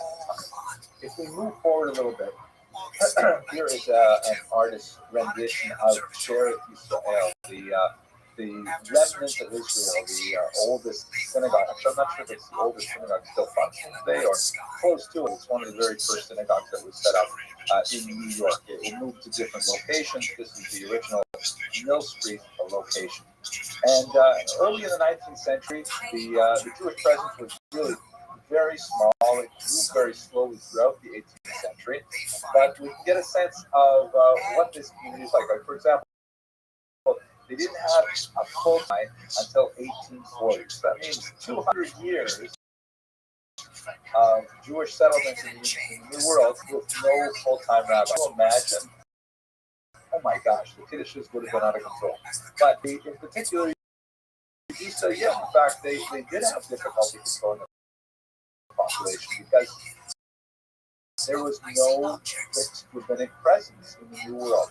This is a notice that was published by Shearith Yisrael on Erev Yom Kippur, right, the eve, the holiest day of the year, in 1757, a good 50 years before the full-time rabbi. And the letter reads that the Parnasim meeting, the heads of the community, received that several Jews are daily violating the principles of our holy religion, such as trading on the Sabbath, forbidden meats, and other heinous crimes. They're heinous crimes. But the fact is that there is no social control over Jews and the inertia and the weight of the established community, which was very small and very tenuous. In Europe, you still had the presence of the Beit Din. You still had, a massive tradition of rabbinic authority that was vested in the Kehillah structure. But in America, a very voluntaristic country, Jews were essentially free to behave any way they wanted. And if they chose to step outside the boundaries of traditional halakha, there's very little that can actually stop them doing so. This should be familiar to us in the 21st century. This is, in fact, the reality today. But it was a reality in America from its inception. And Jews freaked out at traditionalist reasons and did essentially what they wanted. But when they wanted to make a simcha, they would come back towards the traditional community, and the community had to tolerate a wide variety of approaches to the authority of halakha. It's interesting to note that what are the kind of punishments, what are the kind of coercive powers that the community could use? So, will not be deemed a member of our congregation if he transgresses these heinous crimes. Have none of the honors of the synagogue conferred on him. I love this 18th century spelling, by the way. And here's the really difficult one. And when dead, will not be buried according to the manner of our brethren. This is actually one of the strongest punishments that could be used in Europe. The Kedra Kadisha could simply refuse to bury a Jew, which was considered a very, very horrible punishment, and that most Jews would ultimately cave and would follow the will of the Beit Din if that in fact was the case. So for the first couple hundred years of Jewish life in North America, this is the kind of Wild West atmosphere they have. There are, in terms of the period, there are definitely some heroes that stand out. There are a lot of overachievers, like Chaim Solomon, who was a close associate of George Washington, actually a major financier that supported the War of Revolution. And we have some standout biographies of individual Jews in America in particular, to some degree in Canada, what would be Canada as well, who also really distinguished themselves as great patriots. But, it's a very thin history. There are very, very few people living here at the time. Have a look at this graph that shows you the growth of the population. And you can see here on the left, 1954, the number is actually 23. Right? That's the first load of refugees from Recife coming in. 100 years later, and you basically cracked maybe 1,000, and it grows very slowly until you get to the middle of the 19th century. And that's when you get a much larger number of German Jews who make their way to the country. Even the promise of emancipation that had been afforded to the Jews already from the revolutionary period, it only really begins to pick up steam as the debates over emancipation are raging in Germany. We spoke about this at the last week's lecture. And so I said, why trying to make it Germany so much more opportunity in the New World? And many of those German Jews made it to America, see, God willing, after Passover. We're looking at something like 280,000 Jews living in the United States. Very significant number, but it was the next major period of Jewish migration, which is called the Great Migration. It is that period that in fact brought my own family in, and about 70% of American Jewish families to these borders. So let's have a look at that right now. I'm sorry for the backward zooming. I'm not sure why. Here we go. So this is a map that I love to focus on. This map shows you specifically the emigration from the Pale of Settlement. You'll recall we spoke about that last week as well. This is the region of the Russian Empire in which Jews were allowed to live.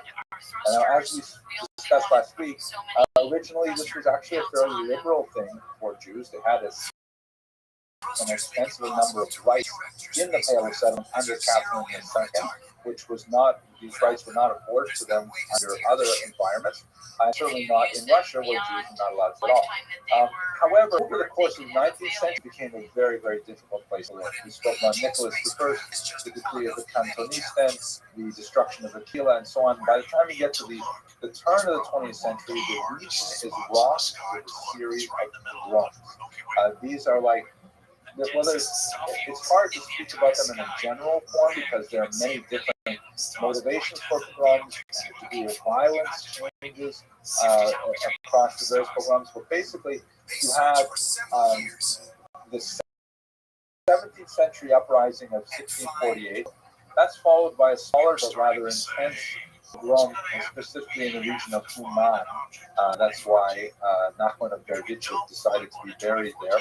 That was in 1768, and then, and you notice that's like basically 100 years apart. And then in 1882, another 100 years plus, that begins a series, a cascade of pogroms that show no sign of stopping. There are literally hundreds of small pogroms that begin in 1882 and last until 1884. And it is very clear that the Russian government is either unwilling, Nicholas II himself was a significant anti-Semite, or incapable, more likely, of stopping the pogrom wave. And at that point, with those 1881 pogroms and onward, 1882, Jews realized that Russia, the Russian Empire, is no longer a Rechtsstaat.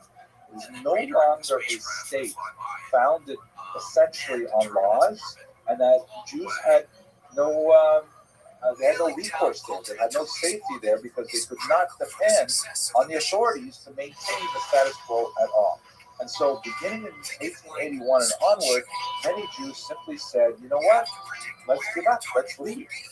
Some of them, developed other ideologies, turned to Zionism, which is a fairly new phenomenon. We speak about it by going after Passover.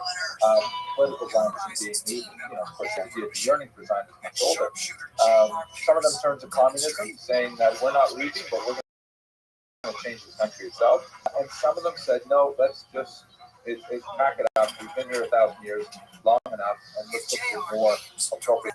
This was accelerated because not only do they have these waves of pogroms in the 1880s, you also have horrific pogroms in the 1890s, terrible ones in Chisinau in 1903, 1905, and then some horrible, brutal pogroms, which I spent quite a bit of time studying. It was actually the subject of my doctoral dissertation in the context of the Russian Civil War and the establishment of the Soviet Union between 1917 and 1921. Period of tremendous chaos and civil war. So you have hundreds of thousands of Jews leaving the Pale of Settlement, far greater than any other demographic movement in Jewish history. So look at the map here and you see what I'm talking about. We've got about 1.7 million Jews coming to the United States of America between this map that indicates 1882 to 1917. It would actually grow by another 200,000 people because the American immigration system would not begin to shut down until the 1920s. And that's when it became much more restrictive and it was much harder for Jews to make this same journey. But, about 2 million Jews making their way in the space of 30 or 40 years. Incredible number. 7,000 made their way to Canada, which included my own grandparents. So I'll show you a picture of the facility. A little bit larger number went to South America. We tend to not think about the Jews of South America, but very significant populations in Brazil, for example, Chile, Argentina, huge populations down there. 250,000 made their way to Western Europe. England is a favorite destination in particular.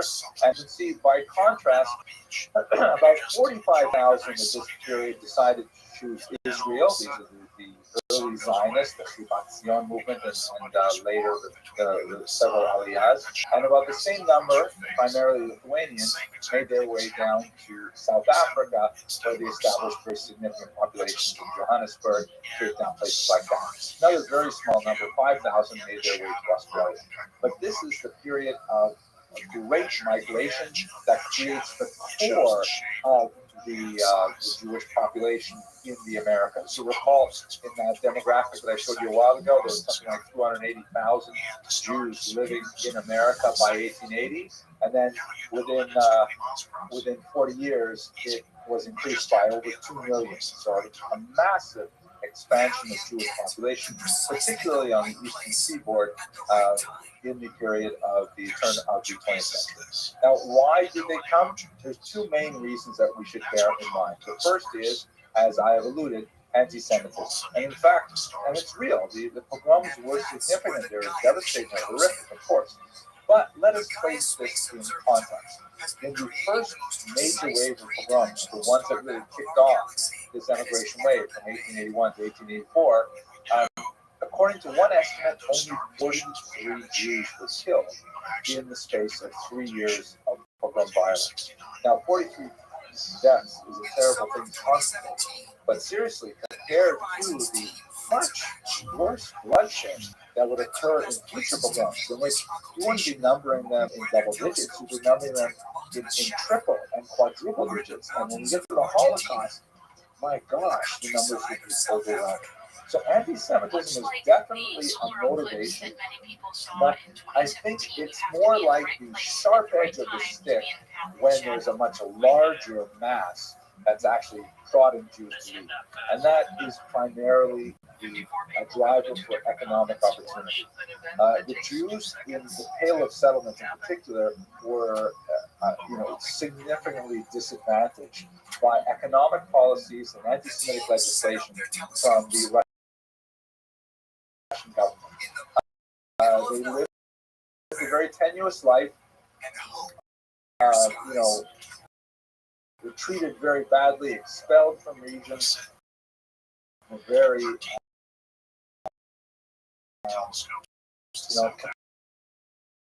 capricious manner, that cuts them out of trades that they had been engaged in for centuries, and legislation that disadvantaged them against Christian competitors, and all kinds of things that were just pressing on them economically. You also have a very significant population increase in the 19th century among Jews.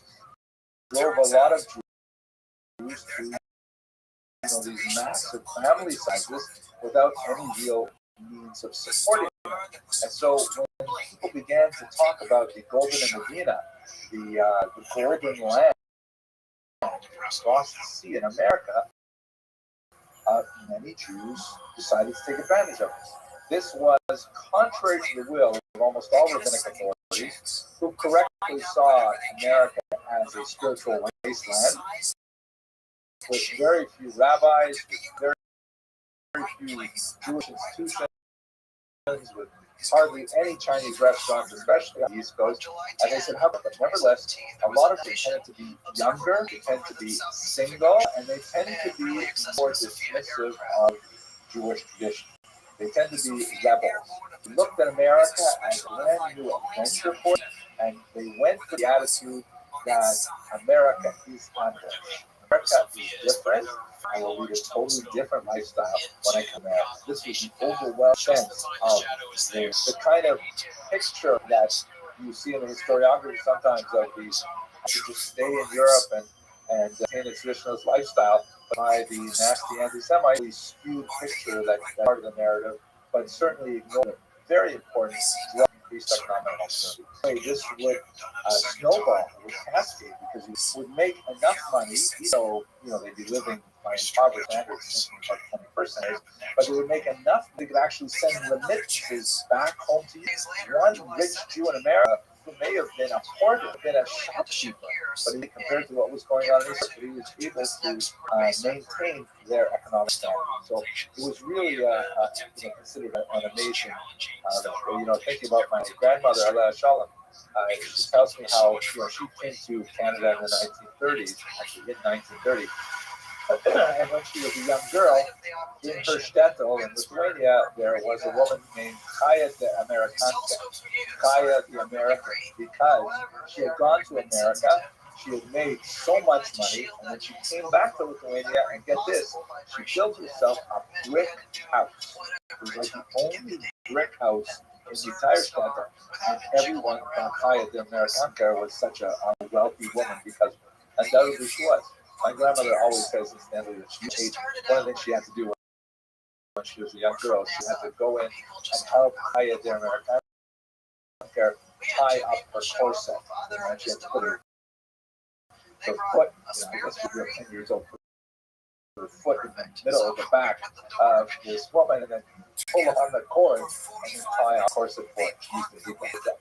At any rate, the point is why my grandmother, Alella, at a young age, she was I think 18 years old at the time, used to travel on her own. Travel on her own.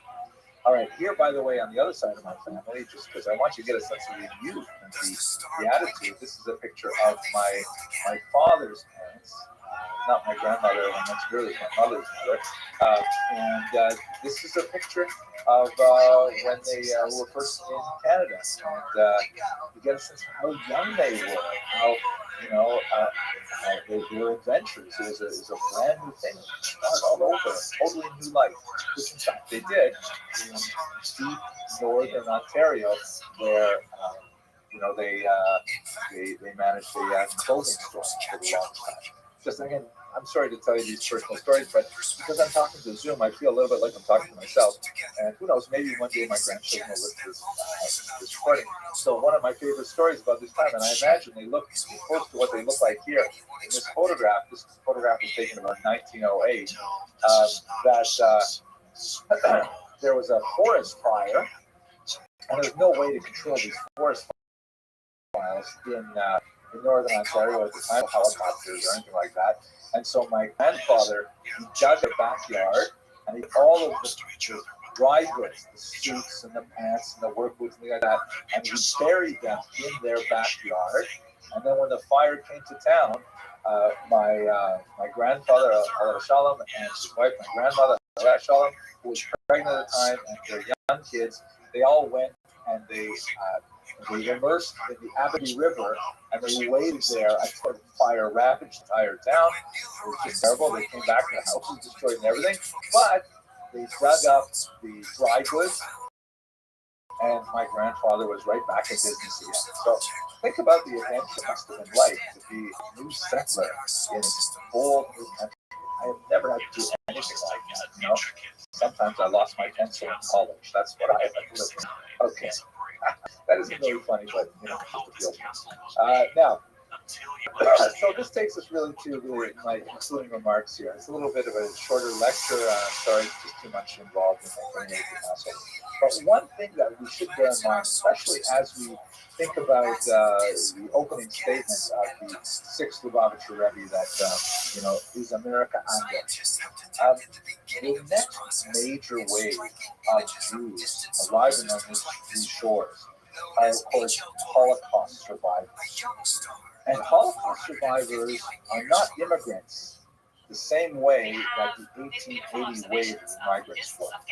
The Jews of the 1880s, they came thinking America's a great new experiment. America is going to be a new possibility for Jews in general and for me, a Jew specifically. And they were willing to adapt to America. They tried very hard to get rid of Yiddish, to not speak Yiddish to their children so the kids would grow up with a proper American accent. They tried to adopt American clothing and American values and American sensibilities, and in many ways, Jews were incredibly successful at that, even to the point of helping create American civic men. Jews were, especially in Hollywood, very, very importantly involved in the development of an American people. These are like the immigrants that came from the 1880s, 1920s.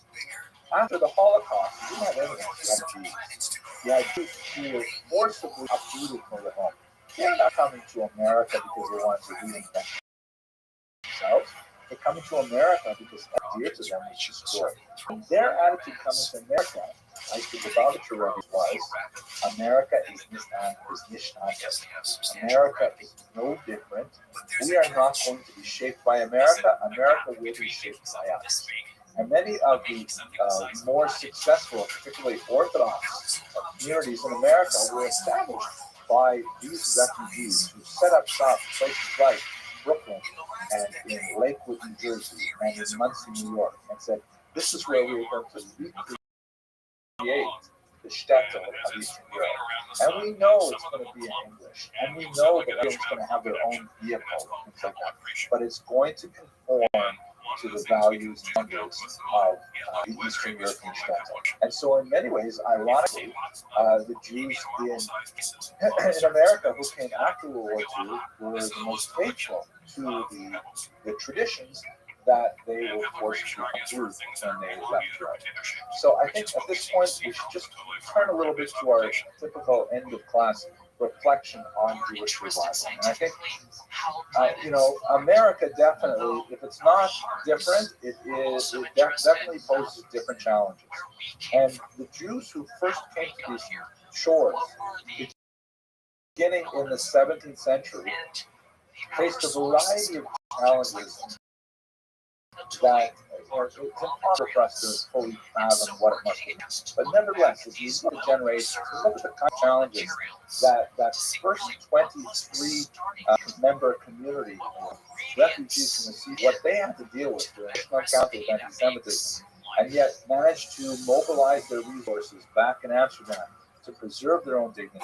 They realized right away, based on the communication from Stuyvesant and the headquarters, that they would have to take care of themselves. And in fact, that's a message that Jews took to heart, and they realized that if they were to survive in these very different environments, we have to develop an ethos and an ethic of responsibility, of communal self-help, of compassion for others in their community, extending charitable donations, extending charitable activities, organizing for self-help.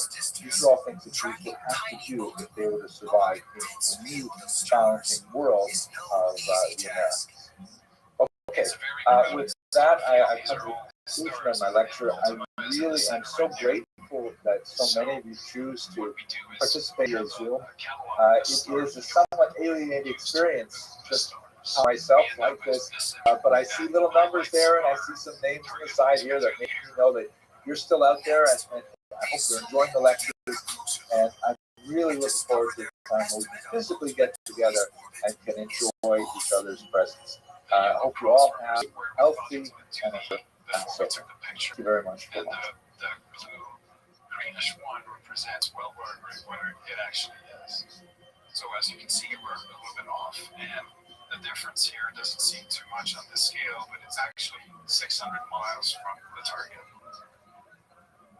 Because this object is so very, very small, it's possible that if we are a little bit off, we could just miss seeing the object, and we certainly don't want to do that.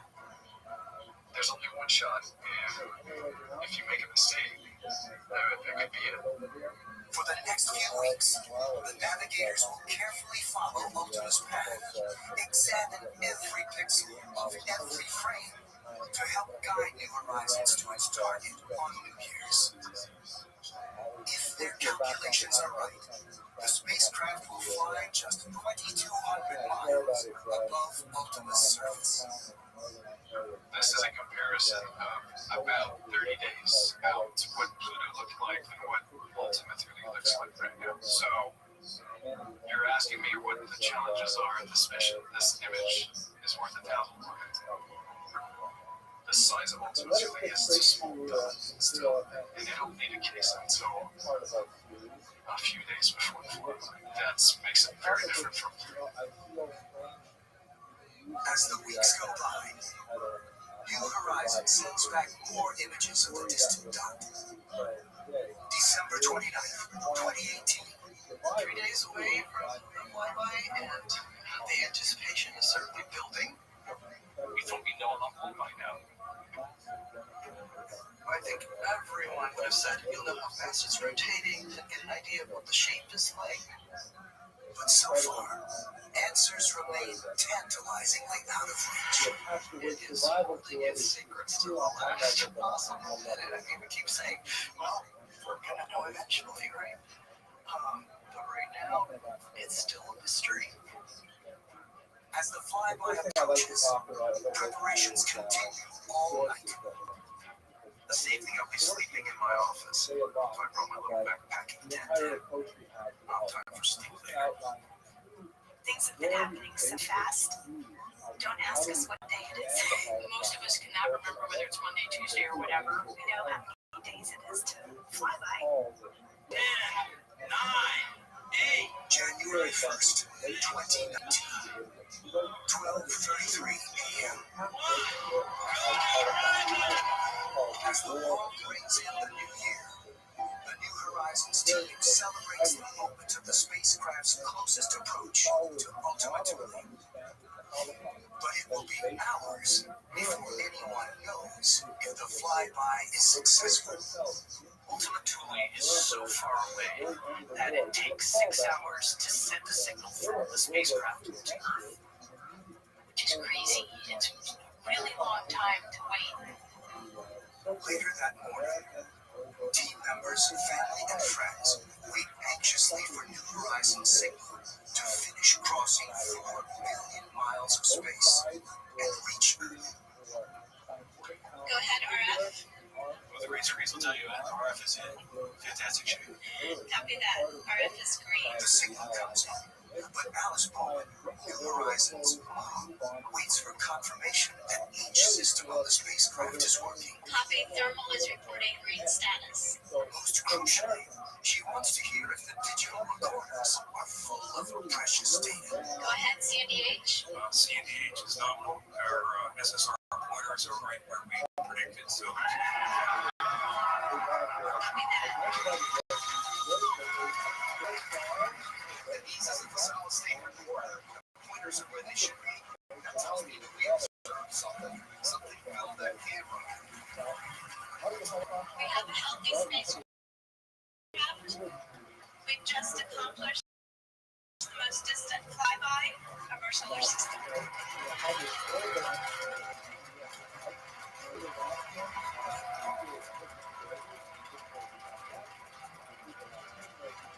That night, the first close-up image of this distant object comes in. well, what we saw today was out of water anything we've seen. The first image was 2 or 3 pixels across. Yesterday, you could see kind of 2 lobes. And today's image, we see, and for what it really is, basically 2 spheres stuck together. Like this really is 2 things that form as 2 different objects. It's confirmation of what we saw in the occultation. The shape that was predicted from that is almost exactly correct.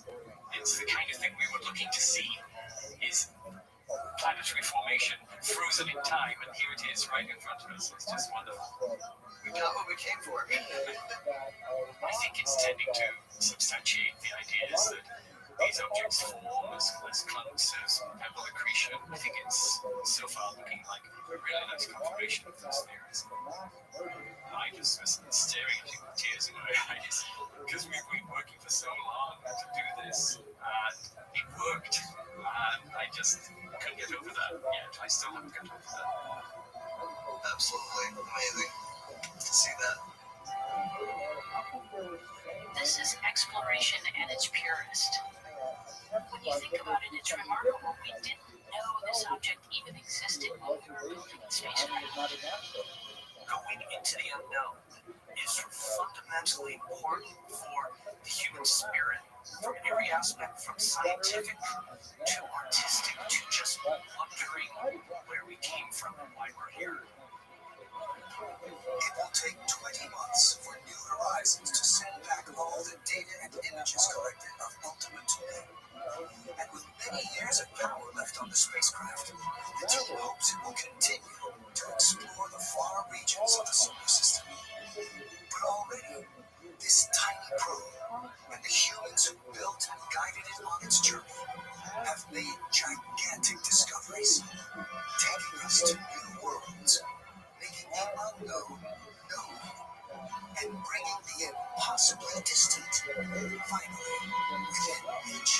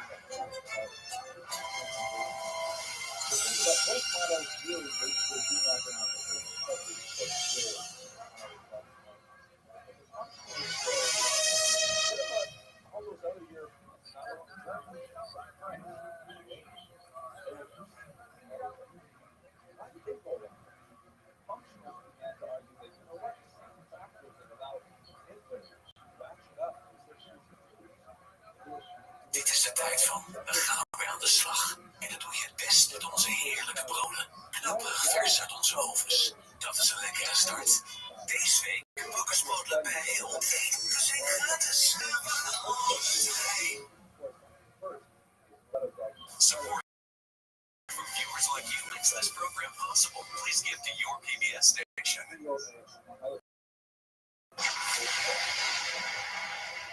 Cosmos. Stars. Galaxies. None are as strange, mysterious, or powerful as black holes. Black holes are the most mind-blowing things in the universe. They could swallow a star completely intact. Black holes have these powerful jets that just spew matter out. First discovered on paper, on the back of an envelope, some squiggles with a pen. The bizarre solution to a seemingly unsolvable equation, mathematical enigma. Einstein himself could not accept black holes as real. People didn't even believe for many years that they existed. Nature doesn't work that way. Yet slowly, as scientists investigate black holes, by observing the effect they have on their surroundings, evidence begins to mount. That is the proof of a black hole. Millions of times the mass of the sun. Cutting-edge discoveries show we did it. Black holes are very real. I thought it was crazy. I said, oh.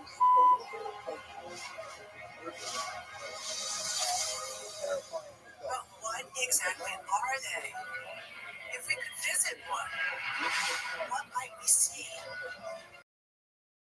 With their immense power, do black holes somehow shape the very structure of the universe?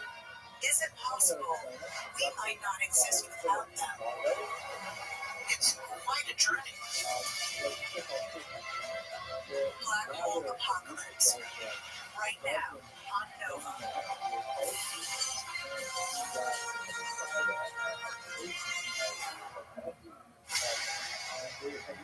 There are apocalyptic objects in the universe.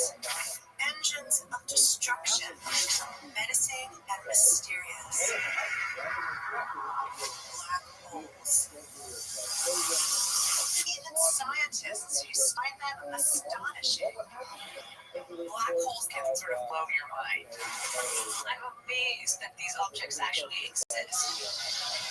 Black holes defy our understanding of nature. Black holes are the greatest mystery in the universe. They're completely spreads. Black holes actually will eat anything that you really want to avoid at all costs. Black holes even slow time. Once thought too strange to be real, black holes shatter our very understanding of physics. What we're learning, they may sometimes be necessary for the universe to exist. They might well be the key are these strange, powerful objects. They're gorgeous and surprising. Where are they, and how do they control the universe? Search for black holes is on, and it will be a wild ride across the cosmos to places where everything you think you know is challenged. Where space and time, even reality, are stranger than fiction.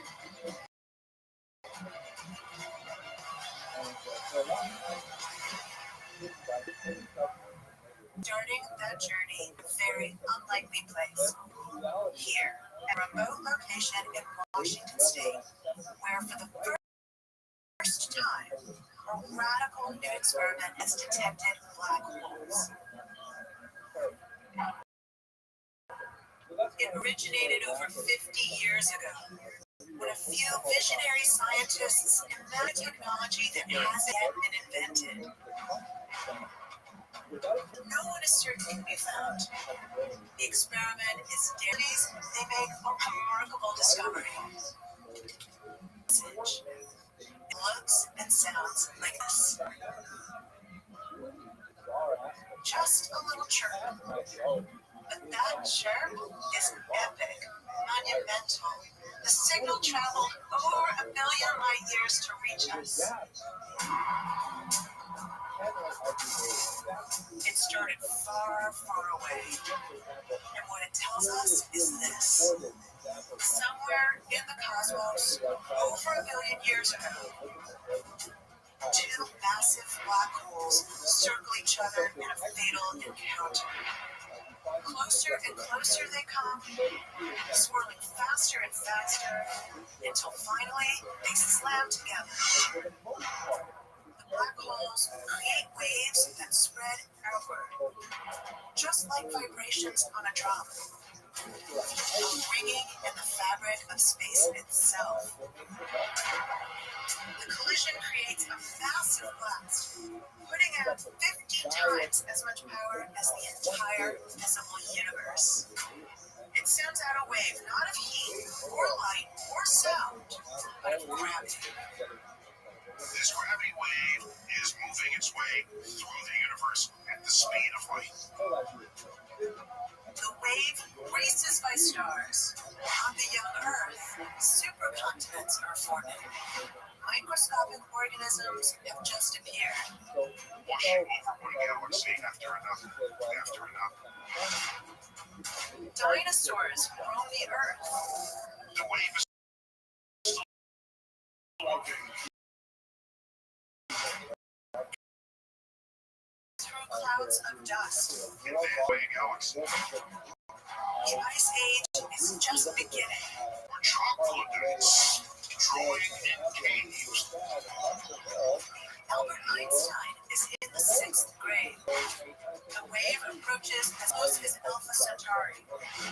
At midnight on September 13th, 2015, it is as close as Saturn. Finally, over 1 billion years after the black holes collide, the wave reaches us. It strikes a pair of revolutionary new observatories, the sites of the daring experiment.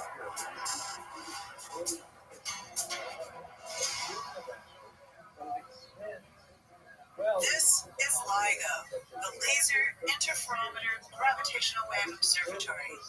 The experiment, 50 years in the making, has finally hit the jackpot and opened an entirely new way of exploring the universe.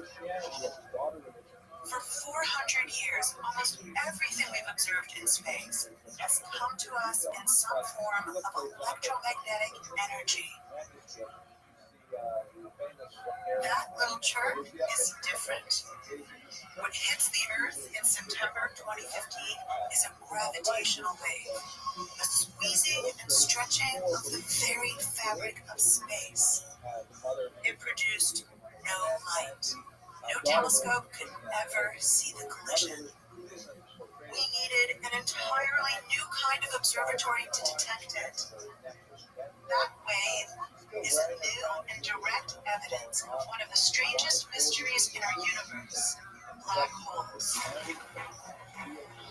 Most of us have heard of black holes.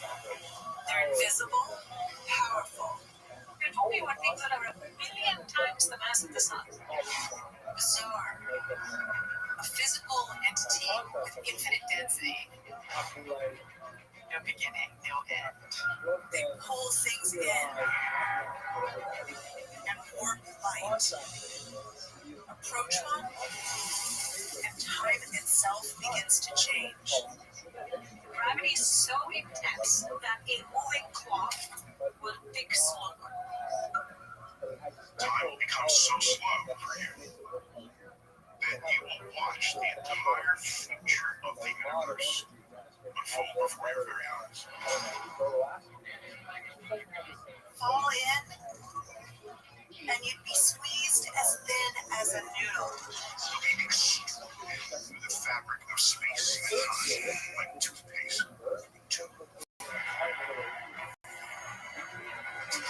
Today, we know more about black holes than ever before.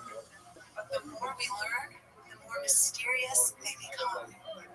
They're the most exotic objects in the universe. We don't have the physics to describe them. No matter how well you understand them, they remain unreachable in some sense.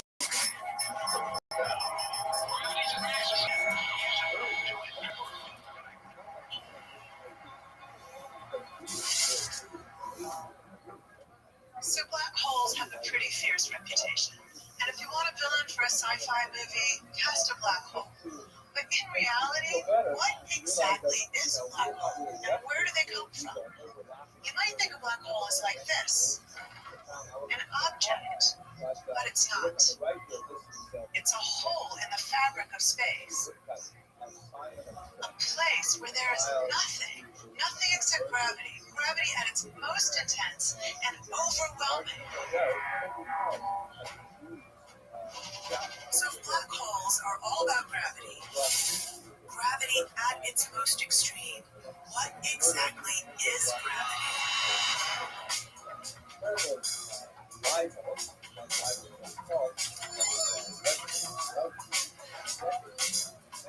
We're all familiar with gravity.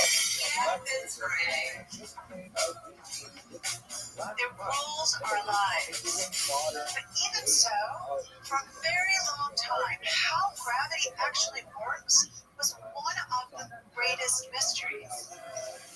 Over 300 years ago, Isaac Newton was fascinated with the behavior of moving objects. Eventually, he figured out his laws of motion.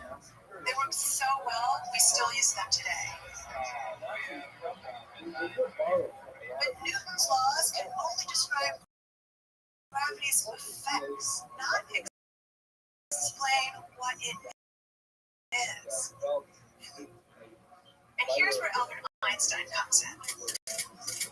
Like Newton, he thinks objects in motion, and he wonders, is it a force, or could it be something else? Here's what concerns Einstein. Take this apple. I can't move it without touching it. But if I drop the apple, it moves toward the earth. But what if I take my hand away?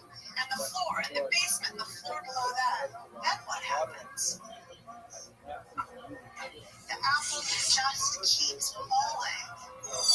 Einstein realized that gravity had something to do with falling. Now, if I throw the apple, it falls along a curved path. But imagine I could get the apple moving much faster. Eventually, if I get the apple moving really, really fast, say 17,000 miles an hour, its curved path matches the curve of the Earth. The apple is in orbit, falling freely, just like the International Space Station and the astronauts inside it. According to Einstein, the apple and the space station and the astronauts are all falling freely along a curved path in space. And what makes that path curved? The mass of the Earth. Einstein came up with a supremely simple concept, and that is that space and time is bent by the Earth and by the Sun and by all the objects in the world. So according to Einstein, the mass of every object causes the space around it to curve. And that was Einstein's conception. There are no forces anymore. There's just objects bending space-time and other objects following the straightest line through it. All objects in motion follow the curves in space. So how does the Earth move the apple without touching it? The Earth curves space, and the apple falls freely along those curves. That, according to Einstein's general theory of relativity, is gravity, curved space. And That understanding of gravity, that an object causes the space around it to curve, leads directly to black holes. But it's not Albert Einstein who first makes the connection between gravity and black holes. It's another scientist. Karl Schwarzschild was a German astronomer, head of the Potsdam Observatory in Germany. Ever since he was a teenager, he'd been calculating complicated features of planetary orbits. As Einstein unveils his theory of gravity in 1915, Karl Schwarzschild is in the German army, calculating artillery trajectories in World War I. And just weeks after Einstein presented his papers, Schwarzschild, then on the Russian front, quickly got a copy and was mapping the gravitational field around a star. Einstein had gotten at it through a series of approximations, but Schwarzschild, sitting on the front with bullets and bombs flying, calculated an exact solution to Einstein's theory and sent it to Einstein. Einstein was astonished. He hadn't even imagined that you could solve these equations exactly. But Schwarzschild isn't done. In his solution to Einstein's equations, he discovers something Einstein himself had not anticipated. He said, I can calculate this distance from a gravitating object that represents a kind of boundary. Schwarzschild mathematically concentrates a mass, for example, a star, into a single point. Then he calculates how that mass would bend space and curve rays of light passing nearby. As he, through his mathematics, aimed particles of light or matter towards this point, there was this boundary surrounding the point at which the particles would just stop. The particles disappeared. Time stopped. Schwarzschild has discovered that a concentration of mass will warp space to such an extreme that it creates a region of no return. Anything that enters that region will be trapped, unable to escape, even light. It's like those roach motels. You can check in, but you can't check out. Once you go across that boundary, even if you can sail through, there's nothing you can do to get out. There's nothing you can do to signal out. It becomes this strange, cut-off portion of space-time. What Karl Schwarzschild has discovered is that any mass compressed into a small enough space creates what we today call a black hole. But Albert Einstein, whose own theory of gravity predicts such a thing, cannot believe it can happen in the real world. Einstein didn't think that nature would act like this. He didn't like this idea. Karl Schwarzschild becomes ill and dies before he has a chance to further investigate his own discovery. 2.5 years later, in November 1918, World War I ends. The strange, theoretical sphere discovered by Karl Schwarzschild seems destined to be forgotten. Nothing but a curious historical footnote. But in the coming decades, physicists learn more about the atom and about how fusing atoms powers stars, a process called nuclear fusion. Some begin to wonder if something like a black hole could actually come from a star. But not just any star. It would have to be big. Stars are born in litters, and you get a distribution of sizes and masses. Thousands of little stars, and a few big stars, very big stars, incredibly massive.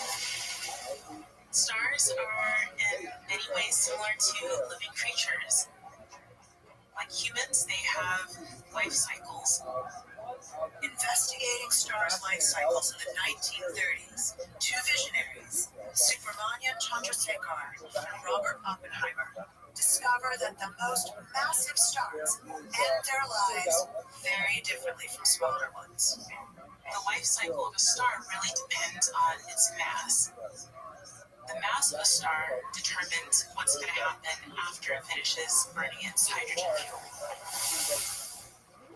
All stars start out burning hydrogen, the lightest atom, fusing hydrogen atoms into helium, working their way up to heavier elements. Gravity wants to crush the entire mass of the star, but the enormous energy released by fusion pushes outward, preventing the star from collapsing. Stars are stable because we have an outward moving pressure due to nuclear fusion, and that's balancing with the inward force of gravity. Smaller stars can fuse elements heavier than helium. But in the most massive stars, fusion crushes heavier and heavier atoms, all the way up to iron.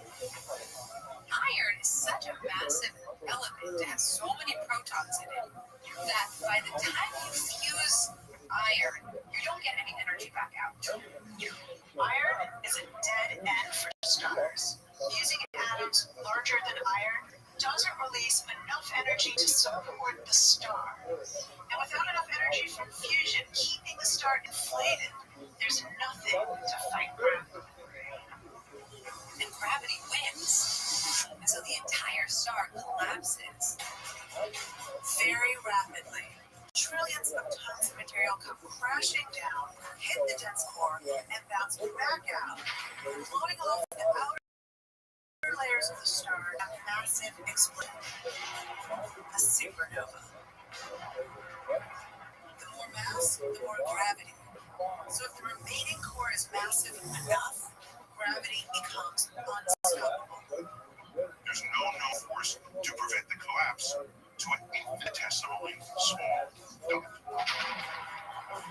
Gravity crushes the stellar core down smaller and smaller and smaller until all its mass is compressed in an infinitely small point. A black hole. The theory makes sense, but most physicists remain skeptical about black holes. Einstein and Eddington, all the sort of preeminent astrophysicists in the 1930s to 1950s, did not believe that they were actually real. It remained a solution, a mathematical enigma, for a very long time. So it took a long time for people to even start looking for them. It's not until the 1960s that the idea of a supernova creating a black hole is taken seriously. Princeton physicist John Wheeler, who had originally been a skeptic, begins to use a name from history for these invisible objects. Black hole. The term black hole actually originates in India. The black hole was the name of an infamous prison in Calcutta. Still, no one has ever detected any sign of a black hole.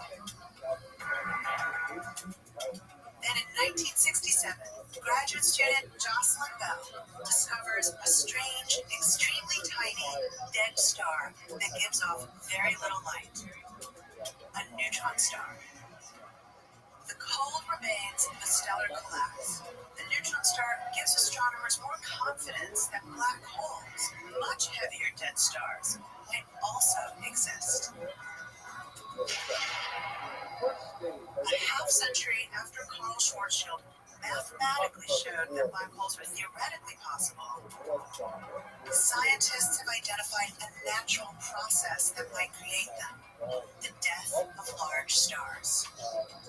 So these giant supernova explosions of extremely massive stars make black holes. Any star that is born with a mass that's about 10 times the mass of the sun or higher will end in a black hole. Our galaxy is replete with little black holes, which are the stellar corpses of generations of stars that have gone.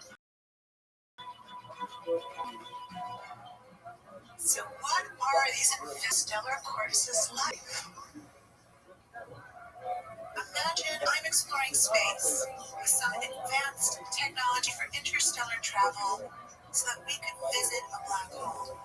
Maybe one in our own galactic neighborhood.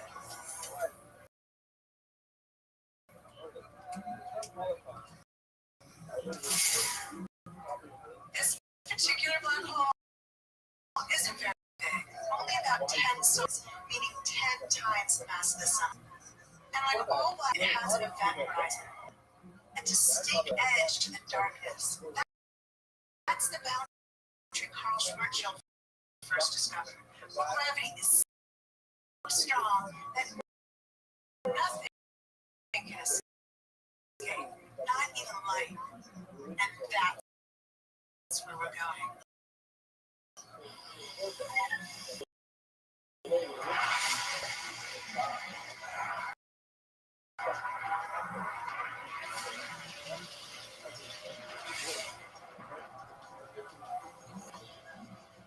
Begin to happen.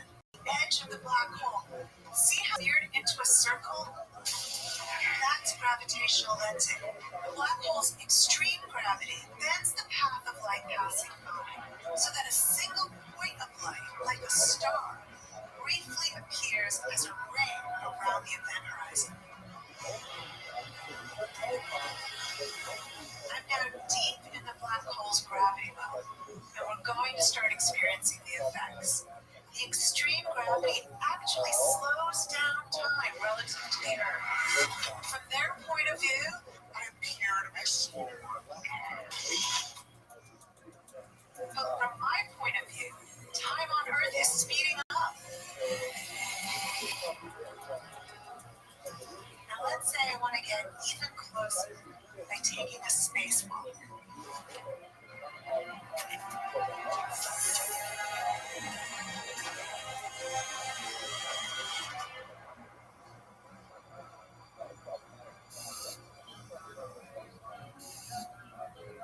The way the black hole slows down time is about to get even more pronounced.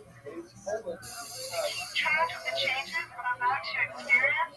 I'm turning on this strobe light. It'll blink once a second. From here, I can see the shadow of the event horizon approaching, and my light blinking normally. But watching from the ship, the closer I move toward the black hole, the more slowly I appear to move. The pulses are nearly infinitely spaced. So it looks as though I'm frozen in time. For me, everything is completely normal, even when I reach the event horizon. If you waited long enough, maybe millions or billions of years, the ship would finally see me disappear. And that's the last you'd see of me. It's inside a black hole, but it's still a mystery. And even if I find out, I can never go back and tell you. But I can't say this. Black holes are dark from the outside, but inside they can be bright. I can watch the light of the sea that's fallen in behind me, and that's the last thing I'll ever see. Unfortunately, the fun is out to end.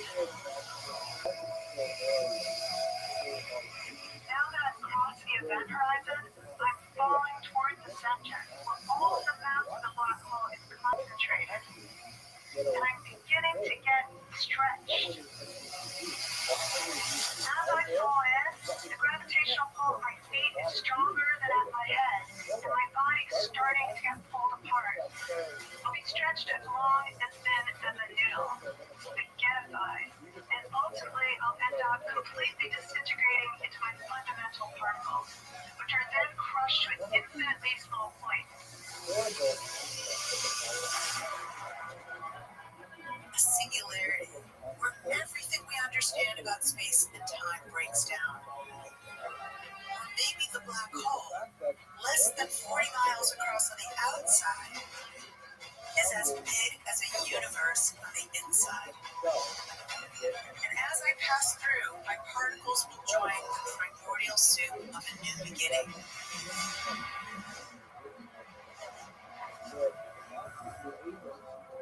So that's what theory tells us we might experience if we could travel to a black hole.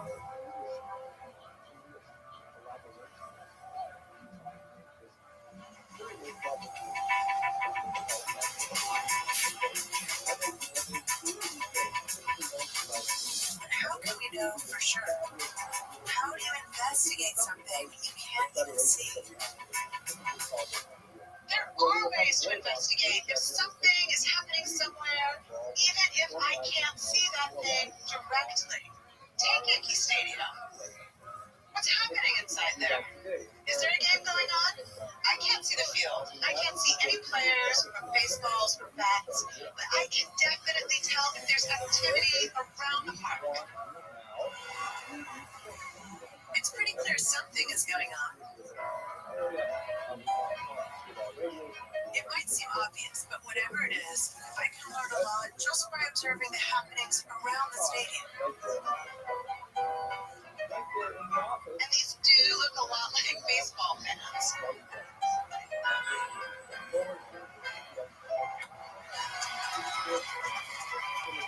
That's the way we investigate black holes, by observing the effect they have on their surroundings. But what sort of effects? How might a black hole reveal itself? Starting just before World War II, two monumental discoveries are about to radically change astronomy. In 1931, Bell Labs engineer Carl Jansky picks up mysterious radio waves emanating from deep space. Then the sky gets even stranger. When scientists mount Geiger counters on captured German rockets and discover the cosmos is also full of X-rays.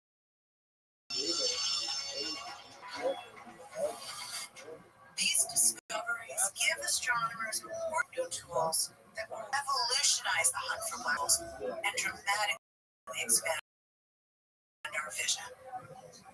Perceive is a very narrow part of the electromagnetic spectrum.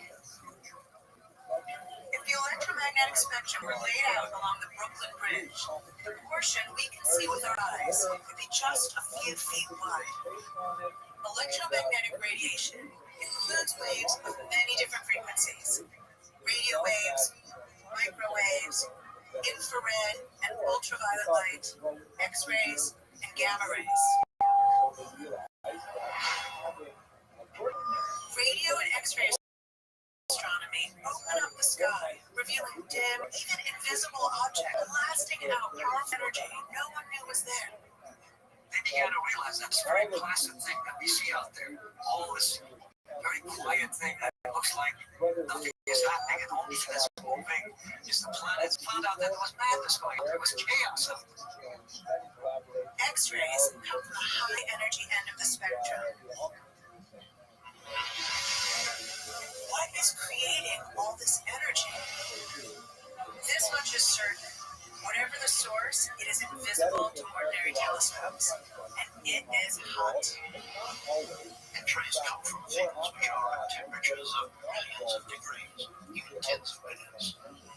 One of the first of these X-ray sources to catch the attention of astronomers is named Cygnus X1. Cygnus was in the constellation Cygnus. It was an X-ray source. It was the first one he found.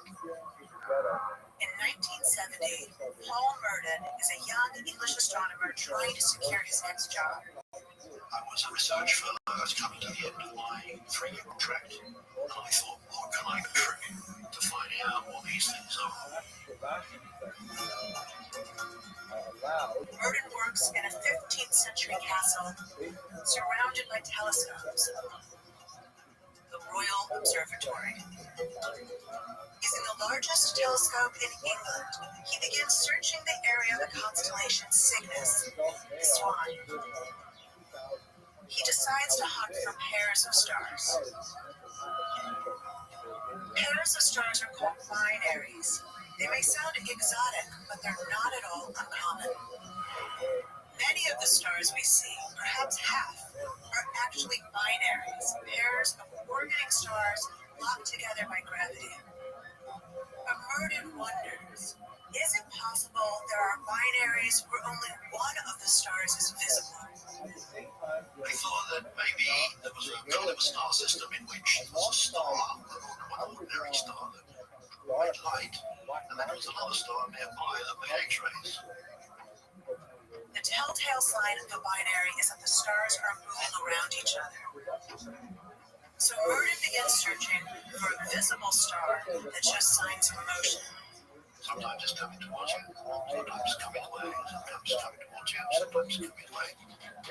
When the star is moving toward us, it appears more blue as the wavelength of its light gets shorter.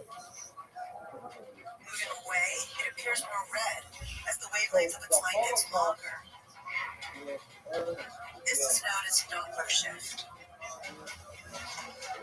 After looking for color changes in hundreds of stars in the area of Cygnus, Merton spots a possible suspect, a visible star whose light is shifting as though moving around. It very clearly was the binary star, the double star. The star was moving around and around at a period of going around once every 5.6 days. But whatever is going around can't be seen. There was no trace in the spectrum of the second star. There was one star there, there wasn't a second star there. Merton has a binary pair in which only one star is visible. The second object emits enough mass and gravity to dramatically but gives off no light. Could it be the corpse of a star massive enough to become a black hole? The crucial issue in deciding whether Cygnus X1 was a black hole was to measure the mass of the X-ray emitting object. It would have to be very massive, at least 3 times the mass of our sun. If not, it's probably just a neutron star. A collapsed star that's dense, but not heavy enough to be a black hole. So the observers needed to come up with a conclusion that the dark object, the X-ray emitting object in Cygnus X1 is heavier, hopefully substantially heavier than 3 solar masses. From his observations, Merton is able to make an estimate of the mass of the invisible partner. And the answer came out to be 6 times the mass of the sun. So there was a story then that Cygnus X1 was a black hole. And the key to the argument was that the mass of the star you couldn't see was more than 3 solar masses. When I finished writing it all up, I sat back and thought, it's a black hole.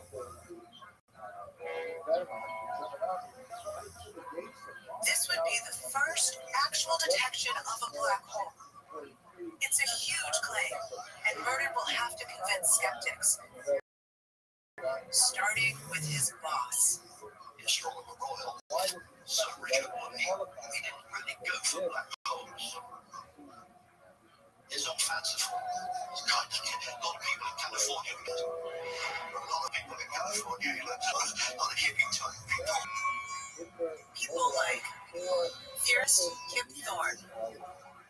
So I was nervous about the scale of the discovery, and actually so were other people all around me. I was working with a fellow scientist, Louise Webster, and we were modest about the claim that we were making because we knew what people would think about it. And if you look at the paper we published, the word black hole once right at the end. We think this might be. The Louise Webster paper appeared September 1970. Other astronomers agree it could be a black hole, but no one knows for sure.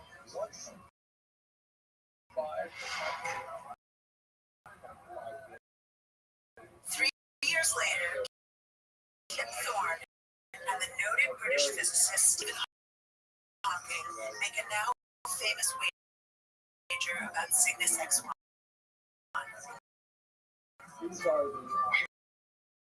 Made a bet as to whether Cygnus was a black hole or not. The bet is partly a jest. Both men, but Hawking not wanting to jinx against his own wishes. Stephen, 1974. And gradually the cave was a black hole became stronger and stronger. So in June of 19, Stephen broke into my office, printed off on this bed, conceded the bed in my abs until I came back from Russia. Discovered he had conceded.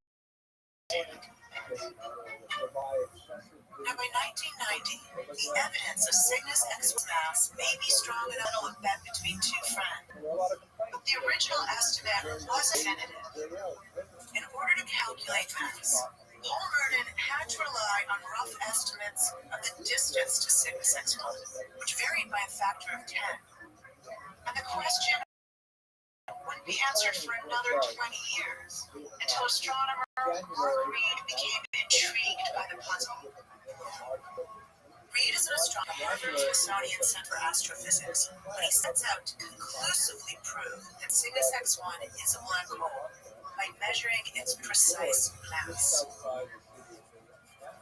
But how can you measure the mass of an invisible object?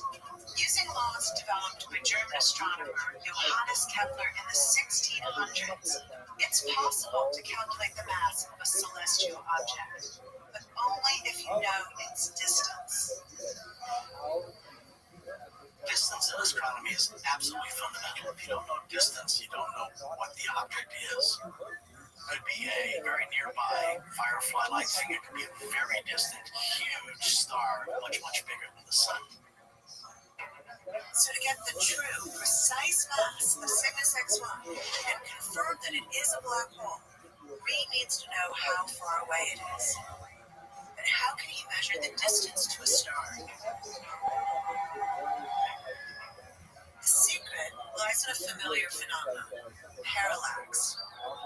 It's what our eyes and brains use to see in 3 dimensions.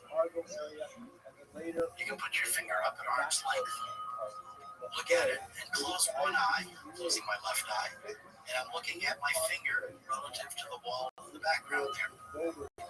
Now, if I open my eye, close my right eye, I see my finger has appeared to move with respect to the original position. And that's because our eyes are separated and we view from different vantage points.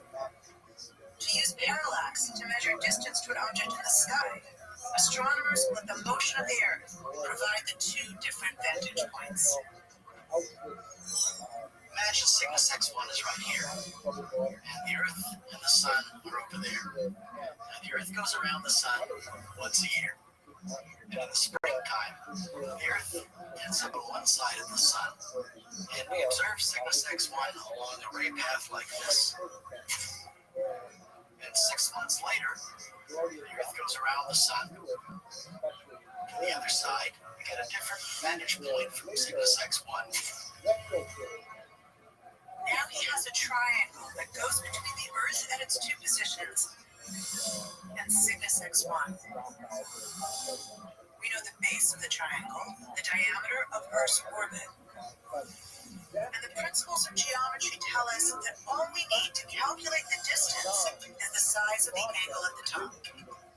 And we measure this very small angle here at the point in Cygnus X1. And then from direct geometry, we can calculate the distance to Cygnus X1, and from that, infer a very accurate mass. The concept is simple, but Cygnus X1 is so far away that the angle to be measured is minuscule, a tiny fraction of 1 degree. It's smaller than the angle span by Abraham Lincoln's nose on a penny in San Francisco, viewed from New York. Because the angle is so very tiny, it can't be measured by any one telescope. But Reed's team has a solution. We take 10 radio telescopes that are spread across the continental U.S. and to Hawaii and to St. Croix in the Virgin Islands. We use these telescopes simultaneously, and we synthesize in a computer a telescope that has a diameter of the size of the Earth. That gives you incredible angular resolution. Using this technique, Reed's team determines that Cygnus X1 is 6,000 light years away. With the new distance we got, the 6,000 light year distance, we're able to determine that the mass is about 15 solar masses, easily a black hole. 40 years after it was identified as a possibility, Cygnus X1 is now widely accepted as the first confirmed black hole. It's an understated paper, and the fact that my name was on it and Louise Webster's was on it did us a lot of good in our careers. I think as a result of this discovery, I got offered a permanent job, and it was a great celebration for the family. So it worked out very well for me, as well as getting the intellectual satisfaction of solving a problem. So finally, after years of speculation, we have a real black hole. Not only that, but a black hole that's blasting out X-rays and has a companion star. If we could visit in my imaginary spaceship, what would we see?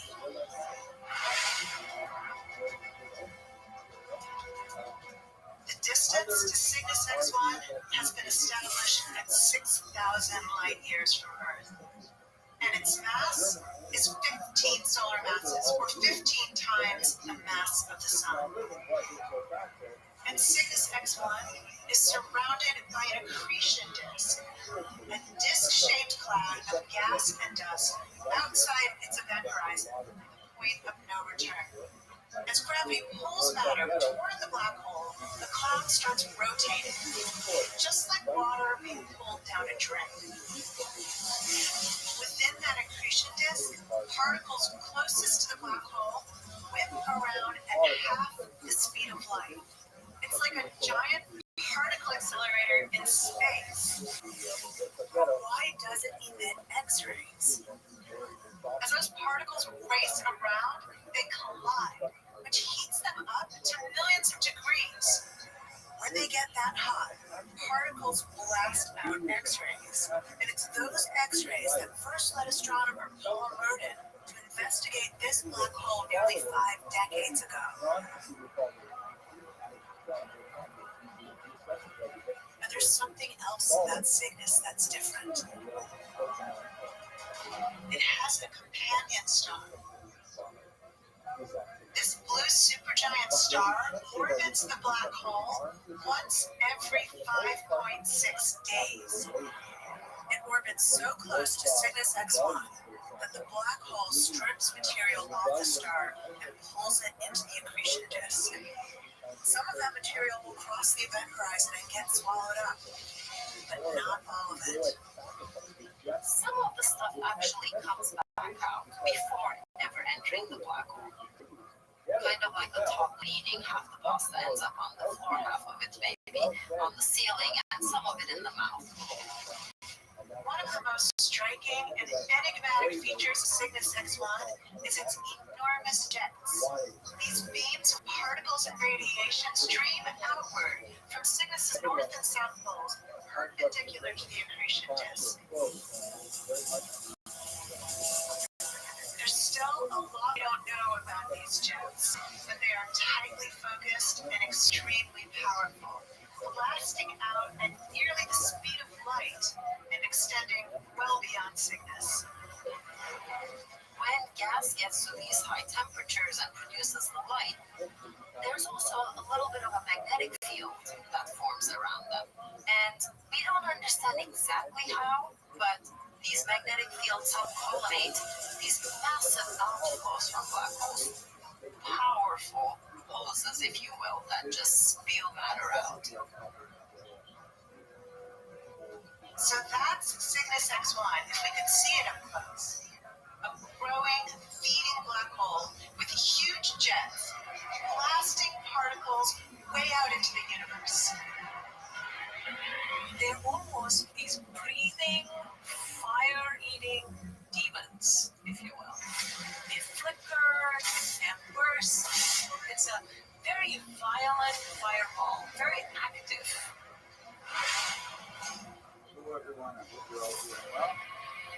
What was once a bizarre mathematical curiosity has now become quite real.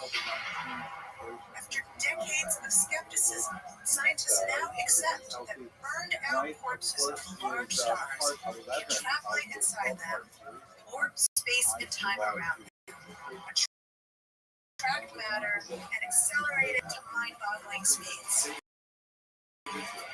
Black holes seem like such a radical idea that we shouldn't accept it. But the evidence for black holes has gotten stronger and stronger, and we've seen these amazing things. At least 20 black holes found in our galaxy.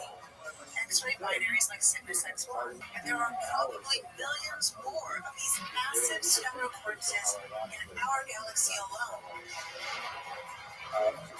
Still, a stunning surprise awaits. Everything astronomers think they know about black holes, and much of what they believe about the universe itself, will be upended by a shocking discovery.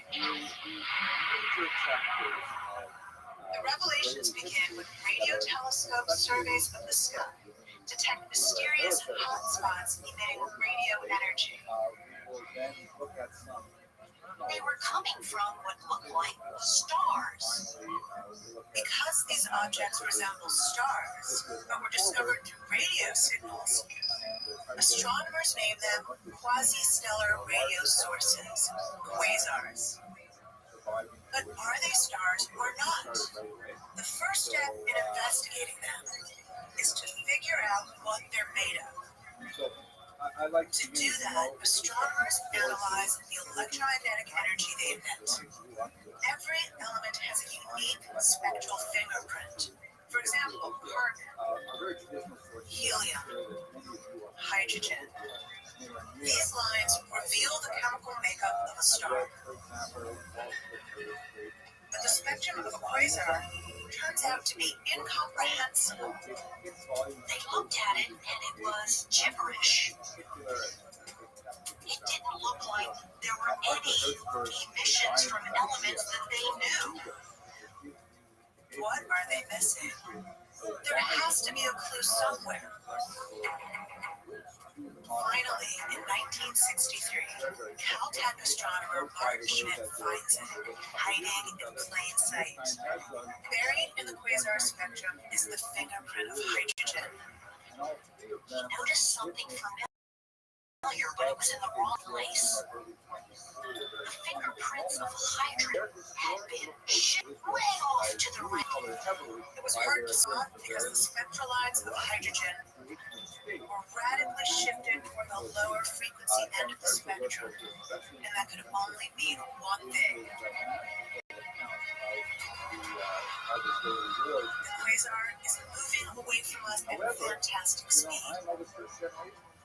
But astronomers have never before seen light shifted to such an extreme. Like a familiar sound shifting too low to understand. The light from quasars has shifted to such a degree that hydrogen is unrecognizable.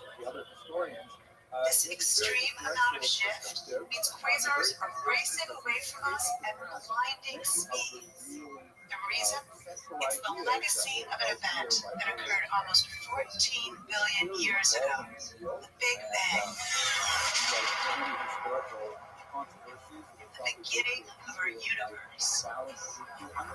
And ever since, the universe has been expanding, carrying with it all the objects it contains, including quasars. No one had ever seen anything moving away at that high speed. This made this object the furthest away thing that had ever been seen, which meant the thing itself had to be so luminous, and you had to account for that. 2 billion light years away, putting out the energy of a trillion suns each second. What could possibly create that? No one had any idea what could be powering these things. Where could all of this energy come from? If you work out your calculations, it can't be chemical energy. They knew it couldn't be nuclear energy. There's no way a quasar could be a star. No amount of nuclear fusion could produce that much star power. The only engine that could possibly put out that much energy is gravity. Gravity. In everyday life, we can overcome gravity easily. But when concentrated to an extreme by a black hole, gravity is overwhelmingly powerful. A handful of scientists start wondering, could quasars perhaps be powered by gravity engines? What if the energy blasting out from quasars is coming from bright accretion disks around black holes? To produce that kind of energy, that kind of brightness, it has to involve a black hole. But not just any black hole. Whatever was the source of the emission from a quasar had to be massive. Now, millions or billions of times heavier than the sun. Millions or billions of times heavier than the sun. Cygnus X1 is like 15 times the mass of the sun. The black holes powering quasars are an entirely different category of black hole. Supermassives. And they seem to be located in the centers of the galaxies. But what about our own galaxy? Could there be any supermassive black holes closer to home? The center where any supermassive would be found lies in the direction of the constellation Sagittarius, the Archer. Now, Sagittarius isn't just any constellation. It's in the direction of the center of our own Milky Way galaxy. Since we live inside the Milky Way, we can't see the galaxy the way a space traveler would. But I can use my trusted imaginary star machine to show us the galaxy from the outside. Our home is a spiral galaxy, hundreds of millions of stars drawn together into a gigantic disk. It's wide, about 100,000 light years across, but it's relatively thin, only about 1,000 light years thick. And the whole spiral slowly rotates. Our solar system is here. And here, 26,000 light years from the Earth, is the center, which we see in the direction of Sagittarius. In this dense center, there are millions of stars and lots of dust and gas. So that's the view of our galaxy from the outside, thanks to my imaginary technology. But since we live inside the Milky Way, when we look towards the center, we're looking through much of our own galaxy, which means it appears to us as a band of stars and dust across the sky, a Milky Way. Deep inside this band of stars and dust, could a supermassive black hole be lurking? Targeting now. In the 1990s, astronomers were determined to solve the mystery, to peer through the murky Milky Way and learn what, if anything, is at its center. One of them is Andrea Ghez. Ghez takes on a daunting challenge. She will try to track individual stars orbiting the center of the galaxy. The essence of this experiment comes from watching stars orbit the center of the galaxy. So you want to find the stars that are as close to the center of the galaxy as possible. Which means that I want to get access to the largest telescope I can possibly get my hands on. And that means coming here.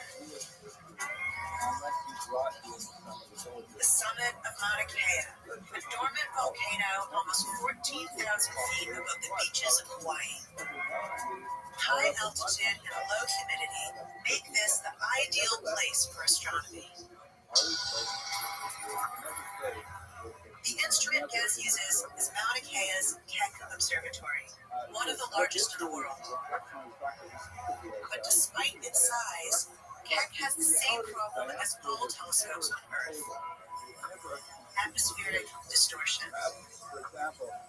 Think about looking at a pebble at the bottom of a river.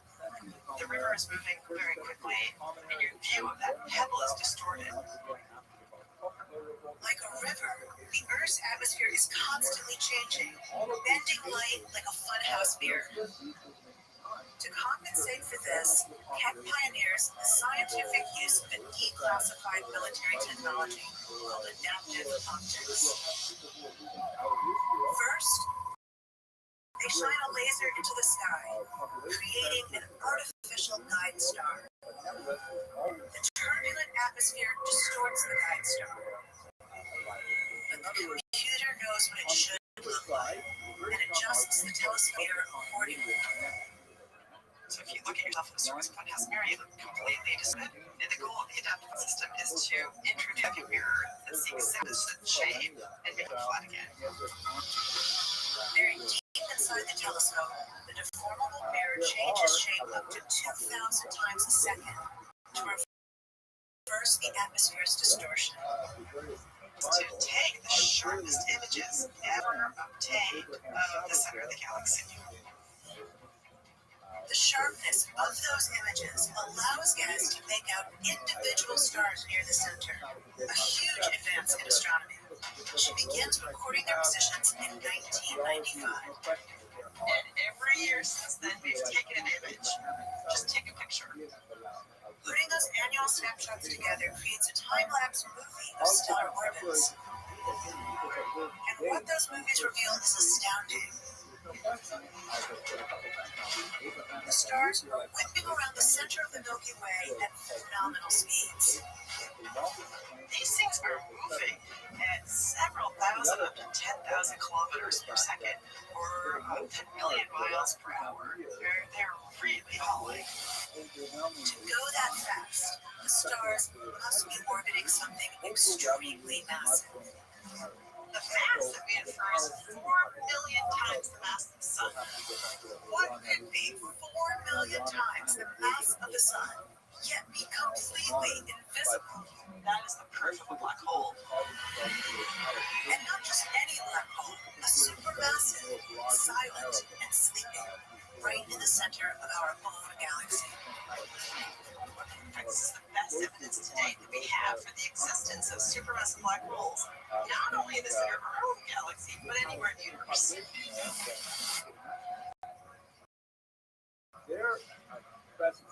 A supermassive black hole, 4 million times the mass of the sun, and the very sun galaxy.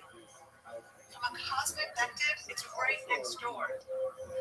And it raises a profound question. There are billions of galaxies out there. If ours has a supermassive black hole at its center, and if quasars are found at the centers of their galaxies, what about the others?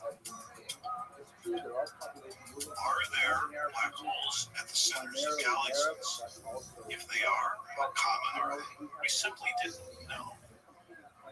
Could astronomers ever hope to find what lurks at the centers of other galaxies, millions of light years away, as guests did in our Milky Way? It would take another innovation in astronomy to make that possible. When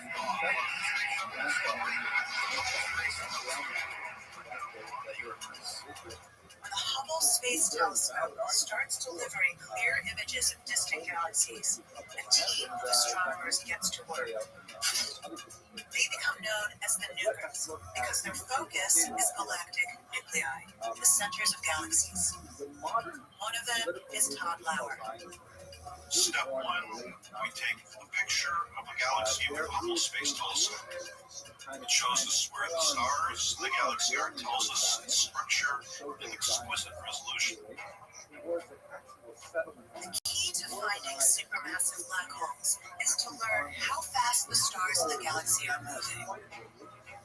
Galaxies outside our own are much too far away to measure the speed of individual stars. But by analyzing the way light is shifted from blue to red at different points in the galaxy, astronomers can put together an average speed of stars orbiting the center. It's accurate enough to create a replica in a computer. Second, where the real work begins is to try to model the observation.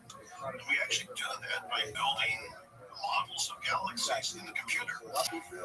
It's known as Schwarzschild's method. Developed by Princeton astronomer Martin Schwarzschild, son of Carl Schwarzschild, his mathematics first described the possibility of black holes. Martin Schwarzschild's trick was we would actually build up a model of a galaxy that not only had where the mass was, but also had how the stars were moving. For each galaxy they investigate, the nukers painstakingly build a computer model, and then using trial and error, adjust the parameters of mass and velocity, trying to make the model match the original observations they got from the Hubble. And we say, let's try a star here, let's try one over here, let's have it go around this way, let's have this one go around that way.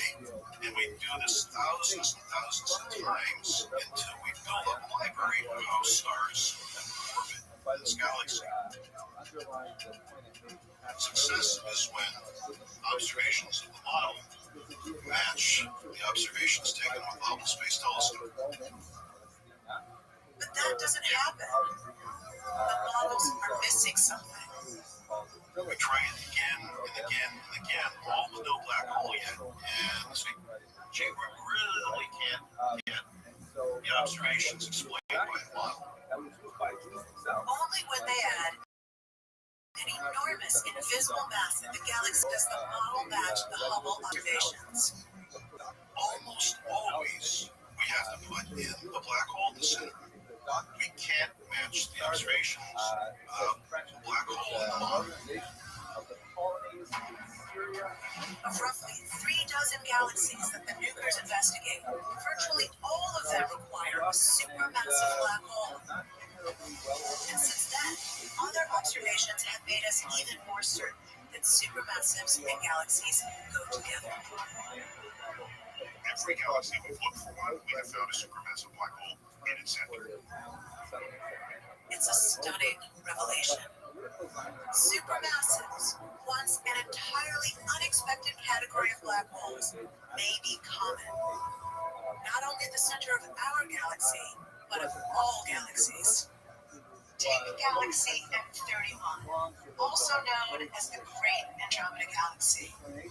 It's 2.5 million light years away. On a clear night, you can see it from Earth. But even with the Hubble Space Telescope, we can't make out precise details of its center. Still, we're pretty sure there's something extremely massive hiding there. What if we could take a closer look? What if we could visit a galaxy far, far away?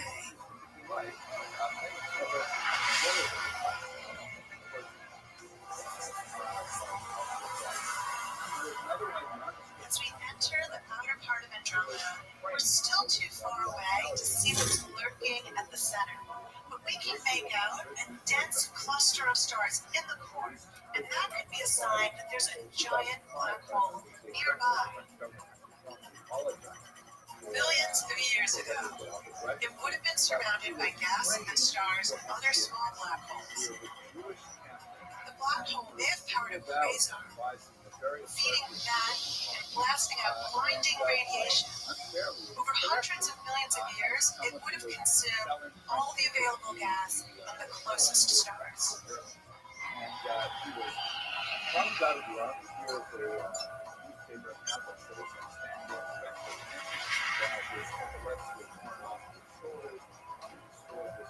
These days, it's relatively quiet, but it has some distinctive features we've never seen before.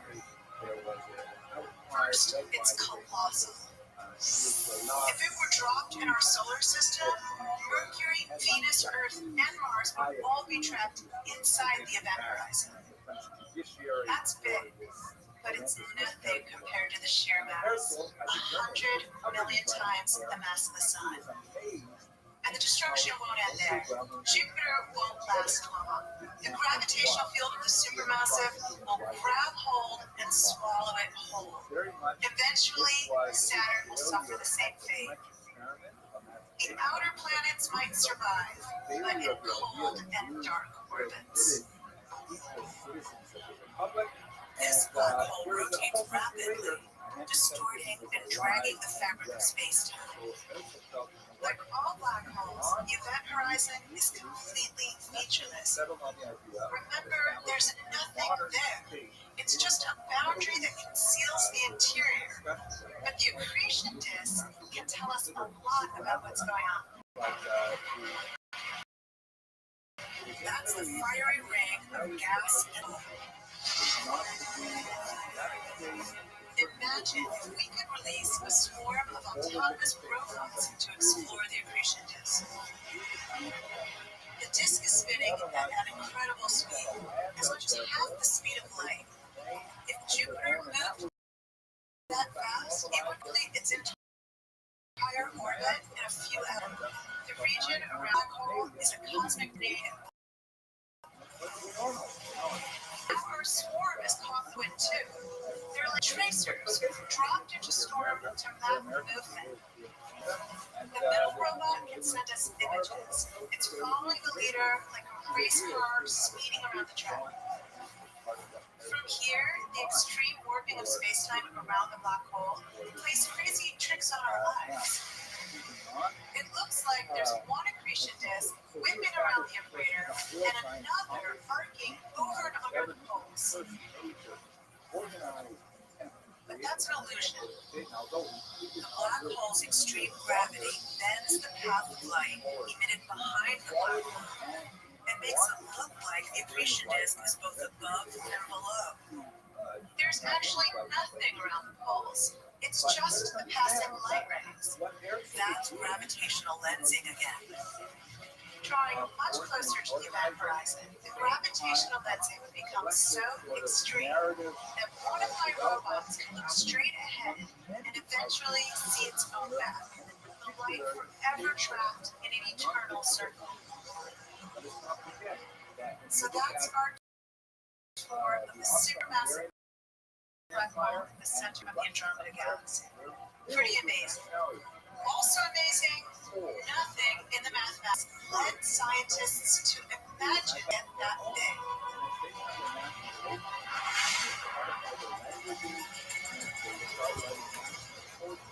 As strange as they are, ordinary stellar mass black holes were at least predicted by theory.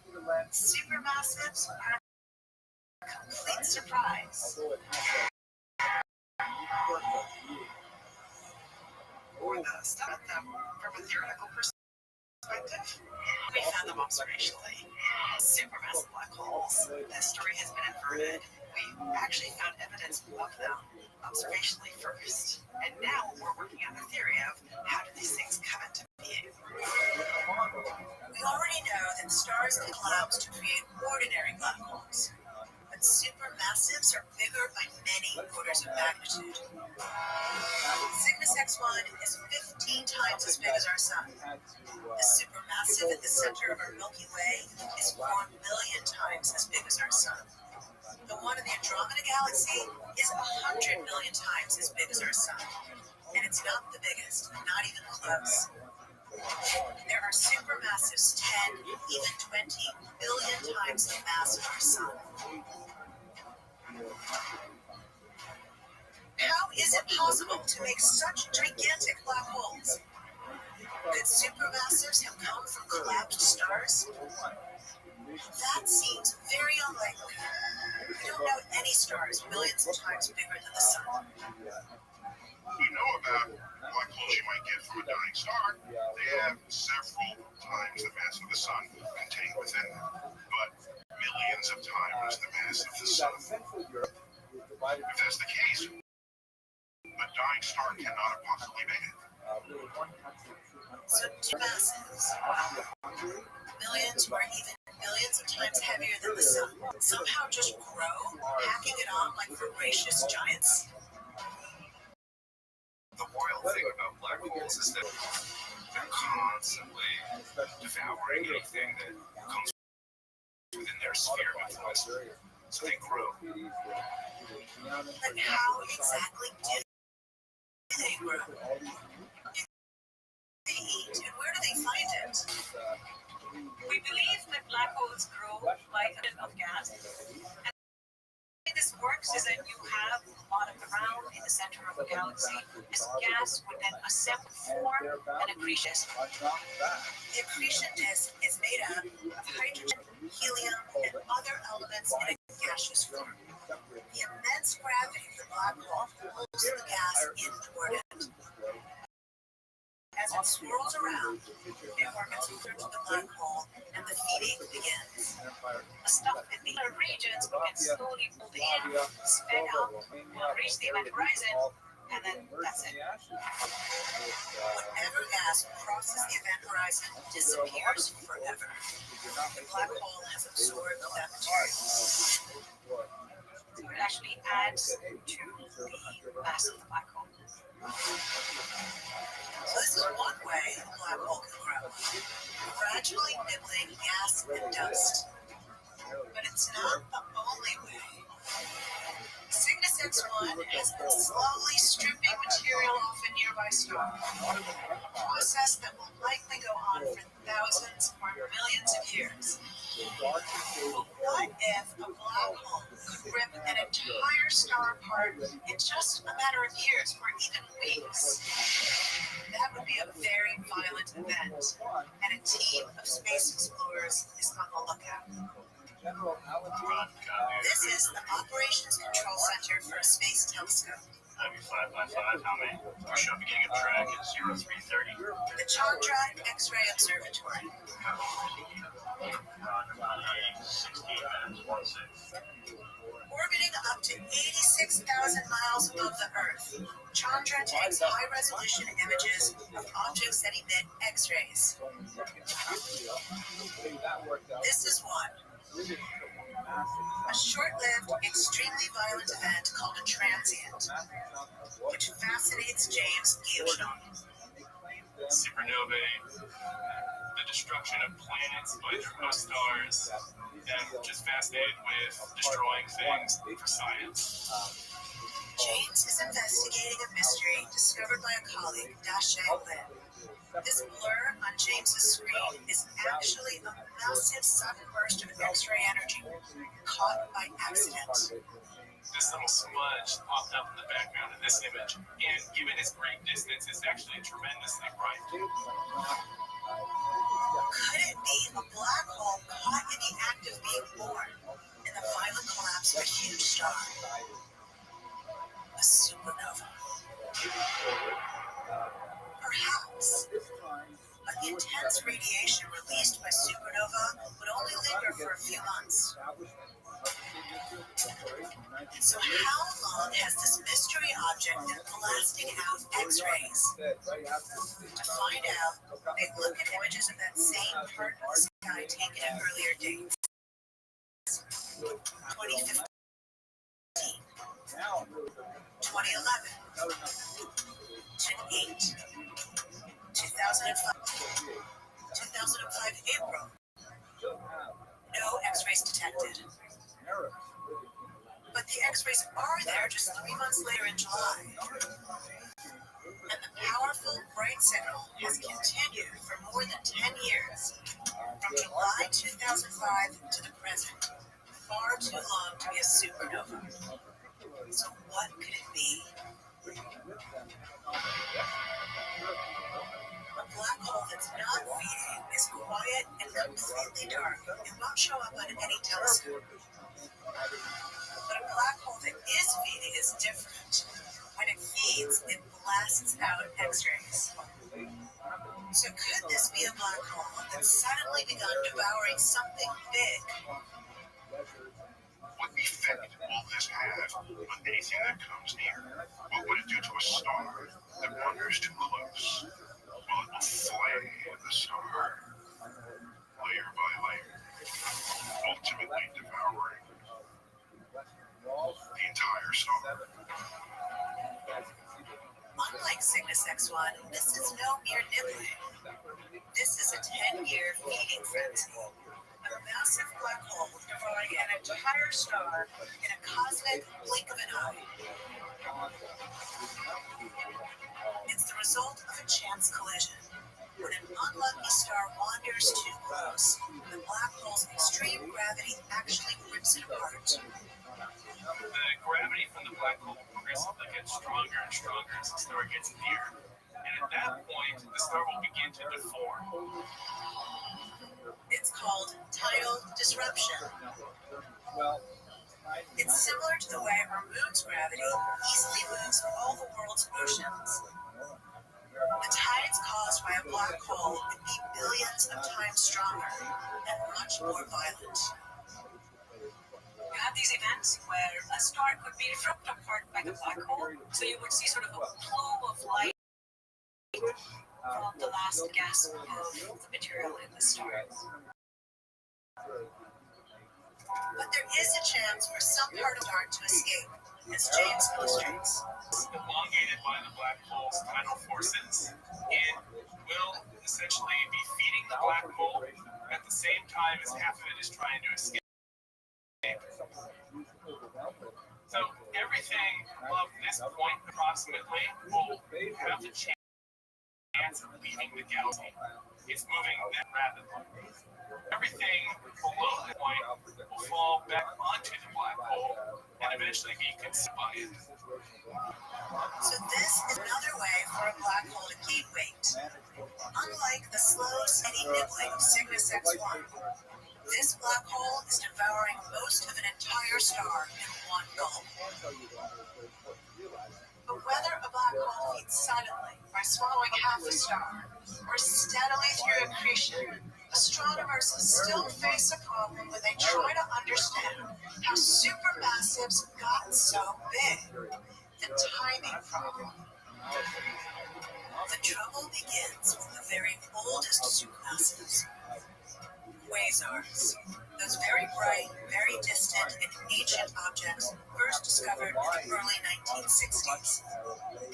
The conundrum was when we started finding these quasars, very bright quasars, very early on in the universe. They're giving off so much energy that they have to have very massive supermassive black holes at their center. But quasars are extremely far away, which means they're part of the very early universe, which began nearly 14 billion years ago. Bright quasars, 600 million years after the Big Bang, function of today's age.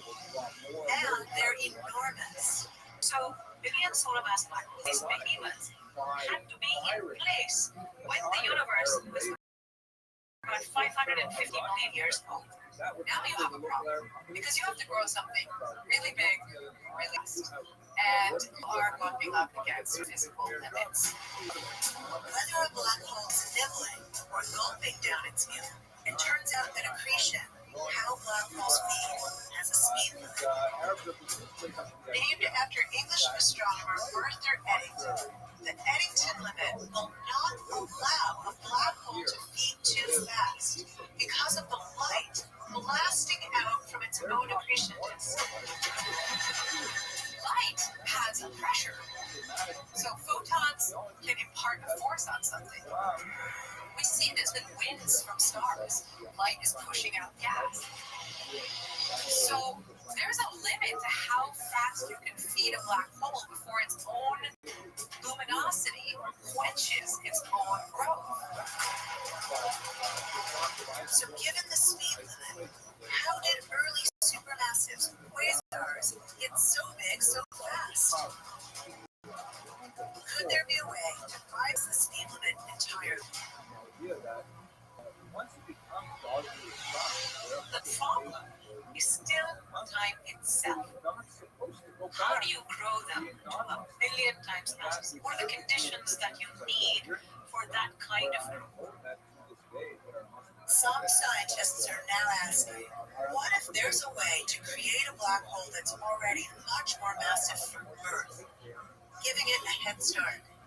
if there was a physical mechanism that would allow you to make a black hole seed, which was much more massive from the get-go, then the timing crunch is not as much of an issue and the growing problem is not as acute. The answer, some believe, is to create a black hole directly from a cloud of gas, a scenario called direct collapse.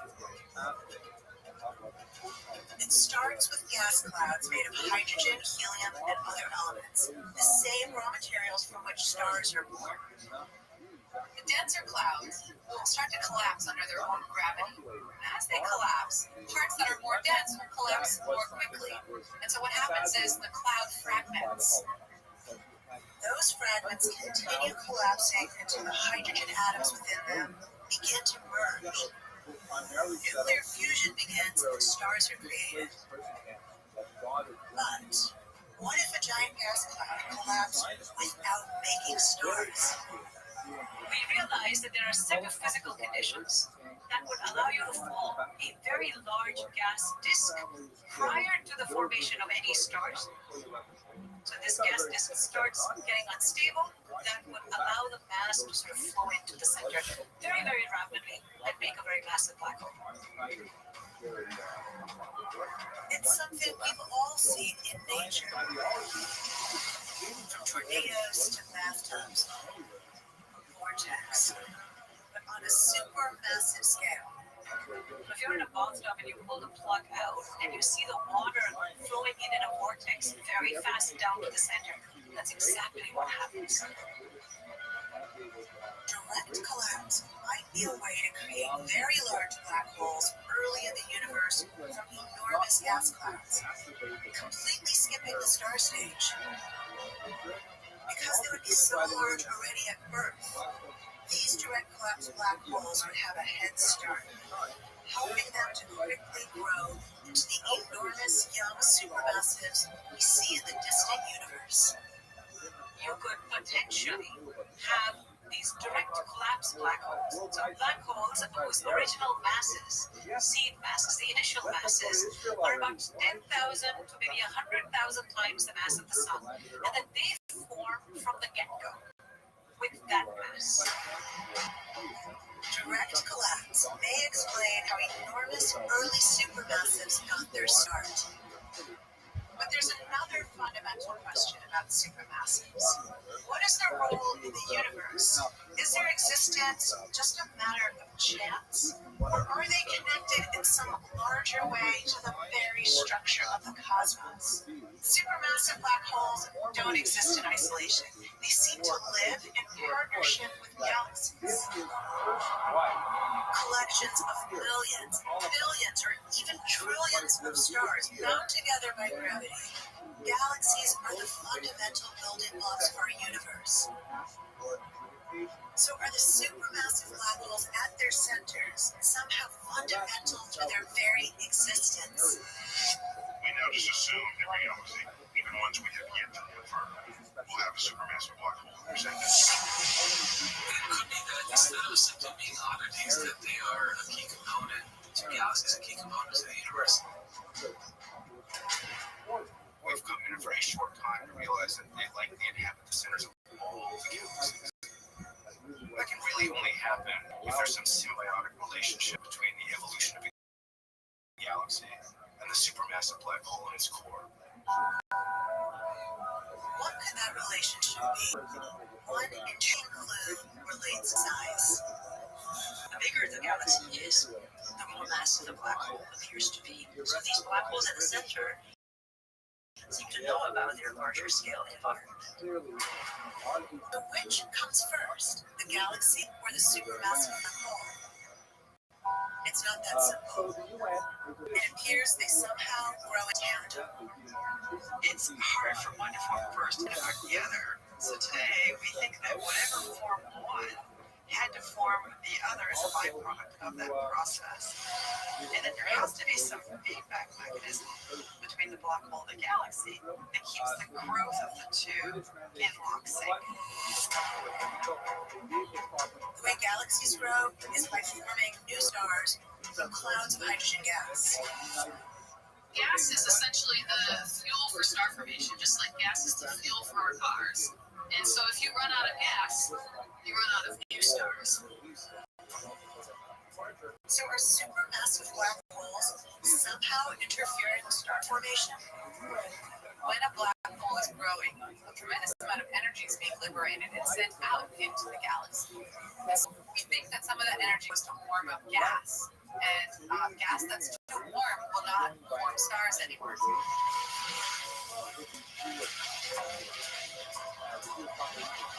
The heat produced by a growing black hole makes it impossible for stars to form nearby. And so one way that a growing black hole can influence its host galaxy is by quenching the star formation. In effect, the growth of the supermassive determines whether or not its host galaxy grows or stagnates.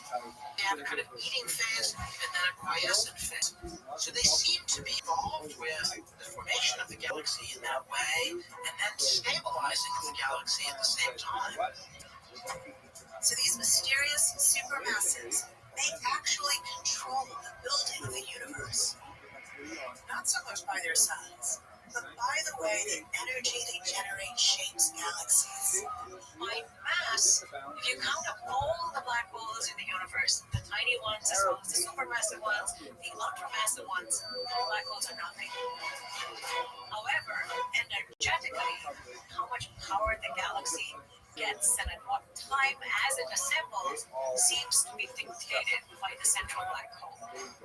So they might well be the key players in the universe. In the next 2 years, NASA plans to launch the James Webb Space Telescope. Humanity's most powerful telescope ever, the James Webb is designed to look in the infrared, allowing it to see farther back in time than Hubble, getting a look at the first stars and galaxies that formed after the Big Bang. Hopes are high that the James Webb Space Telescope will help solve many of the remaining mysteries about the earliest supermassive black holes. The James Webb Space Telescope is tuned specifically to observe the early universe when galaxies were being born. It could give us deeper understanding of how you end up with a supermassive black hole in your galaxy to begin with. Technology is moving really fast, and as a result, we have really fundamental new views of the universe. I think we are really living in a golden era of astronomy. And the James Webb Space Telescope isn't the only new development that promises to solve some of the mysteries around black holes.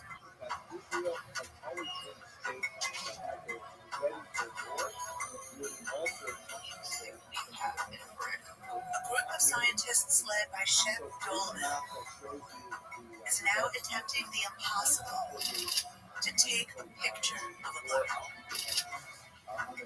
It's interesting that we can see something about the accretion flow near the black hole head wall.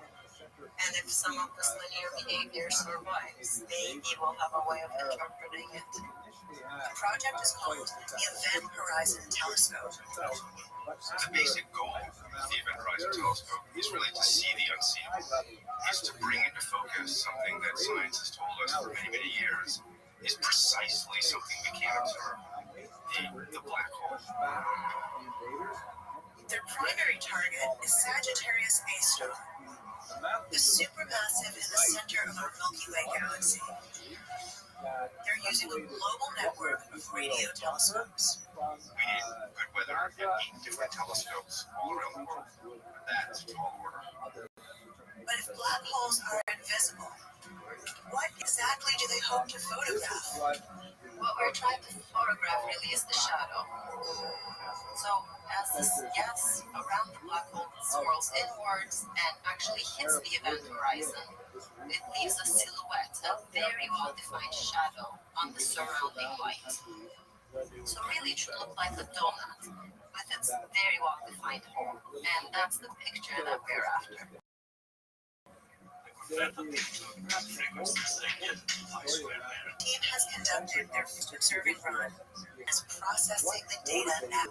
It's hoped that these new technologies will give us an unprecedented view of black holes in our universe. But there is one new technology that is already delivering results. And that brings us back here to LIDA, a key player in the black hole drama, to an idea that took root way ahead of its time: gravitational waves.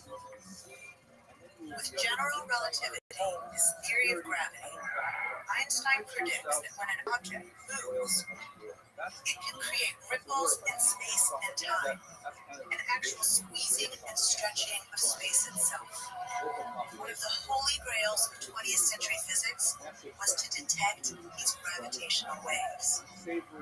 That was not easy to do with general relativity because all the effects that you could think of were infinitesimally small.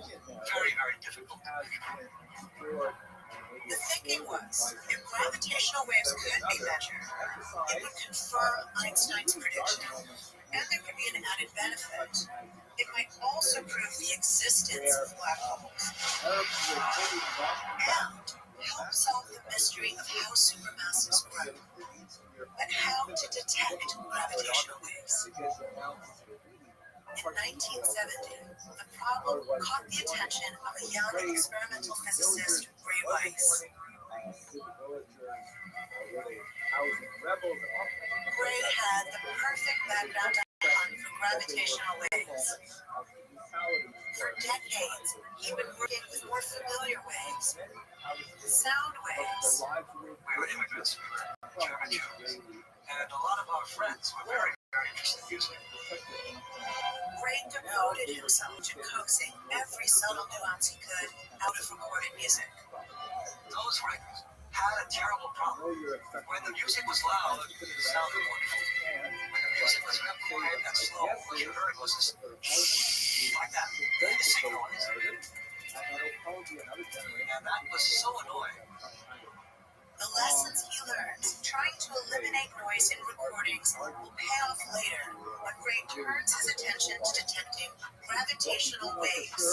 You have to understand how a gravitational wave does its dirty work. As a physics problem, gravitational waves are not unlike sound waves. Suppose the wave comes from something that is in some way moving and oscillating. A sound wave compresses and expands air. A gravitational wave compresses and expands space and everything in it. If that wave came through the Earth, it would cross space to expand momentarily and then contract again. It keeps doing it. I don't like that. So how to measure the extremely tiny expansion and contraction of space? Ray's idea was to use light. Send a beam of light from one place to another and measure the time it takes to get there. That's how the exact distance to the moon was calculated, bouncing a laser beam from the Earth off a mirror left behind by Apollo 11 astronauts.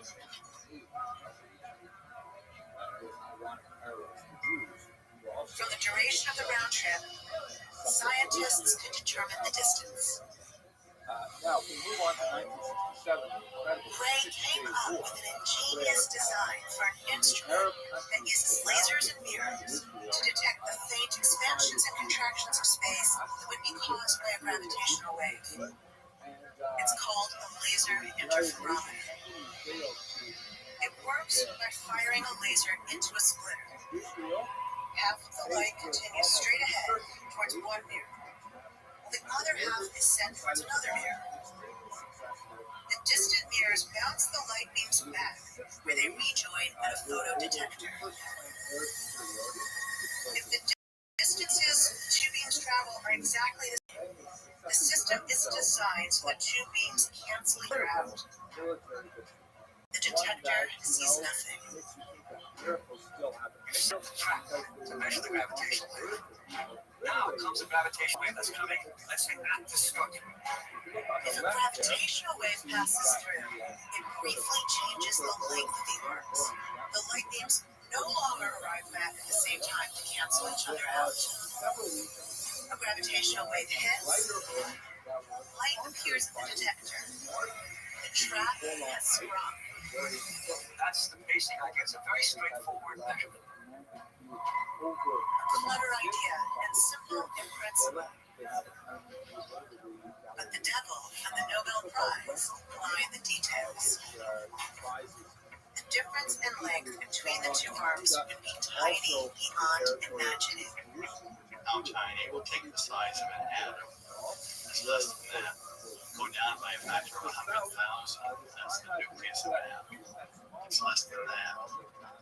It was 100 times below that. So we're talking about it's I thought it was crazy. I think everybody's initial reaction to the idea was, this is going to be impossible. In 1973, Kip Thorne puts his skepticism on the record in a classic textbook, doubting it will ever work. But Kip has never heard Ray Weiss explain his plan in detail. And when he does, We spent the whole night talking. And so I said, no, it's very possible. But within no time at all, 20 minutes, maybe an hour, Kip was solid listening. He says, yep. I hate Crow the rest of my career because once I had talked with Ray about it in detail, I decided I would spend a large fraction of the rest of my career helping the experimenters. but it will take 40 years and enormous sums of money to bring Ray and Kip's vision to reality. Giving LIGO funding was extremely controversial. Hundreds of millions of dollars to detect a signal that had never been seen before. There were many people who feared that LIGO would suck the money out of the room. And so there was a lot of controversy. But everybody could agree on this was extremely difficult. With such a sensitive instrument, one of the biggest challenges is Ray Weiss's old hi-fi nemesis, noise. Ground motion, seismic motion, acoustic noise, sound, everything would tend to move. Turns out, even the emptiness of a total vacuum creates a potentially crippling problem. At subatomic distances, the weird randomness of the quantum world causes a ruckus in the mirrors. This quantum noise is due to quantum fluctuations. These mirrors are doing what the electron does inside an atom, jiggling around. Exquisite sensitivity, extreme vacuum, hundreds of thousands of electronic circuits. LIGO is one of the most complex instruments in the history of science. And as a final means of eliminating false signals, they built not one, but two complete installations. One in Washington State and another in Louisiana. And so the LIGO designers did it right. They designed more than one detector, separated from one another by distances, so that if you detect something one and not in the other, then go back and check your electronics. Check to see if it was April Fool's Day. Somebody didn't just tweak the knobs. Early fall 2015. Both locations are operating, but the first official science run has not yet begun. They're still testing. In the early hours of Sunday, September 14th, 2015, a scientist in Louisiana makes a fateful decision.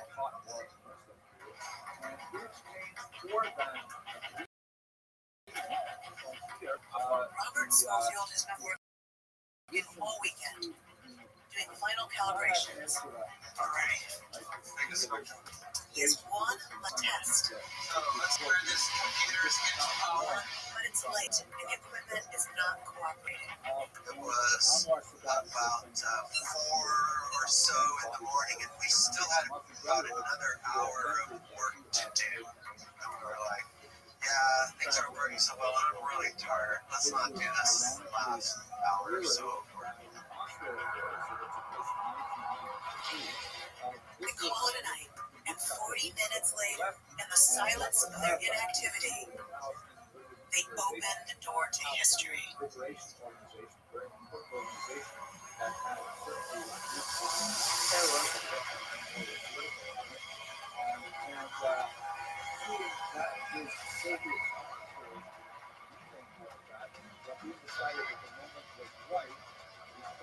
A powerful gravitational wave rumbles through both detectors, Louisiana and Washington.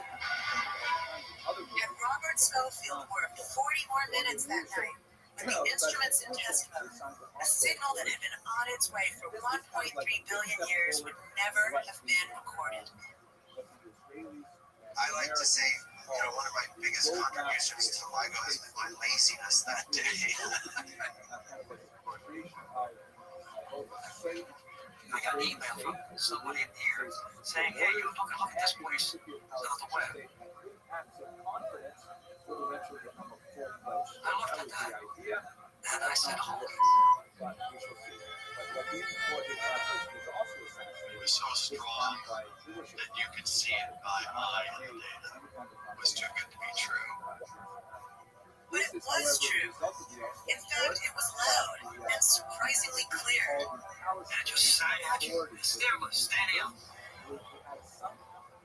The signal lasted less than a second, but in that briefest of moments, it delivered a cosmically profound message more than a billion years in the making, proving the existence of black holes. So what we saw in the signal involved oscillations of the mirrors that were slow at first and came faster and faster and faster. This was precisely the kind of behavior that we would expect from gravitational waves caused by two black holes going around each other, spiraling together.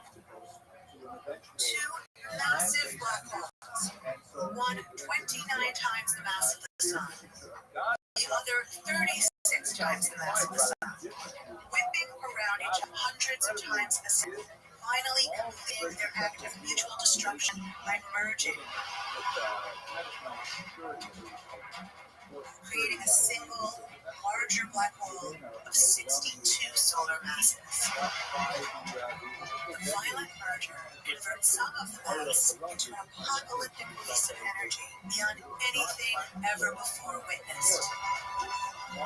The collision, in effect, creates a veritable storm in the fabric or the shape of space and time. As though you had taken three suns, you had annihilated them completely, converted it into gravitational waves.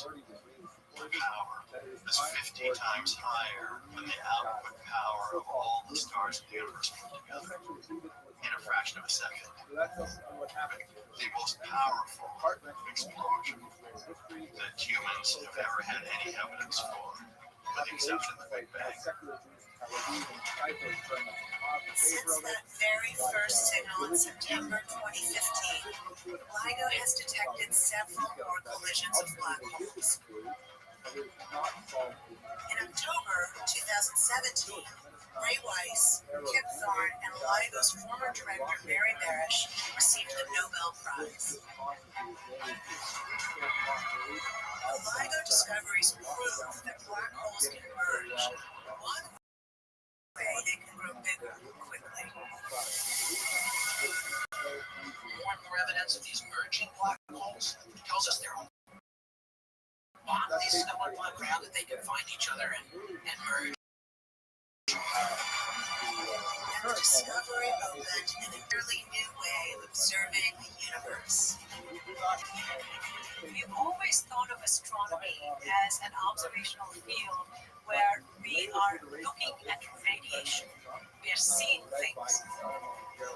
But this is not radiation. This is something much more fundamental. These are sort of fundamental tremors in space-time itself.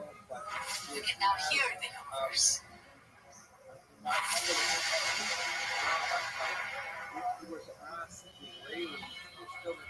For the first time, astronomers have simultaneously seen and heard a cosmic event. 2017, LIGO detected gravitational waves from a collision of two neutron stars. Black holes are empty space, but neutron stars are dense stars that can crash together and light up the skies. With telescopes and satellites around the globe pointed in the direction of the sound, the world saw fireworks and an explosive collision and afterglow.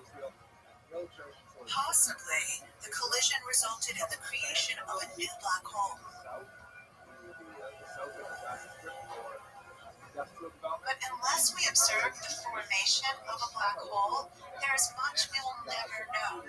Because so much about black holes is irretrievably out of our reach, we can never know where they came from, what's inside, or their history.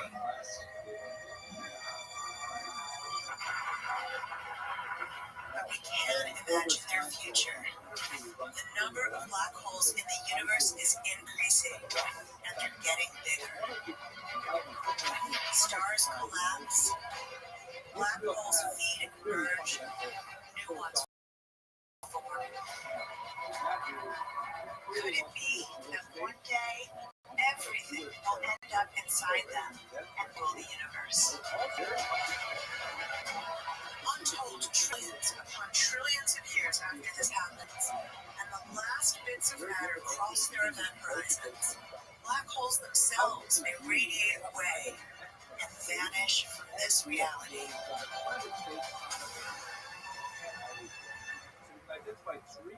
Their mysteries are many, and we're just starting to unlock the secrets of these strange, powerful places.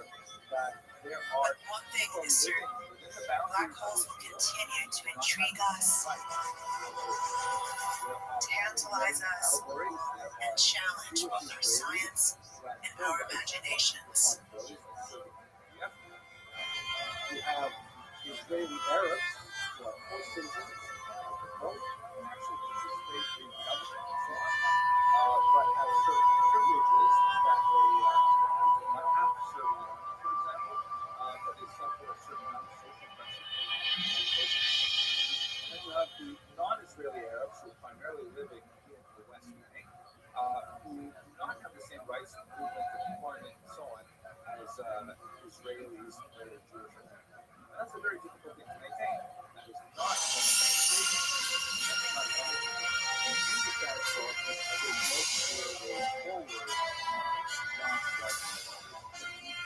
then you have a very important so-called pre-millennial, the so-called decibel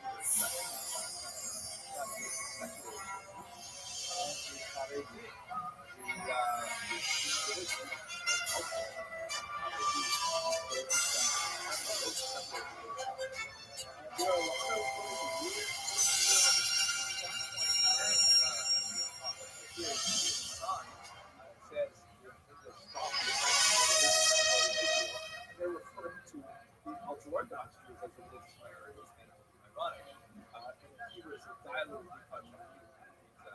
it's not persecution of the minority, pursuit of the minority. So there are certain things like, for example, Een nieuwe baan is meer dan alleen werk. Ik wil weten, past de cultuur bij mij? Hoe is de werk-privé-balans echt? Ik wil niet pas na maanden ontdekken dat het toch niet de plek voor mij is. Daarom check ik nu altijd de bedrijfsreviews op Indeed. Echte ervaringen en meningen. Zo kies ik een werkplek waar ik mezelf kan zijn. Waar ik me goed voel. Vind werk zoals het zou moeten werken. Werk dat bij jou past. Download de Indeed-app of ga naar Indeed.nl. Indeed, werk zoals het zou moeten werken. contributing our values in so many ways and possibly participate in it, but we do our part by supporting our Israel prayer and our Torah study, which is that is a viable way to support the state. When we look up at the stars, it's humbling to realize we're only getting a peek at what's up there. That way beyond what's visible to the naked eye lie wondrous galaxies we never knew existed until the Hubble Hubble Space Telescope. For 27 years since it was launched into space, Hubble has been sending us stunning images of the vast heavens. Over the years, astronauts have repeatedly upgraded Hubble, so its most dramatic discoveries have come recently. Tonight, we'll take you up to Hubble and billions of light years beyond to see some of its latest, most spectacular revelations. NASA celebrates Hubble's birthday each year by giving us a gift, a new, breathtaking view of our universe. The latest birthday card, this elegant swirl of galaxies dancing in tandem deep in space. Last year, this bubble of stellar gases floating among the stars like a diaphanous cosmic jellyfish. Hubble has shown us radiant, rose-shaped galaxies stretching across deep space, and dramatic, towering clouds of gas teeming with the stuff of creation. Stars are born here. Year after year, in the infinite black canvas overhead, Hubble paints an ever-expanding picture of our universe, an awe-inspiring light show for us to admire and for scientists to study. I believe Hubble has been the single most transformative scientific instrument that we've ever built. Most transformative, says NASA astrophysicist Amber Strong, because Hubble keeps improving our understanding of the universe. She showed us what Hubble discovered after staring for days into what seemed to be an empty black patch, a deep, dark void in outer space. The original Hubble Deep Field is located just above the Big Dipper. It's a part of the sky that most people are familiar with. It's a blank piece of sky. Just nothing in here, just Nothing at all. Complete darkness. And then when we look at it with Hubble, what we see is thousands of galaxies. just stars or galaxies. Galaxies outside of our own. Something we imagined. Hubble just stared into that dark spot until the light penetrates and reveals itself. That's exactly what happens. It's sometimes many, many, many days of just staring at one part of the sky and allowing the photons to collect on your detector. And this is what's revealed. But Hubble was just warming up. That was 22 years ago. Since then, Hubble has stared deeper and longer into space with enhanced equipment. In this particular image, there are 10,000 galaxies. So every single point of light is an individual galaxy. Its own little island universe. And this is a real visualization of the distances of these galaxies. So sort of like 3D, like we're flying through. So we can make these images 3D because we know how far away the galaxies are. What Hubble has essentially given us is the size of the universe. Hubble has taught us that the universe is filled with hundreds of billions of other galaxies. And now, the latest analysis of Hubble's data reveals there could be more than 2 trillion galaxies, 10 times more than previously thought. Typical galaxies like our Milky Way have 100 billion stars. That means the total number of stars or suns out there is 2, followed by 23 zeros. That's called 200 sextillion.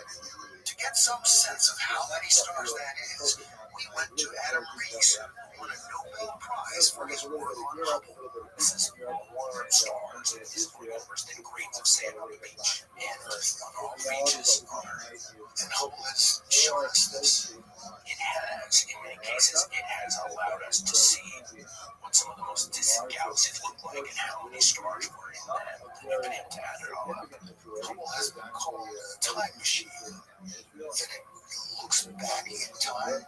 What has been the most astounding part of that for you? I study explosions of stars called supernovae. It's like fireworks. It's only visible for a short period of time, in this case a few weeks. And that light has been traveling to us for 10 billion years. It began its journey when the Earth wasn't even here. Over those 10 billion years, our planet formed, life developed, we built a Hubble Space Telescope, we opened the aperture door, and in the last 1/billionth of 1% of that journey that the light made, we opened the door just in time to catch it. Hubble almost didn't catch anything. The first pictures it sent back were blurry because because of a microscopic flaw in the mirror. The space agency launched a daring mission to fix it. Astronauts have made 5 trips to Hubble to repair and upgrade its equipment. John Rothschild, known as the Hubble repairman, flew 3 of those missions to a telescope the size of a school bus orbiting 300 miles above Earth.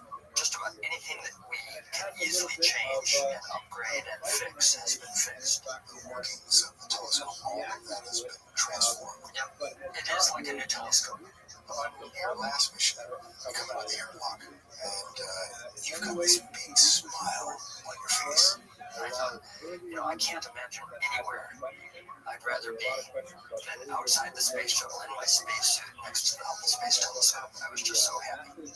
Hubble has changed what we know about the universe, its structure, evolution, its age, 13.8 billion years. Hubble showed us the marvel and majesty of stars being born. This is a region of gas and dust that's turning up new baby stars. And now we've learned with Hubble not only stars, but also baby planets. Most of these stars have planets going around. Most stars actually do have planets. When I was a kid, we only knew the planets inside our solar system. And now we know that the planets are absolutely everywhere. Astronomer Heidi Hammond specializes in Hubble's work within our solar system. With the telescope, she saw huge fragments of a comet slam into Jupiter, creating giant impacts. When I first heard that a comet was going to hit Jupiter, my reaction was, so what? Jupiter is huge. Comets are small. And so when I saw the first impact site, and it was huge and dark, I was flabbergasted. This is where the comet has smacked into the planet at such a high velocity that it's caused an explosion, the equivalent of many, many millions of atomic bombs. The Earth is the size of that ring. And so if this event had happened on Earth, we call that a biosphere changing event. It basically means we gone. Hubble orbits high outside Earth's atmosphere, so it can see a wide spectrum of light our atmosphere blocks. Beyond Earth's protective layer, Hubble's ultraviolet camera can spot dazzling displays like this glowing halo on top of Jupiter. Up in the northern hemisphere, what you're seeing is the glowing aurorae. An aurora happens when the planet's magnetic field has charged particles that interact with the upper atmosphere. What you're seeing there is actually charged particles from the sun. They get swept up in Jupiter's strong magnetic field, and then it's mirrored in that shimmering that you see inside the auroral oval. And you would not be able to see that in the Earth telescope. You could never see those aurora because our atmosphere has an ozone layer that absorbs the ultraviolet light. Hubble also found a similar blue hue at the bottom of Saturn. The telescope's most iconic picture is this: the pillars of creation, a stellar breeding place. Amber Strong, what a difference Hubble rated infrared camera made just 2 years ago. Stars are born inside these dust clouds. And this is to give you a clue on why infrared is so important. It's because in infrared light, what you see is the stars as fires shining through. How big is this cloud area? Top to bottom, these pillars are about 10 light years, which is about 60 trillion miles. 60 trillion miles. Space is big. Big and miraculous, with constant celestial regeneration. Strong calls this the everything picture, because you can see old stars blowing up and new stars forming. Anytime you see these sort of dark, cloudy regions, you can imagine that there's stars being born inside there. And the dying stars, we think that this one could explode any day, literally, or it could be 1,000 years from now, but near term in astronomers' time. Right. So big stars, when they die, they explode and send their contents into the surrounding universe. And these contents are what seed future stars and future planets and help to seed life ultimately. The iron in your blood calcium in our bones was literally forged inside of a star that ended its life like this. So we are all stardust. We literally are stardust. We are viscerally made of the stars. One of the things I think is remarkable about this image is it shows you how colorful the universe is. This looks like contemporary art. This is a very tightly bound group of stars. And what you see here is about 100,000 stars. This is one of the first images that Hubble's new era installed in 2009. This is one of the first images it took. Blue stars are the youngest and hottest. White and yellow stars, while red stars are the oldest and coolest. John Rothschild has claim to fame. He's the last human. He gave it a fair pact. Hubble planned to live 15 years. It's now been 27. How much longer can Hubble go? I'm reasonably confident it will continue another 3 to 5 years. That means for a while at least, Hubble will work in tandem with its successor, the much larger James Webb Telescope, scheduled to launch in 2019. Webb should be able to detect light from the very earliest galaxies. The farthest back Hubble can see is this red blob, a galaxy from 400 million years after the Big Bang. Webb should take us much closer to the beginning of time. So the James Webb Space Telescope was specifically designed to see the first stars and galaxies that were formed in the universe. So we're going to see the snapshot of when stars started, when galaxies started, the very first moments of the universe. And I bet there's going to be some big surprises.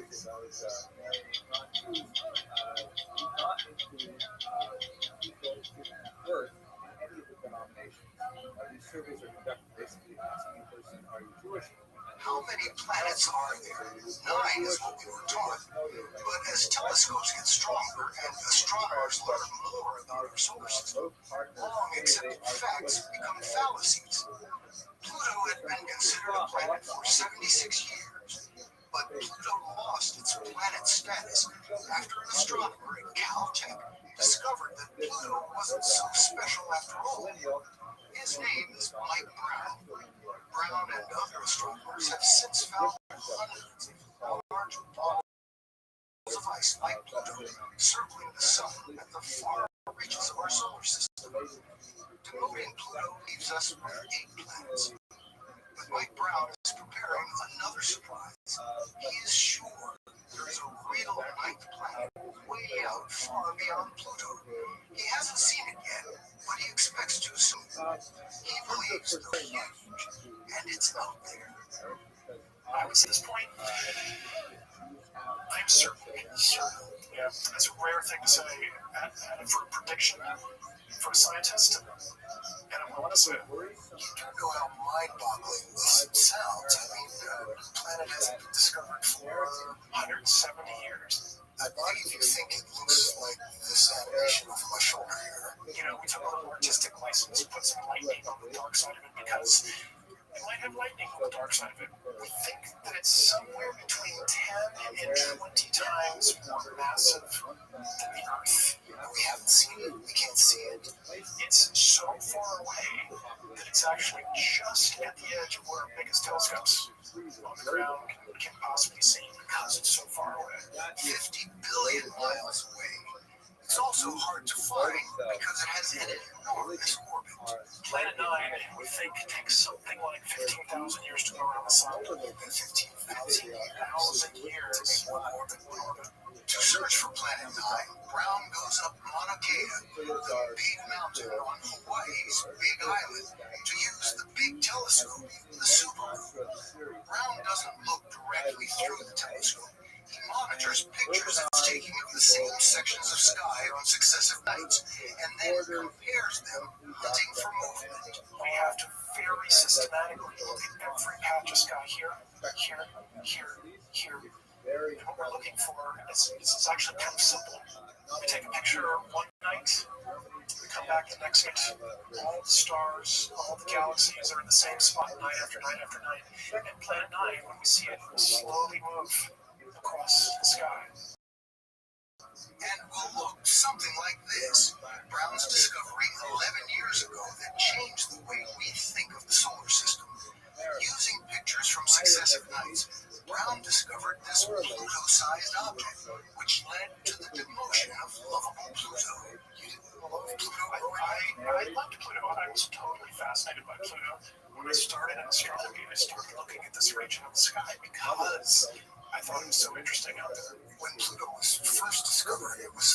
a big planet. You can go back and find the New York Times headline on the day that the discovery was announced, and it says, ninth planet discovered in the outer solar system, possibly larger than Jupiter. Jupiter's the biggest planet, but Pluto, it turned out, was no Jupiter. These are all the planets and other objects at their real relative sizes. This is Jupiter. Is huge compared to the other things. This is Jupiter. This is Saturn without its rings.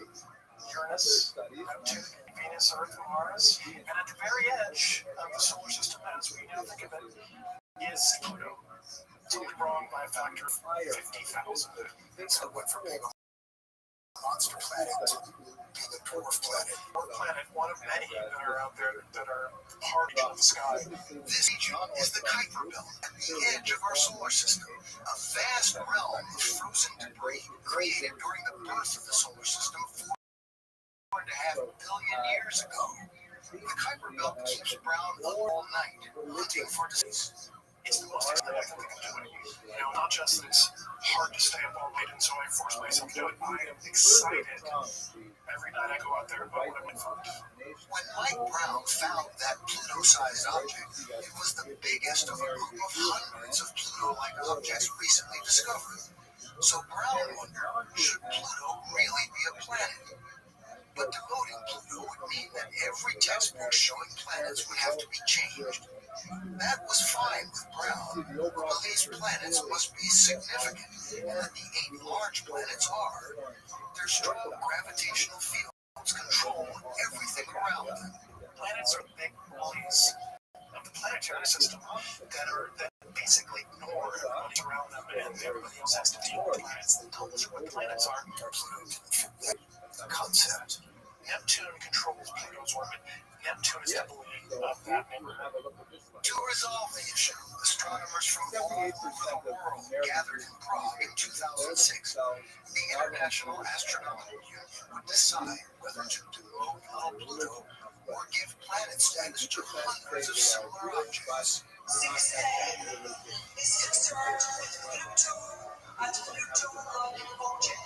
Astronomers voted overwhelmingly to go down to 8 planets, and Brown became known as the guy who killed Pluto.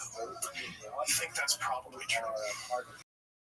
The Pluto vote was ill-timed for just 7 months before Pluto's demotion.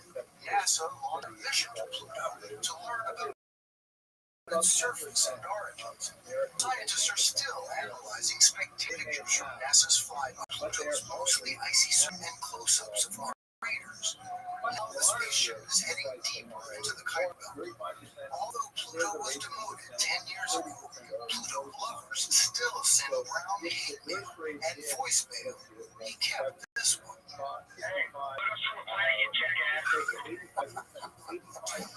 Even Brown's 11-year-old daughter, Lila, didn't like what he had done to Pluto.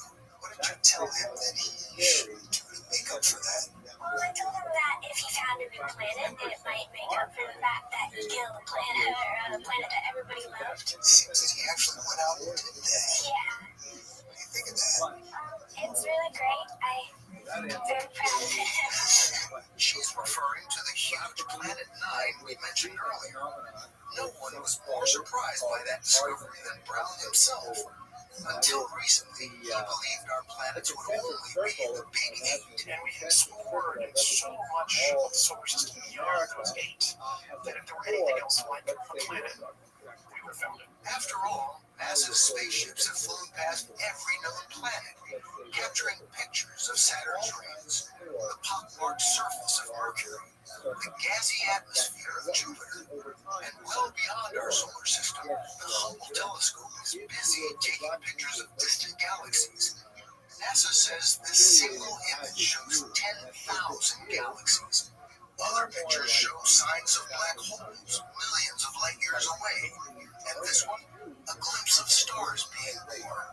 No wonder Brown had thought we'd found all our planets. So now you think there's another pretty big planet out here. Yeah, I am pretty dead certain that it's out there. What makes you think that? As we were studying these objects out beyond Neptune, Pluto, and the other objects in the Kuiper Belt, you get to the most distant ones, they all look like they're being pulled off in one direction. And you think the thing that's pulling them is a big planet. Yes. Couldn't there be some other explanation? We tried many different explanations trying to prove that it wasn't a planet. Nothing works. I am 100% convinced. Brown's partner, Constantine Batigan, a military science professor at Caltech, came up with this mathematical proof. He says Planet 9 is pulling those remote objects in similar oblongs.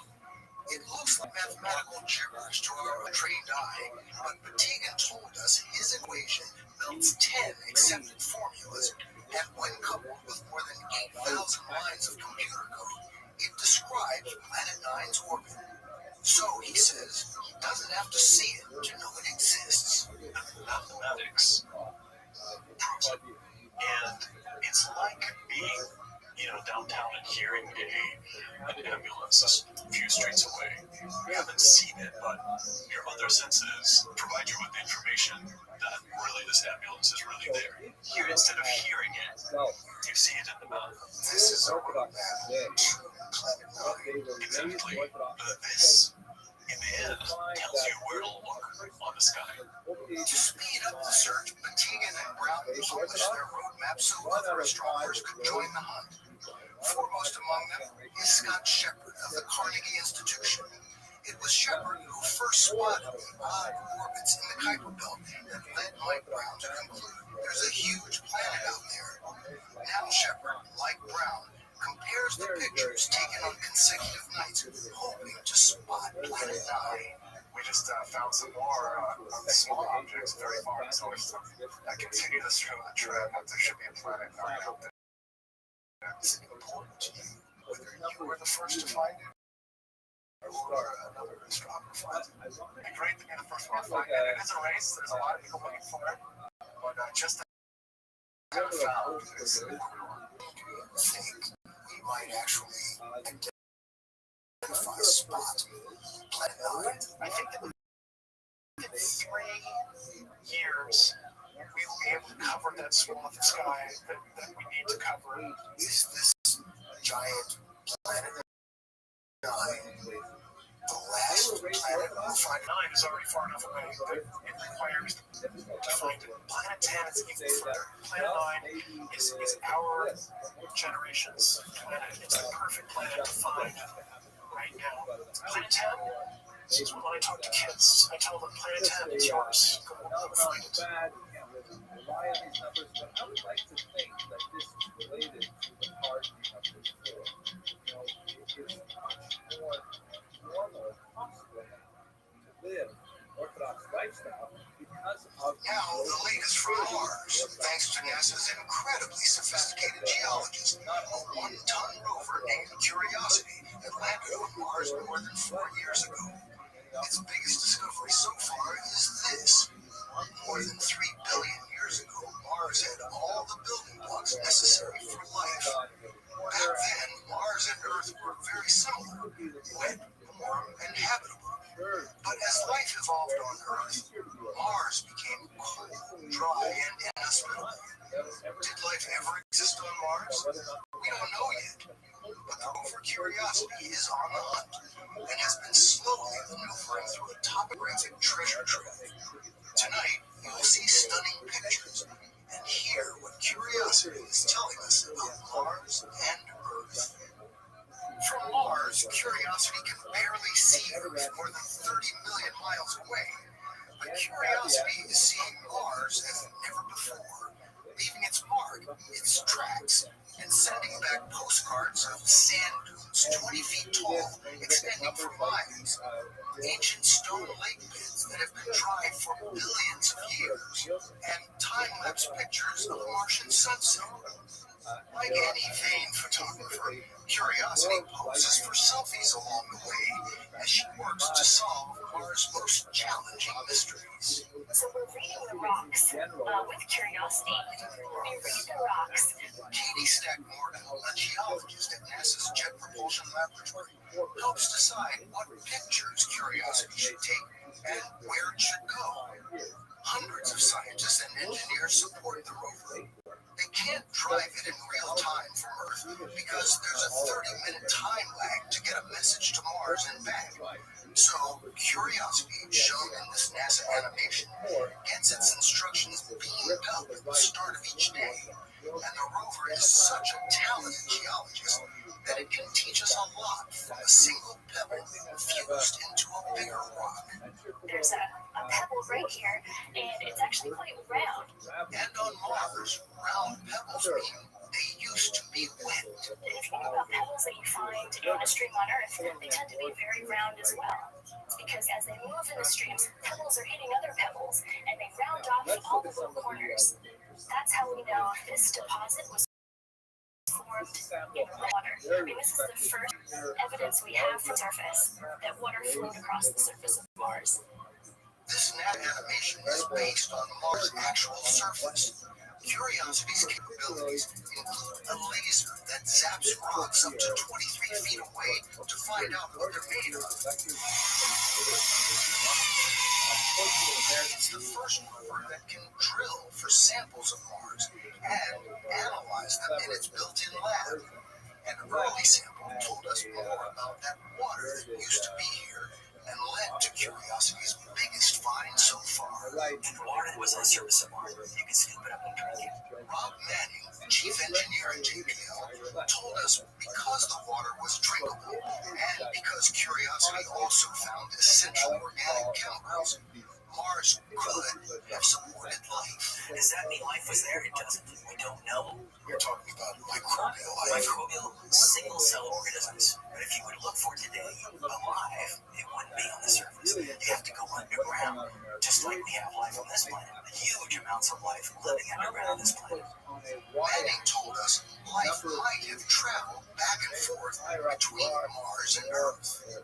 When a meteor comes along and hits Mars, a rock from Mars can be lifted up, travel then in circles around the sun until someday it will bump into Earth and land in, say, Antarctica. Where a rock from Mars was discovered in 1984. Right. We found Mars rock, and we found them all over Earth. And the reverse is also true. Certainly, Earth rock with life in it has taken a trip to Mars. Could that life survive the trip? We believe 39 miles? we don't know. We think life might be able to do that. Get ready. Here's the punchline. Could have been that Mars was habitable before Earth was, and life got its foothold on Mars and took its journey to Earth, and we're all Martians. But it's possible. Life is amazing. Mars could have been habitable when Earth wasn't. Because we're looking at rocks that are very, very old. I mean, we're talking millions of years. We can't find rocks here that are as old as Mars. Most of Earth is constantly recycling as the plates on the surface move around. But here on Mars, we don't really have evidence for plate tectonics.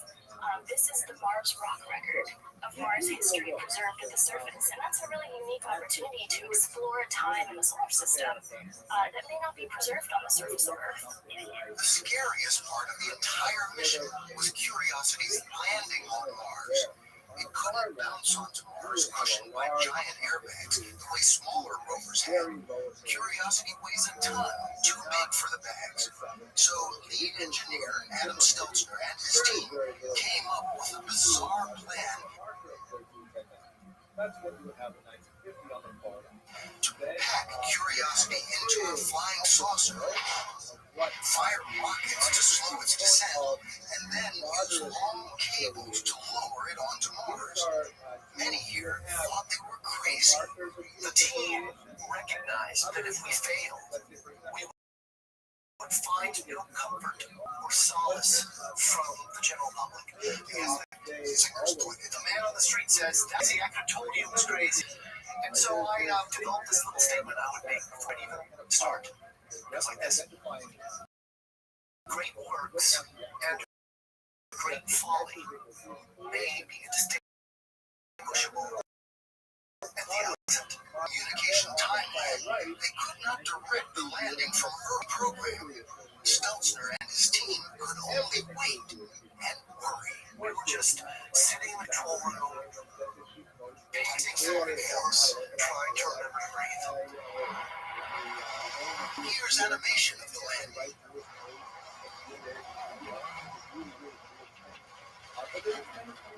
And the actual reaction at mission control.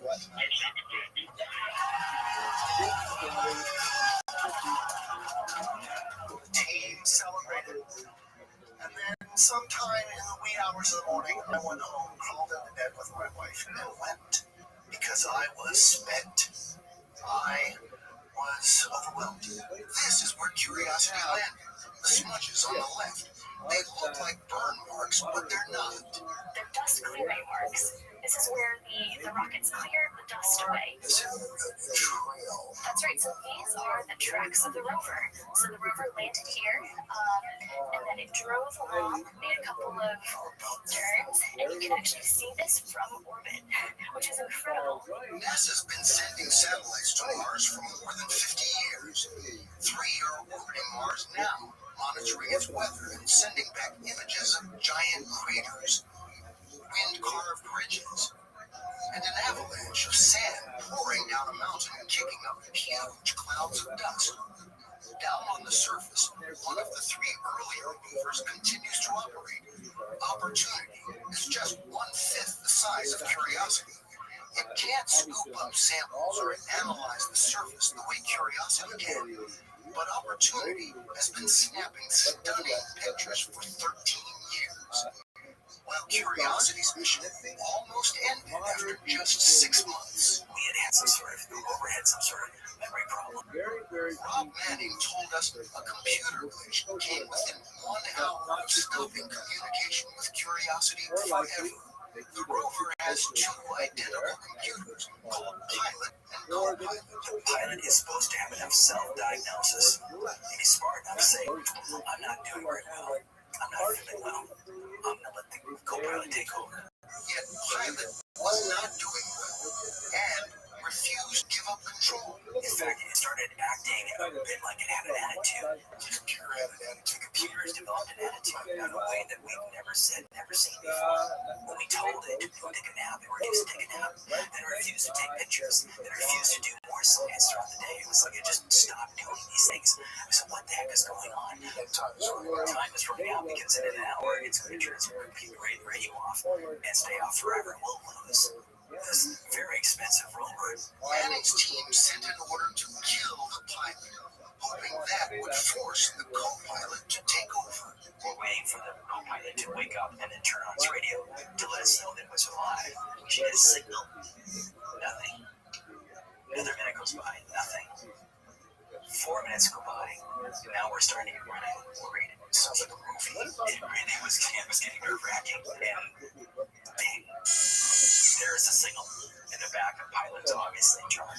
And so the backup pilot's still in charge today. The backup pilot's still in charge. We have since repaired the bad pilot. To help direct the pilot, the Jet Propulsion Lab built its own patch of Mars where they can practice maneuvers with the rover's twin. Adam Stelzner told us the rover can see where it's going and make mid-course corrections to avoid pitfalls.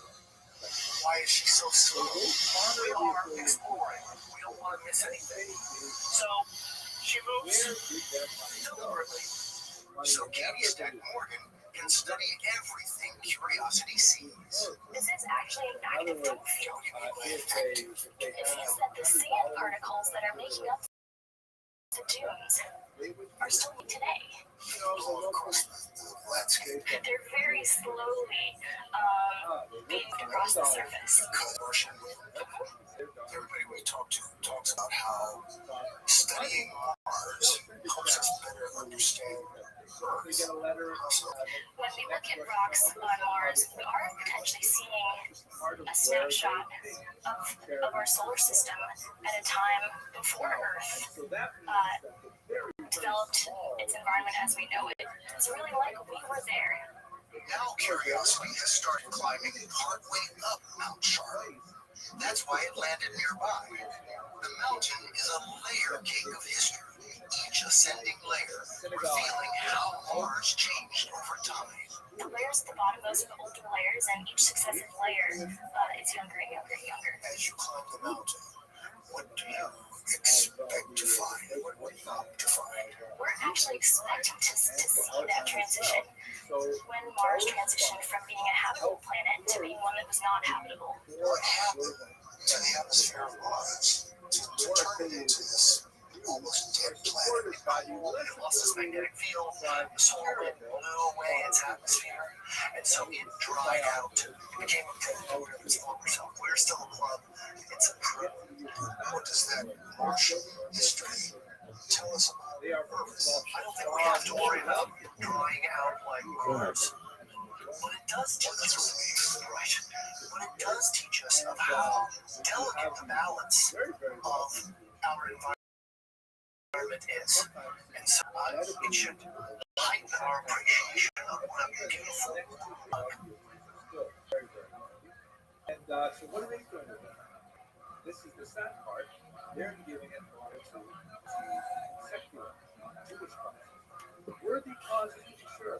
Hospitals, universities, art galleries, all kinds of wonderful places to devote your charitable dollars. But that leaves very little source of funding for the Orthodox on this thing. And if this trend continues, Dr. Allen says, then Orthodox Jewish life will price itself out of existence in America.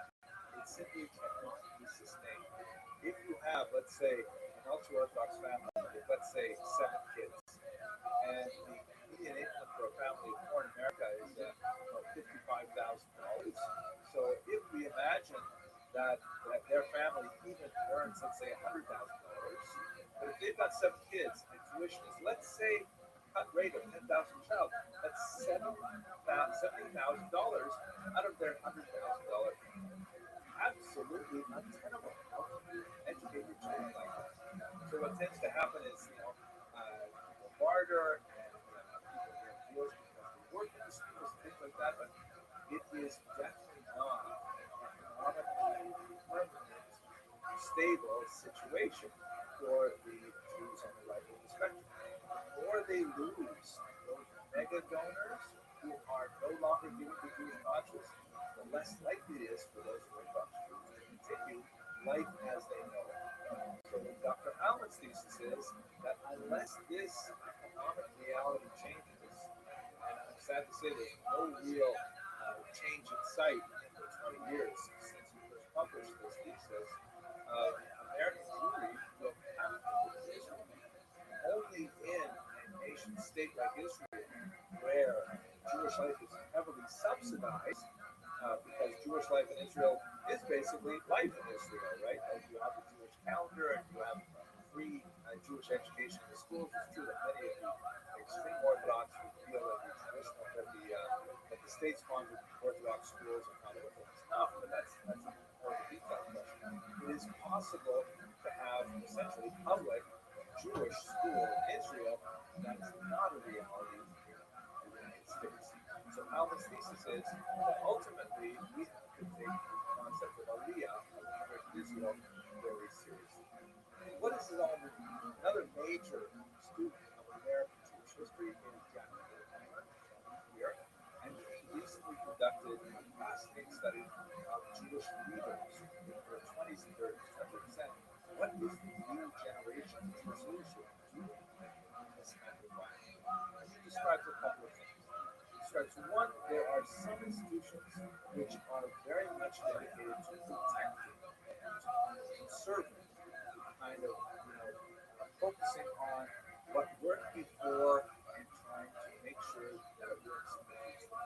Perhaps you might know from Chabad in this category, in the sense that they're not experimenting with Shabbat. They're not experimenting with traditions exactly the way they used to. And their appeal, in my humble opinion, is primarily because they are deeply authentic about what they say. They are walking the walk. They are sent to Timbuktu to be shluchim. They go there and they live their people. They're pretty dedicated to the communities that they are sent to. On the other hand, expressive totally reinvent a lot of Jewish things. We have to cater to millennials. Millennials like things so totally different.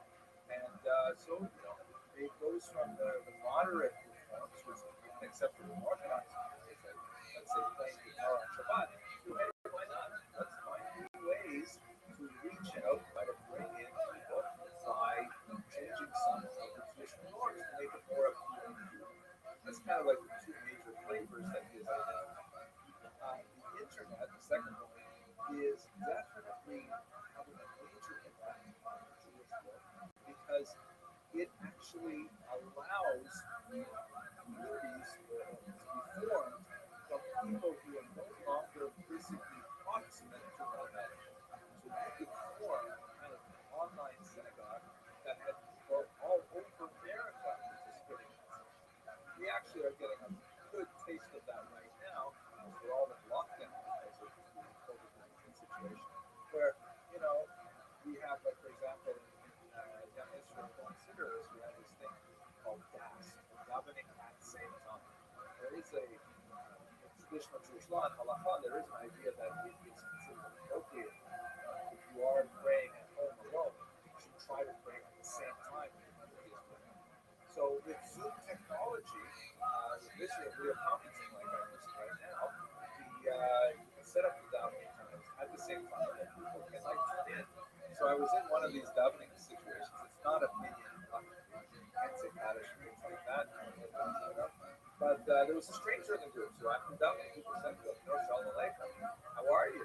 And he said, yeah, actually, I'm from New Jersey, but I kind of like it. Do you mind if I daven with you guys? He said, sure, no problem. So we put this kind of weird situation where a Jew who lives, 50 miles away is able to participate simultaneously in our davening. What does that mean? Is it a good thing for a bad thing? On the one hand, it allows Jews to be further apart from each other and still connect. On the other hand, it allows Jews to be further apart from each other. It's a double-edged sword.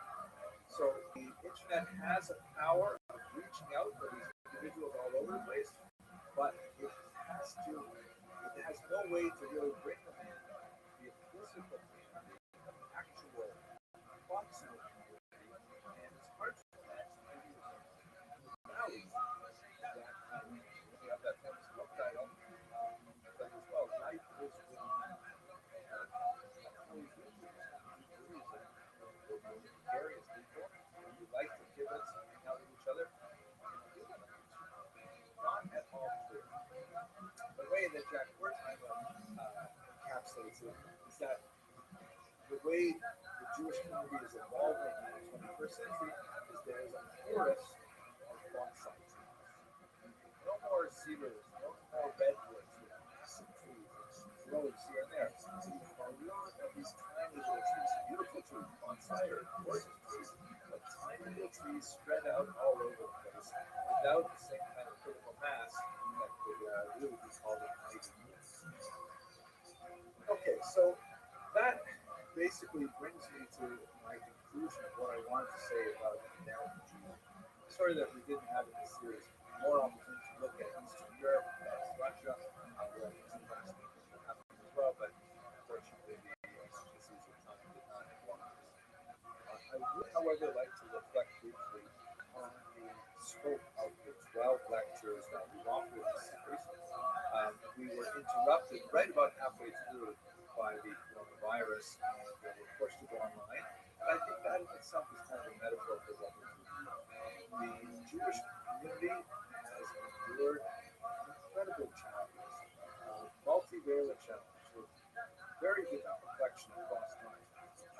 Multiple exiles, multiple persecutions, but nevertheless, the Jewish people still manages to continue surviving and even thriving. The oldest continuous civilization on earth, the Jewish people. How is that possible? There's such a tiny, tiny people who are able to withstand such phenomenal pressure and yet at the same time even make contributions to civilization in which they live. This is one of the conundrums, the mysterious aspects of Jewish history. And I have to frankly say, so at the very end of the series now, it is a great reservoir of faith for me personally. As a historian, taking time to look at how easy civilizations are snuffed out by the fortunes of war and big plague, things like that. It amazes me that the Jews, and I'll conclude with a story that is illustrative the way I approach Jewish history the best I can, as a professional historian, but also as a believer. So this is a story maybe a prophet before, but it's not the best story. It occurred in Yeshiva University. Apparently, it is an institution that tends to attract students who age. That pretty much defines me. We have advanced studies there, but it's a very serious adult institution, really catering to college age males. So one of the youths that was class there happened to come from this point. He was a American Air Military Academy, like a lot of people like I did. And someone asked him, or something. So I was studying at West Point, was planning on a military, very focused on studies. And once we had a general come to give us a guest lecture, actually a series of lectures on great battles in history. We looked at the Peloponnesian War, we looked at the Battle of Waterloo, we looked at all these great battles and wars in history. And the general would analyze why one side won and the other side lost. That military strategy, and we were to learn from the experience of the ancients and medieval and modern battles how things would go. And it was a great class. But about halfway through the class, I began to wonder in the second year, why didn't we study the Jewish wars? Why didn't we study the great war against the Romans in the first century? Cultural revolt. Why did we skip over all that stuff? Why did we look at these Israeli battles? Why didn't we understand? Why didn't we see how the Jews survived the War of Independence and the 6-Day War, which is mind-blowing, very important. So I went up to the general after class. I said, "Sir, would you like to know why? Why did we study any of the battles? Wasn't there something great military value? What happened to them?" And the general responded to him, "Son, the reason we didn't study any of the Israeli battles is because those victories form known as military strategies. In other words, those battles, he said, they're completely miraculous. It's impossible to understand them." So this made a huge impact on this young man, this student, and he said, "Well, if that's the case, this respected general regards all of the Israeli victories as essentially miraculous, it's the hand of God, then, I've got to study what this Jerusalem is all about." And that's how we ended up in Jerusalem, and that's how we ended up in Jerusalem. And I think that story speaks to me very much, because sometimes I'm studying history, and I'm saying, what it must have been like to be a Jew at that time. And nevertheless, they survived, and nevertheless, they end up creating this poetry, or this science, or this music. It's just mind-blowing. So I think we have to return to this concept I mentioned twice already of Mazal Yisrael, there is no human destiny for the Jewish people. They are creating their own Jewish people, and they have a unique destiny only in mind with Him.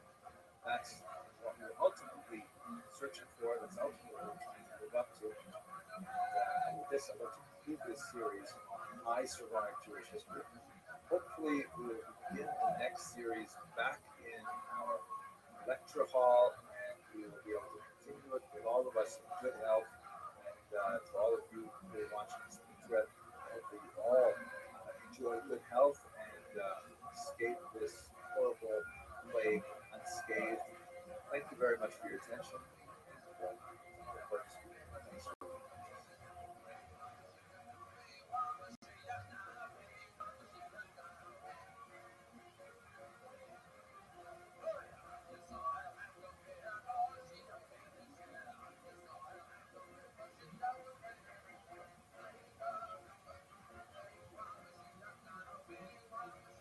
everyone. I hope you're doing well. My name is Henry Abramson, and welcome to my first live webinar in which I'm going to be trying to use some of this new technology to give a class. We're all in very difficult straits thinking about the implications of this coronavirus situation, and it's stressful on all of us. But, looking back in history, I found so much fascinating material that I just was excited to share it with you, and I'm glad that so many of you have decided to join me for this brief webinar. I'm going to take a very long approach. I'm going to try and survey the entirety of Jewish history in less than 60 minutes, and I have a couple of surprises along the way. I'm going to try these new technological devices, and I'm hopefully to deal with some of your questions at the end. But for the time being, let's get straight to the material, and let me share my screen here. Great. So our topic is plague and pandemic in Jewish history. I am not a scientist. I'm a historian, and I've decided to just kind of take a look at how Jewish pandemics have intersected over those 3 millennia. And it seems very clear that plagues and pandemics don't intersect with Jewish history. They are really part and part of Jewish history. There's so many parts of Jewish history that are really dependent on the development of plagues. And at the same time, this is part of history, part of ecological history, and so on. There's so many fascinating elements. Let's go straight into them. So I'd like to share with you all is the observation that we have been here before, that the current situation, which is certainly the worst pandemic in the last century,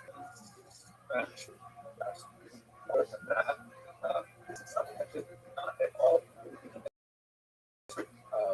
Our previous generations, even our generation, dealt with Ebola, and dealt with SARS, and bird flu or avian flu.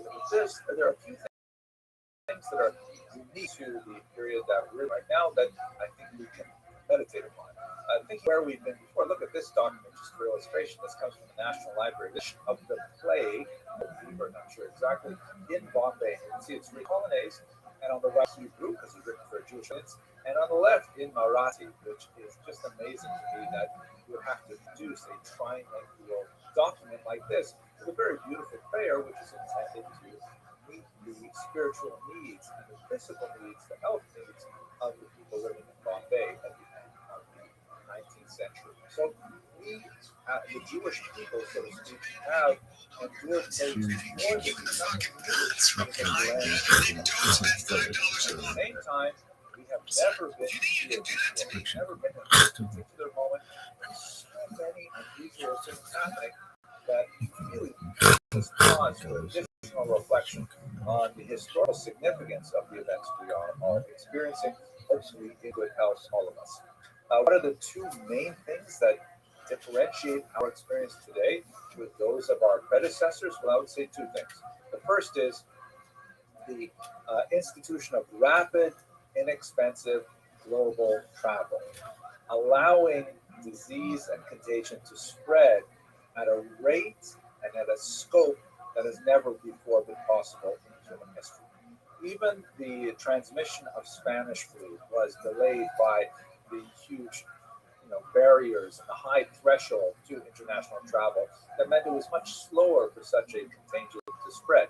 But today, with relatively inexpensive intercontinental flights, something which happens in Wuhan, China in December suddenly becomes a very serious issue here in New York City in March and April, terrible April of 2020. So that's one major differentiating factor.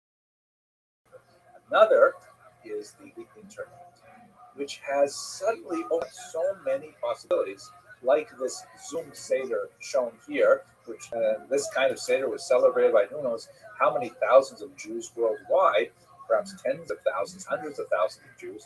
This is a new element in modern history, which allows for the connectivity of people, even when they are forcibly separated one from another.